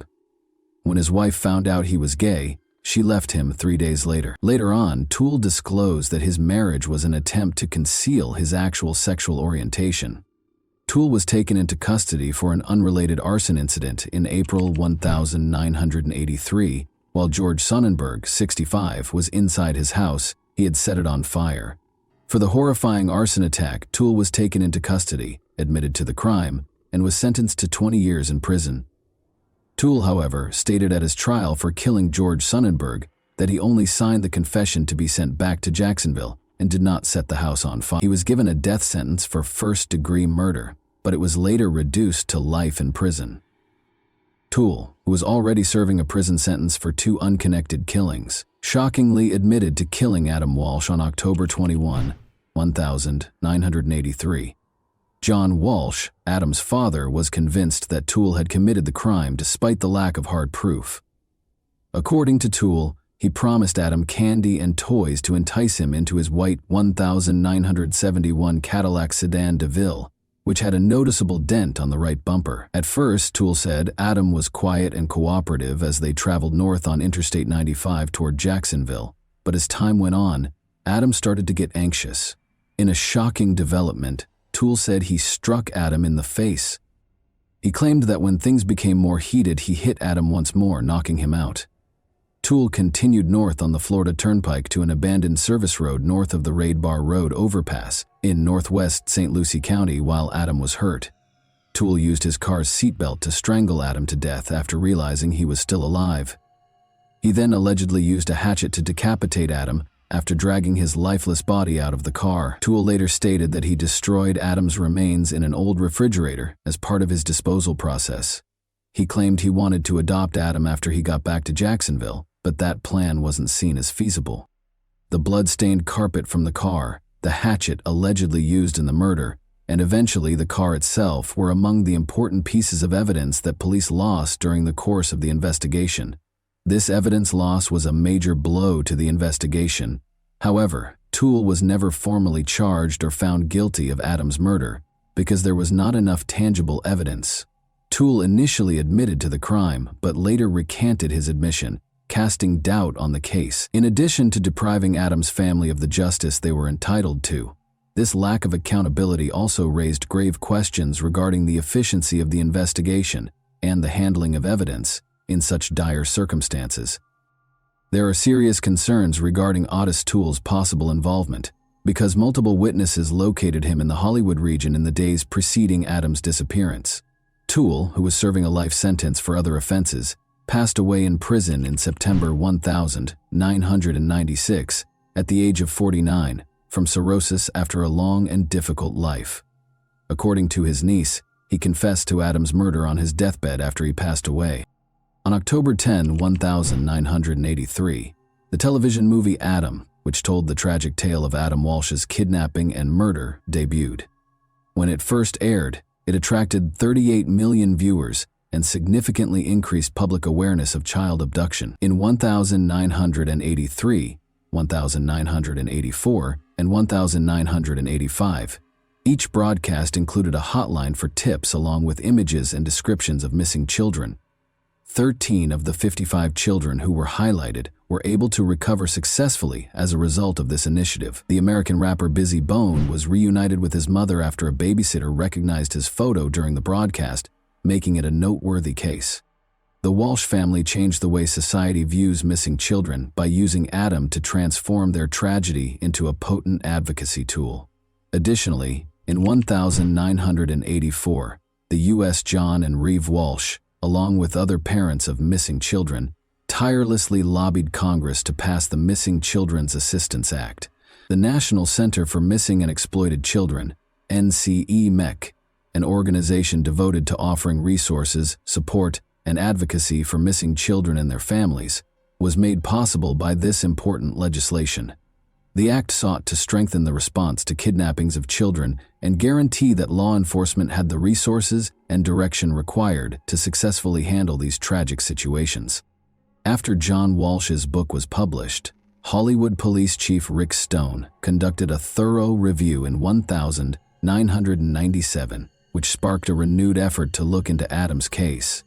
Prior to being named Hollywood's chief of police the year before, Stone had 22 years of law enforcement experience, having worked for the Dallas, Texas, and Wichita, Kansas departments.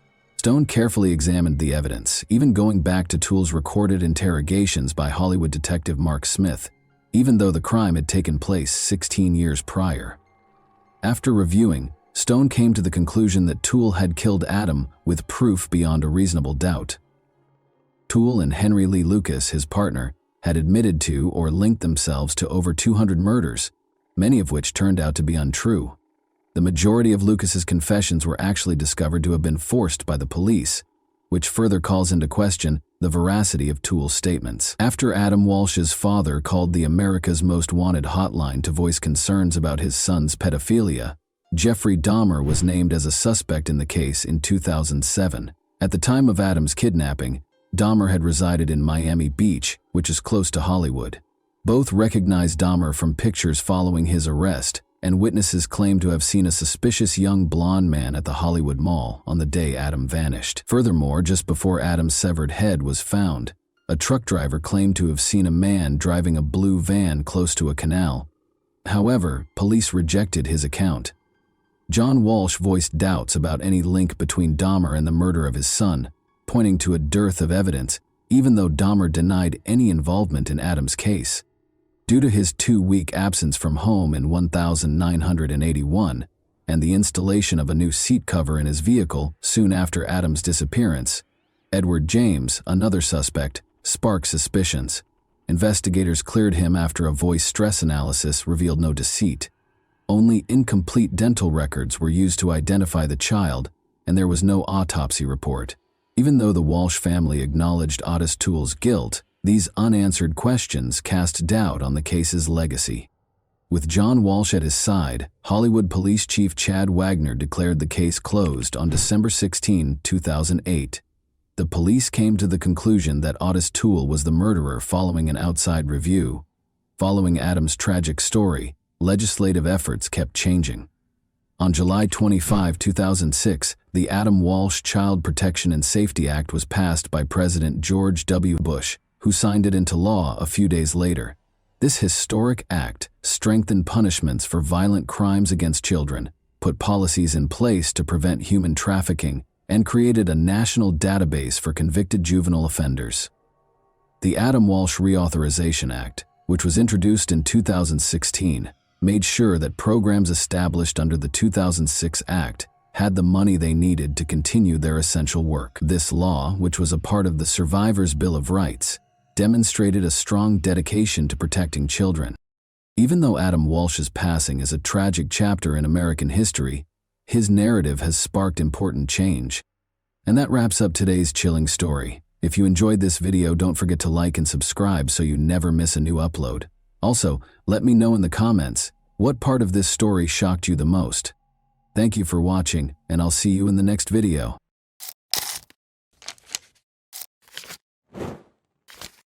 Hey guys, welcome to my channel, and today we're going to take a look at another horrible case with you. While investigating the crime scene on April 29, 1998, Delaware police noticed a car in the distance. However, the car suddenly stopped, turned around, and started back without even approaching within 100 meters. Although they were aware of the driver's actions, detectives paid little attention to them. Why would they do so after all? They had no idea, though, that this story might have turned out very differently if they had followed the enigmatic driver.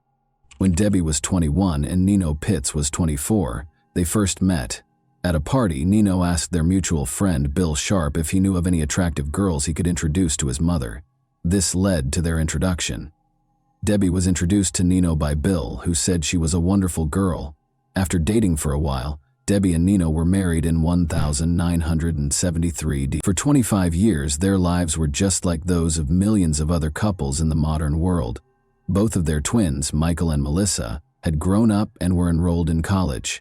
The couple was getting ready to celebrate their 25th wedding anniversary in a low-key way when all of a sudden, things changed.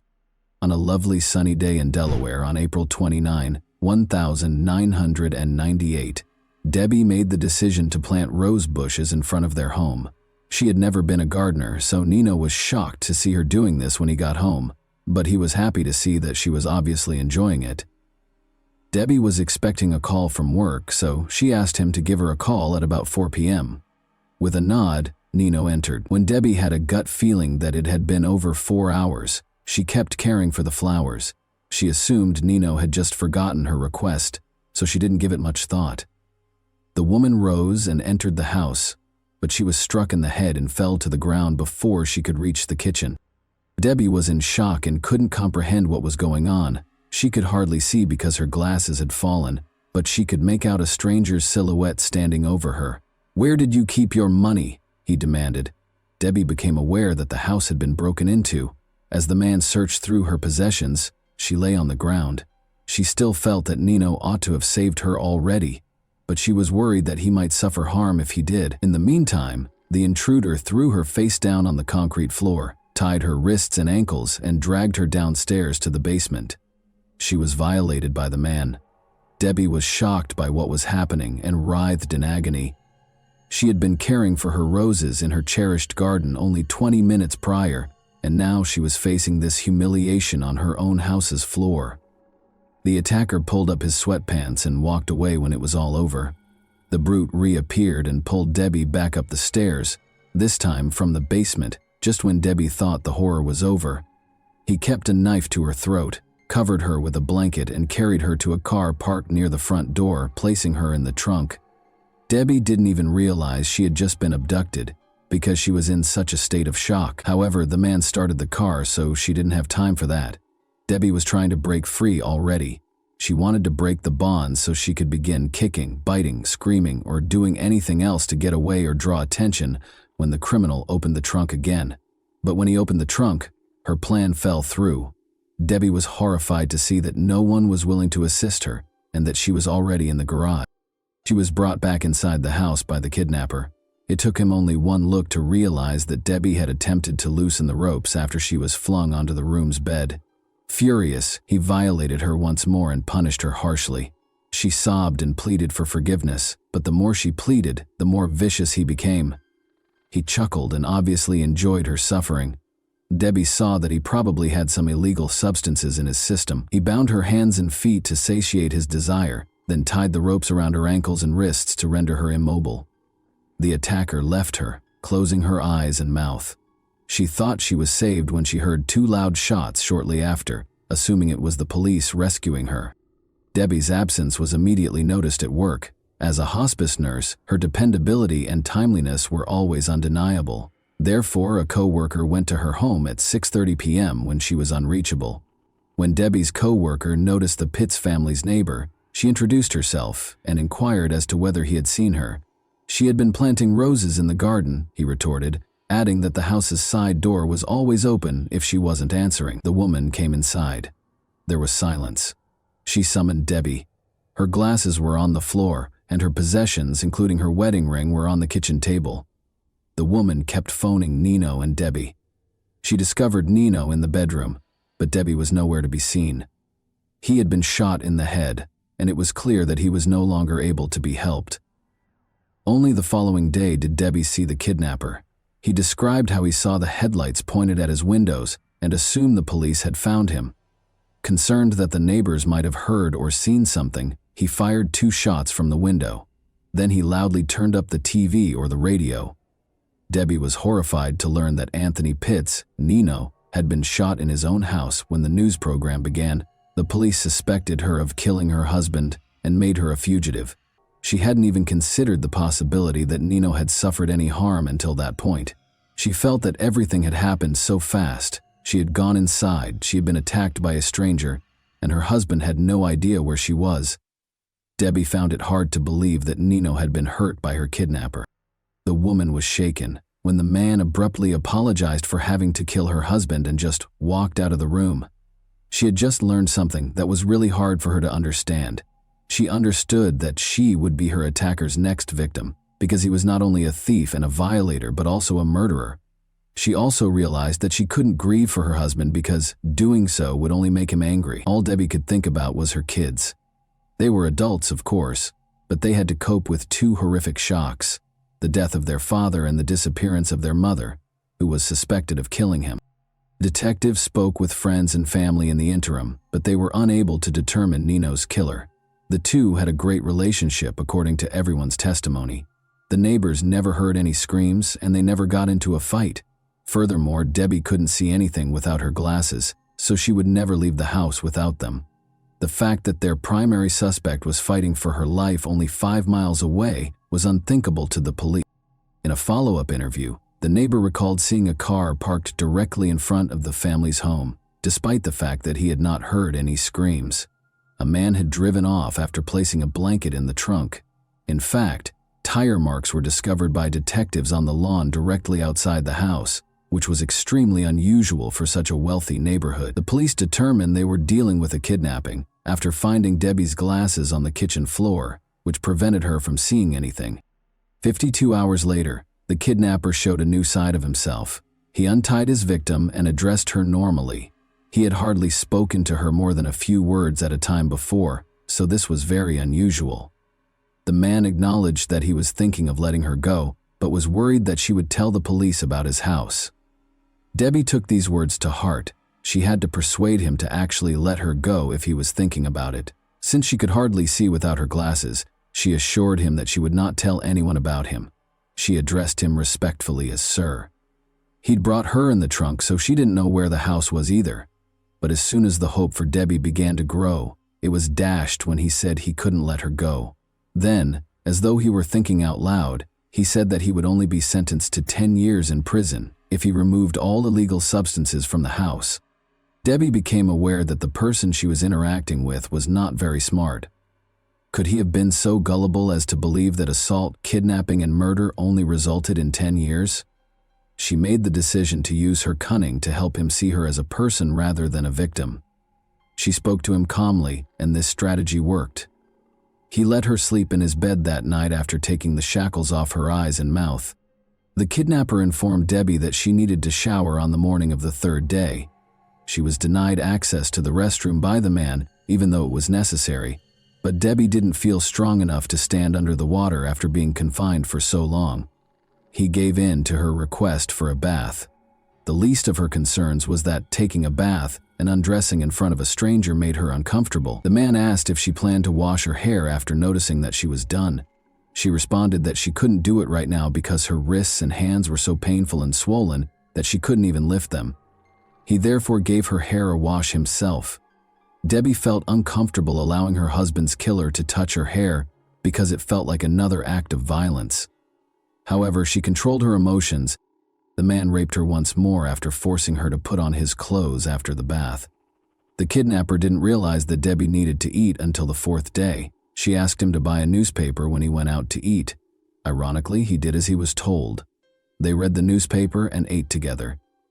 Although she didn't express it, it stated that the police had no suspects and that Debbie had previously been brought up by her family, which deeply distressed her. The kidnapper, however, seemed extremely happy and even proud of himself. Since no one suspected him and no one knew where she was, he thought he had committed the ideal crime. The kidnapper told Debbie he was going to work on April 24, the fifth day she was held captive. Even though he came back within 20 minutes, presumably to see how she was doing, he had stated this several times previously. Still, Debbie made the decision that today was the day. She had to do something if she was going to get away. She complained of the terrible pain in her wrists and told him that he had to think of something else if he wanted to keep her alive. The man complained that Debbie was becoming too costly for him and consented to replace the ropes around her wrists and ankles with handcuffs. They cost $5 each, he said when asked what he meant. Stated differently, he only gave her one meal, spent $10 on handcuffs, and most likely wouldn't spend much more. She had to leave immediately. He fastened the handcuffs to her wrists and ankles with a rope, said aloud that he was going to work, and shut the door. She was unable to move her hands because of the rope, but she was able to move her wrists thanks to the handcuffs. Debbie, on the other hand, took her time and was correct. An hour or so later, she heard the front door softly open and close. Debbie became aware that the test was successful. She began to move her hands, releasing the rope that held the two handcuffs together. Then she walked warily to the door and froze in terror. What if he remained behind the door and became furious upon realizing that his victim had set herself free? When Debbie heard her husband say, "Hold on, dear," she tried to calm herself. Gathering her courage, she opened the door, ready to either die in that house or escape. Nobody was in the back of it. Debbie felt her way to the living room in the dark and saw the telephone. She managed to reach for it with her restrained hands and dialed 911. Sadly, the operator didn't recognize Debbie's name when she gave it to him. She went on to say that she had been abducted and that her husband had been killed. When the operator inquired about the perpetrator's current location, she said that he was at work, but could come back before the police showed up. Thankfully, the police arrived in less than 6 minutes after tracking down the call. She was reassured and told that the police were on their way by the operator, who stayed on the line the entire time. All of the feelings Debbie had been suppressing for nearly a week erupted when the police finally broke in. Her husband's death, the kidnapping, the violence, and the surprise rescue all blended into one. After being transported to the hospital, Debbie finally got to see her kids and other family members who had traveled from across the nation to show their support for Michael and Melissa. It was an odd mixture of emotions. Although Nino's murder consumed everyone's attention, they were also relieved to see Debbie still alive. The owner of the home where Debbie was being held was easily identified by the police. Donald Flagg was a factory worker who spent his free time robbing and attacking women. Donald gave in without protest and admitted to everything. Additionally, he provided clarification on a few points that the police were unaware of. He was just strolling past the Pitts family's home that day when he noticed Debbie caring for the roses. He went inside and waited in the kitchen, his eyes fixed on her. Because of the nearby construction and the lawnmowers in operation, Debbie was unable to hear the shot. He became acutely aware that he had not taken anything from the house after the attacker abducted Debbie. He went back to the victim's home, missing a great chance to make money. But the police officers at the crime scene had already surrounded it. Investigators had no reason to pursue the driver when they noticed a car stop suddenly and turn around. They didn't know it was their suspect until much later. The man's attorney persuaded him to enter an insanity plea in spite of his confession. Debbie was forced to testify in court as a result. Luckily, she was well prepared by her psychologist. In order to get used to the attacker's face and avoid displaying too many emotions, He asked Debbie to call him by name and look at his picture more frequently. This performed flawlessly in court. Not only did she maintain her composure, but she even turned to face her tormentor, making him turn away. Donald Flagg was convicted in spite of the lawyer's best efforts. He was given 8 consecutive life sentences, plus an extra 166 years in prison by the judge. Additionally, he will spend 10 years in solitary confinement from April 20 to April 24, the same period that Debbie was held captive. Even Debbie is relieved that he won't hurt anyone else. She later expressed regret for not going to violence victim groups. She had to speak up, but her family didn't want to talk to her about what had happened because they found it too painful. Helping other assault victims helped Debbie find healing. She gave lectures, wrote a book about her experience that was required reading at some American universities, and even assisted the Delaware Rescue Service in changing its operations to find the caller much more quickly.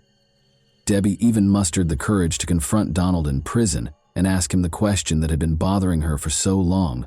Was he going to murder her? Yes, he replied. He didn't intend to let her die. Bill Sharp, the same Bill who had first introduced her to Nino, got in touch with her after learning of Debbie's fate. During Debbie's challenging trial process, they had a face-to-face meeting and spoke. More specifically, Bill listened to Debbie and let her speak.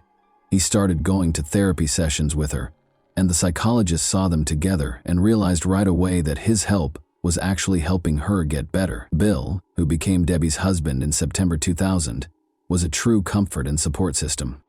And that wraps up today's chilling story. If you enjoyed this video, don't forget to like and subscribe so you never miss a new upload. Also, let me know in the comments, what part of this story shocked you the most? Thank you for watching, and I'll see you in the next video.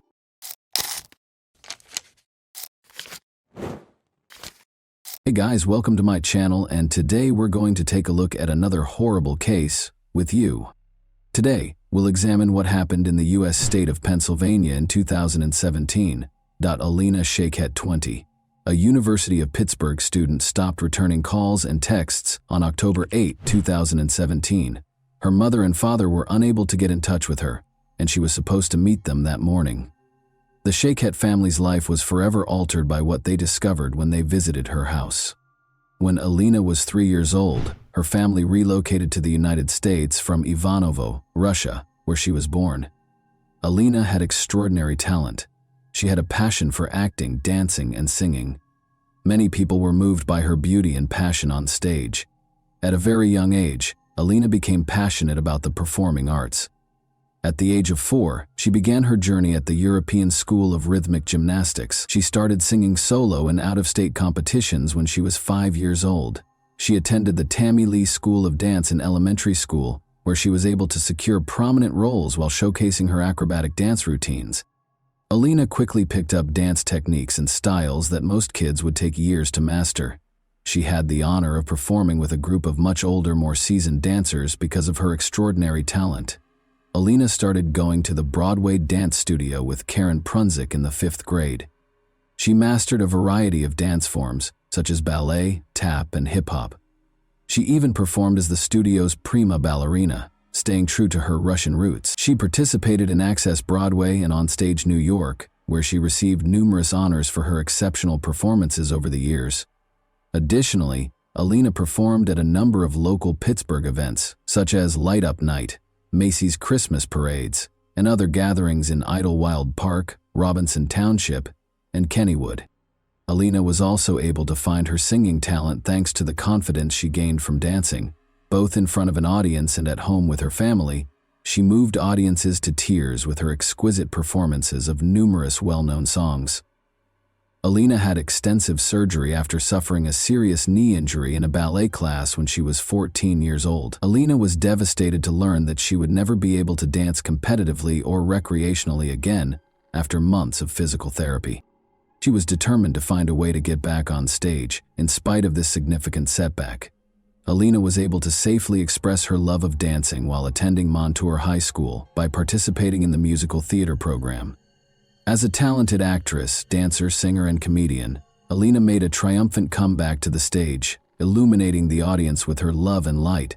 She brought tears, smiles, and a lot of applause to her roles in a number of plays and musicals. Alina continued to shine her light and make everyone happy while performing at numerous events throughout the city as a member of the chorus at Montour. Despite the fact that Alina's injury kept her from pursuing her love of dancing and performing, her experience receiving treatment motivated her to seek a career in medicine. She wished to assist those who had sustained injuries that hindered them from following their aspirations. Alina made the decision to pursue a career as a physical therapist. Alina and her parents had a close relationship. In 2015, she wrote on Facebook, "Happy Father's Day to the greatest dad out there. Thank you for always being there for me and having my back no matter what. I couldn't get through one day without you. I love you so much, Dad." She also wrote, "Happy birthday to my gorgeous mother. I can't wait for another year of countless laughs and more memories. You are my best friend and I love you with all my heart." After graduating from Montour High School in 2015, Alina attended the University of Pittsburgh-Greensburg for her first 2 years of college. While attending Pitt-Greensburg, she resided in the Outdoor Adventure and Community Service Living community. She actually served as OACS's vice president for the spring 2017 semester. She enjoyed being a part of an organization that helped kids and animals. Once more, Alina shone her light, bringing her love and care to the lives of both humans and animals. After that, Alina moved to the Oakland campus of the University of Pittsburgh. She was ready to commit herself to becoming a doctor of physical therapy and shared an apartment with her friends. But on October 8, 2017, Alina, who was only 20 years old, was tragically and senselessly killed. Alina shared a home with other University of Pittsburgh students. Zach Brandner, her roommate, could never forget the night he last saw Alina alive. Zach and Alina took a Snapchat together at around midnight after returning home from a late shift at work to make fun of other students who were sharing night out selfies on Saturday night. A couple of minutes later, Alina texted me the picture we had just taken. That was the last I heard from her. The next morning she was gone, Zach said in an interview with reporters. "We all said goodnight and said I love you, like we did every night. And she went up to bed." A little more than 8 hours later, Alina's father, Jan, and mother Ellie arrived to collect their daughter. They were scheduled to take a charity walk in the park to raise money for breast cancer. Zach described the specific events of that morning in the interview. He stated, "Her mom came to pick us up at 8:45 a.m. Her mom rings the doorbell and says, 'Is Alina not awake? She isn't answering my calls. Let's go wake her up.' I thought she slept through her alarm. Her dad was still in the car with their dog at this point. We went up and her mom started knocking on the door with no answer. This went on for 5 minutes and it started getting really loud. She started shaking the door. You could tell she was starting to get a bit scared, like this wasn't normal. The dog was barking uncontrollably. That's when Ellie called for her husband Jan, who came inside and broke down the door, and then they saw what was inside. At this point, I was halfway up the stairs and all I heard was screaming. Her parents were screaming at the top of their lungs, saying, 'Alina is dead. Alina is dead.' It got hard to understand. They started speaking in Russian. It was horrible. They said it looked like her face had been cut off. Running up, Zach peered inside. Looking for more than a few seconds was too much for him. I went into the room and it was horrifying. There are no words to describe what I saw. She was just lying there with her arms spread out. The whole side of her face was unrecognizable. You could barely recognize it was a face, it was so bashed in. She was lying in a pool of her own blood. As though to remind us that someone's life was at stake somewhere nearby, a siren broke the stillness of the morning. The doctors hurried inside the house as soon as the ambulance arrived. At the door, Alina's terrified mother greeted them with shaking hands and tears in her eyes. Her daughter was lying on the floor, and she led the way to the room. Regretfully, the doctors were forced to announce Alina's death. The police had roped off the house. Police Chief Scott Schubert issued the following statement. "We do not believe at this time that this was a random act of violence. There is no continued threat to Oakland residents and the university communities. However, releasing additional details at this time could be detrimental to the investigation. Our primary interest is collecting sufficient evidence that can be successfully used in a court of law. The investigation is ongoing. I encourage anyone with information that could be helpful to call police headquarters. and speak to a violent crime unit. According to Detective Schubert, the medical examiner determined that Shiket's cause of death was homicide and that blunt and sharp trauma to the head was the cause of death. The police actually already had a suspect. Investigators suspected 21-year-old Matthew Darby, Alina's ex-boyfriend, of committing the crime. During her time at the University of Pittsburgh-Greensburg, Alina Shiket got to know Matthew Darby. In 2015-16, Darby participated in basketball as a sophomore at the University of Pittsburgh at Greensburg. Darby was reported by Alina, who had broken up with him after she changed schools, for breaking into her house on September 20. She described previous abuse incidents in her police report, writing, "Grabbing, pushing, emotional abuse, jealousy, control." She also stated, "The defendant climbed up the gutter on the side of the house and broke through the second-floor window of my home. He did this because I left him and stopped answering his phone calls." According to Jan Shiketh, he and his spouse Ellie went to court with their daughter last week in order to get a protection from abuse (PFA) order. "For the last couple of weeks, she had told me she tried to stop talking to him," he said about Darby. On September 26, the day he was arrested on trespassing charges, Darby was released on $10,000 bail in that criminal case. She disconnected his phone number, Facebook, and all that stuff. "I heard his name, but I never met him personally." Zach, Alina's roommate, recalled in an interview that he was constantly concerned about Alina and Darby's relationship. "Halfway through sophomore year was when I started finding out that he was abusive," he stated. Zach recounted an incident last month in which Darby stood outside their room and yelled at Alina, saying, "In the time I knew them, around 3 years, there was a lot of fighting. I'm not just saying this because she was my best friend, but Alina was extremely loyal to him. She never cheated on him, unlike him, and it went on for over 20 minutes, and he kept accusing her of cheating on him with this boy outside my window on the first floor. We heard Matthew screaming at Alina. She never did anything. This boy lives in North Carolina, but he was screaming at her. All she was saying was, 'Matthew, please, stop, stop.' He was uncontrollable." Zach clarified that this was just one of the many times Darby would lose his temper without cause. Zach claimed that Darby's demanding behavior carried over to her social media accounts. "We would go out for pizza and everything would be fine, and then he would just turn on her. He would just go crazy for the littlest thing. If she liked a picture of a guy on Instagram, he would go and unlike it because he had her social media passwords," he stated. This was before they broke up. She changed them when she broke up with him. He would never let her wear clothes that could be considered too sexy looking. He was extremely, extremely controlling. He was notorious for texting and calling. Matthew would call her upwards of 20 times if she didn't answer.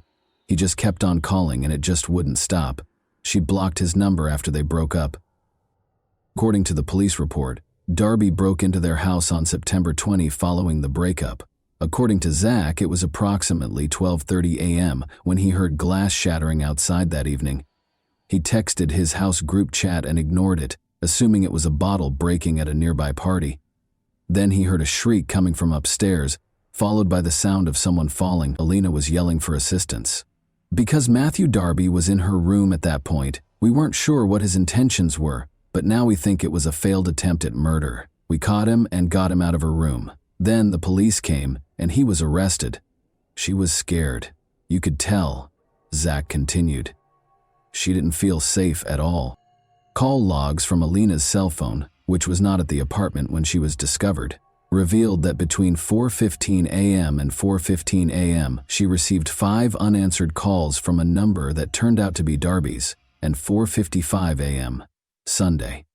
According to the police, Alina's cell phone was last seen close to Irwin, where Route 30 and I-76 meet. The criminal complaint states that at 4:21 a.m., Darby was picked up by a commercial car service vehicle. According to the driver, he took Darby to Oakland's Semple Street and Ward Street, which are close to Cable Place. According to him, Darby asked him to wait 10 minutes after getting out of the car. The driver reported that 10 minutes later, Darby asked him to wait for 10 more minutes. About 5 minutes later, the driver got a call on his phone requesting that he wait an additional 10 minutes. He told the police that he could not wait any longer and walked out of the area. According to surveillance footage gathered by investigators, Darby is seen throwing objects into a sewer close to Semple Street, which is close to Alina's home. According to Pittsburgh Police Homicide Detective Edward Fowler, he and other officers discovered a hammer and 2 knives in the same sewer grate. The hammer's claw part seemed to have skin and hair adhered to it. Police asked for a warrant to arrest Darby based on the information above. He was accused of stealing by unlawful taking, burglary, criminal homicide, fleeing to avoid capture, and possessing criminal tools. Matthew Darby was taken into custody in Myrtle Beach, South Carolina, a few days after Alina passed away. A concerned citizen reported witnessing a male tampering with a window at a residence, according to Myrtle Beach police. Officers discovered a man who fit the description when they got there. It was discovered during their investigation that Darby was the male suspect. He was accused of loitering and giving police misleading information in connection with the South Carolina incident. Both of the new charges are punishable by up to 30 days in jail and a monetary fine. During the hearing, a judge in South Carolina refused to grant bond. Because of the pending Pennsylvania warrant, the judge deemed Darby a possible flight risk. The judge informed Darby that he could either waive his right to an extradition hearing or exercise it. Then Darby said he wanted his attorney. When asked to enter a plea to the charges in South Carolina, he also stated that he wanted his attorney. Alina's family and friends, many of whom were Pitt students, crowded the courtroom. Many carried signs raising awareness of domestic violence and Alina's Law, a bill that is currently pending in the state legislature and would give judges the authority to mandate electronic tracking of high-risk domestic abusers. The words, "Our Russian Princess," were written in Russian on purple shirts featuring a picture of Alina. The judge ordered Darby to stand trial on all charges, including homicide, flight, burglary, theft, trespassing, and possession of a criminal instrument. The back read, "Love shouldn't hurt." According to evidence presented by the prosecution, Darby spent the night of October 7 and the early hours of October 8 on the campus of Duquesne University, where he spoke with Raymond Marr, a university police officer. Darby wanted to know how to get to Brodart Hall. According to Marr, security cameras caught Darby at several locations on campus, including the student union, which Darby was permitted to enter so he could charge his phone. He claimed that Darby appeared apprehensive and had a faint alcohol odor. Prosecutors have presented a picture of a man they claim is Darby standing in a campus elevator that evening while sporting a striped shirt with the Miller Beer logo embroidered on it. When Darby was arrested, he had that shirt among his belongings. Days later, authorities said that on Friday, January 19, 2018, prosecutors presented evidence that showed Matthew Darby on an elevator at Duquesne University, just hours before he is accused of killing his ex-girlfriend Alina Sheket in her Oakland home. David Schrager, Darby's lawyer, contests that the video depicts Darby hours later. Darby ordered an Uber just after 4 a.m., and it drove him from Brodart Hall to a street next to Alina's house. The driver gave a statement. According to Schrager, the passenger could have been anyone using Darby's Uber account. 3 days after Alina's death, Darby was arrested by police in Myrtle Beach, South Carolina, after he had left the Pittsburgh area. 2 knives were seen in an Oakland sewer grate in a photograph taken by Pittsburgh homicide investigators. The knives were gathered as proof. After allegedly stabbing and beating his ex-girlfriend to death, Matthew Darby is accused of throwing the knives as he left her house. David Schrager, Darby's lawyer, stated that he was not shocked by the result because preliminary hearings had a low standard for evidence. "We have a lot of discovery. We have to do a lot of evidence gathering," he stated. He insisted that Darby was innocent, saying, "We're going to get to tell our side of the story at a later time. There is no forensic evidence. There is no testimonial evidence," he stated. "All we have is a lot of circumstantial evidence, and that provides a maybe." Using 4 required aggravating factors: that he was the target of a PFA brought by the victim, that she was a prosecution witness against him, and that he had a history of felony convictions involving violence or the threat of violence, prosecutors declared they would pursue the death penalty against Darby. In order to avoid the death penalty, Darby consented to enter a guilty plea to first-degree murder, which carries a mandatory life sentence. Alina Sheket was a bright, energetic college student who wanted to work with young children as a physical therapist. "It was her dream," her father Sheket stated, "and she worked so hard. She was the best person in the world.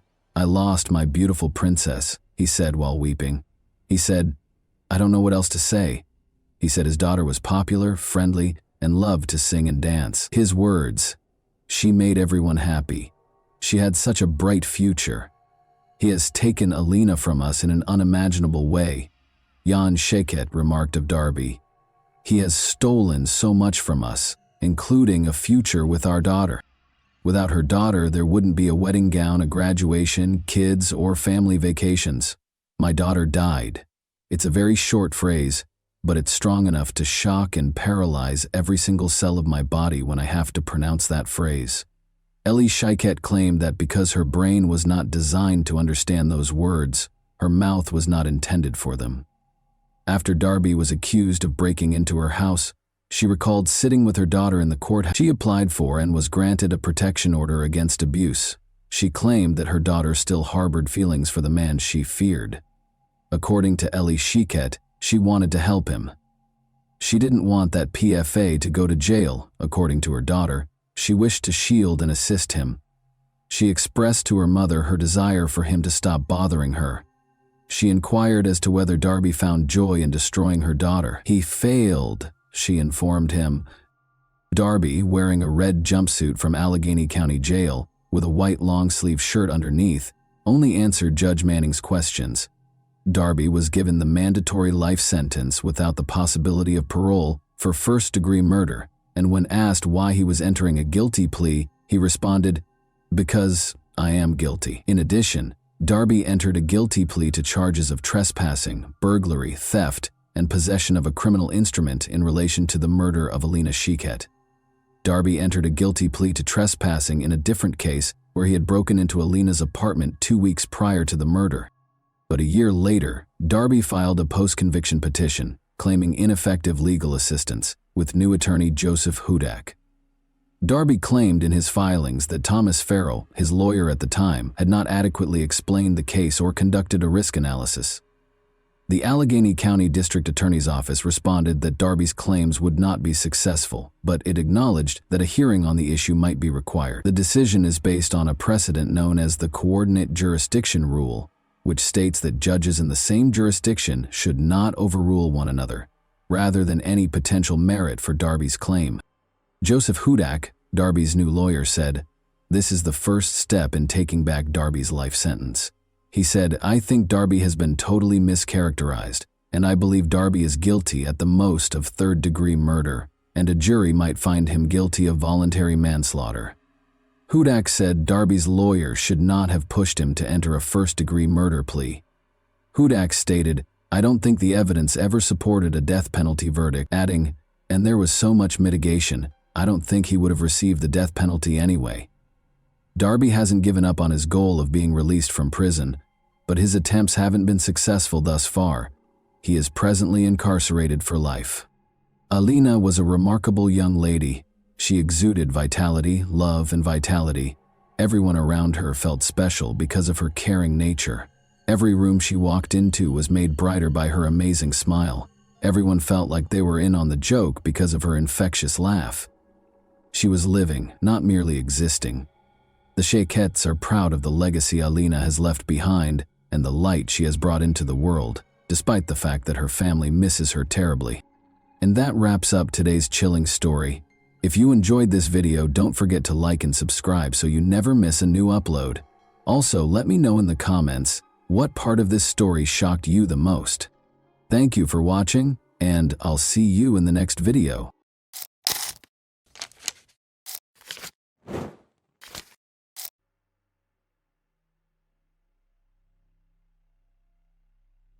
A freshman at a prestigious university vanished without a trace after a sporting event, leaving her car and keys in the parking lot. The police did not investigate the case, believing that the young woman had simply fled, but her parents and friends were aware that something terrible had occurred. The mystery remained unsolved for 12 years, and it wasn't until the end that the truth was revealed. Shannon Melinda was born on October 20th, 1974, in Miami, USA, and her parents welcomed a second daughter, Monique, 5 years later. From a young age, the girls were taught that their first priority should be to obtain a good education. This approach had a significant impact on Shannon. She excelled academically from the start of her school career while also making time for various clubs and sections, where she outperformed her peers in every way. Shannon made it clear in high school that she wanted to pursue a career in politics or law.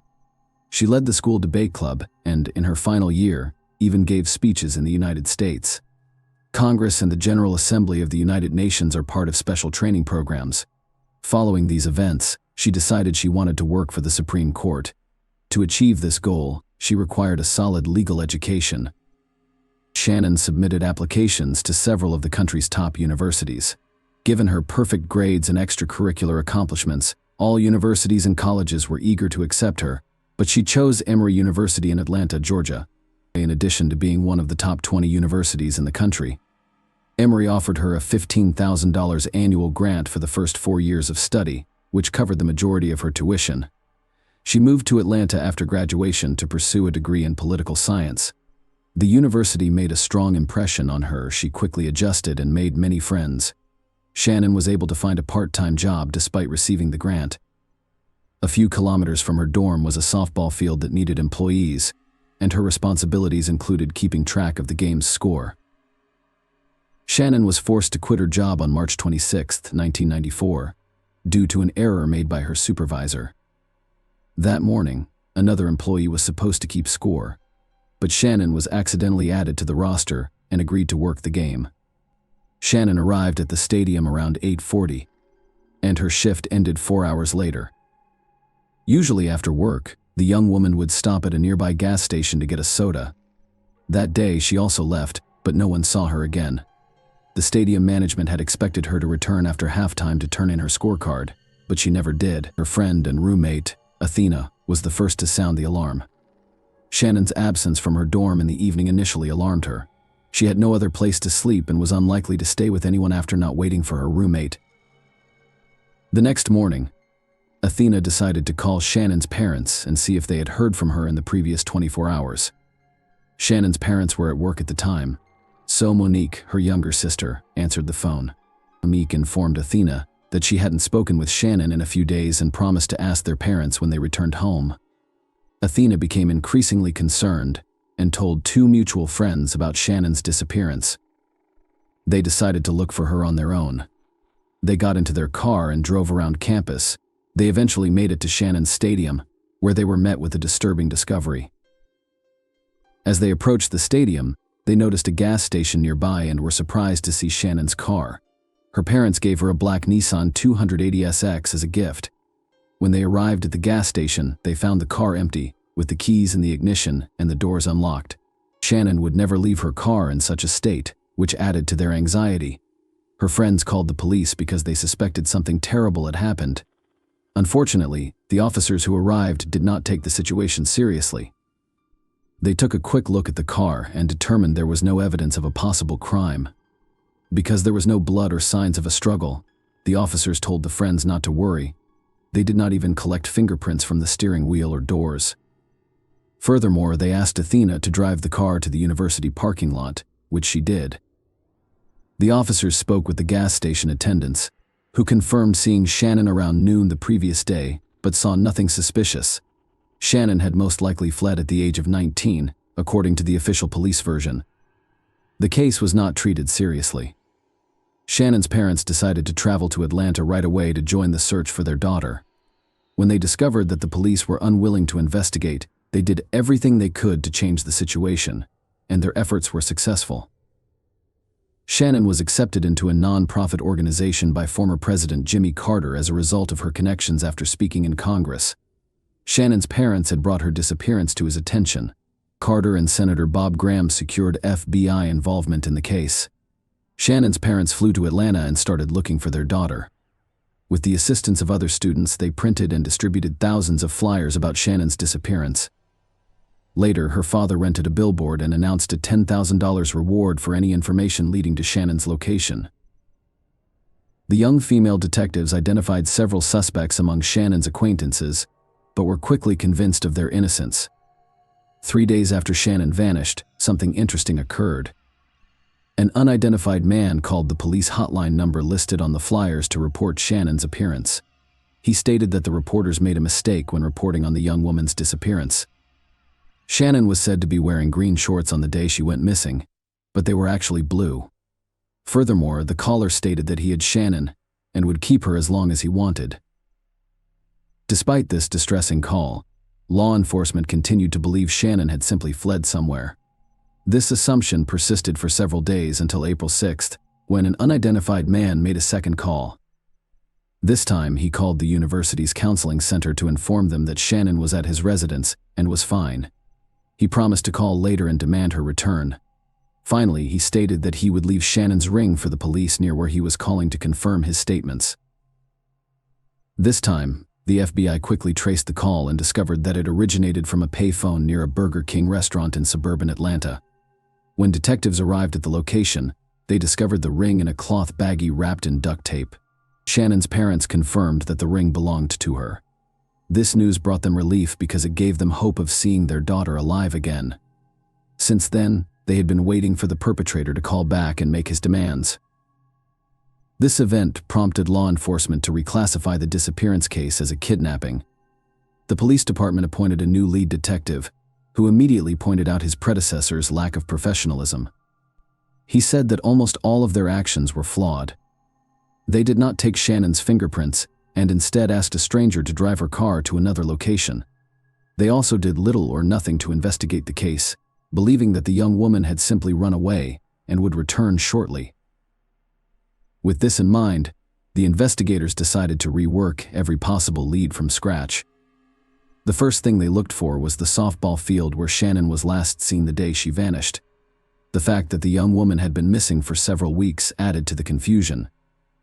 In addition, a championship game was held on the field that day, bringing the total number of visitors and participants to over 100. The detectives attempted to question as many people as possible, urging them to recall any suspicious incidents during the game. To their surprise, many people shared the same story. The only oddity in that game was the referee's behavior. According to the players and stadium staff, he was extremely dismissive of his job and was constantly distracted, even during important events. Instead of doing his job, he kept trying to talk to Shannon and ask her out. The referee's name was Calvin Hinton, but he preferred the nickname Butch. The 33-year-old man worked as a mechanic for Delta Airlines and refereed matches as a hobby. He had a wife, taught Sunday school at the church, and appeared harmless. The detectives dug deeper and discovered that Butch had left the softball field around the same time as Shannon. After speaking with his co-workers, they discovered another strange detail the day before the game. He had asked the other umpires to fill in for him because he was supposed to have a date. They were all aware that Butch was married, but he explained that his wife was out of town for a few days. When all of his co-workers said no, he called his boss and requested to leave the game early, explaining that his brother's wife was in the hospital and they had no one to leave the children with. Butch returned to the stadium 2 hours after leaving, still wearing his officiating uniform. He went into the locker room, changed, and then left. 3 hours later, he returned to the stadium and was spotted by a colleague. When asked what he was doing there, Butch explained that he had forgotten to deliver his paycheck to the accounting department, but he didn't have it with him. Furthermore, Butch asked his colleague if he had seen where his car was parked for a man who had just arrived at the stadium. That question seemed strange. Investigators questioned Butch, who denied any involvement in Shannon's disappearance. He said that after leaving the stadium, he went straight home. As proof, he showed detectives several outgoing phone calls made within 40 minutes of leaving the stadium. He agreed to a polygraph interview, but failed. Almost all of his answers were found to be false, but they were insufficient to warrant his arrest. It was, however, enough to obtain a search warrant for his home, which was conveniently located near the Burger King where the police discovered Shannon's ring. Detectives discovered 2 additional intriguing facts. His neighbors claimed he lit a fire in the early morning hours following Shannon's disappearance. Later, Butch called his father and requested a handsaw, claiming that a tree had fallen on his car. Detectives went to his house with their service dogs but found no evidence of Shannon's presence there. However, they noticed 3 areas with overgrown soil. When they dug them up, they discovered something extremely creepy. There were dozens of women's clothing and shoes beneath the ground, as well as a sleeping bag and softball field scorecards.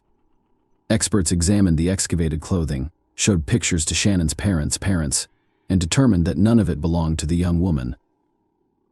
Butch admitted he had no idea where these items on his property came from. He assumed they were left by the previous owners of the house. In the end, the police were in a difficult situation. A number of facts pointed to Butch's involvement in Shannon's disappearance, but there was no direct evidence against him. They hoped that a more thorough examination of Shannon's vehicle would yield results, but they were out of luck. Because the police did not collect fingerprints or DNA samples on the first day of the investigation, the experts were unable to locate them. However, they came to an interesting conclusion: someone had thoroughly wiped down the car, erasing any potential traces. In an attempt to gather hard evidence against Butch, one of the detectives discovered an intriguing fact. He examined the bag containing Shannon's ring and discovered that such items are not made for retail sale. He contacted the manufacturer and discovered that Delta Airlines was the only buyer of such bags in Georgia. According to the company, mechanics used the bags to store small airplane parts. As we recall, Butch was a mechanic for that company. The detectives thoroughly examined everything and discovered another tiny clue. In Butch's car, they discovered a piece of the same duct tape used to wrap the pouch. On the tape itself, the experts discovered microscopic particles of the same metal. After analyzing its composition, they determined that this compound is only used in the aviation industry. Despite this, the case remained frozen for several months. The police and Shannon's parents were certain that Butch was responsible for the young woman's disappearance, but no one could prove it. All evidence was circumstantial. When the airline learned of the suspicions against him, they fired him immediately. Previously, he had managed to mockingly boast to his colleagues that he was a suspect in a kidnapping. After reviewing his background, investigators discovered Butch had a lengthy criminal history. They were unaware of this at the start of the investigation because advanced criminal databases did not exist in the 1990s. It turned out that he had committed his first crime while a minor. He worked part-time and one day went to his boss's house, where only his wife was present. Butch attempted to tie her up but failed. The woman persuaded him to leave by promising not to tell anyone, but she then called the police. Butch was arrested but, due to his age, was only ordered to receive involuntary psychiatric treatment, despite admitting to intending to abuse the woman. When he was in his 20s and married, he was arrested again for kidnapping a 14-year-old girl. He called his younger brother's ex-girlfriend and scheduled a meeting, assuring her that his brother would accompany him. However, he arrived alone and, claiming to have a gift from his brother, tied her hands and led her to his home, locking her in the basement. Butch's wife discovered the victim and contacted the police. The girl told investigators that Butch had molested her, but he only received a 4-year sentence. She also revealed disturbing information: Butch had threatened her with the same fate as 2 previous victims. Butch was released early, less than 2 years later, and remarried, his new wife unaware of his criminal history. The police suspected he had other victims whose remains were never discovered. Investigators were never able to charge Butch in Shannon's case, so they continued to search for evidence without success. Butch was released from prison in December 2003, after serving an 8.5-year sentence. During that time, police were unable to connect him to Shannon's kidnapping, but they struck lucky. Butch frequently hinted to his fellow inmates about his involvement in the case. Detectives interviewed about 10 inmates, and one, Adonis Cornwell, remembered Butch's late-night confession. Butch claimed that Shannon was killed by the demons inside him, not by him, and that her body would never be found because it had been scattered to the wind. This testimony, combined with previous circumstantial evidence, enabled investigators to take the case to trial. Butch was arrested in August 2004 and charged with kidnapping and murder.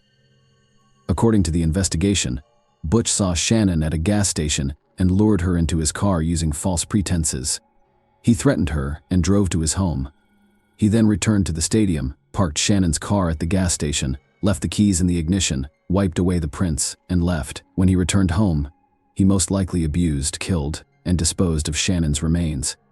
Many questioned whether the court would convict Butch without a body. At the time, there had never been a case in Georgia where a person was convicted without a body. Investigators worked hard to get the most out of the circumstantial evidence. They even brought in inmates to testify on Butch's confessions. Despite this, Butch maintained his innocence. Following the trial, the jury was unable to decide. Butch was found guilty of murder after 3 days of deliberation. Consequently, the court sentenced him to life in prison. He was 43 years old at the time, and in theory he should have spent the rest of his life in prison. But there was one unsettling detail: the perpetrator was eligible for parole every 7 years under the statutes in effect at the time of the murder. Butch attempted to challenge the court's decision but was unsuccessful, and 2 years later, in 2006, something very unexpected happened. He decided to confess to the murder. His story was almost identical to the prosecution's. He saw Shannon in the parking lot and suggested she go to Burger King for a meal. Shannon agreed, so they drove there in his car. After lunch, they returned to the field, but Butch missed the right turn, came to a halt, and complained that his leg was cramping. He asked Shannon to drive and sat in the back seat. He pulled out a prepared knife and threatened to make the young woman drive to his house. He tied her up and told her he would not hurt her. Butch stated that all he wanted to do was sell her car and then let her go. She remained calm and did not attempt to scream or fight back. Butch returned to the stadium and drove Shannon's car to the gas station, leaving the keys inside. He did this in the hopes that someone would steal it, which would throw the cops off guard after thoroughly wiping the steering wheel and other areas where he might have left fingerprints. Butch returned home, abused the young woman, and then left for the movie theater with his nephews and their parents. Apparently, this family outing was planned as an alibi. When he returned home, he continued to abuse Shannon while repeatedly promising to let her go as soon as he sold her car. He then allegedly began to realize the gravity of his actions and attempted to figure out what to do next. He went to bed, awoke a few hours later, and began to panic. He then went down to Shannon's house, wrapped a tie around her neck, and strangled her. According to Butch, she was sleeping at the time, and everything happened quickly. Next, he spent hours debating what to do with the body.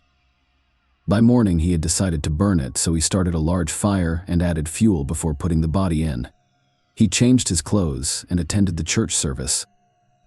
When he returned home, the fire had allegedly consumed all remains. The man claimed that the unbearable weight of guilt forced him to confess what he had done, but it was difficult to believe. First, he made 2 taunting phone calls to the police and the university, claiming Shannon was still alive after having already disposed of her body. Second, he intended to kidnap another woman, his wife's closest friend.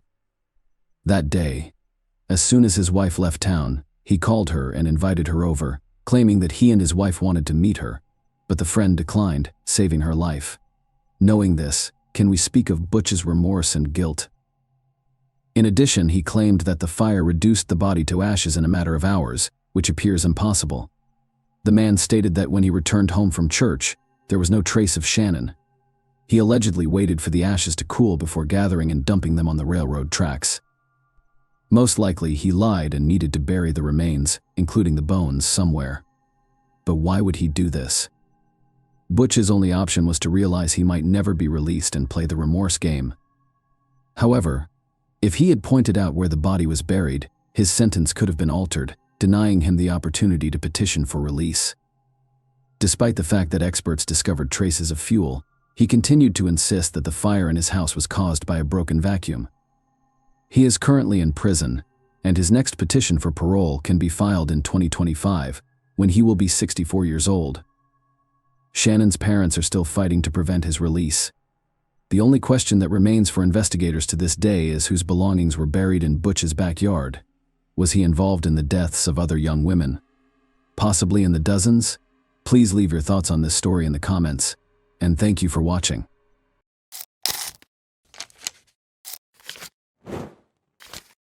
Hey guys, welcome to my channel, and today we're going to take a look at another horrible case with you. Concerned drivers who had spotted an abandoned car on the highway started calling Thurston County, Washington police on August 31, 2022. Officers discovered that their worries were not unjustified when they got to the designated spot. The key was still in the ignition, the driver's side door was open, and the door and steering wheel were covered in dried blood. Beside the car, on the ground, was a broken phone. Whatever happened on the phone happened very quickly, because it was last used at 5:10 p.m. and found at 5:30 p.m. The car was registered to Kenneth Davis from Olympia, Washington, which is 25 minutes away from the location where the car was found, according to the police's check of the registration number. But when they got in touch with Kenneth, they found out that the car had been taken by Gabriel Davis, Kenneth's 16-year-old son, at 4 p.m. Gabriel never returned from school after leaving for football practice. Blood and a smashed phone were clearly bad indicators. When such an incident occurs, a number of scenarios immediately spring to mind, such as a fight or perhaps even a murder. The police rushed to learn as much as they could about the boy. The 16-year-old Gabriel Davis hails from Olympia, Washington. His enthusiasm for football has not changed, despite a recent sharp decline in his academic performance. He never skipped a training session because he took it seriously. He was therefore immediately noticed when he failed to appear at the stadium on August 31st. No one knew where he was. Not even Justin Hume, his best friend. The police immediately began a thorough search after finding Gabriel's car, the broken phone, and the blood. Helicopters and search teams were involved in the ongoing search through the night and into the next morning. People who said they had seen the boy began calling in droves as word spread about his disappearance. The teenager was spotted strolling down the highway, according to 5 witnesses. He was walking toward the park by himself. Gabriel even responded to a caller who inquired about his well-being by saying, "Yes." The young man's mysterious disappearance was not the first or even the second incident in the county, which was the most horrifying part. Within 5 miles of where Gabriel's car was discovered, 2 other young boys had disappeared during the previous 6 years. Locals wanted the police to act right away because they believed he was the 3rd victim of the same kidnapper. Logan Schindelman and Matthew Anfelt were the names of the missing boys. Matthew and Logan played a lot of sports in their senior year, just like Gabriel did. There were notable parallels between the cases, especially in Logan's case. He had no reason to be in the southern part of the county, and his car was also discovered abandoned on the side of the road. Additionally, witnesses claimed to have seen the boys prior to their disappearances in both cases. But Logan and Matthew were never located. The FBI became involved early on because of these parallels and the urgency of Gabriel's investigation. The manager of North Carolina Power Systems, a company that specializes in diesel engine repairs, called the police while the massive search for the missing teen under mysterious circumstances was in progress. She stated that Daniel McCaw, one of their staff members, had not been showing up for work for 4 days and was not returning calls. She asked the officers to come to his house and see how he was doing because this was unusual for him and he had never been missing before. When the officers got to his home in Orting, Washington, which is 45 minutes east of Olympia, they knocked on the door but got no answer. Through the doggy door, Daniel's German Shepherd dog ran outside. At the same time, they smelled a rotten smell, so they looked around for a way to get inside the house.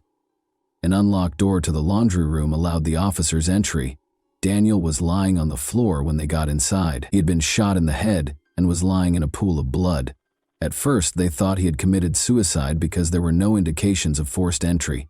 Nevertheless, no weapon was found close to the body, and a follow-up examination showed several stab wounds and an abdominal gunshot wound.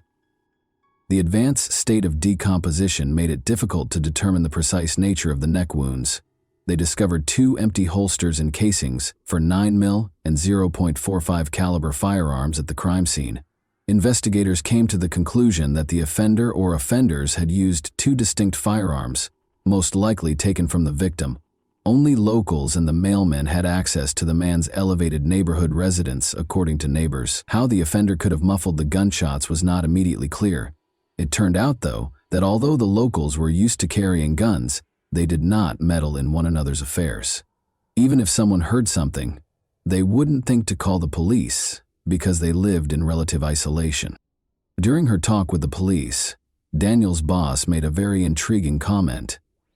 Daniel had split from Amanda Olafson, his fiancée, just 2 weeks prior. North Carolina Power Systems was another employer of Amanda's. Gabriel, her son, was the same Gabriel who had vanished the day before. It was an odd turn of events, and now the investigators had to figure out whether the murder of the 51-year-old man and the disappearance of the 16-year-old boy were related in any way. Thankfully, they could question Gabriel directly. On the evening of September 2nd, they located him in Thurston County, only 3 miles from the location of his car. Gabriel was found wearing only shorts, without a shirt, shoes, or even socks, and by himself in the dark in the woods. Gabriel said he didn't remember anything and didn't know where he had been when the detective asked him what had happened to him. The police found his response odd. Gabriel had no scratches, but his feet should have had some abrasions if he had been lost in the woods for 36 hours. The blood in his car also didn't match this. Gabriel didn't seem to be able to recall what had happened over the last 36 hours, possibly due to drug use. But in the end, the teenager's account was altered. He admitted that he broke the phone out of fear that the police would discover something that could be used against him. He went on to say that he was afraid of getting hurt, so he couldn't tell what had happened to him. This was a very strange and alarming statement, but since they couldn't force the boy to give an explanation, they let Gabriel return home to his family while detectives worked to determine what had happened. Kenneth, Gabriel's father, called the police the following day. He claimed that although his son did play a role in Daniel's death, it was only because Daniel's biker friends forced him to do so in order to steal something from the victim's safe. According to Kenneth, the biker gang approached his son because Gabriel had lived there and was familiar with the house's layout. If the boy didn't comply with their demands, they threatened to hurt him. Gabriel then confided in his friend Justin Hume about his problems, and the two came up with a solution. The police's evidence, however, painted an entirely different picture. Although the victim and the Amigos Motorcycle Club, which is connected to the infamous Bandidos Motorcycle Club, were connected, the police did not discover any proof that the Amigos Club was involved in the murder. In addition, one of Daniel's friends, who was also a club member, went to the victim's house a few hours after the body was found. When the detective told him about Daniel's passing, he was truly upset. Whatever was in the victim's safe, it had to be identified. When Daniel's mother gave the police the safe combination, she said that the contents would surprise and shock them. Amanda had called and told her that nobody knew how to open it, she said. Approximately 212 different kinds of weapons and ammunition, along with a few coins kept in plastic packets, were discovered by the detectives when they opened the safe. There were several packets containing illegally obtained pills and an empty jewelry box. There were details about his biker club in the notepad. There was obviously something the size of an ammunition box on the bottom shelf. Daniel took his safety very seriously, which was lucky for the investigators. He had a number of cameras in his home in addition to weapons. They assisted the police in figuring out what happened the night of the murder. The detectives discovered that Justin and Gabrielle spent a weekend getaway with their loved ones at Lake Panther on August 28. They left the campsite shortly after midnight and came back at about 6:30 a.m. The surveillance cameras at Daniel's house recorded their exact location, but their relatives were unaware of their whereabouts. Two young, slender men came up to the victim's house from the backyard at 1:50 a.m. On his belt, one of them carried a canister of pepper spray or something. The men wore masks that partially obscured their faces. One of them had on a ski mask, the other a medical mask and a baseball cap. They had flashlights on hand. Through the dog door came the young men. After a while, nothing happened. But at 2:41 a.m., the homeowner left the garage, went inside, and vanished from the camera. 6 minutes later, his German Shepherd was seen on camera hastily leaving the house through the dog door. After leaving through the side door, the unidentified men wandered for a few minutes between the house and the garage while carrying what appeared to be a toolbox or a crate of military ammunition. At 2:52 a.m., they finally left the crime scene, bringing with them what appeared to be a toolbox or a military ammunition crate. Gabriel informed his father that Justin followed Daniel after he came inside from the garage, stabbed him, and then there was a gunshot.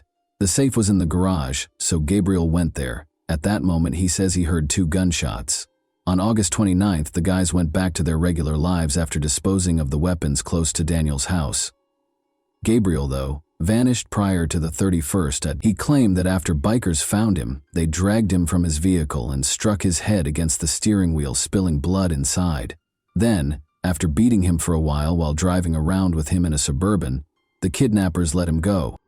Additionally, they mysteriously took his shoes and shirt and looked through the car for the stolen item from the safe.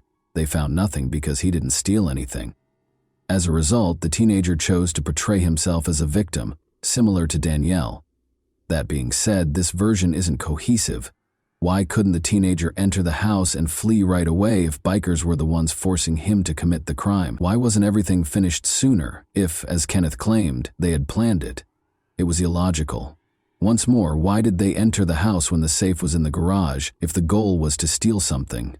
In any case, Justin and Gabriel were searched and taken into custody by police on the evening of September 2.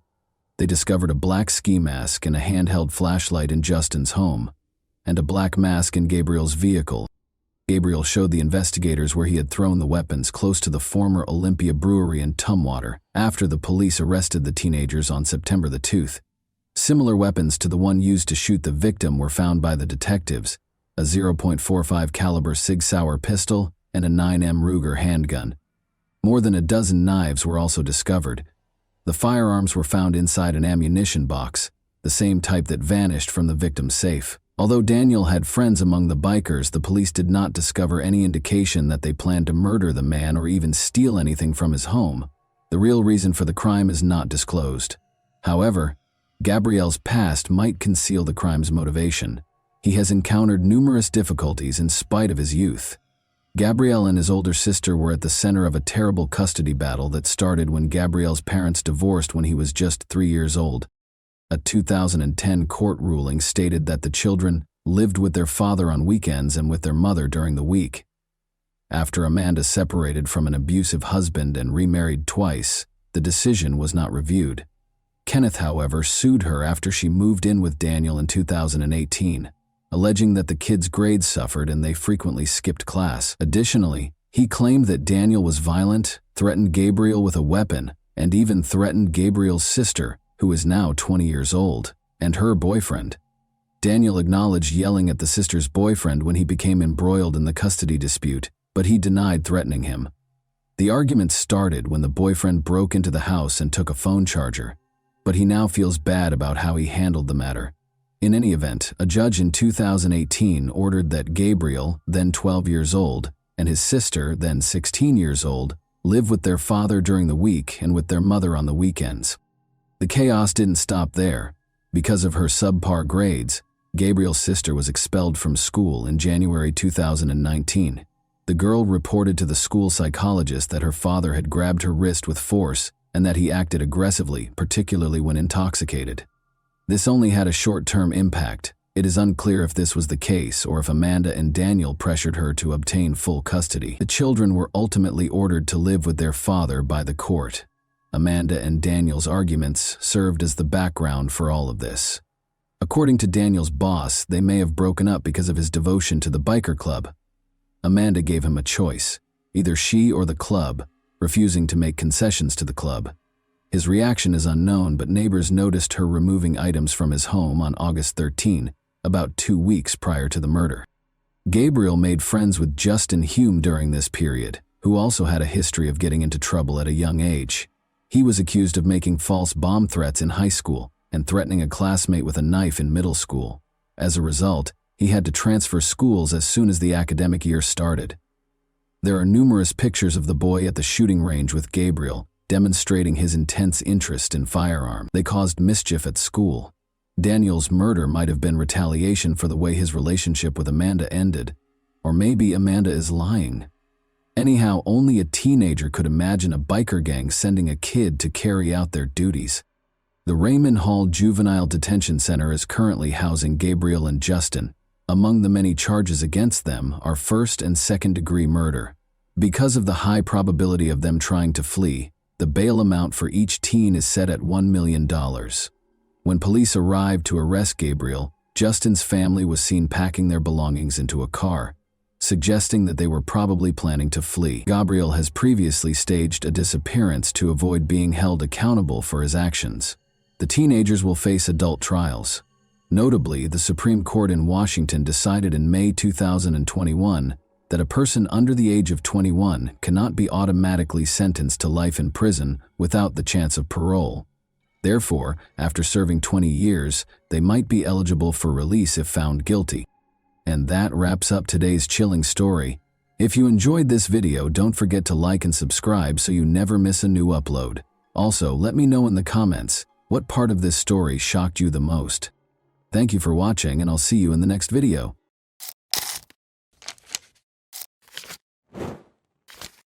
Hey guys, welcome to my channel, and today we're going to take a look at another horrible case with you.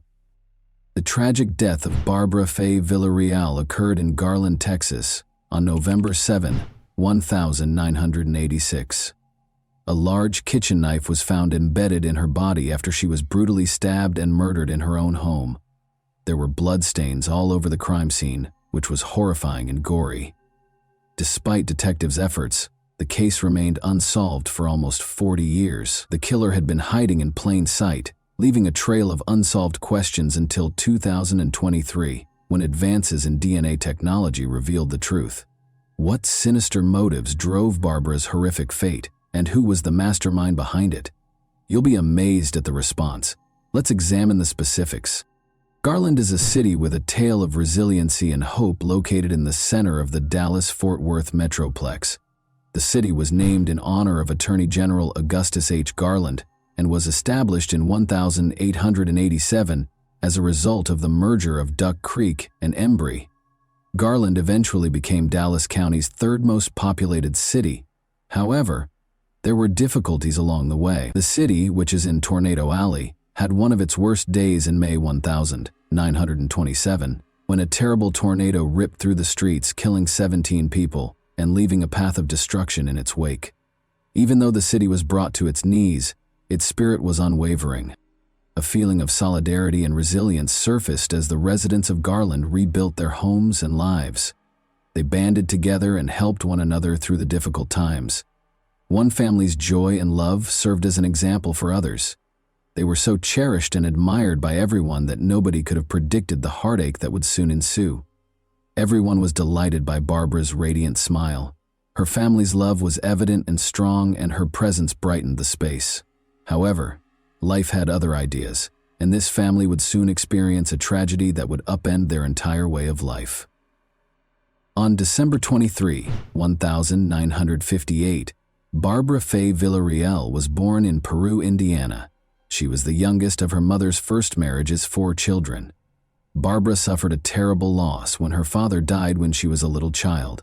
The family circle grew after her mother remarried and had 2 more children. 12 Mile, a tiny community a few miles north of Peru, Indiana, was where Barbara grew up. She was surrounded by warmth and love there, which helped to mold her into the kind and sympathetic person she is today. Her early years were characterized by adventure, laughter, and a strong sense of familial values. She loved the little things, like swimming in the local lake and riding her bike to her grandparents' corner store to buy candy. Her extended family, which included many cousins with whom she enjoyed sharing recipes and making memories, was always present on Sundays and holidays.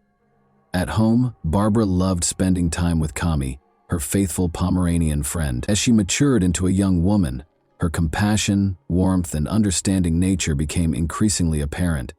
Her heart was always willing to lend a helping hand to others, and her radiant smile could light up any space. Barbara married Domingo Diaz Villarreal on February 25, 1979, and the two of them created a life full of promise, love, and laughter. Barbara had made a name for herself in the accounting division of DeGolyer and McNaughton in Dallas, Texas, by the time she turned 27. She and Domingo settled in Garland, where they were surrounded by friends and neighbors in the 3600 block of Colbath Street. One of them was Barbara's best friend, Lisa Nugent, who loved her for being a kind, considerate, sweet, and wonderful person in general. A feeling of unease descended upon the tiny New Mexico town of Lovington on the evening of November 7, 1986.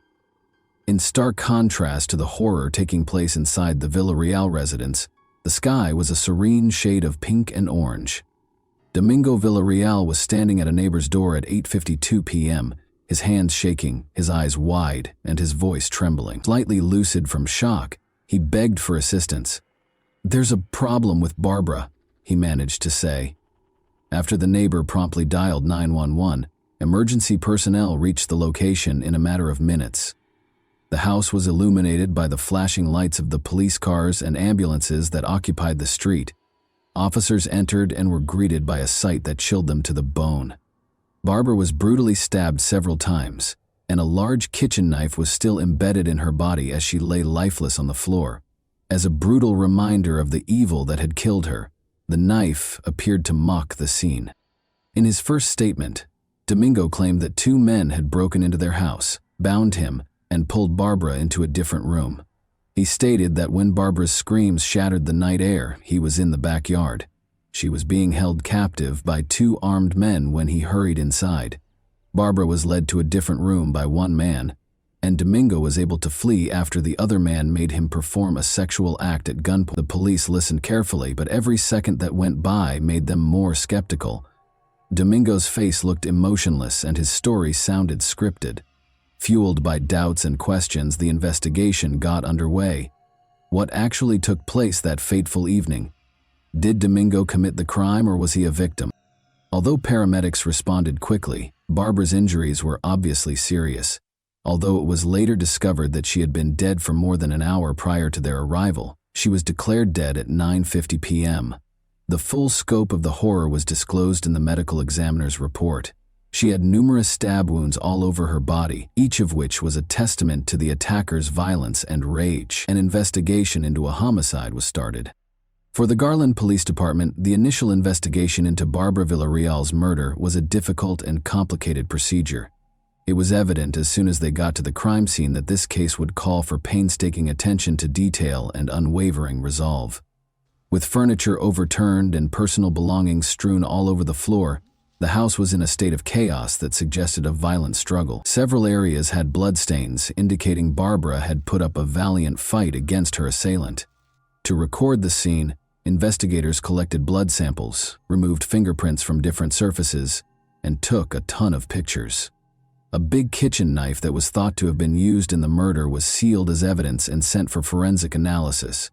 Nevertheless, the technology available at the time made it difficult to draw firm conclusions from the evidence. It simply wasn't adding up. Something was missing.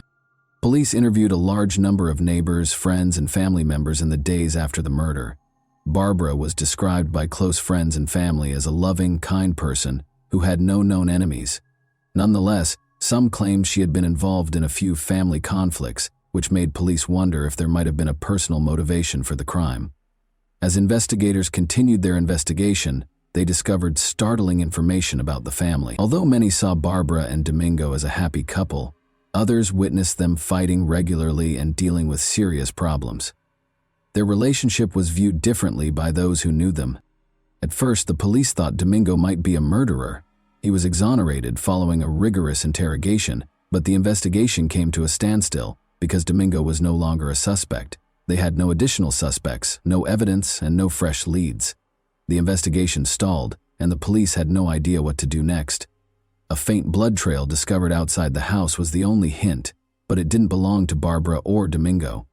Detectives were left wondering who could have committed such a horrible crime, because this enigmatic blood was the only indication that a killer was present.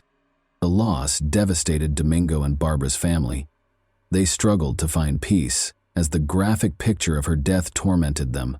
Fearing that anyone could be the victim of such a horrible crime, the community was also rocked. The suffering and uncertainty were exacerbated by the lack of answers. It took a pivotal discovery to reveal the truth about her untimely death, so the case remained a mystery. It was challenging for investigators to make meaningful progress because of the dearth of eyewitnesses and hard evidence. Blood samples provided no useful information, and fingerprints taken from the crime scene did not match anyone in databases that were currently in use. The police were left with a number of unsolved questions and dead ends. The case started to lose steam as the weeks stretched into months. The investigation's initial enthusiasm faded, and it encountered many difficulties. Despite their continued cooperation with the police and their intense desire for answers, Barbara's family's optimism for a speedy resolution started to fade.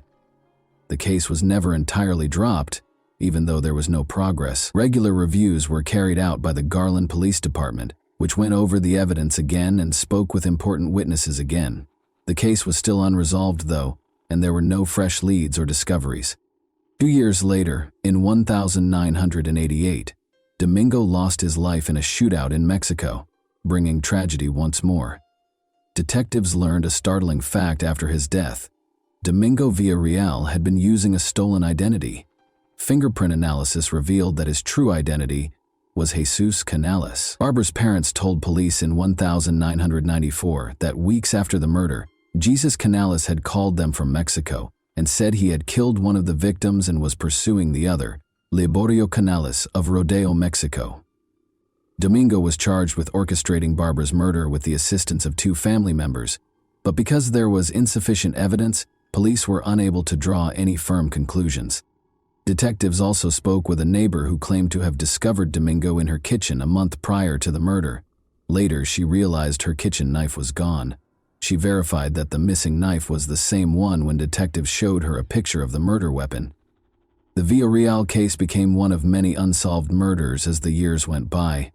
The police department, however, was adamant about solving the case and refused to give up. Public assistance was requested through media appeals. The investigation was given a much-needed boost when a cold case team was brought in to offer new insights and creative expertise.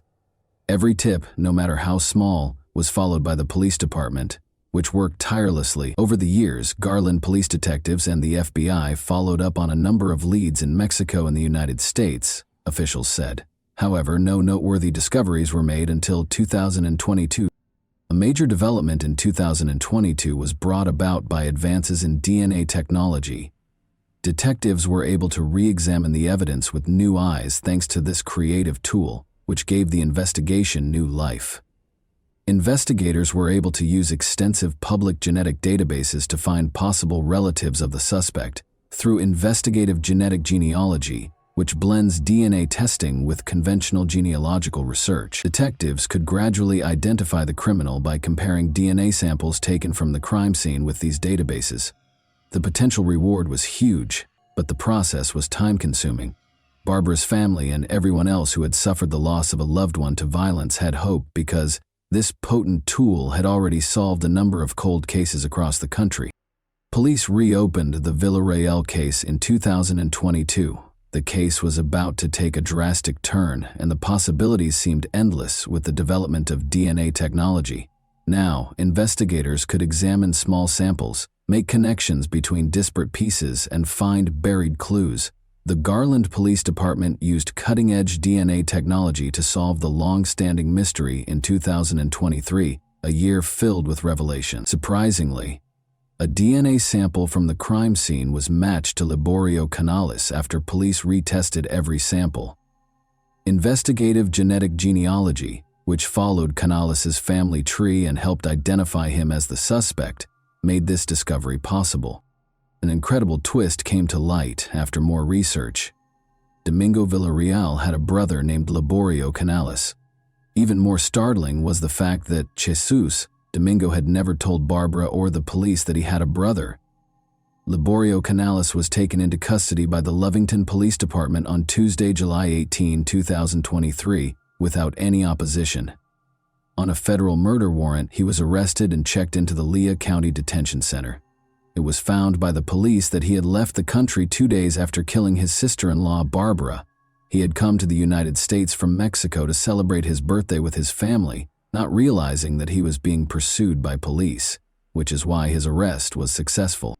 Authorities in New Mexico and the Garland Police Department worked together to make the arrest.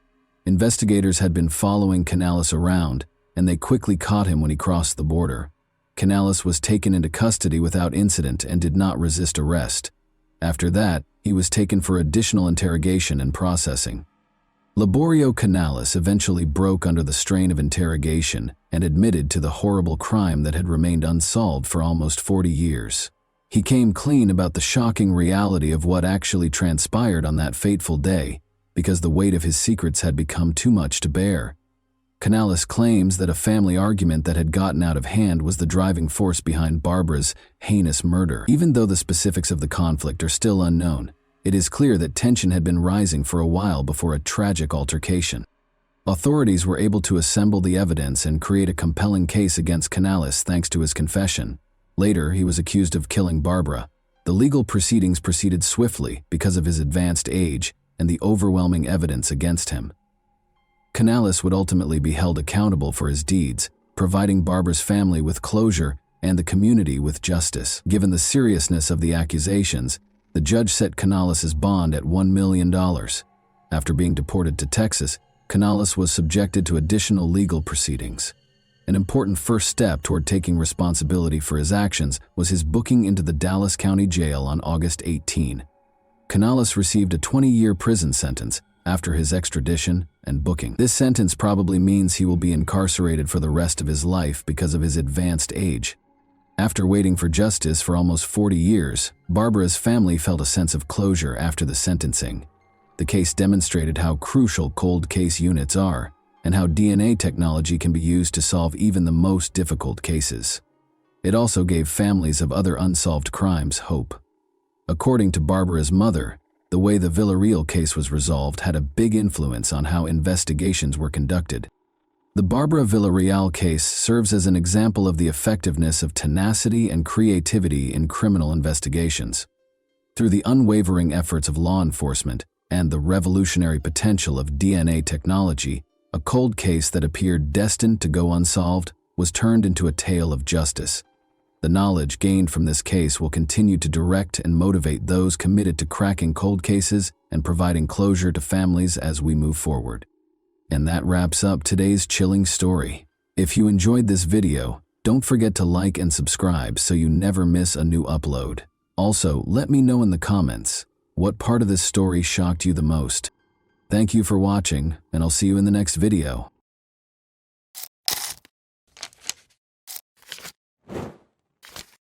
Hey guys, welcome to my channel, and today we're going to take a look at another horrible case with you. On a gray autumn day, a young Parisian girl, as usual, was returning home from school, hoping to remove her heavy backpack and grab a snack. However, as she approached her apartment building, she encountered a young girl who initiated a conversation with her. It took little effort for the girl to persuade the young girl to accompany her to her apartment. The schoolgirl probably didn't notice anything unusual about this because, after all, she was a petite girl, not an unfamiliar man whose mind could be filled with a variety of ideas. Furthermore, they were neighbors and lived in the same building. The girl followed her new acquaintance into the apartment, but as soon as she entered, the door slammed shut, and a nightmare began that is difficult to describe in words. Lola Davy, 12, disappeared and was never seen again. The date was Friday, October 14, 2022. Johan and Delphine Davy waited for their daughter Lola to return from school. The girl was aware that on Fridays the family would travel to their family cottage in Béthune, which was 3 hours away from Paris. As a result, she understood that she should not linger. Lola was an extremely obedient child who never went anywhere without permission. The school was only 200 meters from her house, so she should have arrived at any moment. So, when the clock went past 4 p.m., when their daughter didn't arrive, the parents knew something had happened. Johan and Delphine Davy lived and worked in this building. It meant that Johan could check the surveillance cameras to see if his daughter had entered the building. To his surprise, the girl had arrived 45 minutes earlier, and she was not alone. She entered with a girl who the man did not recognize. The girl made a hand gesture, as if inviting Lola to accompany her. According to the video, the girl lacked confidence and the young woman appeared uneasy. The parents handed over the photo of the unknown girl to the police.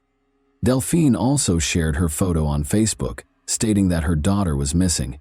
She described how the girl was dressed and said she was last seen with an unfamiliar young girl. The woman urged anyone with information to contact police or the Davy family. Thousands of concerned citizens shared the post. People took to the streets to assist in the search for the girl. The search lasted several hours until 11:20 p.m., when a homeless man entered the inner courtyard of Lola's family home. Maybe he was looking for somewhere to sleep or something similar. Regardless, his focus was drawn to a large plastic suitcase. What he discovered inside the suitcase caused him to rush to find a police officer. Inside, the police found Lola's lifeless body. An autopsy revealed that the cause of death was asphyxia. In addition, she had a deep wound on her throat and bruises and cuts all over her body. The perpetrator bound Lola's hands and feet before placing her in the suitcase, leaving a strange final mark on her soles. The numbers 1 and 0 in red ink. The last person to see her alive was the girl who appeared alongside her on the surveillance cameras. But who was she? It didn't take long for the cops to find her, and when they did, their hair stood on end as they heard the chilling story of Lola's murder. The investigators decided to review the footage that the girl's father had begun watching an hour and a half after Lola returned home with the stranger. The same girl left the house. She changed into different clothes and carried a suitcase and 2 smaller wheeled bags. It was the same kind of suitcase that they later discovered Lola in. It became clear that the mysterious stranger was somehow involved in Lola's situation. The police decided to question potential witnesses to see if they knew where the girl went after she left the building. It turns out she had unsuccessfully asked passersby for assistance with the bags because they were heavy and she was struggling to handle them herself. Despite their usual friendliness and helpfulness, the French people did not help the girl. Perhaps it was because she appeared and acted strangely. Her makeup had smudged and she muttered something to herself. She eventually stopped by a cafe and purchased a croissant. Meanwhile, the suitcase stood in the middle of the street, and pedestrians were curious what was inside because, according to some witnesses, it smelled of chlorine and had some red stains.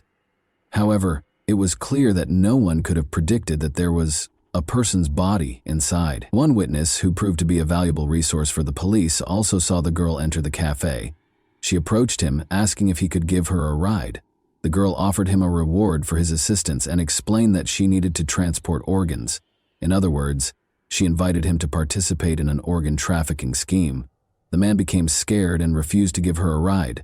However, he parked his car slightly behind her and watched what she did next. The girl appeared distraught and was speaking to herself. It seemed strange to him, so he kept watching. The car arrived at 6:30 p.m. The driver loaded the suitcase and bags into the trunk before driving away with the strange girl. It did not take long for the police to locate the car driver, Rashid N., a chauffeur for the VTC company. He confirmed that he knew the mysterious girl named Dabia bin Kayad, who was 24 years old, and that they had previously dated. Xavier called him and asked for assistance with her belongings. He arrived as requested and did not ask too many questions. Rashid drove Dabia to his home in Al Asu Bois, a Paris suburb. There, the girl requested permission to do laundry and took a shower. She borrowed his clothes while her own were being washed. Around 10 p.m., they went out to eat and returned when Dabia was ready to go home.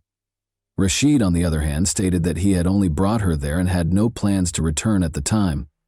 Nevertheless, he requested another VTC vehicle for her. The arriving taxi driver noticed the passengers' heavy suitcases and rushed to assist, but Rashid rudely refused and instructed him not to touch the luggage, either now or later.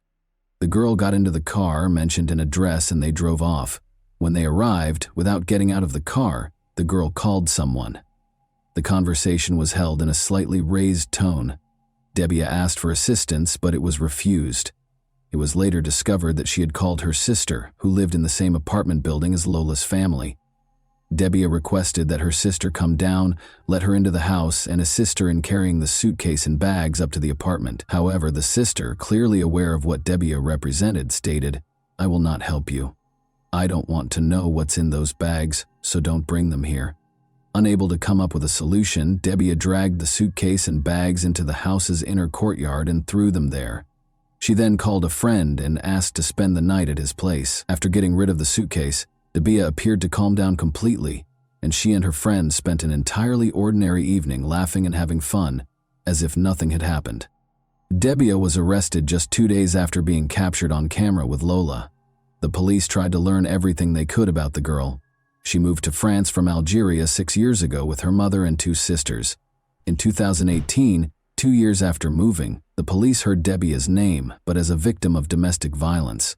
Her relatives and friends described her as deeply religious, and her ex-boyfriend even claimed that she was obsessed with the church. They did, however, explain that she changed after her father died while still in Algeria, and her mother died of cancer in 2020. Dabia was unable to cope with the loss and began talking to herself, becoming increasingly aggressive and unstable. However, it is known that she experienced fits of rage prior to her mother's death. She had a confrontation with the hospital administration in July 2019 when she was asked to pay for the medical treatment she received. Dabia became enraged and attacked the staff, claiming that she did not ask to be treated and should not have to pay for it. When she was escorted out of the building, she threatened to return, saying they had no idea what she was capable of.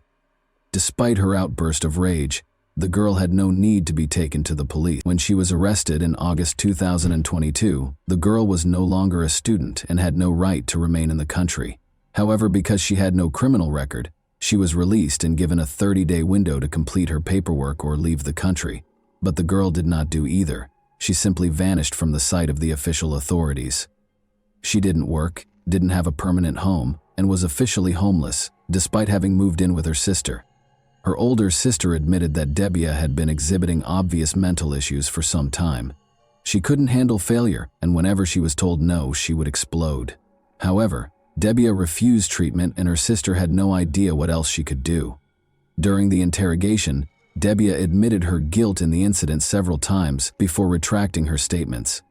When the police showed her the footage of how they found Lola, she claimed she didn't feel hot or cold from it. She also stated that she had been mistreated and that her parents died before her eyes. She told the investigators that she lured Lola into her sister's apartment and forced her to undress and shower. The autopsy confirmed that Debbia assaulted her, tied her hands and legs, and taped her face with duct tape. As a result, Lola lost consciousness and eventually her life. Debbia went about her business as usual, drinking coffee and listening to music. Then, for unknown reasons, she slashed the lifeless body with either a knife or scissors. Later, Debbia abruptly retracted her statements, claiming that she would never commit such an act against a child, and accusing an unknown armed individual of the crime. She then revealed that she wasn't fighting Lola, but a ghost. Later, she returned to her initial confession, and it appears that the investigators were able to uncover an even more bizarre and inhumane motive for the crime. Debbia stated that shortly before the murder, she approached Lola's mother and addressed her as the building administrator where her sister lived.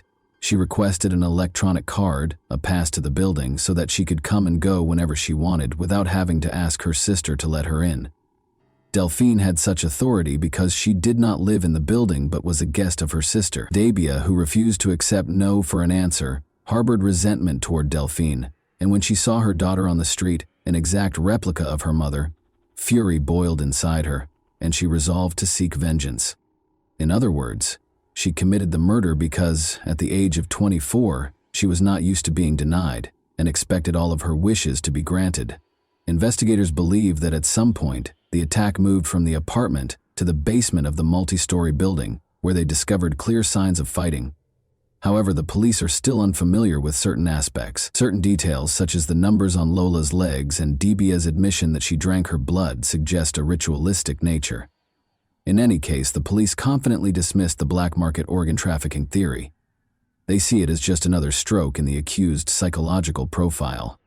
Debbia has been charged with murder, torture with violence, cruel treatment of a minor under the age of 15, and concealing a body, all of which carry a maximum sentence of 30 years in prison. However, it is possible that she was not acting alone. Initially, police arrested 5 more people. First and foremost, Debbia's sister was arrested because everything occurred in her apartment and the basement of her home. However, the police later determined that she had no knowledge of the crime and was not at home at the time. The other 3 suspects were also released fairly quickly, and their names have not been revealed. Rashid, Debbia's former boyfriend, 43, has been charged with concealing the corpse. The girl claims he is the mastermind of the crime. It doesn't help him that he turned down a taxi driver who offered to help Debbia with her suitcase. Those words also raise suspicions about the man. Did he know what was inside? He claims he didn't know what was in the suitcase, didn't open it, and had no idea what was inside. In the first week of November, a closed hearing was held in this case. The judge noted that the accused appeared completely calm at the time. The main question is whether Debbia's crime was the result of a nervous breakdown or a desire to exact revenge on Delphine. If she is discovered to be mentally unstable, she will be treated by psychiatrists in a suitable specialized facility. If she is found competent to stand trial, she will be prosecuted. In early December, the psychiatrist who examined Debbia submitted his report to investigators. He described her as extremely dangerous but not mentally ill. In other words, while she is not completely stable, this does not render her insane or incapable of being held accountable for her crime. She is fully capable of admitting that her actions were terrible and illegal, and that she should be judged for them. Of course, Debbia's lawyers will most likely request additional consultations with psychiatric specialists. The defendant is currently being held in solitary confinement at France's second-largest prison, Fresnes, which is located slightly east of Paris. According to media reports, she rarely goes for walks and prefers to watch TV. According to reports, whenever she sees herself on television, She expresses joy and does not conceal her pride in herself.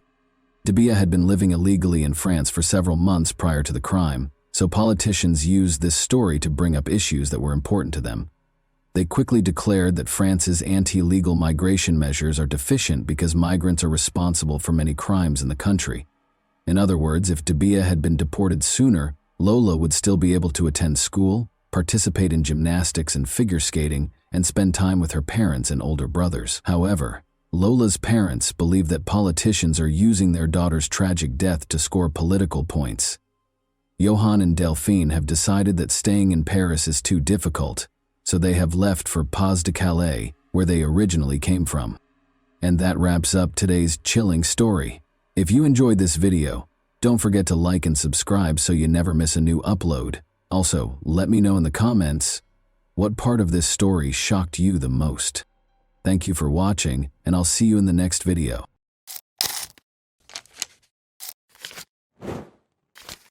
Hey guys, welcome to my channel, and today we're going to take a look at another horrible case with you. The discovery of the victim's body is usually the first piece of information we receive after a murder. From that point forward, the police begin their investigation to determine what happened and who committed the crime. But not this time.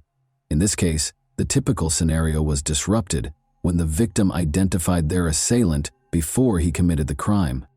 This story occurred recently, in early May 2022, in the city of Peleón Norte de Santander Department, one of Colombia's 32 departments. In this city, there lived a 16-year-old girl named Ana Karina Blanco Duran. She was the oldest of 3 children in a modest family, similar to many others in the region. However, this had no impact on Karina's personality or dreams. She was in the 11th grade and eagerly awaiting graduation. Karina's relatives and friends described her as disciplined and determined, but also cheerful, sociable, and optimistic. However, like most teenagers, she had doubts. She expressed her thoughts in a letter she wrote for a school assignment 2 weeks ago. In the letter, the girl stated that, like everyone else, she had goals that she wanted to achieve. However, at the time, she was preoccupied with being happy, studying, and assisting her mother, whom she described as a beautiful, strong, and resilient woman who had a huge influence over her. The following year, the girl intended to attend university and study psychology or philosophy. This would allow her to pursue her dreams, the most important of which was to buy a house for her mother. At the same time, Karina acknowledged her overwhelming fears and doubts. She wrote that she was afraid of growing up and facing the big world alone. She sometimes wished she could go back in time and play with dolls again, something she didn't get to do as a child because she had to grow up quickly and help her parents. Karina, almost prophetically, explained what would happen to her in 2 weeks in her final sentence. She wrote that she feared human evil, and she was not mistaken. What she was afraid of eventually shattered her dreams. Karina awoke early on May 3, 2022, as she usually does. She lived in La Vega, a village in the Cashra municipality. Karina had to walk for at least an hour every day along several country roads to the bus stop that would take her to school because her village was relatively remote. The morning progressed as usual. The student awoke, ate breakfast, said her goodbyes to her family, and left the house at 5:30 a.m. However, shortly after Karina left, her father began receiving messages from her. It was unusual. Karina wrote to her father that while walking down the country road, she noticed someone following her. A man was approaching her very closely. When the girl quickened her pace, the stranger did the same. If she attempted to take a different path, he would follow her. Karina was understandably uneasy and suspicious. She mustered the courage to take a discreet photo of the stranger and send it to her father so he would know who was after her. Cesar Blanco, Karina's father, became extremely concerned for his daughter's safety. He dashed out of the house, taking the same route to the bus stop that she had taken, but he couldn't find her anywhere. The man assumed the danger was over and Karina had safely boarded the bus. Unfortunately, this was not the case. Karina's parents were later informed by the school that she did not attend class that day. Karina's parents reported her disappearance to the police. Because it was a small village where everyone knew each other, word of the incident spread quickly among the locals. The girl's family distributed a photograph of the stranger who had been following her since the morning. A few hours later, a man who worked at a local farm mentioned another farm worker who looked very similar to the man in the photograph. Despite the blurry image, he believed he recognized him. Additionally, that worker was late for work on the same day. Armed with this information, several villagers and Karina's relatives went to the farm where these men worked and demanded answers from the person Karina had most likely photographed. The man in question was Alexander Keogh, a 55-year-old Venezuelan native. He had arrived in town 4 months ago and was staying with a relative.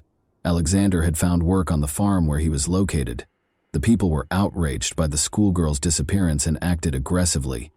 He eventually admitted to assaulting Karina, killing her, and disposing of her body in the Kashra River.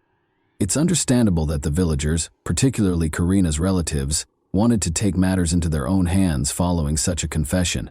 However, the police arrived just on time.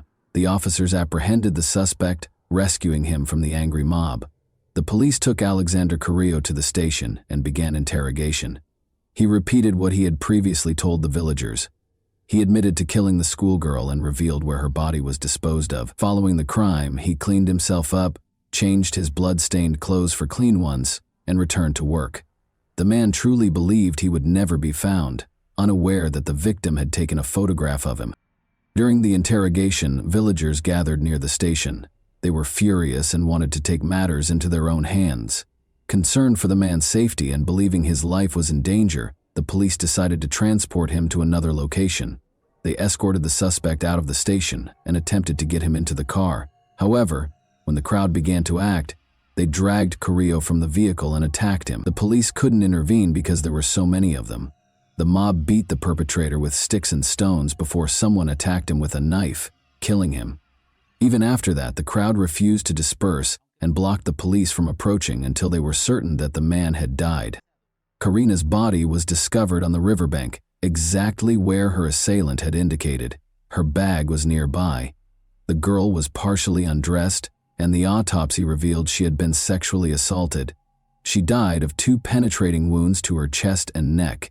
According to the police, Alexander Carrillo had been watching Karina for several days, meeting her every morning as she walked to school while he went to work. This version is supported by the fact that, a few days before the attack, Karina informed her school friends that she was being followed by a stranger, which made her extremely uncomfortable. The police have stated that the investigation will not be terminated at this time. They will investigate the actions of the local police officers who allowed the man's lynching, as well as who initiated the attack and delivered the fatal blow. According to local media reports, it was a relative of Karina, but the individual's identity has not been revealed. Pain and outrage swept through the city. An event was organized at Karina's school to honor her memory, while also protesting the killing of women. Students and teachers wrote an open letter to express their outrage at the current state of affairs. She wasn't drinking, she was not dressed provocatively, she wasn't in a bar. She walked to school every weekday wearing rubber boots because she lived on a farm, and she, like many other boys and girls in the country, had to overcome obstacles in order to receive an education. She feared that someone was following her. She was just 16, terrified. Her dreams, desires, and life were stolen from her. After Karina's voice was silenced, all that remained were the voices of those of us who demanded a safer environment and normal families in which children were taught not to hit, violate, or murder one another. Karina's killer did not see her as a person with her own life, dreams, and loving family, so the villagers decided to repay him in kind. Lynching is considered unacceptable by many, and it has no place in a civilized society. However, for many others, it simply reflects a lack of faith in the justice system. They are dissatisfied with the prevalence of impunity and the fact that the criminal will never face the harshest penalties. They believe the police are not doing their jobs, so they have decided to take action to remedy the situation. It is heartbreaking to see girls who leave for school and never return, becoming victims of murder. But in this case, Karina was the one who exposed the criminal. Karina did not behave recklessly. She immediately sensed the danger emanating from the persistent stranger, secretly photographing him and sending it to her father.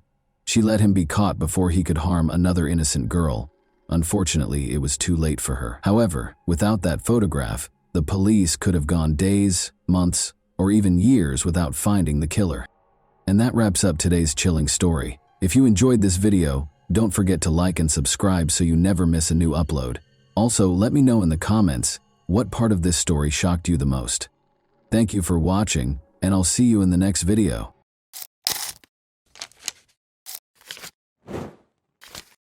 Hey guys, welcome to my channel, and today we're going to take a look at another horrible case with you. Horia and Bouvier, both foreign students, became friends while attending the Sorbonne in Paris. The girls studied the history, social and political movements and culture of the region because they were fervent about foreign cultures, particularly those of Latin America. Horia was 24 years old and was born in Morocco. She chose to set aside her books and travel to Argentina after finishing her thesis on the subject. At 29, Cassandra was accustomed to seeing the world, so she accepted her friend's invitation with pleasure. After packing their bags, the girls set out on a journey across the Caribbean basin, Central America, and South America. The friends traveled to Salta, a province in northwest Argentina with a fascinating history, geography, and social scene, in July 2011. The terrain varies from tropically dry plains in the east to snow-capped peaks in the west. Curiosity-driven students can explore and study the architecture, which includes churches and cathedrals constructed during the colonial era. It is important to note, though, that Salta upholds conservative traditions, much like many northern provinces in the nation, and most likely throughout Latin America. The distinctions between social classes are noticeable, and the Catholic Church has a big impact on people's daily lives. A small number of powerful families have dominated politics for many years. It should be noted that the details will become clearer as this story develops. Since they intended to return to Buenos Aires, Cassandra and Horia checked into a hotel in Salta on July 15 and left to explore the sites without unpacking. A popular tourist destination, Salta is renowned for its low crime rate and welcoming locals, particularly to visitors. The natural reserve known as Quebrada de San Lorenzo is Salta's main draw. The girls bought tickets to the reserve at precisely 4:23 p.m. on July 15. Instead of hiring a guide, they went far into the forest. They were expected to get in touch with their families from Buenos Aires and let them know which city they would be visiting next. But there was no word from them. Unable to handle the uncertainty, their families contacted Cassandra and Horia's Argentinian acquaintances on the 19th and requested that they call the police. 2 weeks later, a group of visitors from a nearby town followed the French girls' path. Although it was not uncommon in this region, they reached the reserve rather late in the evening. One of the tourists broke away from the others at around 6 p.m. in order to locate a private area in the thickets. He saw what appeared to be a body there. He screamed and hurried back to the group to tell them about his discovery, after approaching and verifying that it was, in fact, a body. Around 10 p.m., the police showed up at the reserve. The tourists had only noted that the body was close to a viewpoint. They had not marked the precise spot where they discovered it. As a result, the police first had trouble finding it in the dark and among the thickets. The body was eventually located, but before they could start their work, they found 2 more victims a short distance away. It was the 2 French tourists who had gone missing. Given that many people in the area hunt for food, the police came up with a number of theories, one of which was that the girls might have been unintentionally shot by a local hunter. Thus, locals were the target of the search. Francisco Tojeder, a tourist guide for horseback riding, was taken into custody by the police. But since there was no proof linking him to the crime, he was freed a few days later. The police needed a scapegoat to placate the public, so his wife told the media that her husband was arrested only because they were impoverished. The police told the media right away after the bodies were found that they had been lying in the forest for roughly 3 days. There were several theories as to what might have happened to the girls during the remaining days when they were reported missing, because they had retained their tickets to the reserve for the 15th. There was conjecture that they were abducted, held captive, and subsequently disposed of. The police later explained that the girls had been lying in the reserve close to the viewpoint for 14 days before they were killed. There were rumors of violence against the girls because of Cassandra's ripped clothes, and Horia's pants and underwear being pulled down to her knees. This was verified by the autopsy. The tourists were sexually assaulted, severely beaten, and then shot with a .22 caliber gun. The police discovered a matching shell casing in the reserve. They went back to the reserve's entrance after determining that the girls had successfully gone for a walk. There weren't many people there because it was getting late, and the weather wasn't suitable for strolls. The perpetrator or perpetrators obviously approached their victims at that point, and one of them assaulted Cassandra. The girl was kneeling in front of her killer when she was shot in the head, following the abuse she had endured. After witnessing Cassandra's murder, Horia made the decision to persevere. She struggled with at least one attacker, as evidenced by the clump of hair that remained in her clenched fist. Then, based on the investigators' assumptions, the girl was shot and ran down the slope from the height. It went through her shoulder and struck her in the back. The criminals departed, thinking Horia was done as well. She tried to crawl back to the trail, but she was still alive. Her efforts were in vain, however, for she was too feeble and suffered for several more hours before passing away from blood loss. When the investigators looked through the girl's hotel room, they discovered that there was only one phone among their possessions, rather than the two they had anticipated. They found that a local girl named Maria Fernanda Canyons, RS, the daughter of a former police officer, was using Horia's phone after tracking it down. They also discovered that Horia was in possession of her camera. According to the girl, these were presents from Gustavo Lassi, her boyfriend. The 23-year-old Gustavo was a guide in the reserve, and his father was a tourist ticket vendor. Gustavo had offered the French girls his services, but they turned him down. Gustavo thought that changing the SIM card in the phone would be sufficient to evade detection. Gustavo Lassi admitted to being at the crime scene and taking part in the violence, though not right away.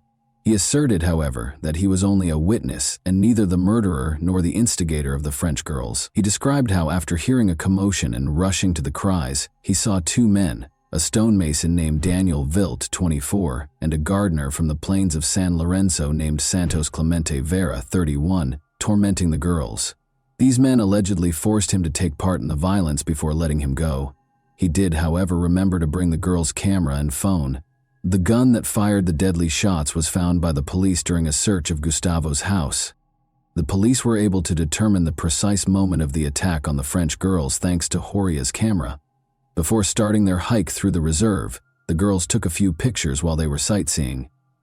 The tourists' final photograph, taken at 6:28 p.m., 2 hours and 5 minutes later, was hazy and ambiguous, leading investigators to surmise that the attack happened at that exact moment. Murder charges were brought against all three men. Witnesses came forward right away and identified Vilt as the individual who tried to sell a rifle. But since he was at a bank when the attack happened and could provide proof, he had a strong alibi. Vera was freed because of insufficient evidence and his denial of guilt, while Gustavo Lassi was sentenced to 30 years in prison in 2014. He said he had an alibi too. Both men were given life sentences in prison in 2016, though, after the prosecutor insisted on a review of the case. One of the most well-known cases in Argentine history appeared to have come to an end. The story doesn't stop there, though. The case was investigated by French journalist Jean-Charles Chattard, who spent 4 years writing a book outlining his reasons why the girls could not have been killed on July 15 in the nature reserve, as the investigators claim. The journalist is certain that the girls' bodies were just taken to the reserve following the murder, not that they perished there. First of all, in contrast to the victim's shoes, his were covered in dust and dirt even after a brief stroll through the reserve. Such a path, enduring violence, fighting for their lives, and still having clean shoes would have been impossible for the girls. Second, the tourists' overall appearance was peculiar. They weren't dressed for a hike in the nature reserve, but rather for an evening event in the city. The bodies were left in Quebrada de San Lorenzo for 2 weeks, which is the next oddity. The reserve is an open, wild place where condors, foxes, and pumas live. The police might have discovered fully gnawed bones after such a time. Despite the fact that the bodies were found in a well-known reserve close to a popular viewpoint, they were found to be spotless.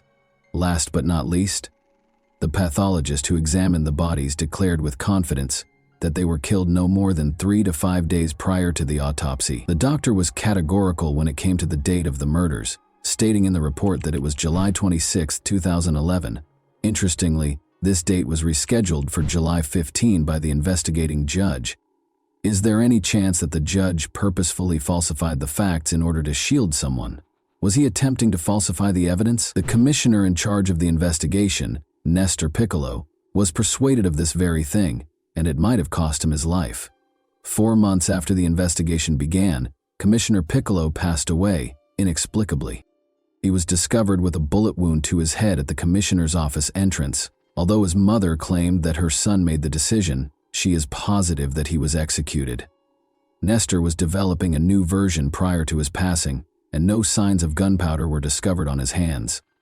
Clemente Vera claims that Gustavo Lossi is merely an accomplice of the true criminals, who are representatives of the province's upper classes, and that he is innocent. Many people, including the judge and powerful local families, were concerned about Nestor's investigation because they did not want the truth to be revealed and could not permit the deaths of the French girls to come to light. But in April 2014, an anonymous letter detailing the same trail that Commissioner Piccolo was looking into broke this conspiracy of silence. The families of the victims in France received the letter. After obtaining a copy, Chittard followed up on this lead. A woman who was afraid to testify in court wrote the anonymous letter by hand but did not sign it. After several months, Chittard was able to locate the witness. It turned out to be a girl who frequently hangs out with a select group of powerful people in Salta. She was aware that since the two tourists had been invited to a party hosted by the city's affluent youth on July 15, 2011, they could not have been murdered in the nature reserve. Her account of what transpired is entirely different. Alcohol is served freely at these parties, and everything seems like it's from a movie. But it's all real. The girl claimed that Cassandra and Horia were among the visitors, and that they were spotted close to the pool. The men's interest in the gorgeous French women grew as the evening went on, and more alcohol was consumed. They led them inside the house at around 3 in the morning, and nobody saw them again. One of the tourists was being harassed by the guys. She refused, of course, but things went too far and the men no longer cared about her opinion. In order to keep the truth from coming to light, the guys chose to murder both of them after her friends saw what transpired. They took their time, though, torturing the victims for days before killing them. The witness gave the precise address of the alleged incident, a villa in Buena Vista, the city's most upscale neighborhood where ministers, deputies, and affluent foreigners live. Since the villa is frequently rented out to private parties, it is typically not occupied permanently. Additionally, the French women were last spotted in a pool. The villa's location, directly beneath the bodies, is the most fascinating aspect, though. A secret trail leads to the nature reserve's lookout point behind the house. If the witness's account is accurate, the girls' bodies were transported through that path during the night and dumped in the thickets of the reserve. But how could such a crazy situation that was taking place in full view at a party be kept a secret for so long? According to the witness, it can be explained by the fear that actual criminals instill in anyone who has the audacity to speak up. She claimed that the son of a deputy who assaulted the French woman was responsible for organizing the party. He severely beat her when she attempted to flee. The politician's 2 other sons also participated in the attack and subsequent killing. Today, during his most recent election campaign, the deputy's face calmly gazes down from a number of billboards.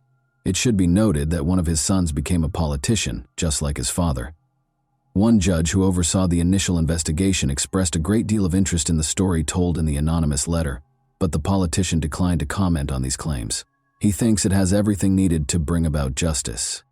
The judge who later took over the case, however, had no plans to look for additional offenders. He blames the deaths of the French women on the provincial justice system and thinks that the family must have a lot of power to influence the police.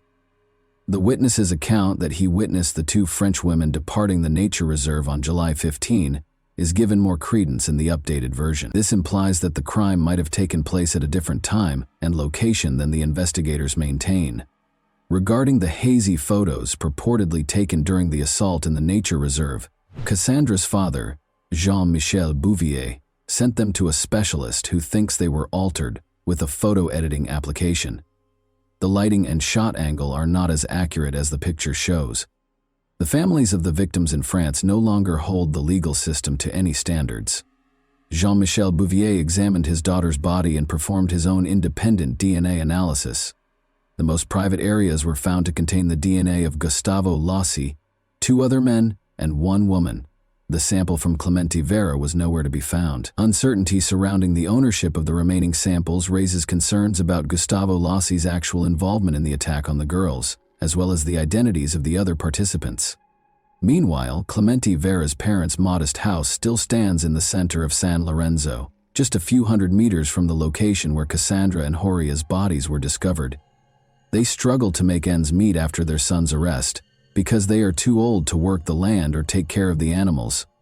Many locals, including Clemente's wife and parents, maintain his innocence. They think his only fault is that he didn't have the money to hire lawyers and lived close to the crime scene.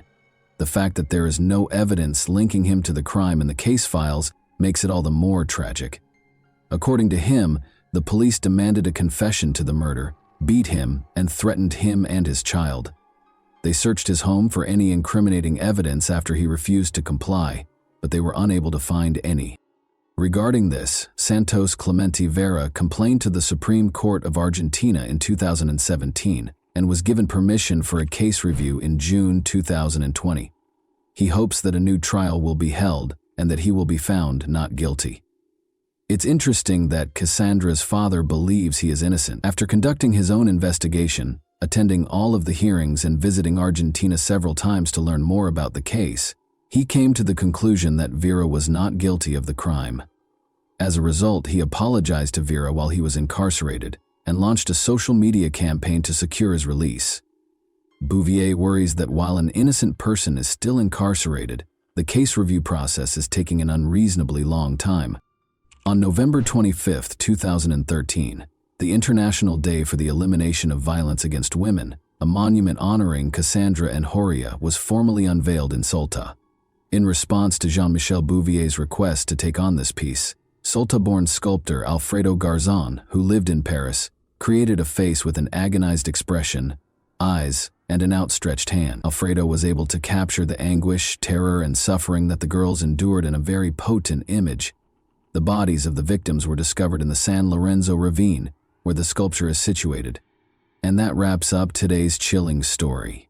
If you enjoyed this video, don't forget to like and subscribe so you never miss a new upload. Also, let me know in the comments what part of this story shocked you the most. Thank you for watching, and I'll see you in the next video.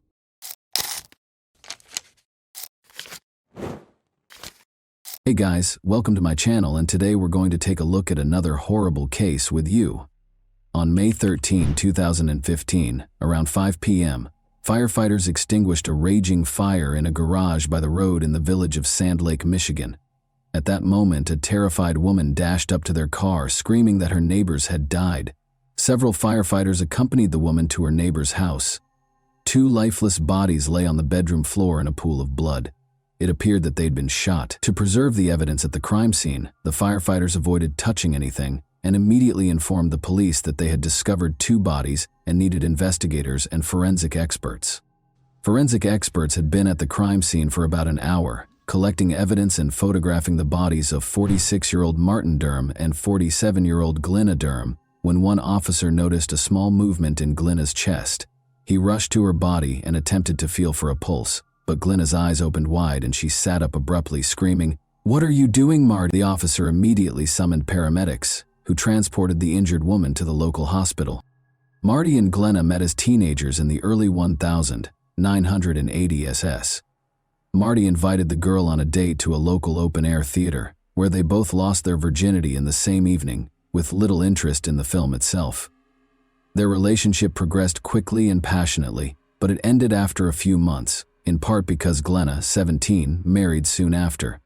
Marty started a family on his own. Christina Keller was 14 years old when she met Marty, then 19, at a party at his house.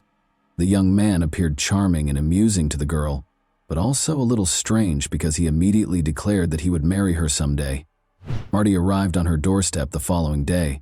He must have made a good impression on Christina's parents, because he has never left her life since. Their friendship turned into a romantic relationship, and Christina, then 16, discovered she was expecting their first child. Within 2 years, she was carrying their second son, prompting the young couple to marry. Christina and her husband had a daughter 11 months later. Christina was 19 and Marty was 24 at the time. Initially, the young family lived with relatives, but in early 1995, Marty secured a higher-paid job at a factory in Michigan, and the family of 5 relocated. However, Marty was involved in a car accident on the evening of February 16, 1995, on his way home from work. Another vehicle speeding through a red light collided with his vehicle. The larger vehicle nearly crushed Marty's car, trapping him inside. Marty was transported to the hospital, where he had been clinically dead for approximately 5 minutes. He suffered severe injuries to his left side and was in a coma for more than 3 weeks. When he regained consciousness, he had no memory of his wife, children, or much of his previous life. He spent 1.5 years learning to walk, speak, eat, and care for himself again. Christina provided physical support for him during this time. Marty began to resemble his former self, but psychologically he had changed. He became enraged as a result of the brain trauma. He never fought with his wife or children, but he became a domineering figure. Even his sense of humor grew darker.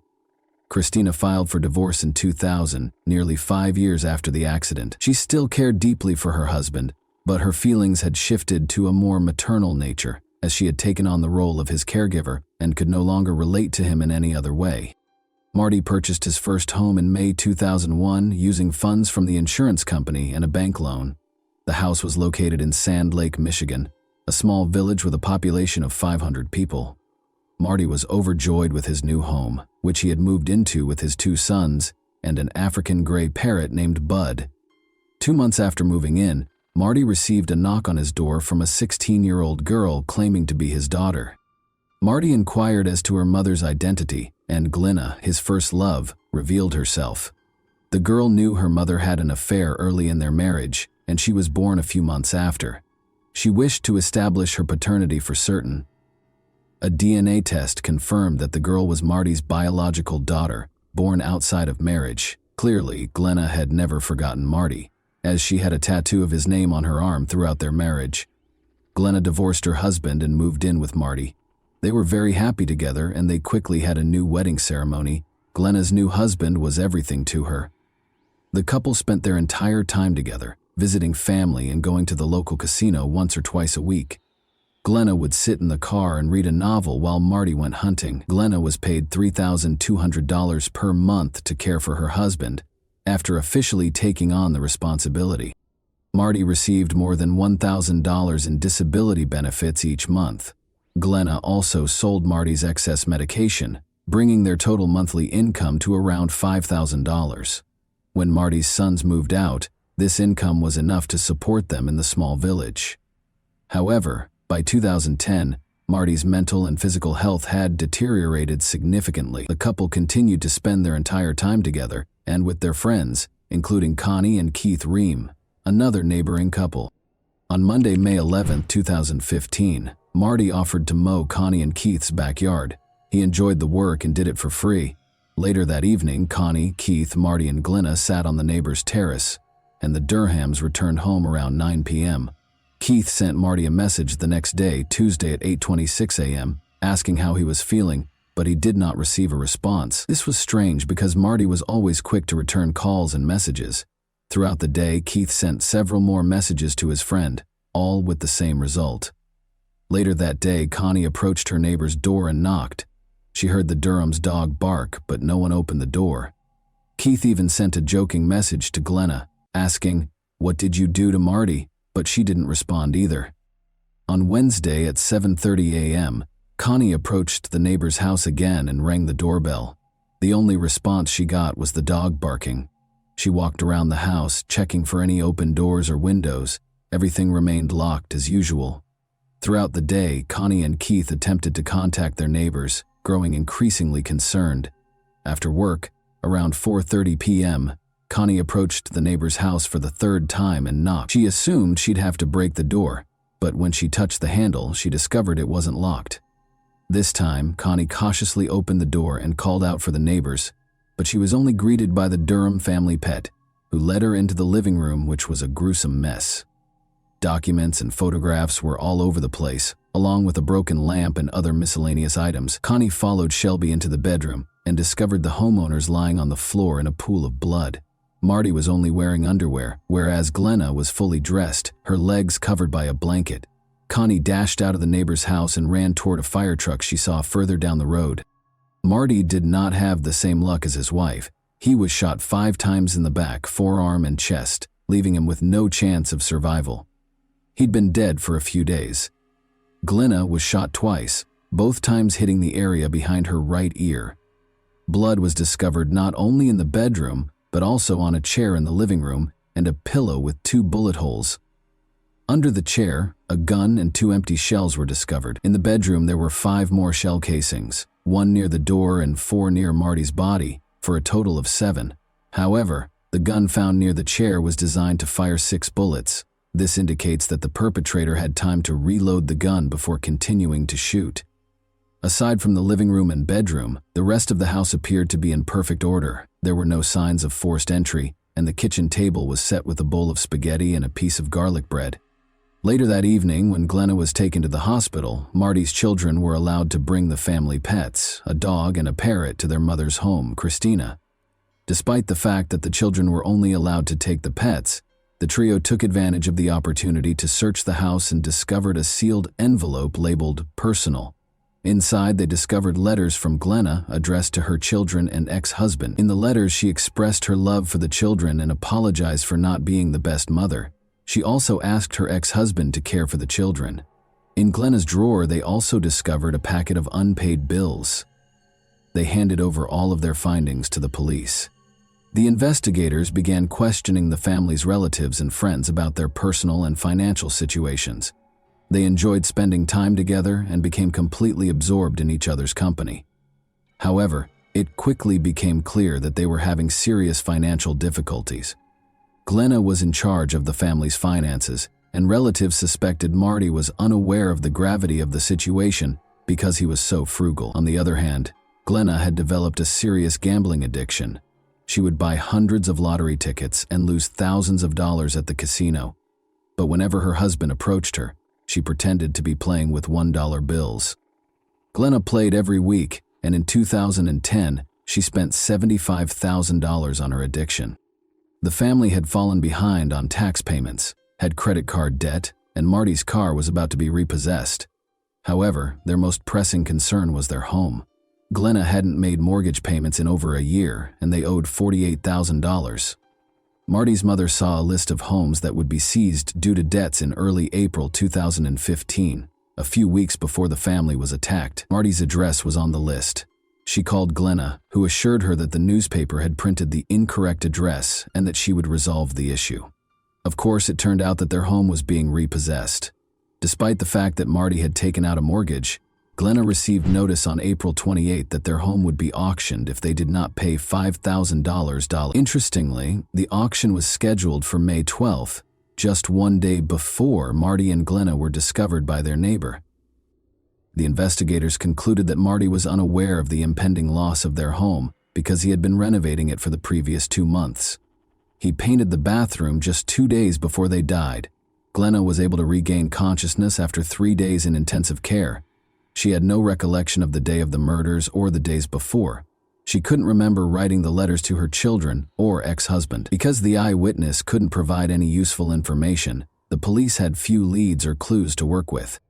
Marty, an avid hunter, frequently showed his firearms to friends, so the weapon contained multiple DNA samples. Glenna and Marty did, however, sell drugs for cash, and large sums of money were kept in envelopes in a safe. Could it have been an unplanned robbery? The living room was in disarray, as if someone had been looking for something and the money from the safe was missing. This version of events appeared to be the most plausible, but finding the killer among their illegal clients was like looking for a needle in a haystack. It took a full year before an unexpected witness helped solve the case. Bud, a 19-year-old parrot, had been living with Christina for the previous 12 months. Bud was an African gray parrot with the unique ability to mimic not only sounds and words in his environment, but also human voices. Originally, he was Christina's beloved pet, but Marty took him, presumably to retaliate against his ex-wife for leaving. When Bud returned to his beloved owner, he began repeating various conversations he had overheard while living with Marty, such as how Marty interacted with the dog. However, at some point, he started repeating an argument between a man and a woman. They were clearly arguing with one another, raising their voices and occasionally mixing profanity with everyday words.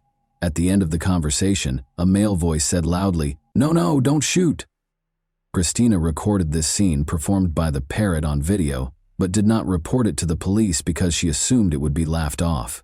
However, a year after Marty's murder, a local journalist interviewed his mother, and she mentioned the video.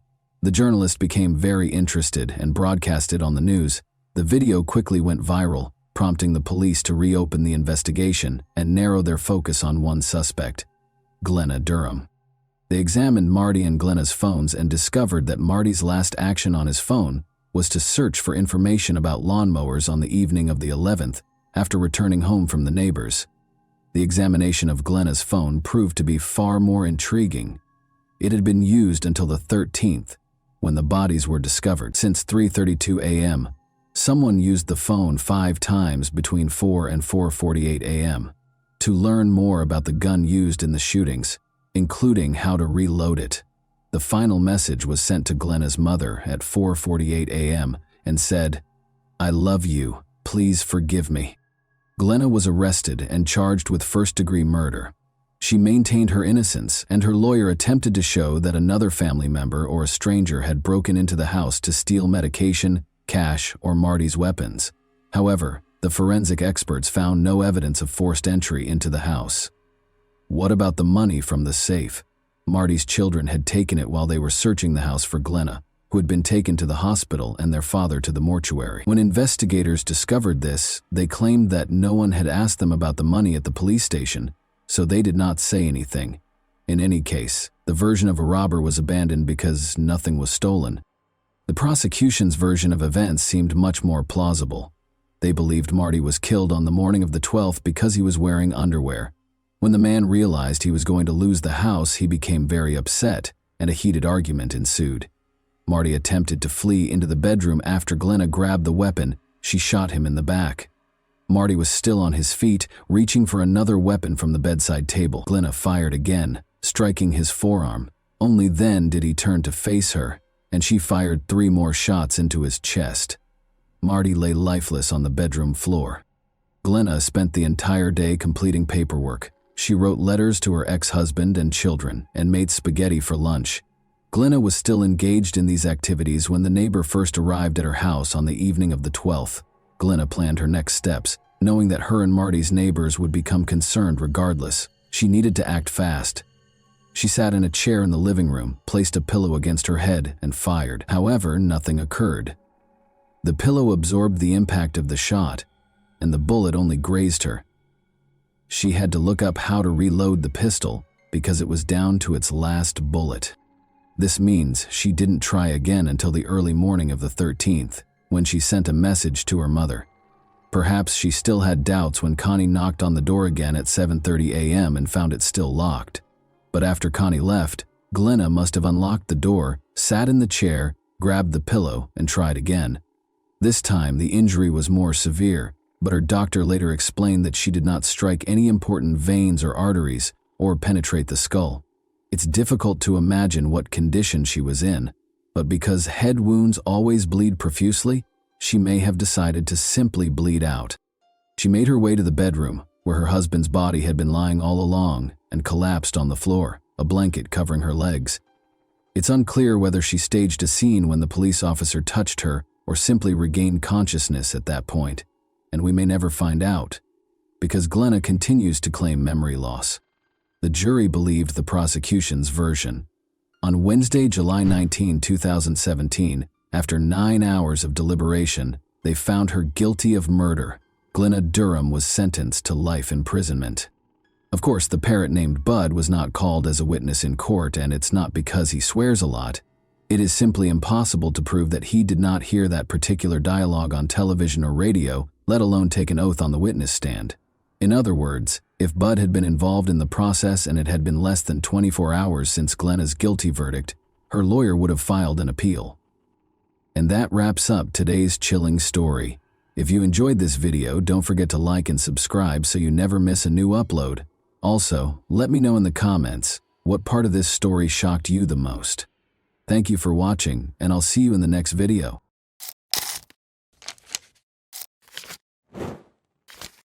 Hey guys, welcome to my channel, and today we're going to take a look at another horrible case with you. The video you just watched was recorded right before Christopher Greger realized that the police had finally discovered his son's whereabouts. Christopher's life was forever altered by a single, terrible, and heartbreaking secret recording. When Corey was brought to the hospital in critical condition, the police were called. Corey's father had darker plans for his own son, but Corey only wanted to please him and keep him happy. The community would be shocked when all of Christopher's sinister secrets were exposed. A tragedy happened on April 2, 2021, a few days after the unsettling video of Corey running by himself on the treadmill was released. Around 4 p.m., Corey's father, 31-year-old Christopher Greger, found his son completely still and unconscious. Corey was taken right away to Southern Ocean County Medical Center in Stafford the next day, where he was examined by qualified medical professionals. The fight to save the child started inside the room. The doctors worked quickly and diligently, but Corey's condition deteriorated. He had a seizure during a CT scan, which made his already precarious condition even worse. At 5:03 p.m., Corey died in spite of all efforts to save him. April 2, 2021. However, something even more horrifying was about to be discovered by the doctors. They found multiple bruises on Corey's body as they examined him. Additionally, the treadmill video alluded to a sinister possibility and nearly provided an explanation for how such a tragic event could have occurred.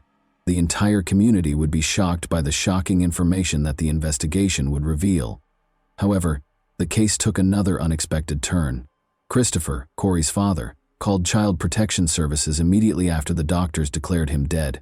He stated that Corey had been with his mother, Brianna Micciolo, on April 1, 2021. She soon found herself at the center of an expanding investigation, but some information about his parents' upbringing would eventually point to a dark trend. The story started in 2014, when Brianna Miccioli, Corey's mother, became pregnant with Corey. Christopher Greger was the father. At first, Christopher didn't even know Corey existed. Authorities first discovered Christopher as Corey's potential father when Brianna applied for state assistance. A paternity test in 2018 verified that Corey's father was in fact Corey's father. The parents' dispute over custody began at this point. They had never been married, so they weren't divorced, but they both wanted to be in charge of raising Corey. Although it took almost a year for Christopher to start seeing Corey, he began to abide by child support orders as the custody dispute progressed. Following a court settlement, Christopher was given custody of Corey during the week.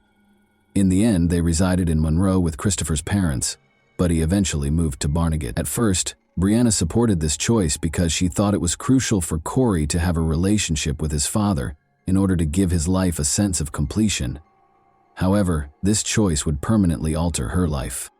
Brianna became aware of some oddities as Corey started to spend more time with his father.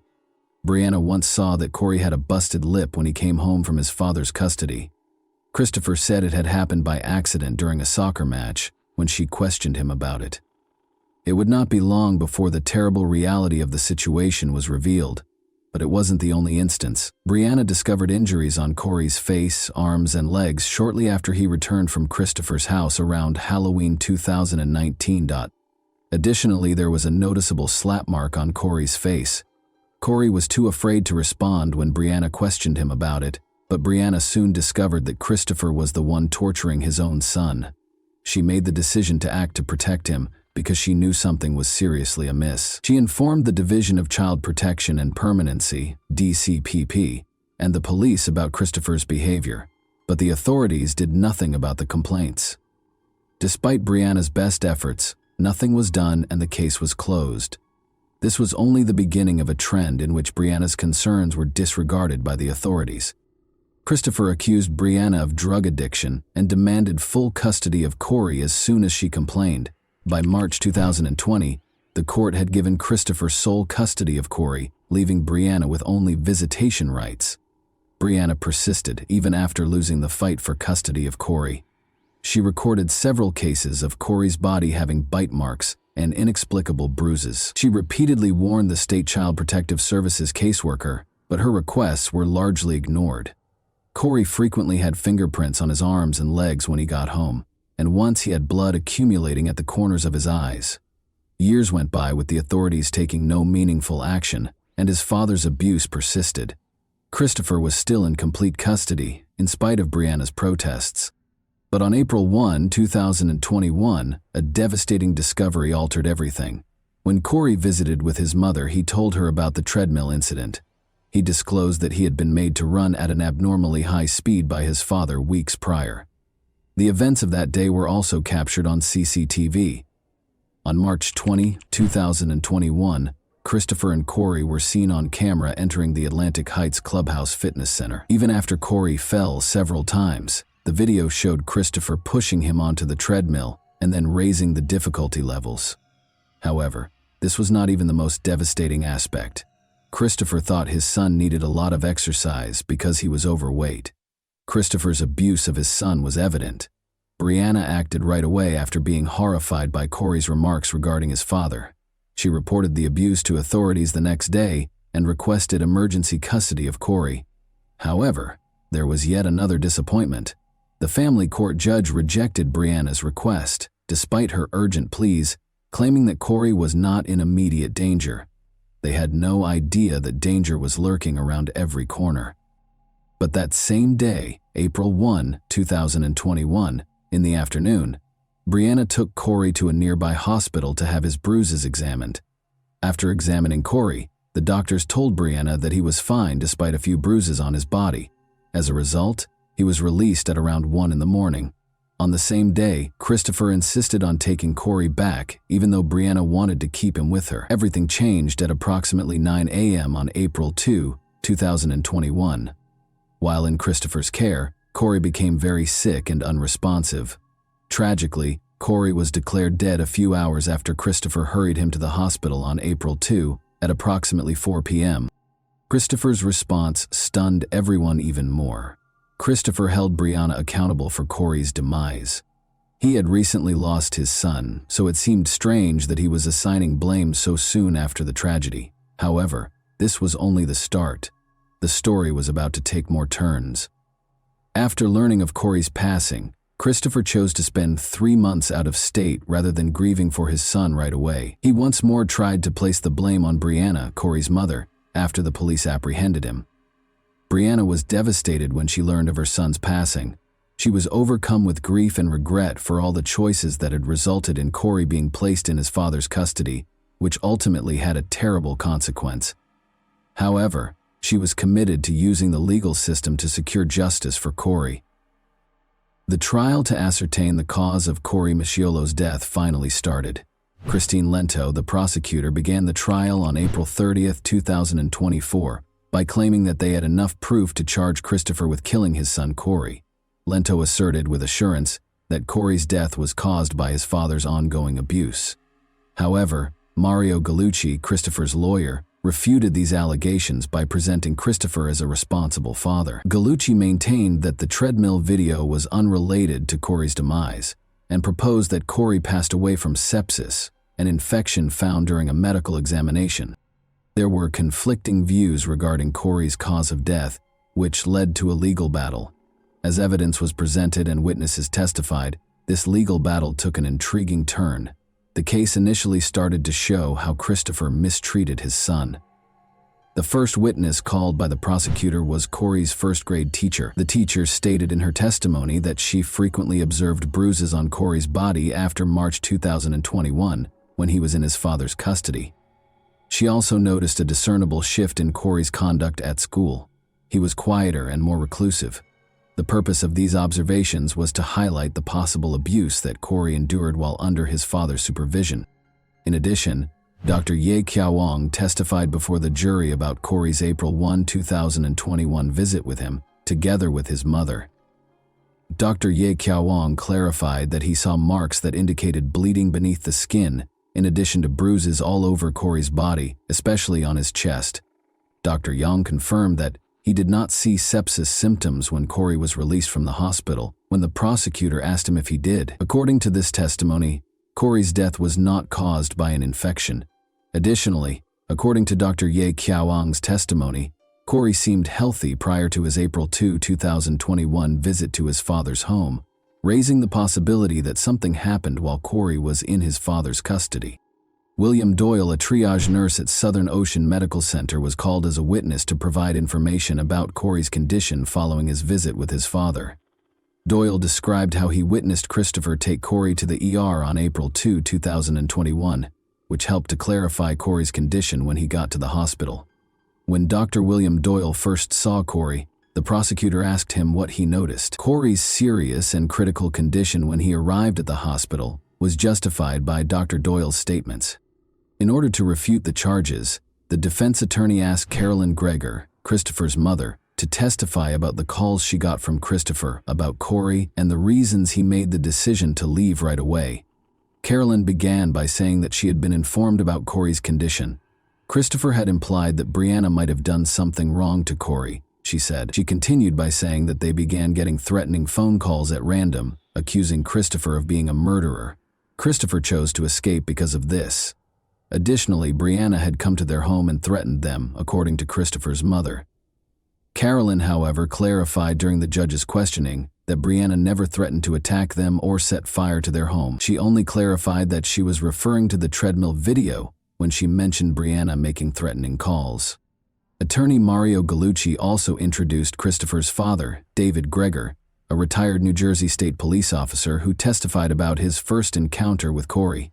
The emotional side of Christopher's parents was brought to light by this testimony. When David talked about his only grandson, Corey, he was clearly emotional. David told the defense attorney that he didn't want to watch the treadmill video footage because he didn't want it to be his final recollection of Corey. He acknowledged that Christopher had mistreated Corey in the treadmill video, though. Thus, despite attorney Mario Gallucci's tenacious defense of Christopher, all the facts and assertions were deemed unfounded when prosecutor Christine Lento produced the most important piece of evidence, the manner of death, which established Christopher's guilt for his son's passing. Corey passed away from blunt impact injuries to his chest and abdomen, which included liver laceration and contusion, left pulmonary contusion, and heart laceration. These injuries in Corey's case could not have been caused intentionally by him. Certainly, it wasn't suicide. The distribution and pattern of these injuries support the idea that they were caused by someone else. Therefore, from the perspective of a medical examiner, homicide is defined as any death that is connected to the actions of another person from an epidemiological or public health perspective. According to crucial testimony from Dr. Thomas Andrew, Corey's fatal injuries resulted from blunt force trauma to his chest and abdomen, which caused a large laceration in his heart. His professional evaluation categorically categorized Corey's death as a homicide, stressing that the seriousness of these wounds suggested intentional human behavior rather than unintentional causes. He added that the forensic test revealed no evidence of a sepsis in fact. However, this conflict did not stop there. One more testimony remained. Dr. Michael Baden, another forensic pathologist, gave the Ocean County jurors an opposing viewpoint. According to Dr. Baden, Corey's death was due to natural causes, such as pneumonia complications. Dr. Andrews' conclusions and interpretation were directly at odds with this testimony. Jurors in Christopher Gregor's trial had to carefully consider the evidence put forth by both sides due to the case's complexity caused by the divergent expert opinions. Lento claimed that the treadmill footage that the prosecutor's office had recovered spoke for itself, notwithstanding the defense's claims that Corey passed away from natural causes like sepsis or pneumonia. That video contained all the information the jury required. The last day of judgment to decide whether Christopher was guilty or not was May 31, 2024. The jury ultimately rendered a decision after taking into account all of the evidence that was put forth by the defense and prosecutor. Christopher was convicted of endangering a child's welfare and aggravated manslaughter. The more serious murder charge against him, however, was dropped. Potential prison terms for aggravated manslaughter ranged from 10 to 30 years. Christopher might have received a life sentence, though, if he had been found guilty of murder. The courtroom was filled with a range of emotions following the jury's verdict, with some people feeling relieved and at peace, and others feeling sad and incredulous. The entire scope of Christopher's punishment would be decided at his sentencing hearing on August 20, 2024. A civil court battle also took place in the midst of the criminal proceedings. Corey's mother, Brianna Micciolo, filed a lawsuit against the DCPP, claiming that their carelessness and inaction had not shielded Corey from the abuse that finally claimed his life. With the help of advocacy organizations and those who shared her values, Brianna's efforts to effect change grew stronger. The tragic tale of Corey Micciolo serves as a reminder of children's vulnerabilities and our shared duty to protect them. However, it raises the question, did the jury make the correct choice? And that wraps up today's chilling story. If you enjoyed this video, don't forget to like and subscribe so you never miss a new upload. Also, let me know in the comments, what part of this story shocked you the most? Thank you for watching, and I'll see you in the next video.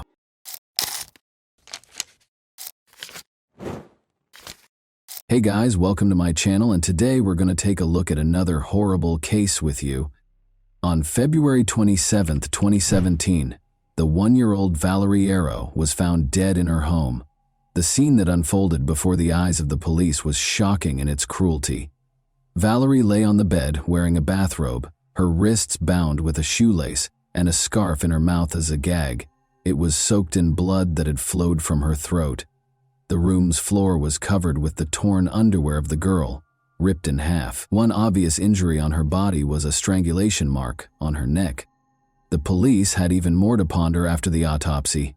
The toxicological analysis revealed that Valerie had been under the influence of multiple substances, and 2 scarves were discovered deep in her throat. They were so numerous that they might have killed her on their own. In addition, Valerie's backpack was discovered in the trash a few days prior by a building worker where the girl resided. Her papers, an ashtray, cigarette butts, a glass, shoes, apartment keys, and a blood-stained bedside lamp were all found inside. After compiling this data, the investigators came to the conclusion that the girl had committed suicide on her own volition. The matter was resolved.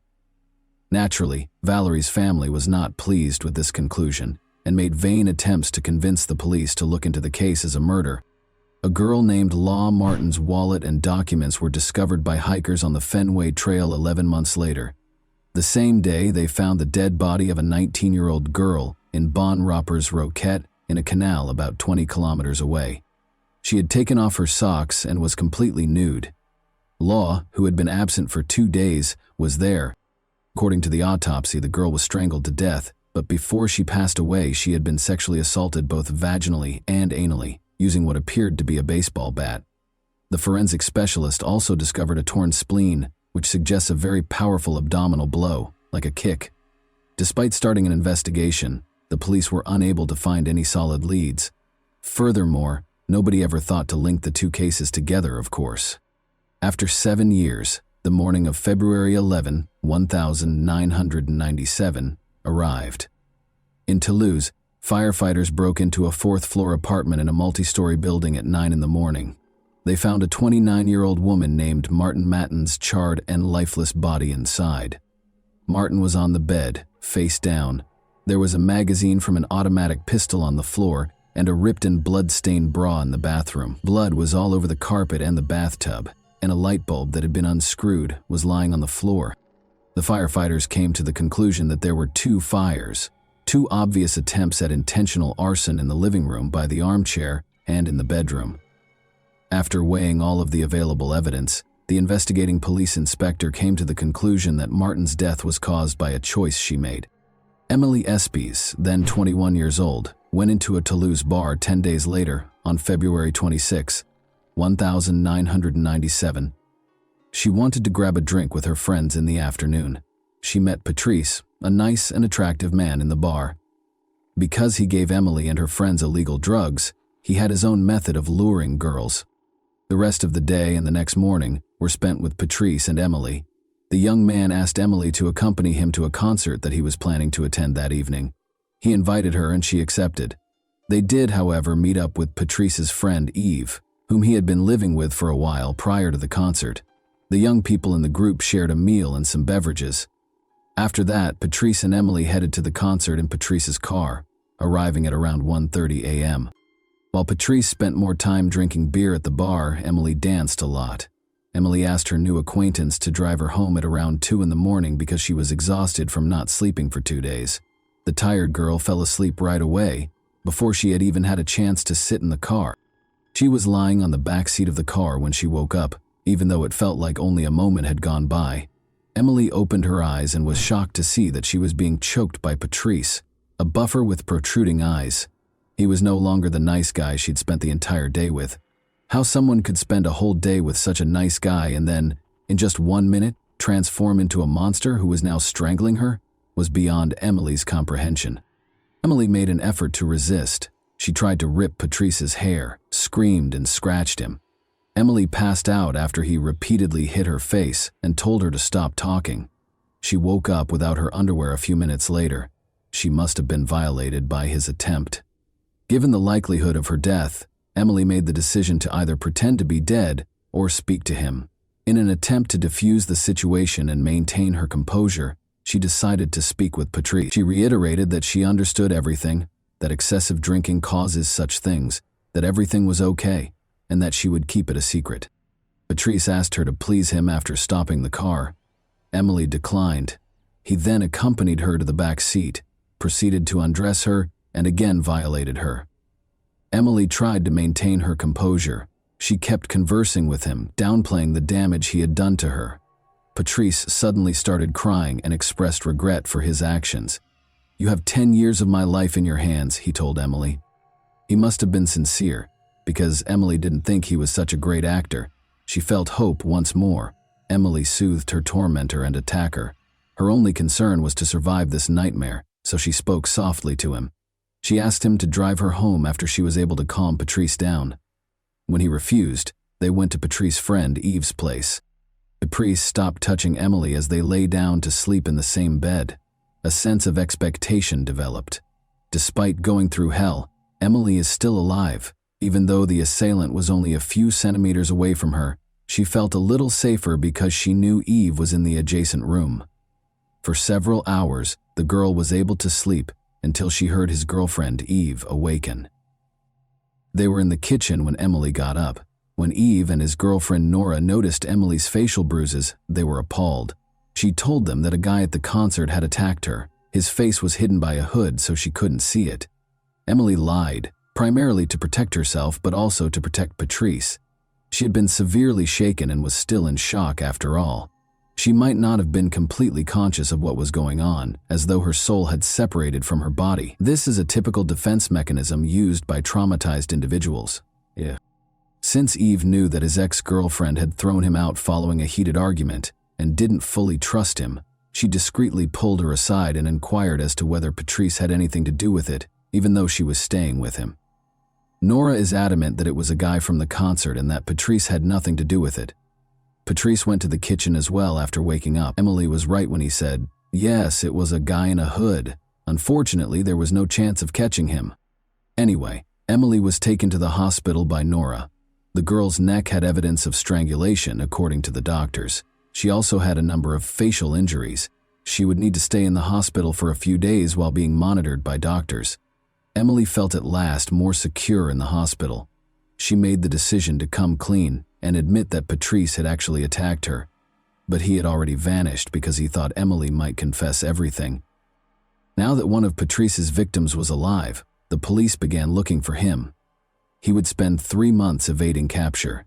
Patrice, now known as Frank, met Marie Norman at a country festival on June 14, $1,997. Murray lived in a chalet in a small town below Foix and was 35 years old. When the young man complained about having nowhere to stay, Murray felt sorry for him and offered to let him live with her in return for some housework. In addition, Murray decided that Frank would take care of the house while she visited her parents on the 20th. For a few days, Murray and Frank lived together in this manner. He fixed things and worked in the garden during the day, and they ate dinner, chatted, and smoked together in the evening. Murray and Frank had a terrific time on June 19th. She organized a dinner to celebrate Murray's new position at a wolf sanctuary in Orlu.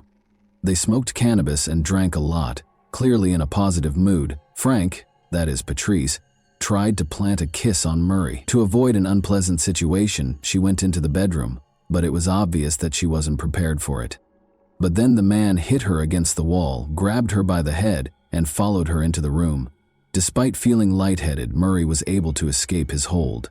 Patrice then grabbed a chair and struck his victim, who had collapsed on the bed and was no longer conscious. He repeatedly attacked her viciously. He began choking her with his bare hands after this brought her back to consciousness. However, Murray was still breathing when he let go of her throat. Patrice then gagged her and tied her wrists and ankles. He then carried Murray's body to the first floor and started cleaning up to get rid of any remaining blood. To hide the bloodstains, he applied blue paint to the blue carpet. The top layer of blood-stained wooden furniture was removed with an angled grinder. The murderer washed his own clothes in the washing machine and set fire to sheets and clothing in the garden. He then buried Murray in her own garden after digging a hole in the garden and covering the victim's body with a blanket. He stole some valuable items that could be sold, such as the angle grinder, and 5,000 francs in cash the next evening before departing the chalet. He left the following note on the table to try to dispel suspicion. Murray, I don't know where you are. I finished my work and am leaving. Patrice was traveling to Spain in Murray's vehicle on June 20, 1997. In addition, it was his 29th birthday. Patrice arrived in the southern Spanish city of Alicante a few days later. He met Isabelle and Valerie, two French girls there. The young people soon became friends and spent days together, going for walks, eating meals, and tanning on the beach. The girls' holiday came to an end, and it was time for them to head back to Paris. They exchanged phone numbers and agreed to get together again in the future, if only they were aware. Patrice proceeded with his travels, stopping in Belgium and Germany before reaching Paris on September 1, 1997. He called Isabelle and Valerie, of course, and they decided to go out to dinner that same evening. Patrice told the girls that his car and all of his money had been stolen, but they were still glad to see their new friend again. He was very good at making himself look like a victim. Before leaving, he asked one of the girls if he could spend 2 days with them. Valerie was unable to take him because she was going on a business trip the following day, but Isabelle let him sleep on her sofa as long as it didn't last longer than 4 days. A loud explosion woke up the residents of the apartment building where Isabelle Chouchari, then 31 years old, lived on September 4, 1997. As it happened, the girl's apartment had been the scene of a fire before the explosion. Her body was discovered on the bed, partially burned. The fire started close to the restroom after the kitchen's gas burners were turned on. Isabelle's death was clearly not a coincidence. 3 glasses, a bottle of pink wine, and champagne were on the table, and the front door was left open. The killer's extreme cruelty was demonstrated by the wounds on the victim's body. Blood was dripping from her mouth, nose, and anus, and there was blood in the toilet. Isabelle's body, however, showed no signs of semen. Rather, a carrot that was stained with blood was discovered close to the mattress. It would be confirmed by the autopsy that the girl was tortured by the perpetrator. In addition, she had been badly beaten. Her face was primarily struck, but other parts of her body were also hit. The cause of death was asphyxia. Because of the testimony of Emily Espy, who survived Patrice Allegre's attack at the end of February, investigators were immediately alerted to the fact that Isabelle had provided shelter to a man named Patrice. This was because the police had been looking for a particular Patrice for a while. Then, Mireille Norman's relatives, who were expecting her as a guest, started to worry after she vanished. But her body wasn't discovered until 3 weeks later, when it was bound and buried in the garden. However, even though he gave a false name, many witnesses had seen his face and recognized him from the investigators' photos. So after the body was found, gendarmes' suspicions were strongly connected to Patrice. He was already being actively sought when he returned to Paris in early September. His search warrant made the rounds of France. The police reached out to his friends and family and offered a reward for helping to apprehend him.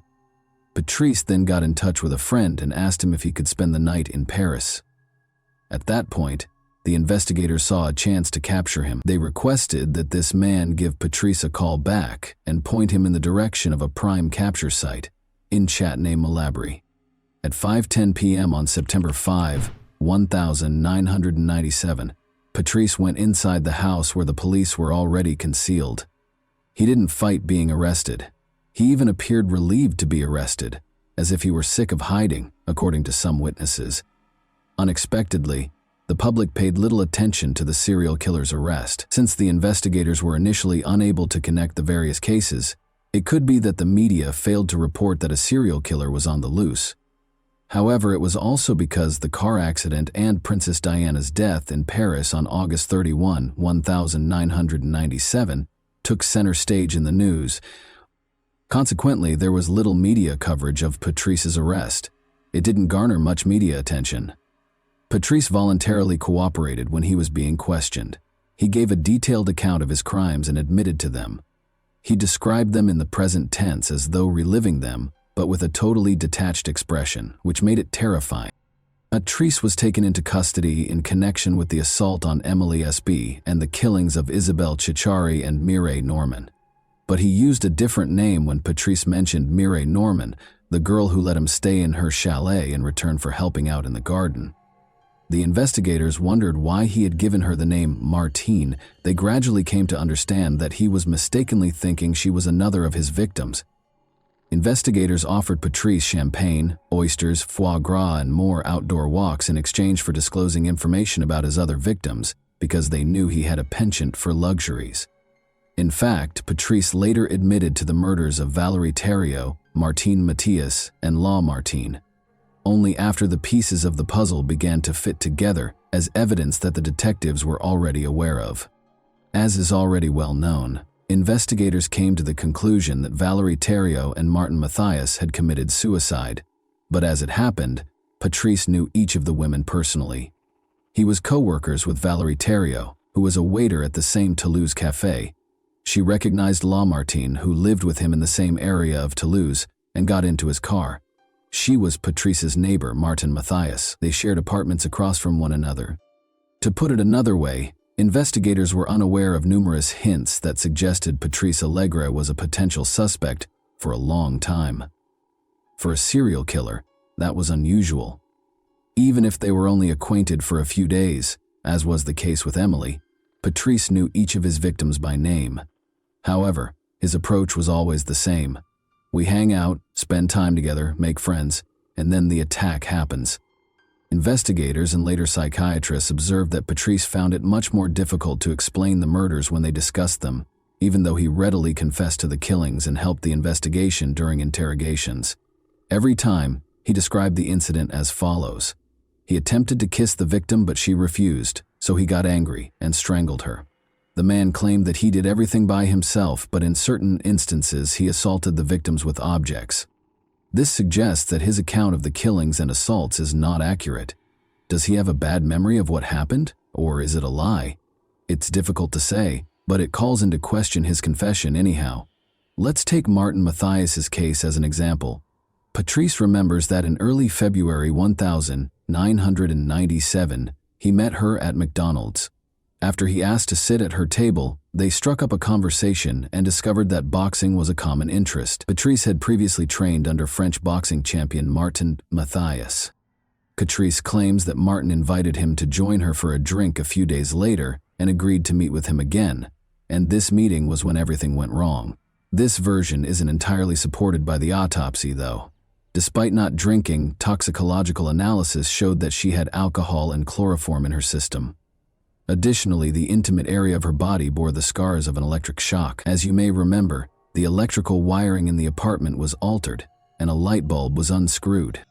This raises the possibility that Patrice stalked the girl because he lived across the street, even though the girl did not invite him to her home. Then, because Martin Mathias was stronger than him in normal conditions, he rendered her incapable of moving. It is crucial to recognize that there are differences between the killer's account and the available evidence, even though there are no facts that can be used to prove this. Furthermore, this suggests that he is not making an effort to be totally truthful with the inquiry. He also talked excitedly and in detail about his early years. On June 20, Patrice was born in Toulouse. At the age of 17, his mother, Michelle, a hairdresser, became pregnant with him. Roland, his father, was a police officer and 4 years her senior. He was always an unwanted child, and Patrice knew it. The second son, a desired child, was born to Michelle and Roland 7 years later. One could not say that Patrice had a happy childhood. His father would physically abuse his mother, and his parents would frequently quarrel. When Patrice attempted to step in, he was beaten instead. Being a police officer, Roland neglected his son and was frequently away from home. In contrast, Patrice's mother didn't seem to care much for him. But when Patrice was young, she collapsed into an alcoholic coma in front of him in her beauty salon, because she was an alcoholic. She also consistently cheated on her husband and was unfaithful to him. Patrice was able to observe some of her private interactions and the post-fight reconciliations between Michelle and Roland. He would frequently try to sleep in his room by covering his head with a pillow to block out the sounds of his mother's groans coming from the room next door. Another time, when Patrice, then 6, was sitting in the back seat and watching everything, She got pleasure from one of her friends in the car. Patrice idolized his mother and hated his father in spite of everything. He would stand up for her and was offended when others made disparaging remarks about her. He had to repeat a year multiple times because he struggled to learn in school. Because his mother permitted it, he would skip classes. He started stealing, selling drugs, and committing crimes during this time. But each time he was taken into custody, his father would save him. For instance, Roland once compensated the victims of Patrice's thefts with 300,000 francs. His actions may have stemmed from a traumatic incident that happened to him when he was 13 years old. 2 boys kidnapped him after he fled his home. He was abused in a car and drugged with strong illegal substances before being abandoned on the side of a distant road. For a boy who was not yet 14, this could not have failed to leave scars. This gives us a chance to learn more about him, but it doesn't excuse what he did later. He began abusing drugs and drinking excessively when he was 14 years old. The issue was that under the influence of drugs, Patrice, who was characterized as charming when sober, underwent a radical transformation. He became so genuinely aggressive that his friends, who were aware of it, were terrified of him. Patrice once became furious when someone made a negative comment about his younger brother while he was intoxicated at a bar. After leaving, he came back to the bar brandishing a weapon, held it to the victim's head, and squeezed the trigger. The gun miraculously failed to discharge, and Patrice was captured. His first and last murder might have been this one. At the age of 17, Patrice Allegre attacked a girl for the first time. Everything was going well when he first met the girl at a party. They went to a park, where the girl pushed Patrice away when he tried to approach her. It should be clear to you by now that rejections made him furious. He apologized, took the girl home, and immediately stopped choking her. But his strategy was already starting to take shape. It's interesting that Patrice never had issues with girls. Rather, the issue was that he had 2 sides. He was charming as long as the girl agreed, but if she didn't, he had to coerce her into giving him what he wanted. Patrice had 2 committed romantic relationships in his life. Cécile was the subject of the first. Their first real love story began in 1986 when Patrice was 18 years old. After 7 years of dating, the young couple had a daughter. But their relationship ended in 1989, just months after he committed his first murder. Their bond was similar to Patrice's parents. Patrice would physically assault Cécile during their heated arguments, but Patrice could control himself to some extent with Cécile. He tried to strangle her, for instance, but stopped when he said, "No, not you, not you." Cécile ended up in the hospital in 1994 with a broken jaw. After she lodged a complaint, Patrice was placed under arrest for a number of weeks. Cécile ultimately made the decision to end her relationship with Patrice in 1995. He met Sylvie the following year, and the two would live together until February 1997, when Sylvie also left Patrice because of his violent behavior. At that exact moment, Patrice attacked Émilie after moving into his friend Yves' home. On February 11, 2002, Patrice's trial got underway in Toulouse. He was charged with 5 murders, 1 attempted murder, and 6 violent crimes. Numerous errors made by the police during Valérie Thériault and Martin Mathias's investigation, which led them to conclude it was a suicide, were brought up during the trial. Given that his father was one of them, there were even rumors that the police were shielding Patrice. It was only a conspiracy theory, though. Psychiatrists examined Patrice's case, which was uncommon for criminal cases in France. His divergent views on his father and mother were among the most intriguing features. He vilified his father while exalting his mother. He even told his mother that they ought to murder his father when he was 13 years old. In spite of this, Patrice's father, Roland Allegre, showed up in court, took the witness stand, and looked his son in the eyes while declaring his love for him, in spite of everything he had done. He compared his crimes to those of his father, and Patrice's response was, "Well, I don't love you, I hate you. I should have killed you, as I told Mom. Then I wouldn't have caused so much harm." But he never once put the blame for anything on his mother. Psychiatrists think that the trauma from his mother's private adventures had a big impact on him. As a child, he was terrified by his mother's groans, but as an adult, he developed into a powerful man who tormented women by stifling their groans. the very essence of these women. It's interesting to note that he never attacked while his victims were unconscious. Emily, who was fortunate enough to wake up and speak to him, was the first victim to calm him down and persuade him not to kill her. Emily regained her human face when she woke up, but it seemed as though he could render girls unconscious and do whatever he wanted with them. He himself stated, "I have a memory lapse. I remember choking her, then she came to and I apologized. It brought me to my senses. I'm ashamed of what I did. I don't know what to say." It's also intriguing why, despite the apparent attraction between the young people, girls abruptly turned him down. The psychologist believes that he unintentionally caused the women to reject him. As is typical of killers who have personally experienced violence as children, he desired control over the victim. It was his strange method of taking charge of the circumstance again. Given that he violated each and every one of his victims, it would appear that the motive is simple to determine. It's not that easy, though. He acknowledged that he did not enjoy the attacks, despite the fact that this explanation seems the most obvious. For someone who occasionally has normal relationships and at other times commits horrible murders, he is more than just a sexual maniac. According to a U.S. psychiatrist who examined him, it was far more important to have control over the situation. Essentially, rather than humiliation leading to violence, violence led to humiliation. He was never able to explain why he killed. He spoke enthusiastically with psychiatrists during the trial, hoping they would answer this question for him. Another crucial query was whether Patrice had any additional victims, particularly during the period between 1990 and 1997. That is quite possible, because some of his known victims were not properly investigated. Even though Patrice says he didn't kill anyone else, is he reliable? At first, he only admitted to one violent act and 2 murders. To find out if he might be accountable for any other unsolved crimes, the police assembled a team of experts. They were able to get a clue from Patrice regarding the unresolved murder case of Lynn Garibaldi by promising her champagne and oysters, along with another walk.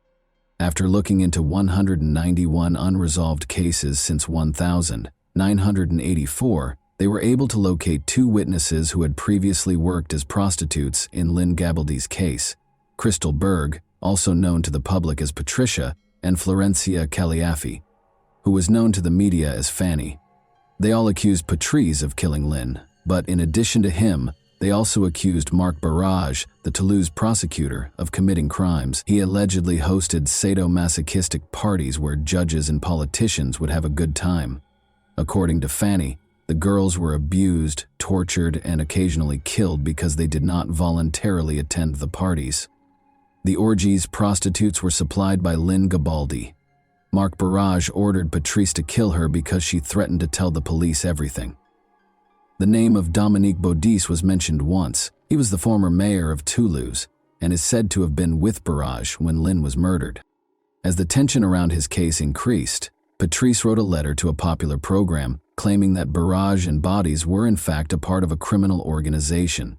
Fanny was interviewed by the same show 2 weeks later, during which she described the children she witnessed shackled in a torture chamber on the ground floor of a home close to Toulouse. However, Patrice withdrew his confession to the murder of Lynn Garibaldi only 15 days later. Later, it came to light that Patrice and Fanny had received generous compensation from the show's producers for their stories. It also turned out that Marc Barrage didn't even know Patrice, and Dominique Baudis couldn't have been at Lynn's murder because he was in Paris. Patrice and Fanny were accused of giving false testimony, and the politicians were exonerated of the charges. For providing false testimony, Fanny and Patrice received sentences of 18 months and 3 years in prison, respectively. In July 2005, Patrice Allegre was given a life sentence on February 21, 2002, with the possibility of release after 22 years. He has already completed the required 22 years of service and is currently 54 years old. He started dating a Canadian psychologist during this period who relocated to France and lived near her prison-dwelling beloved. Patrice must want to see the woman and his daughter when they are not incarcerated. He applied for early release, but he dropped the plan after psychiatrists concluded that he has not been rehabilitated and that he has a very high risk of relapsing despite his best efforts. 9 years after the attack in 2006, Emily, the only survivor of Patrice's assault who testified against her attacker in court, died. Regretfully, she decided to do this herself. That concludes the terrifying tale for today. Please remember to like and subscribe if you liked this video, so you don't miss any future uploads. Tell me in the comments what surprised you the most about this story as well. And that wraps up today's chilling story. If you enjoyed this video, don't forget to like and subscribe so you never miss a new upload. Also, let me know in the comments what part of this story shocked you the most. Thank you for watching, and I'll see you in the next video.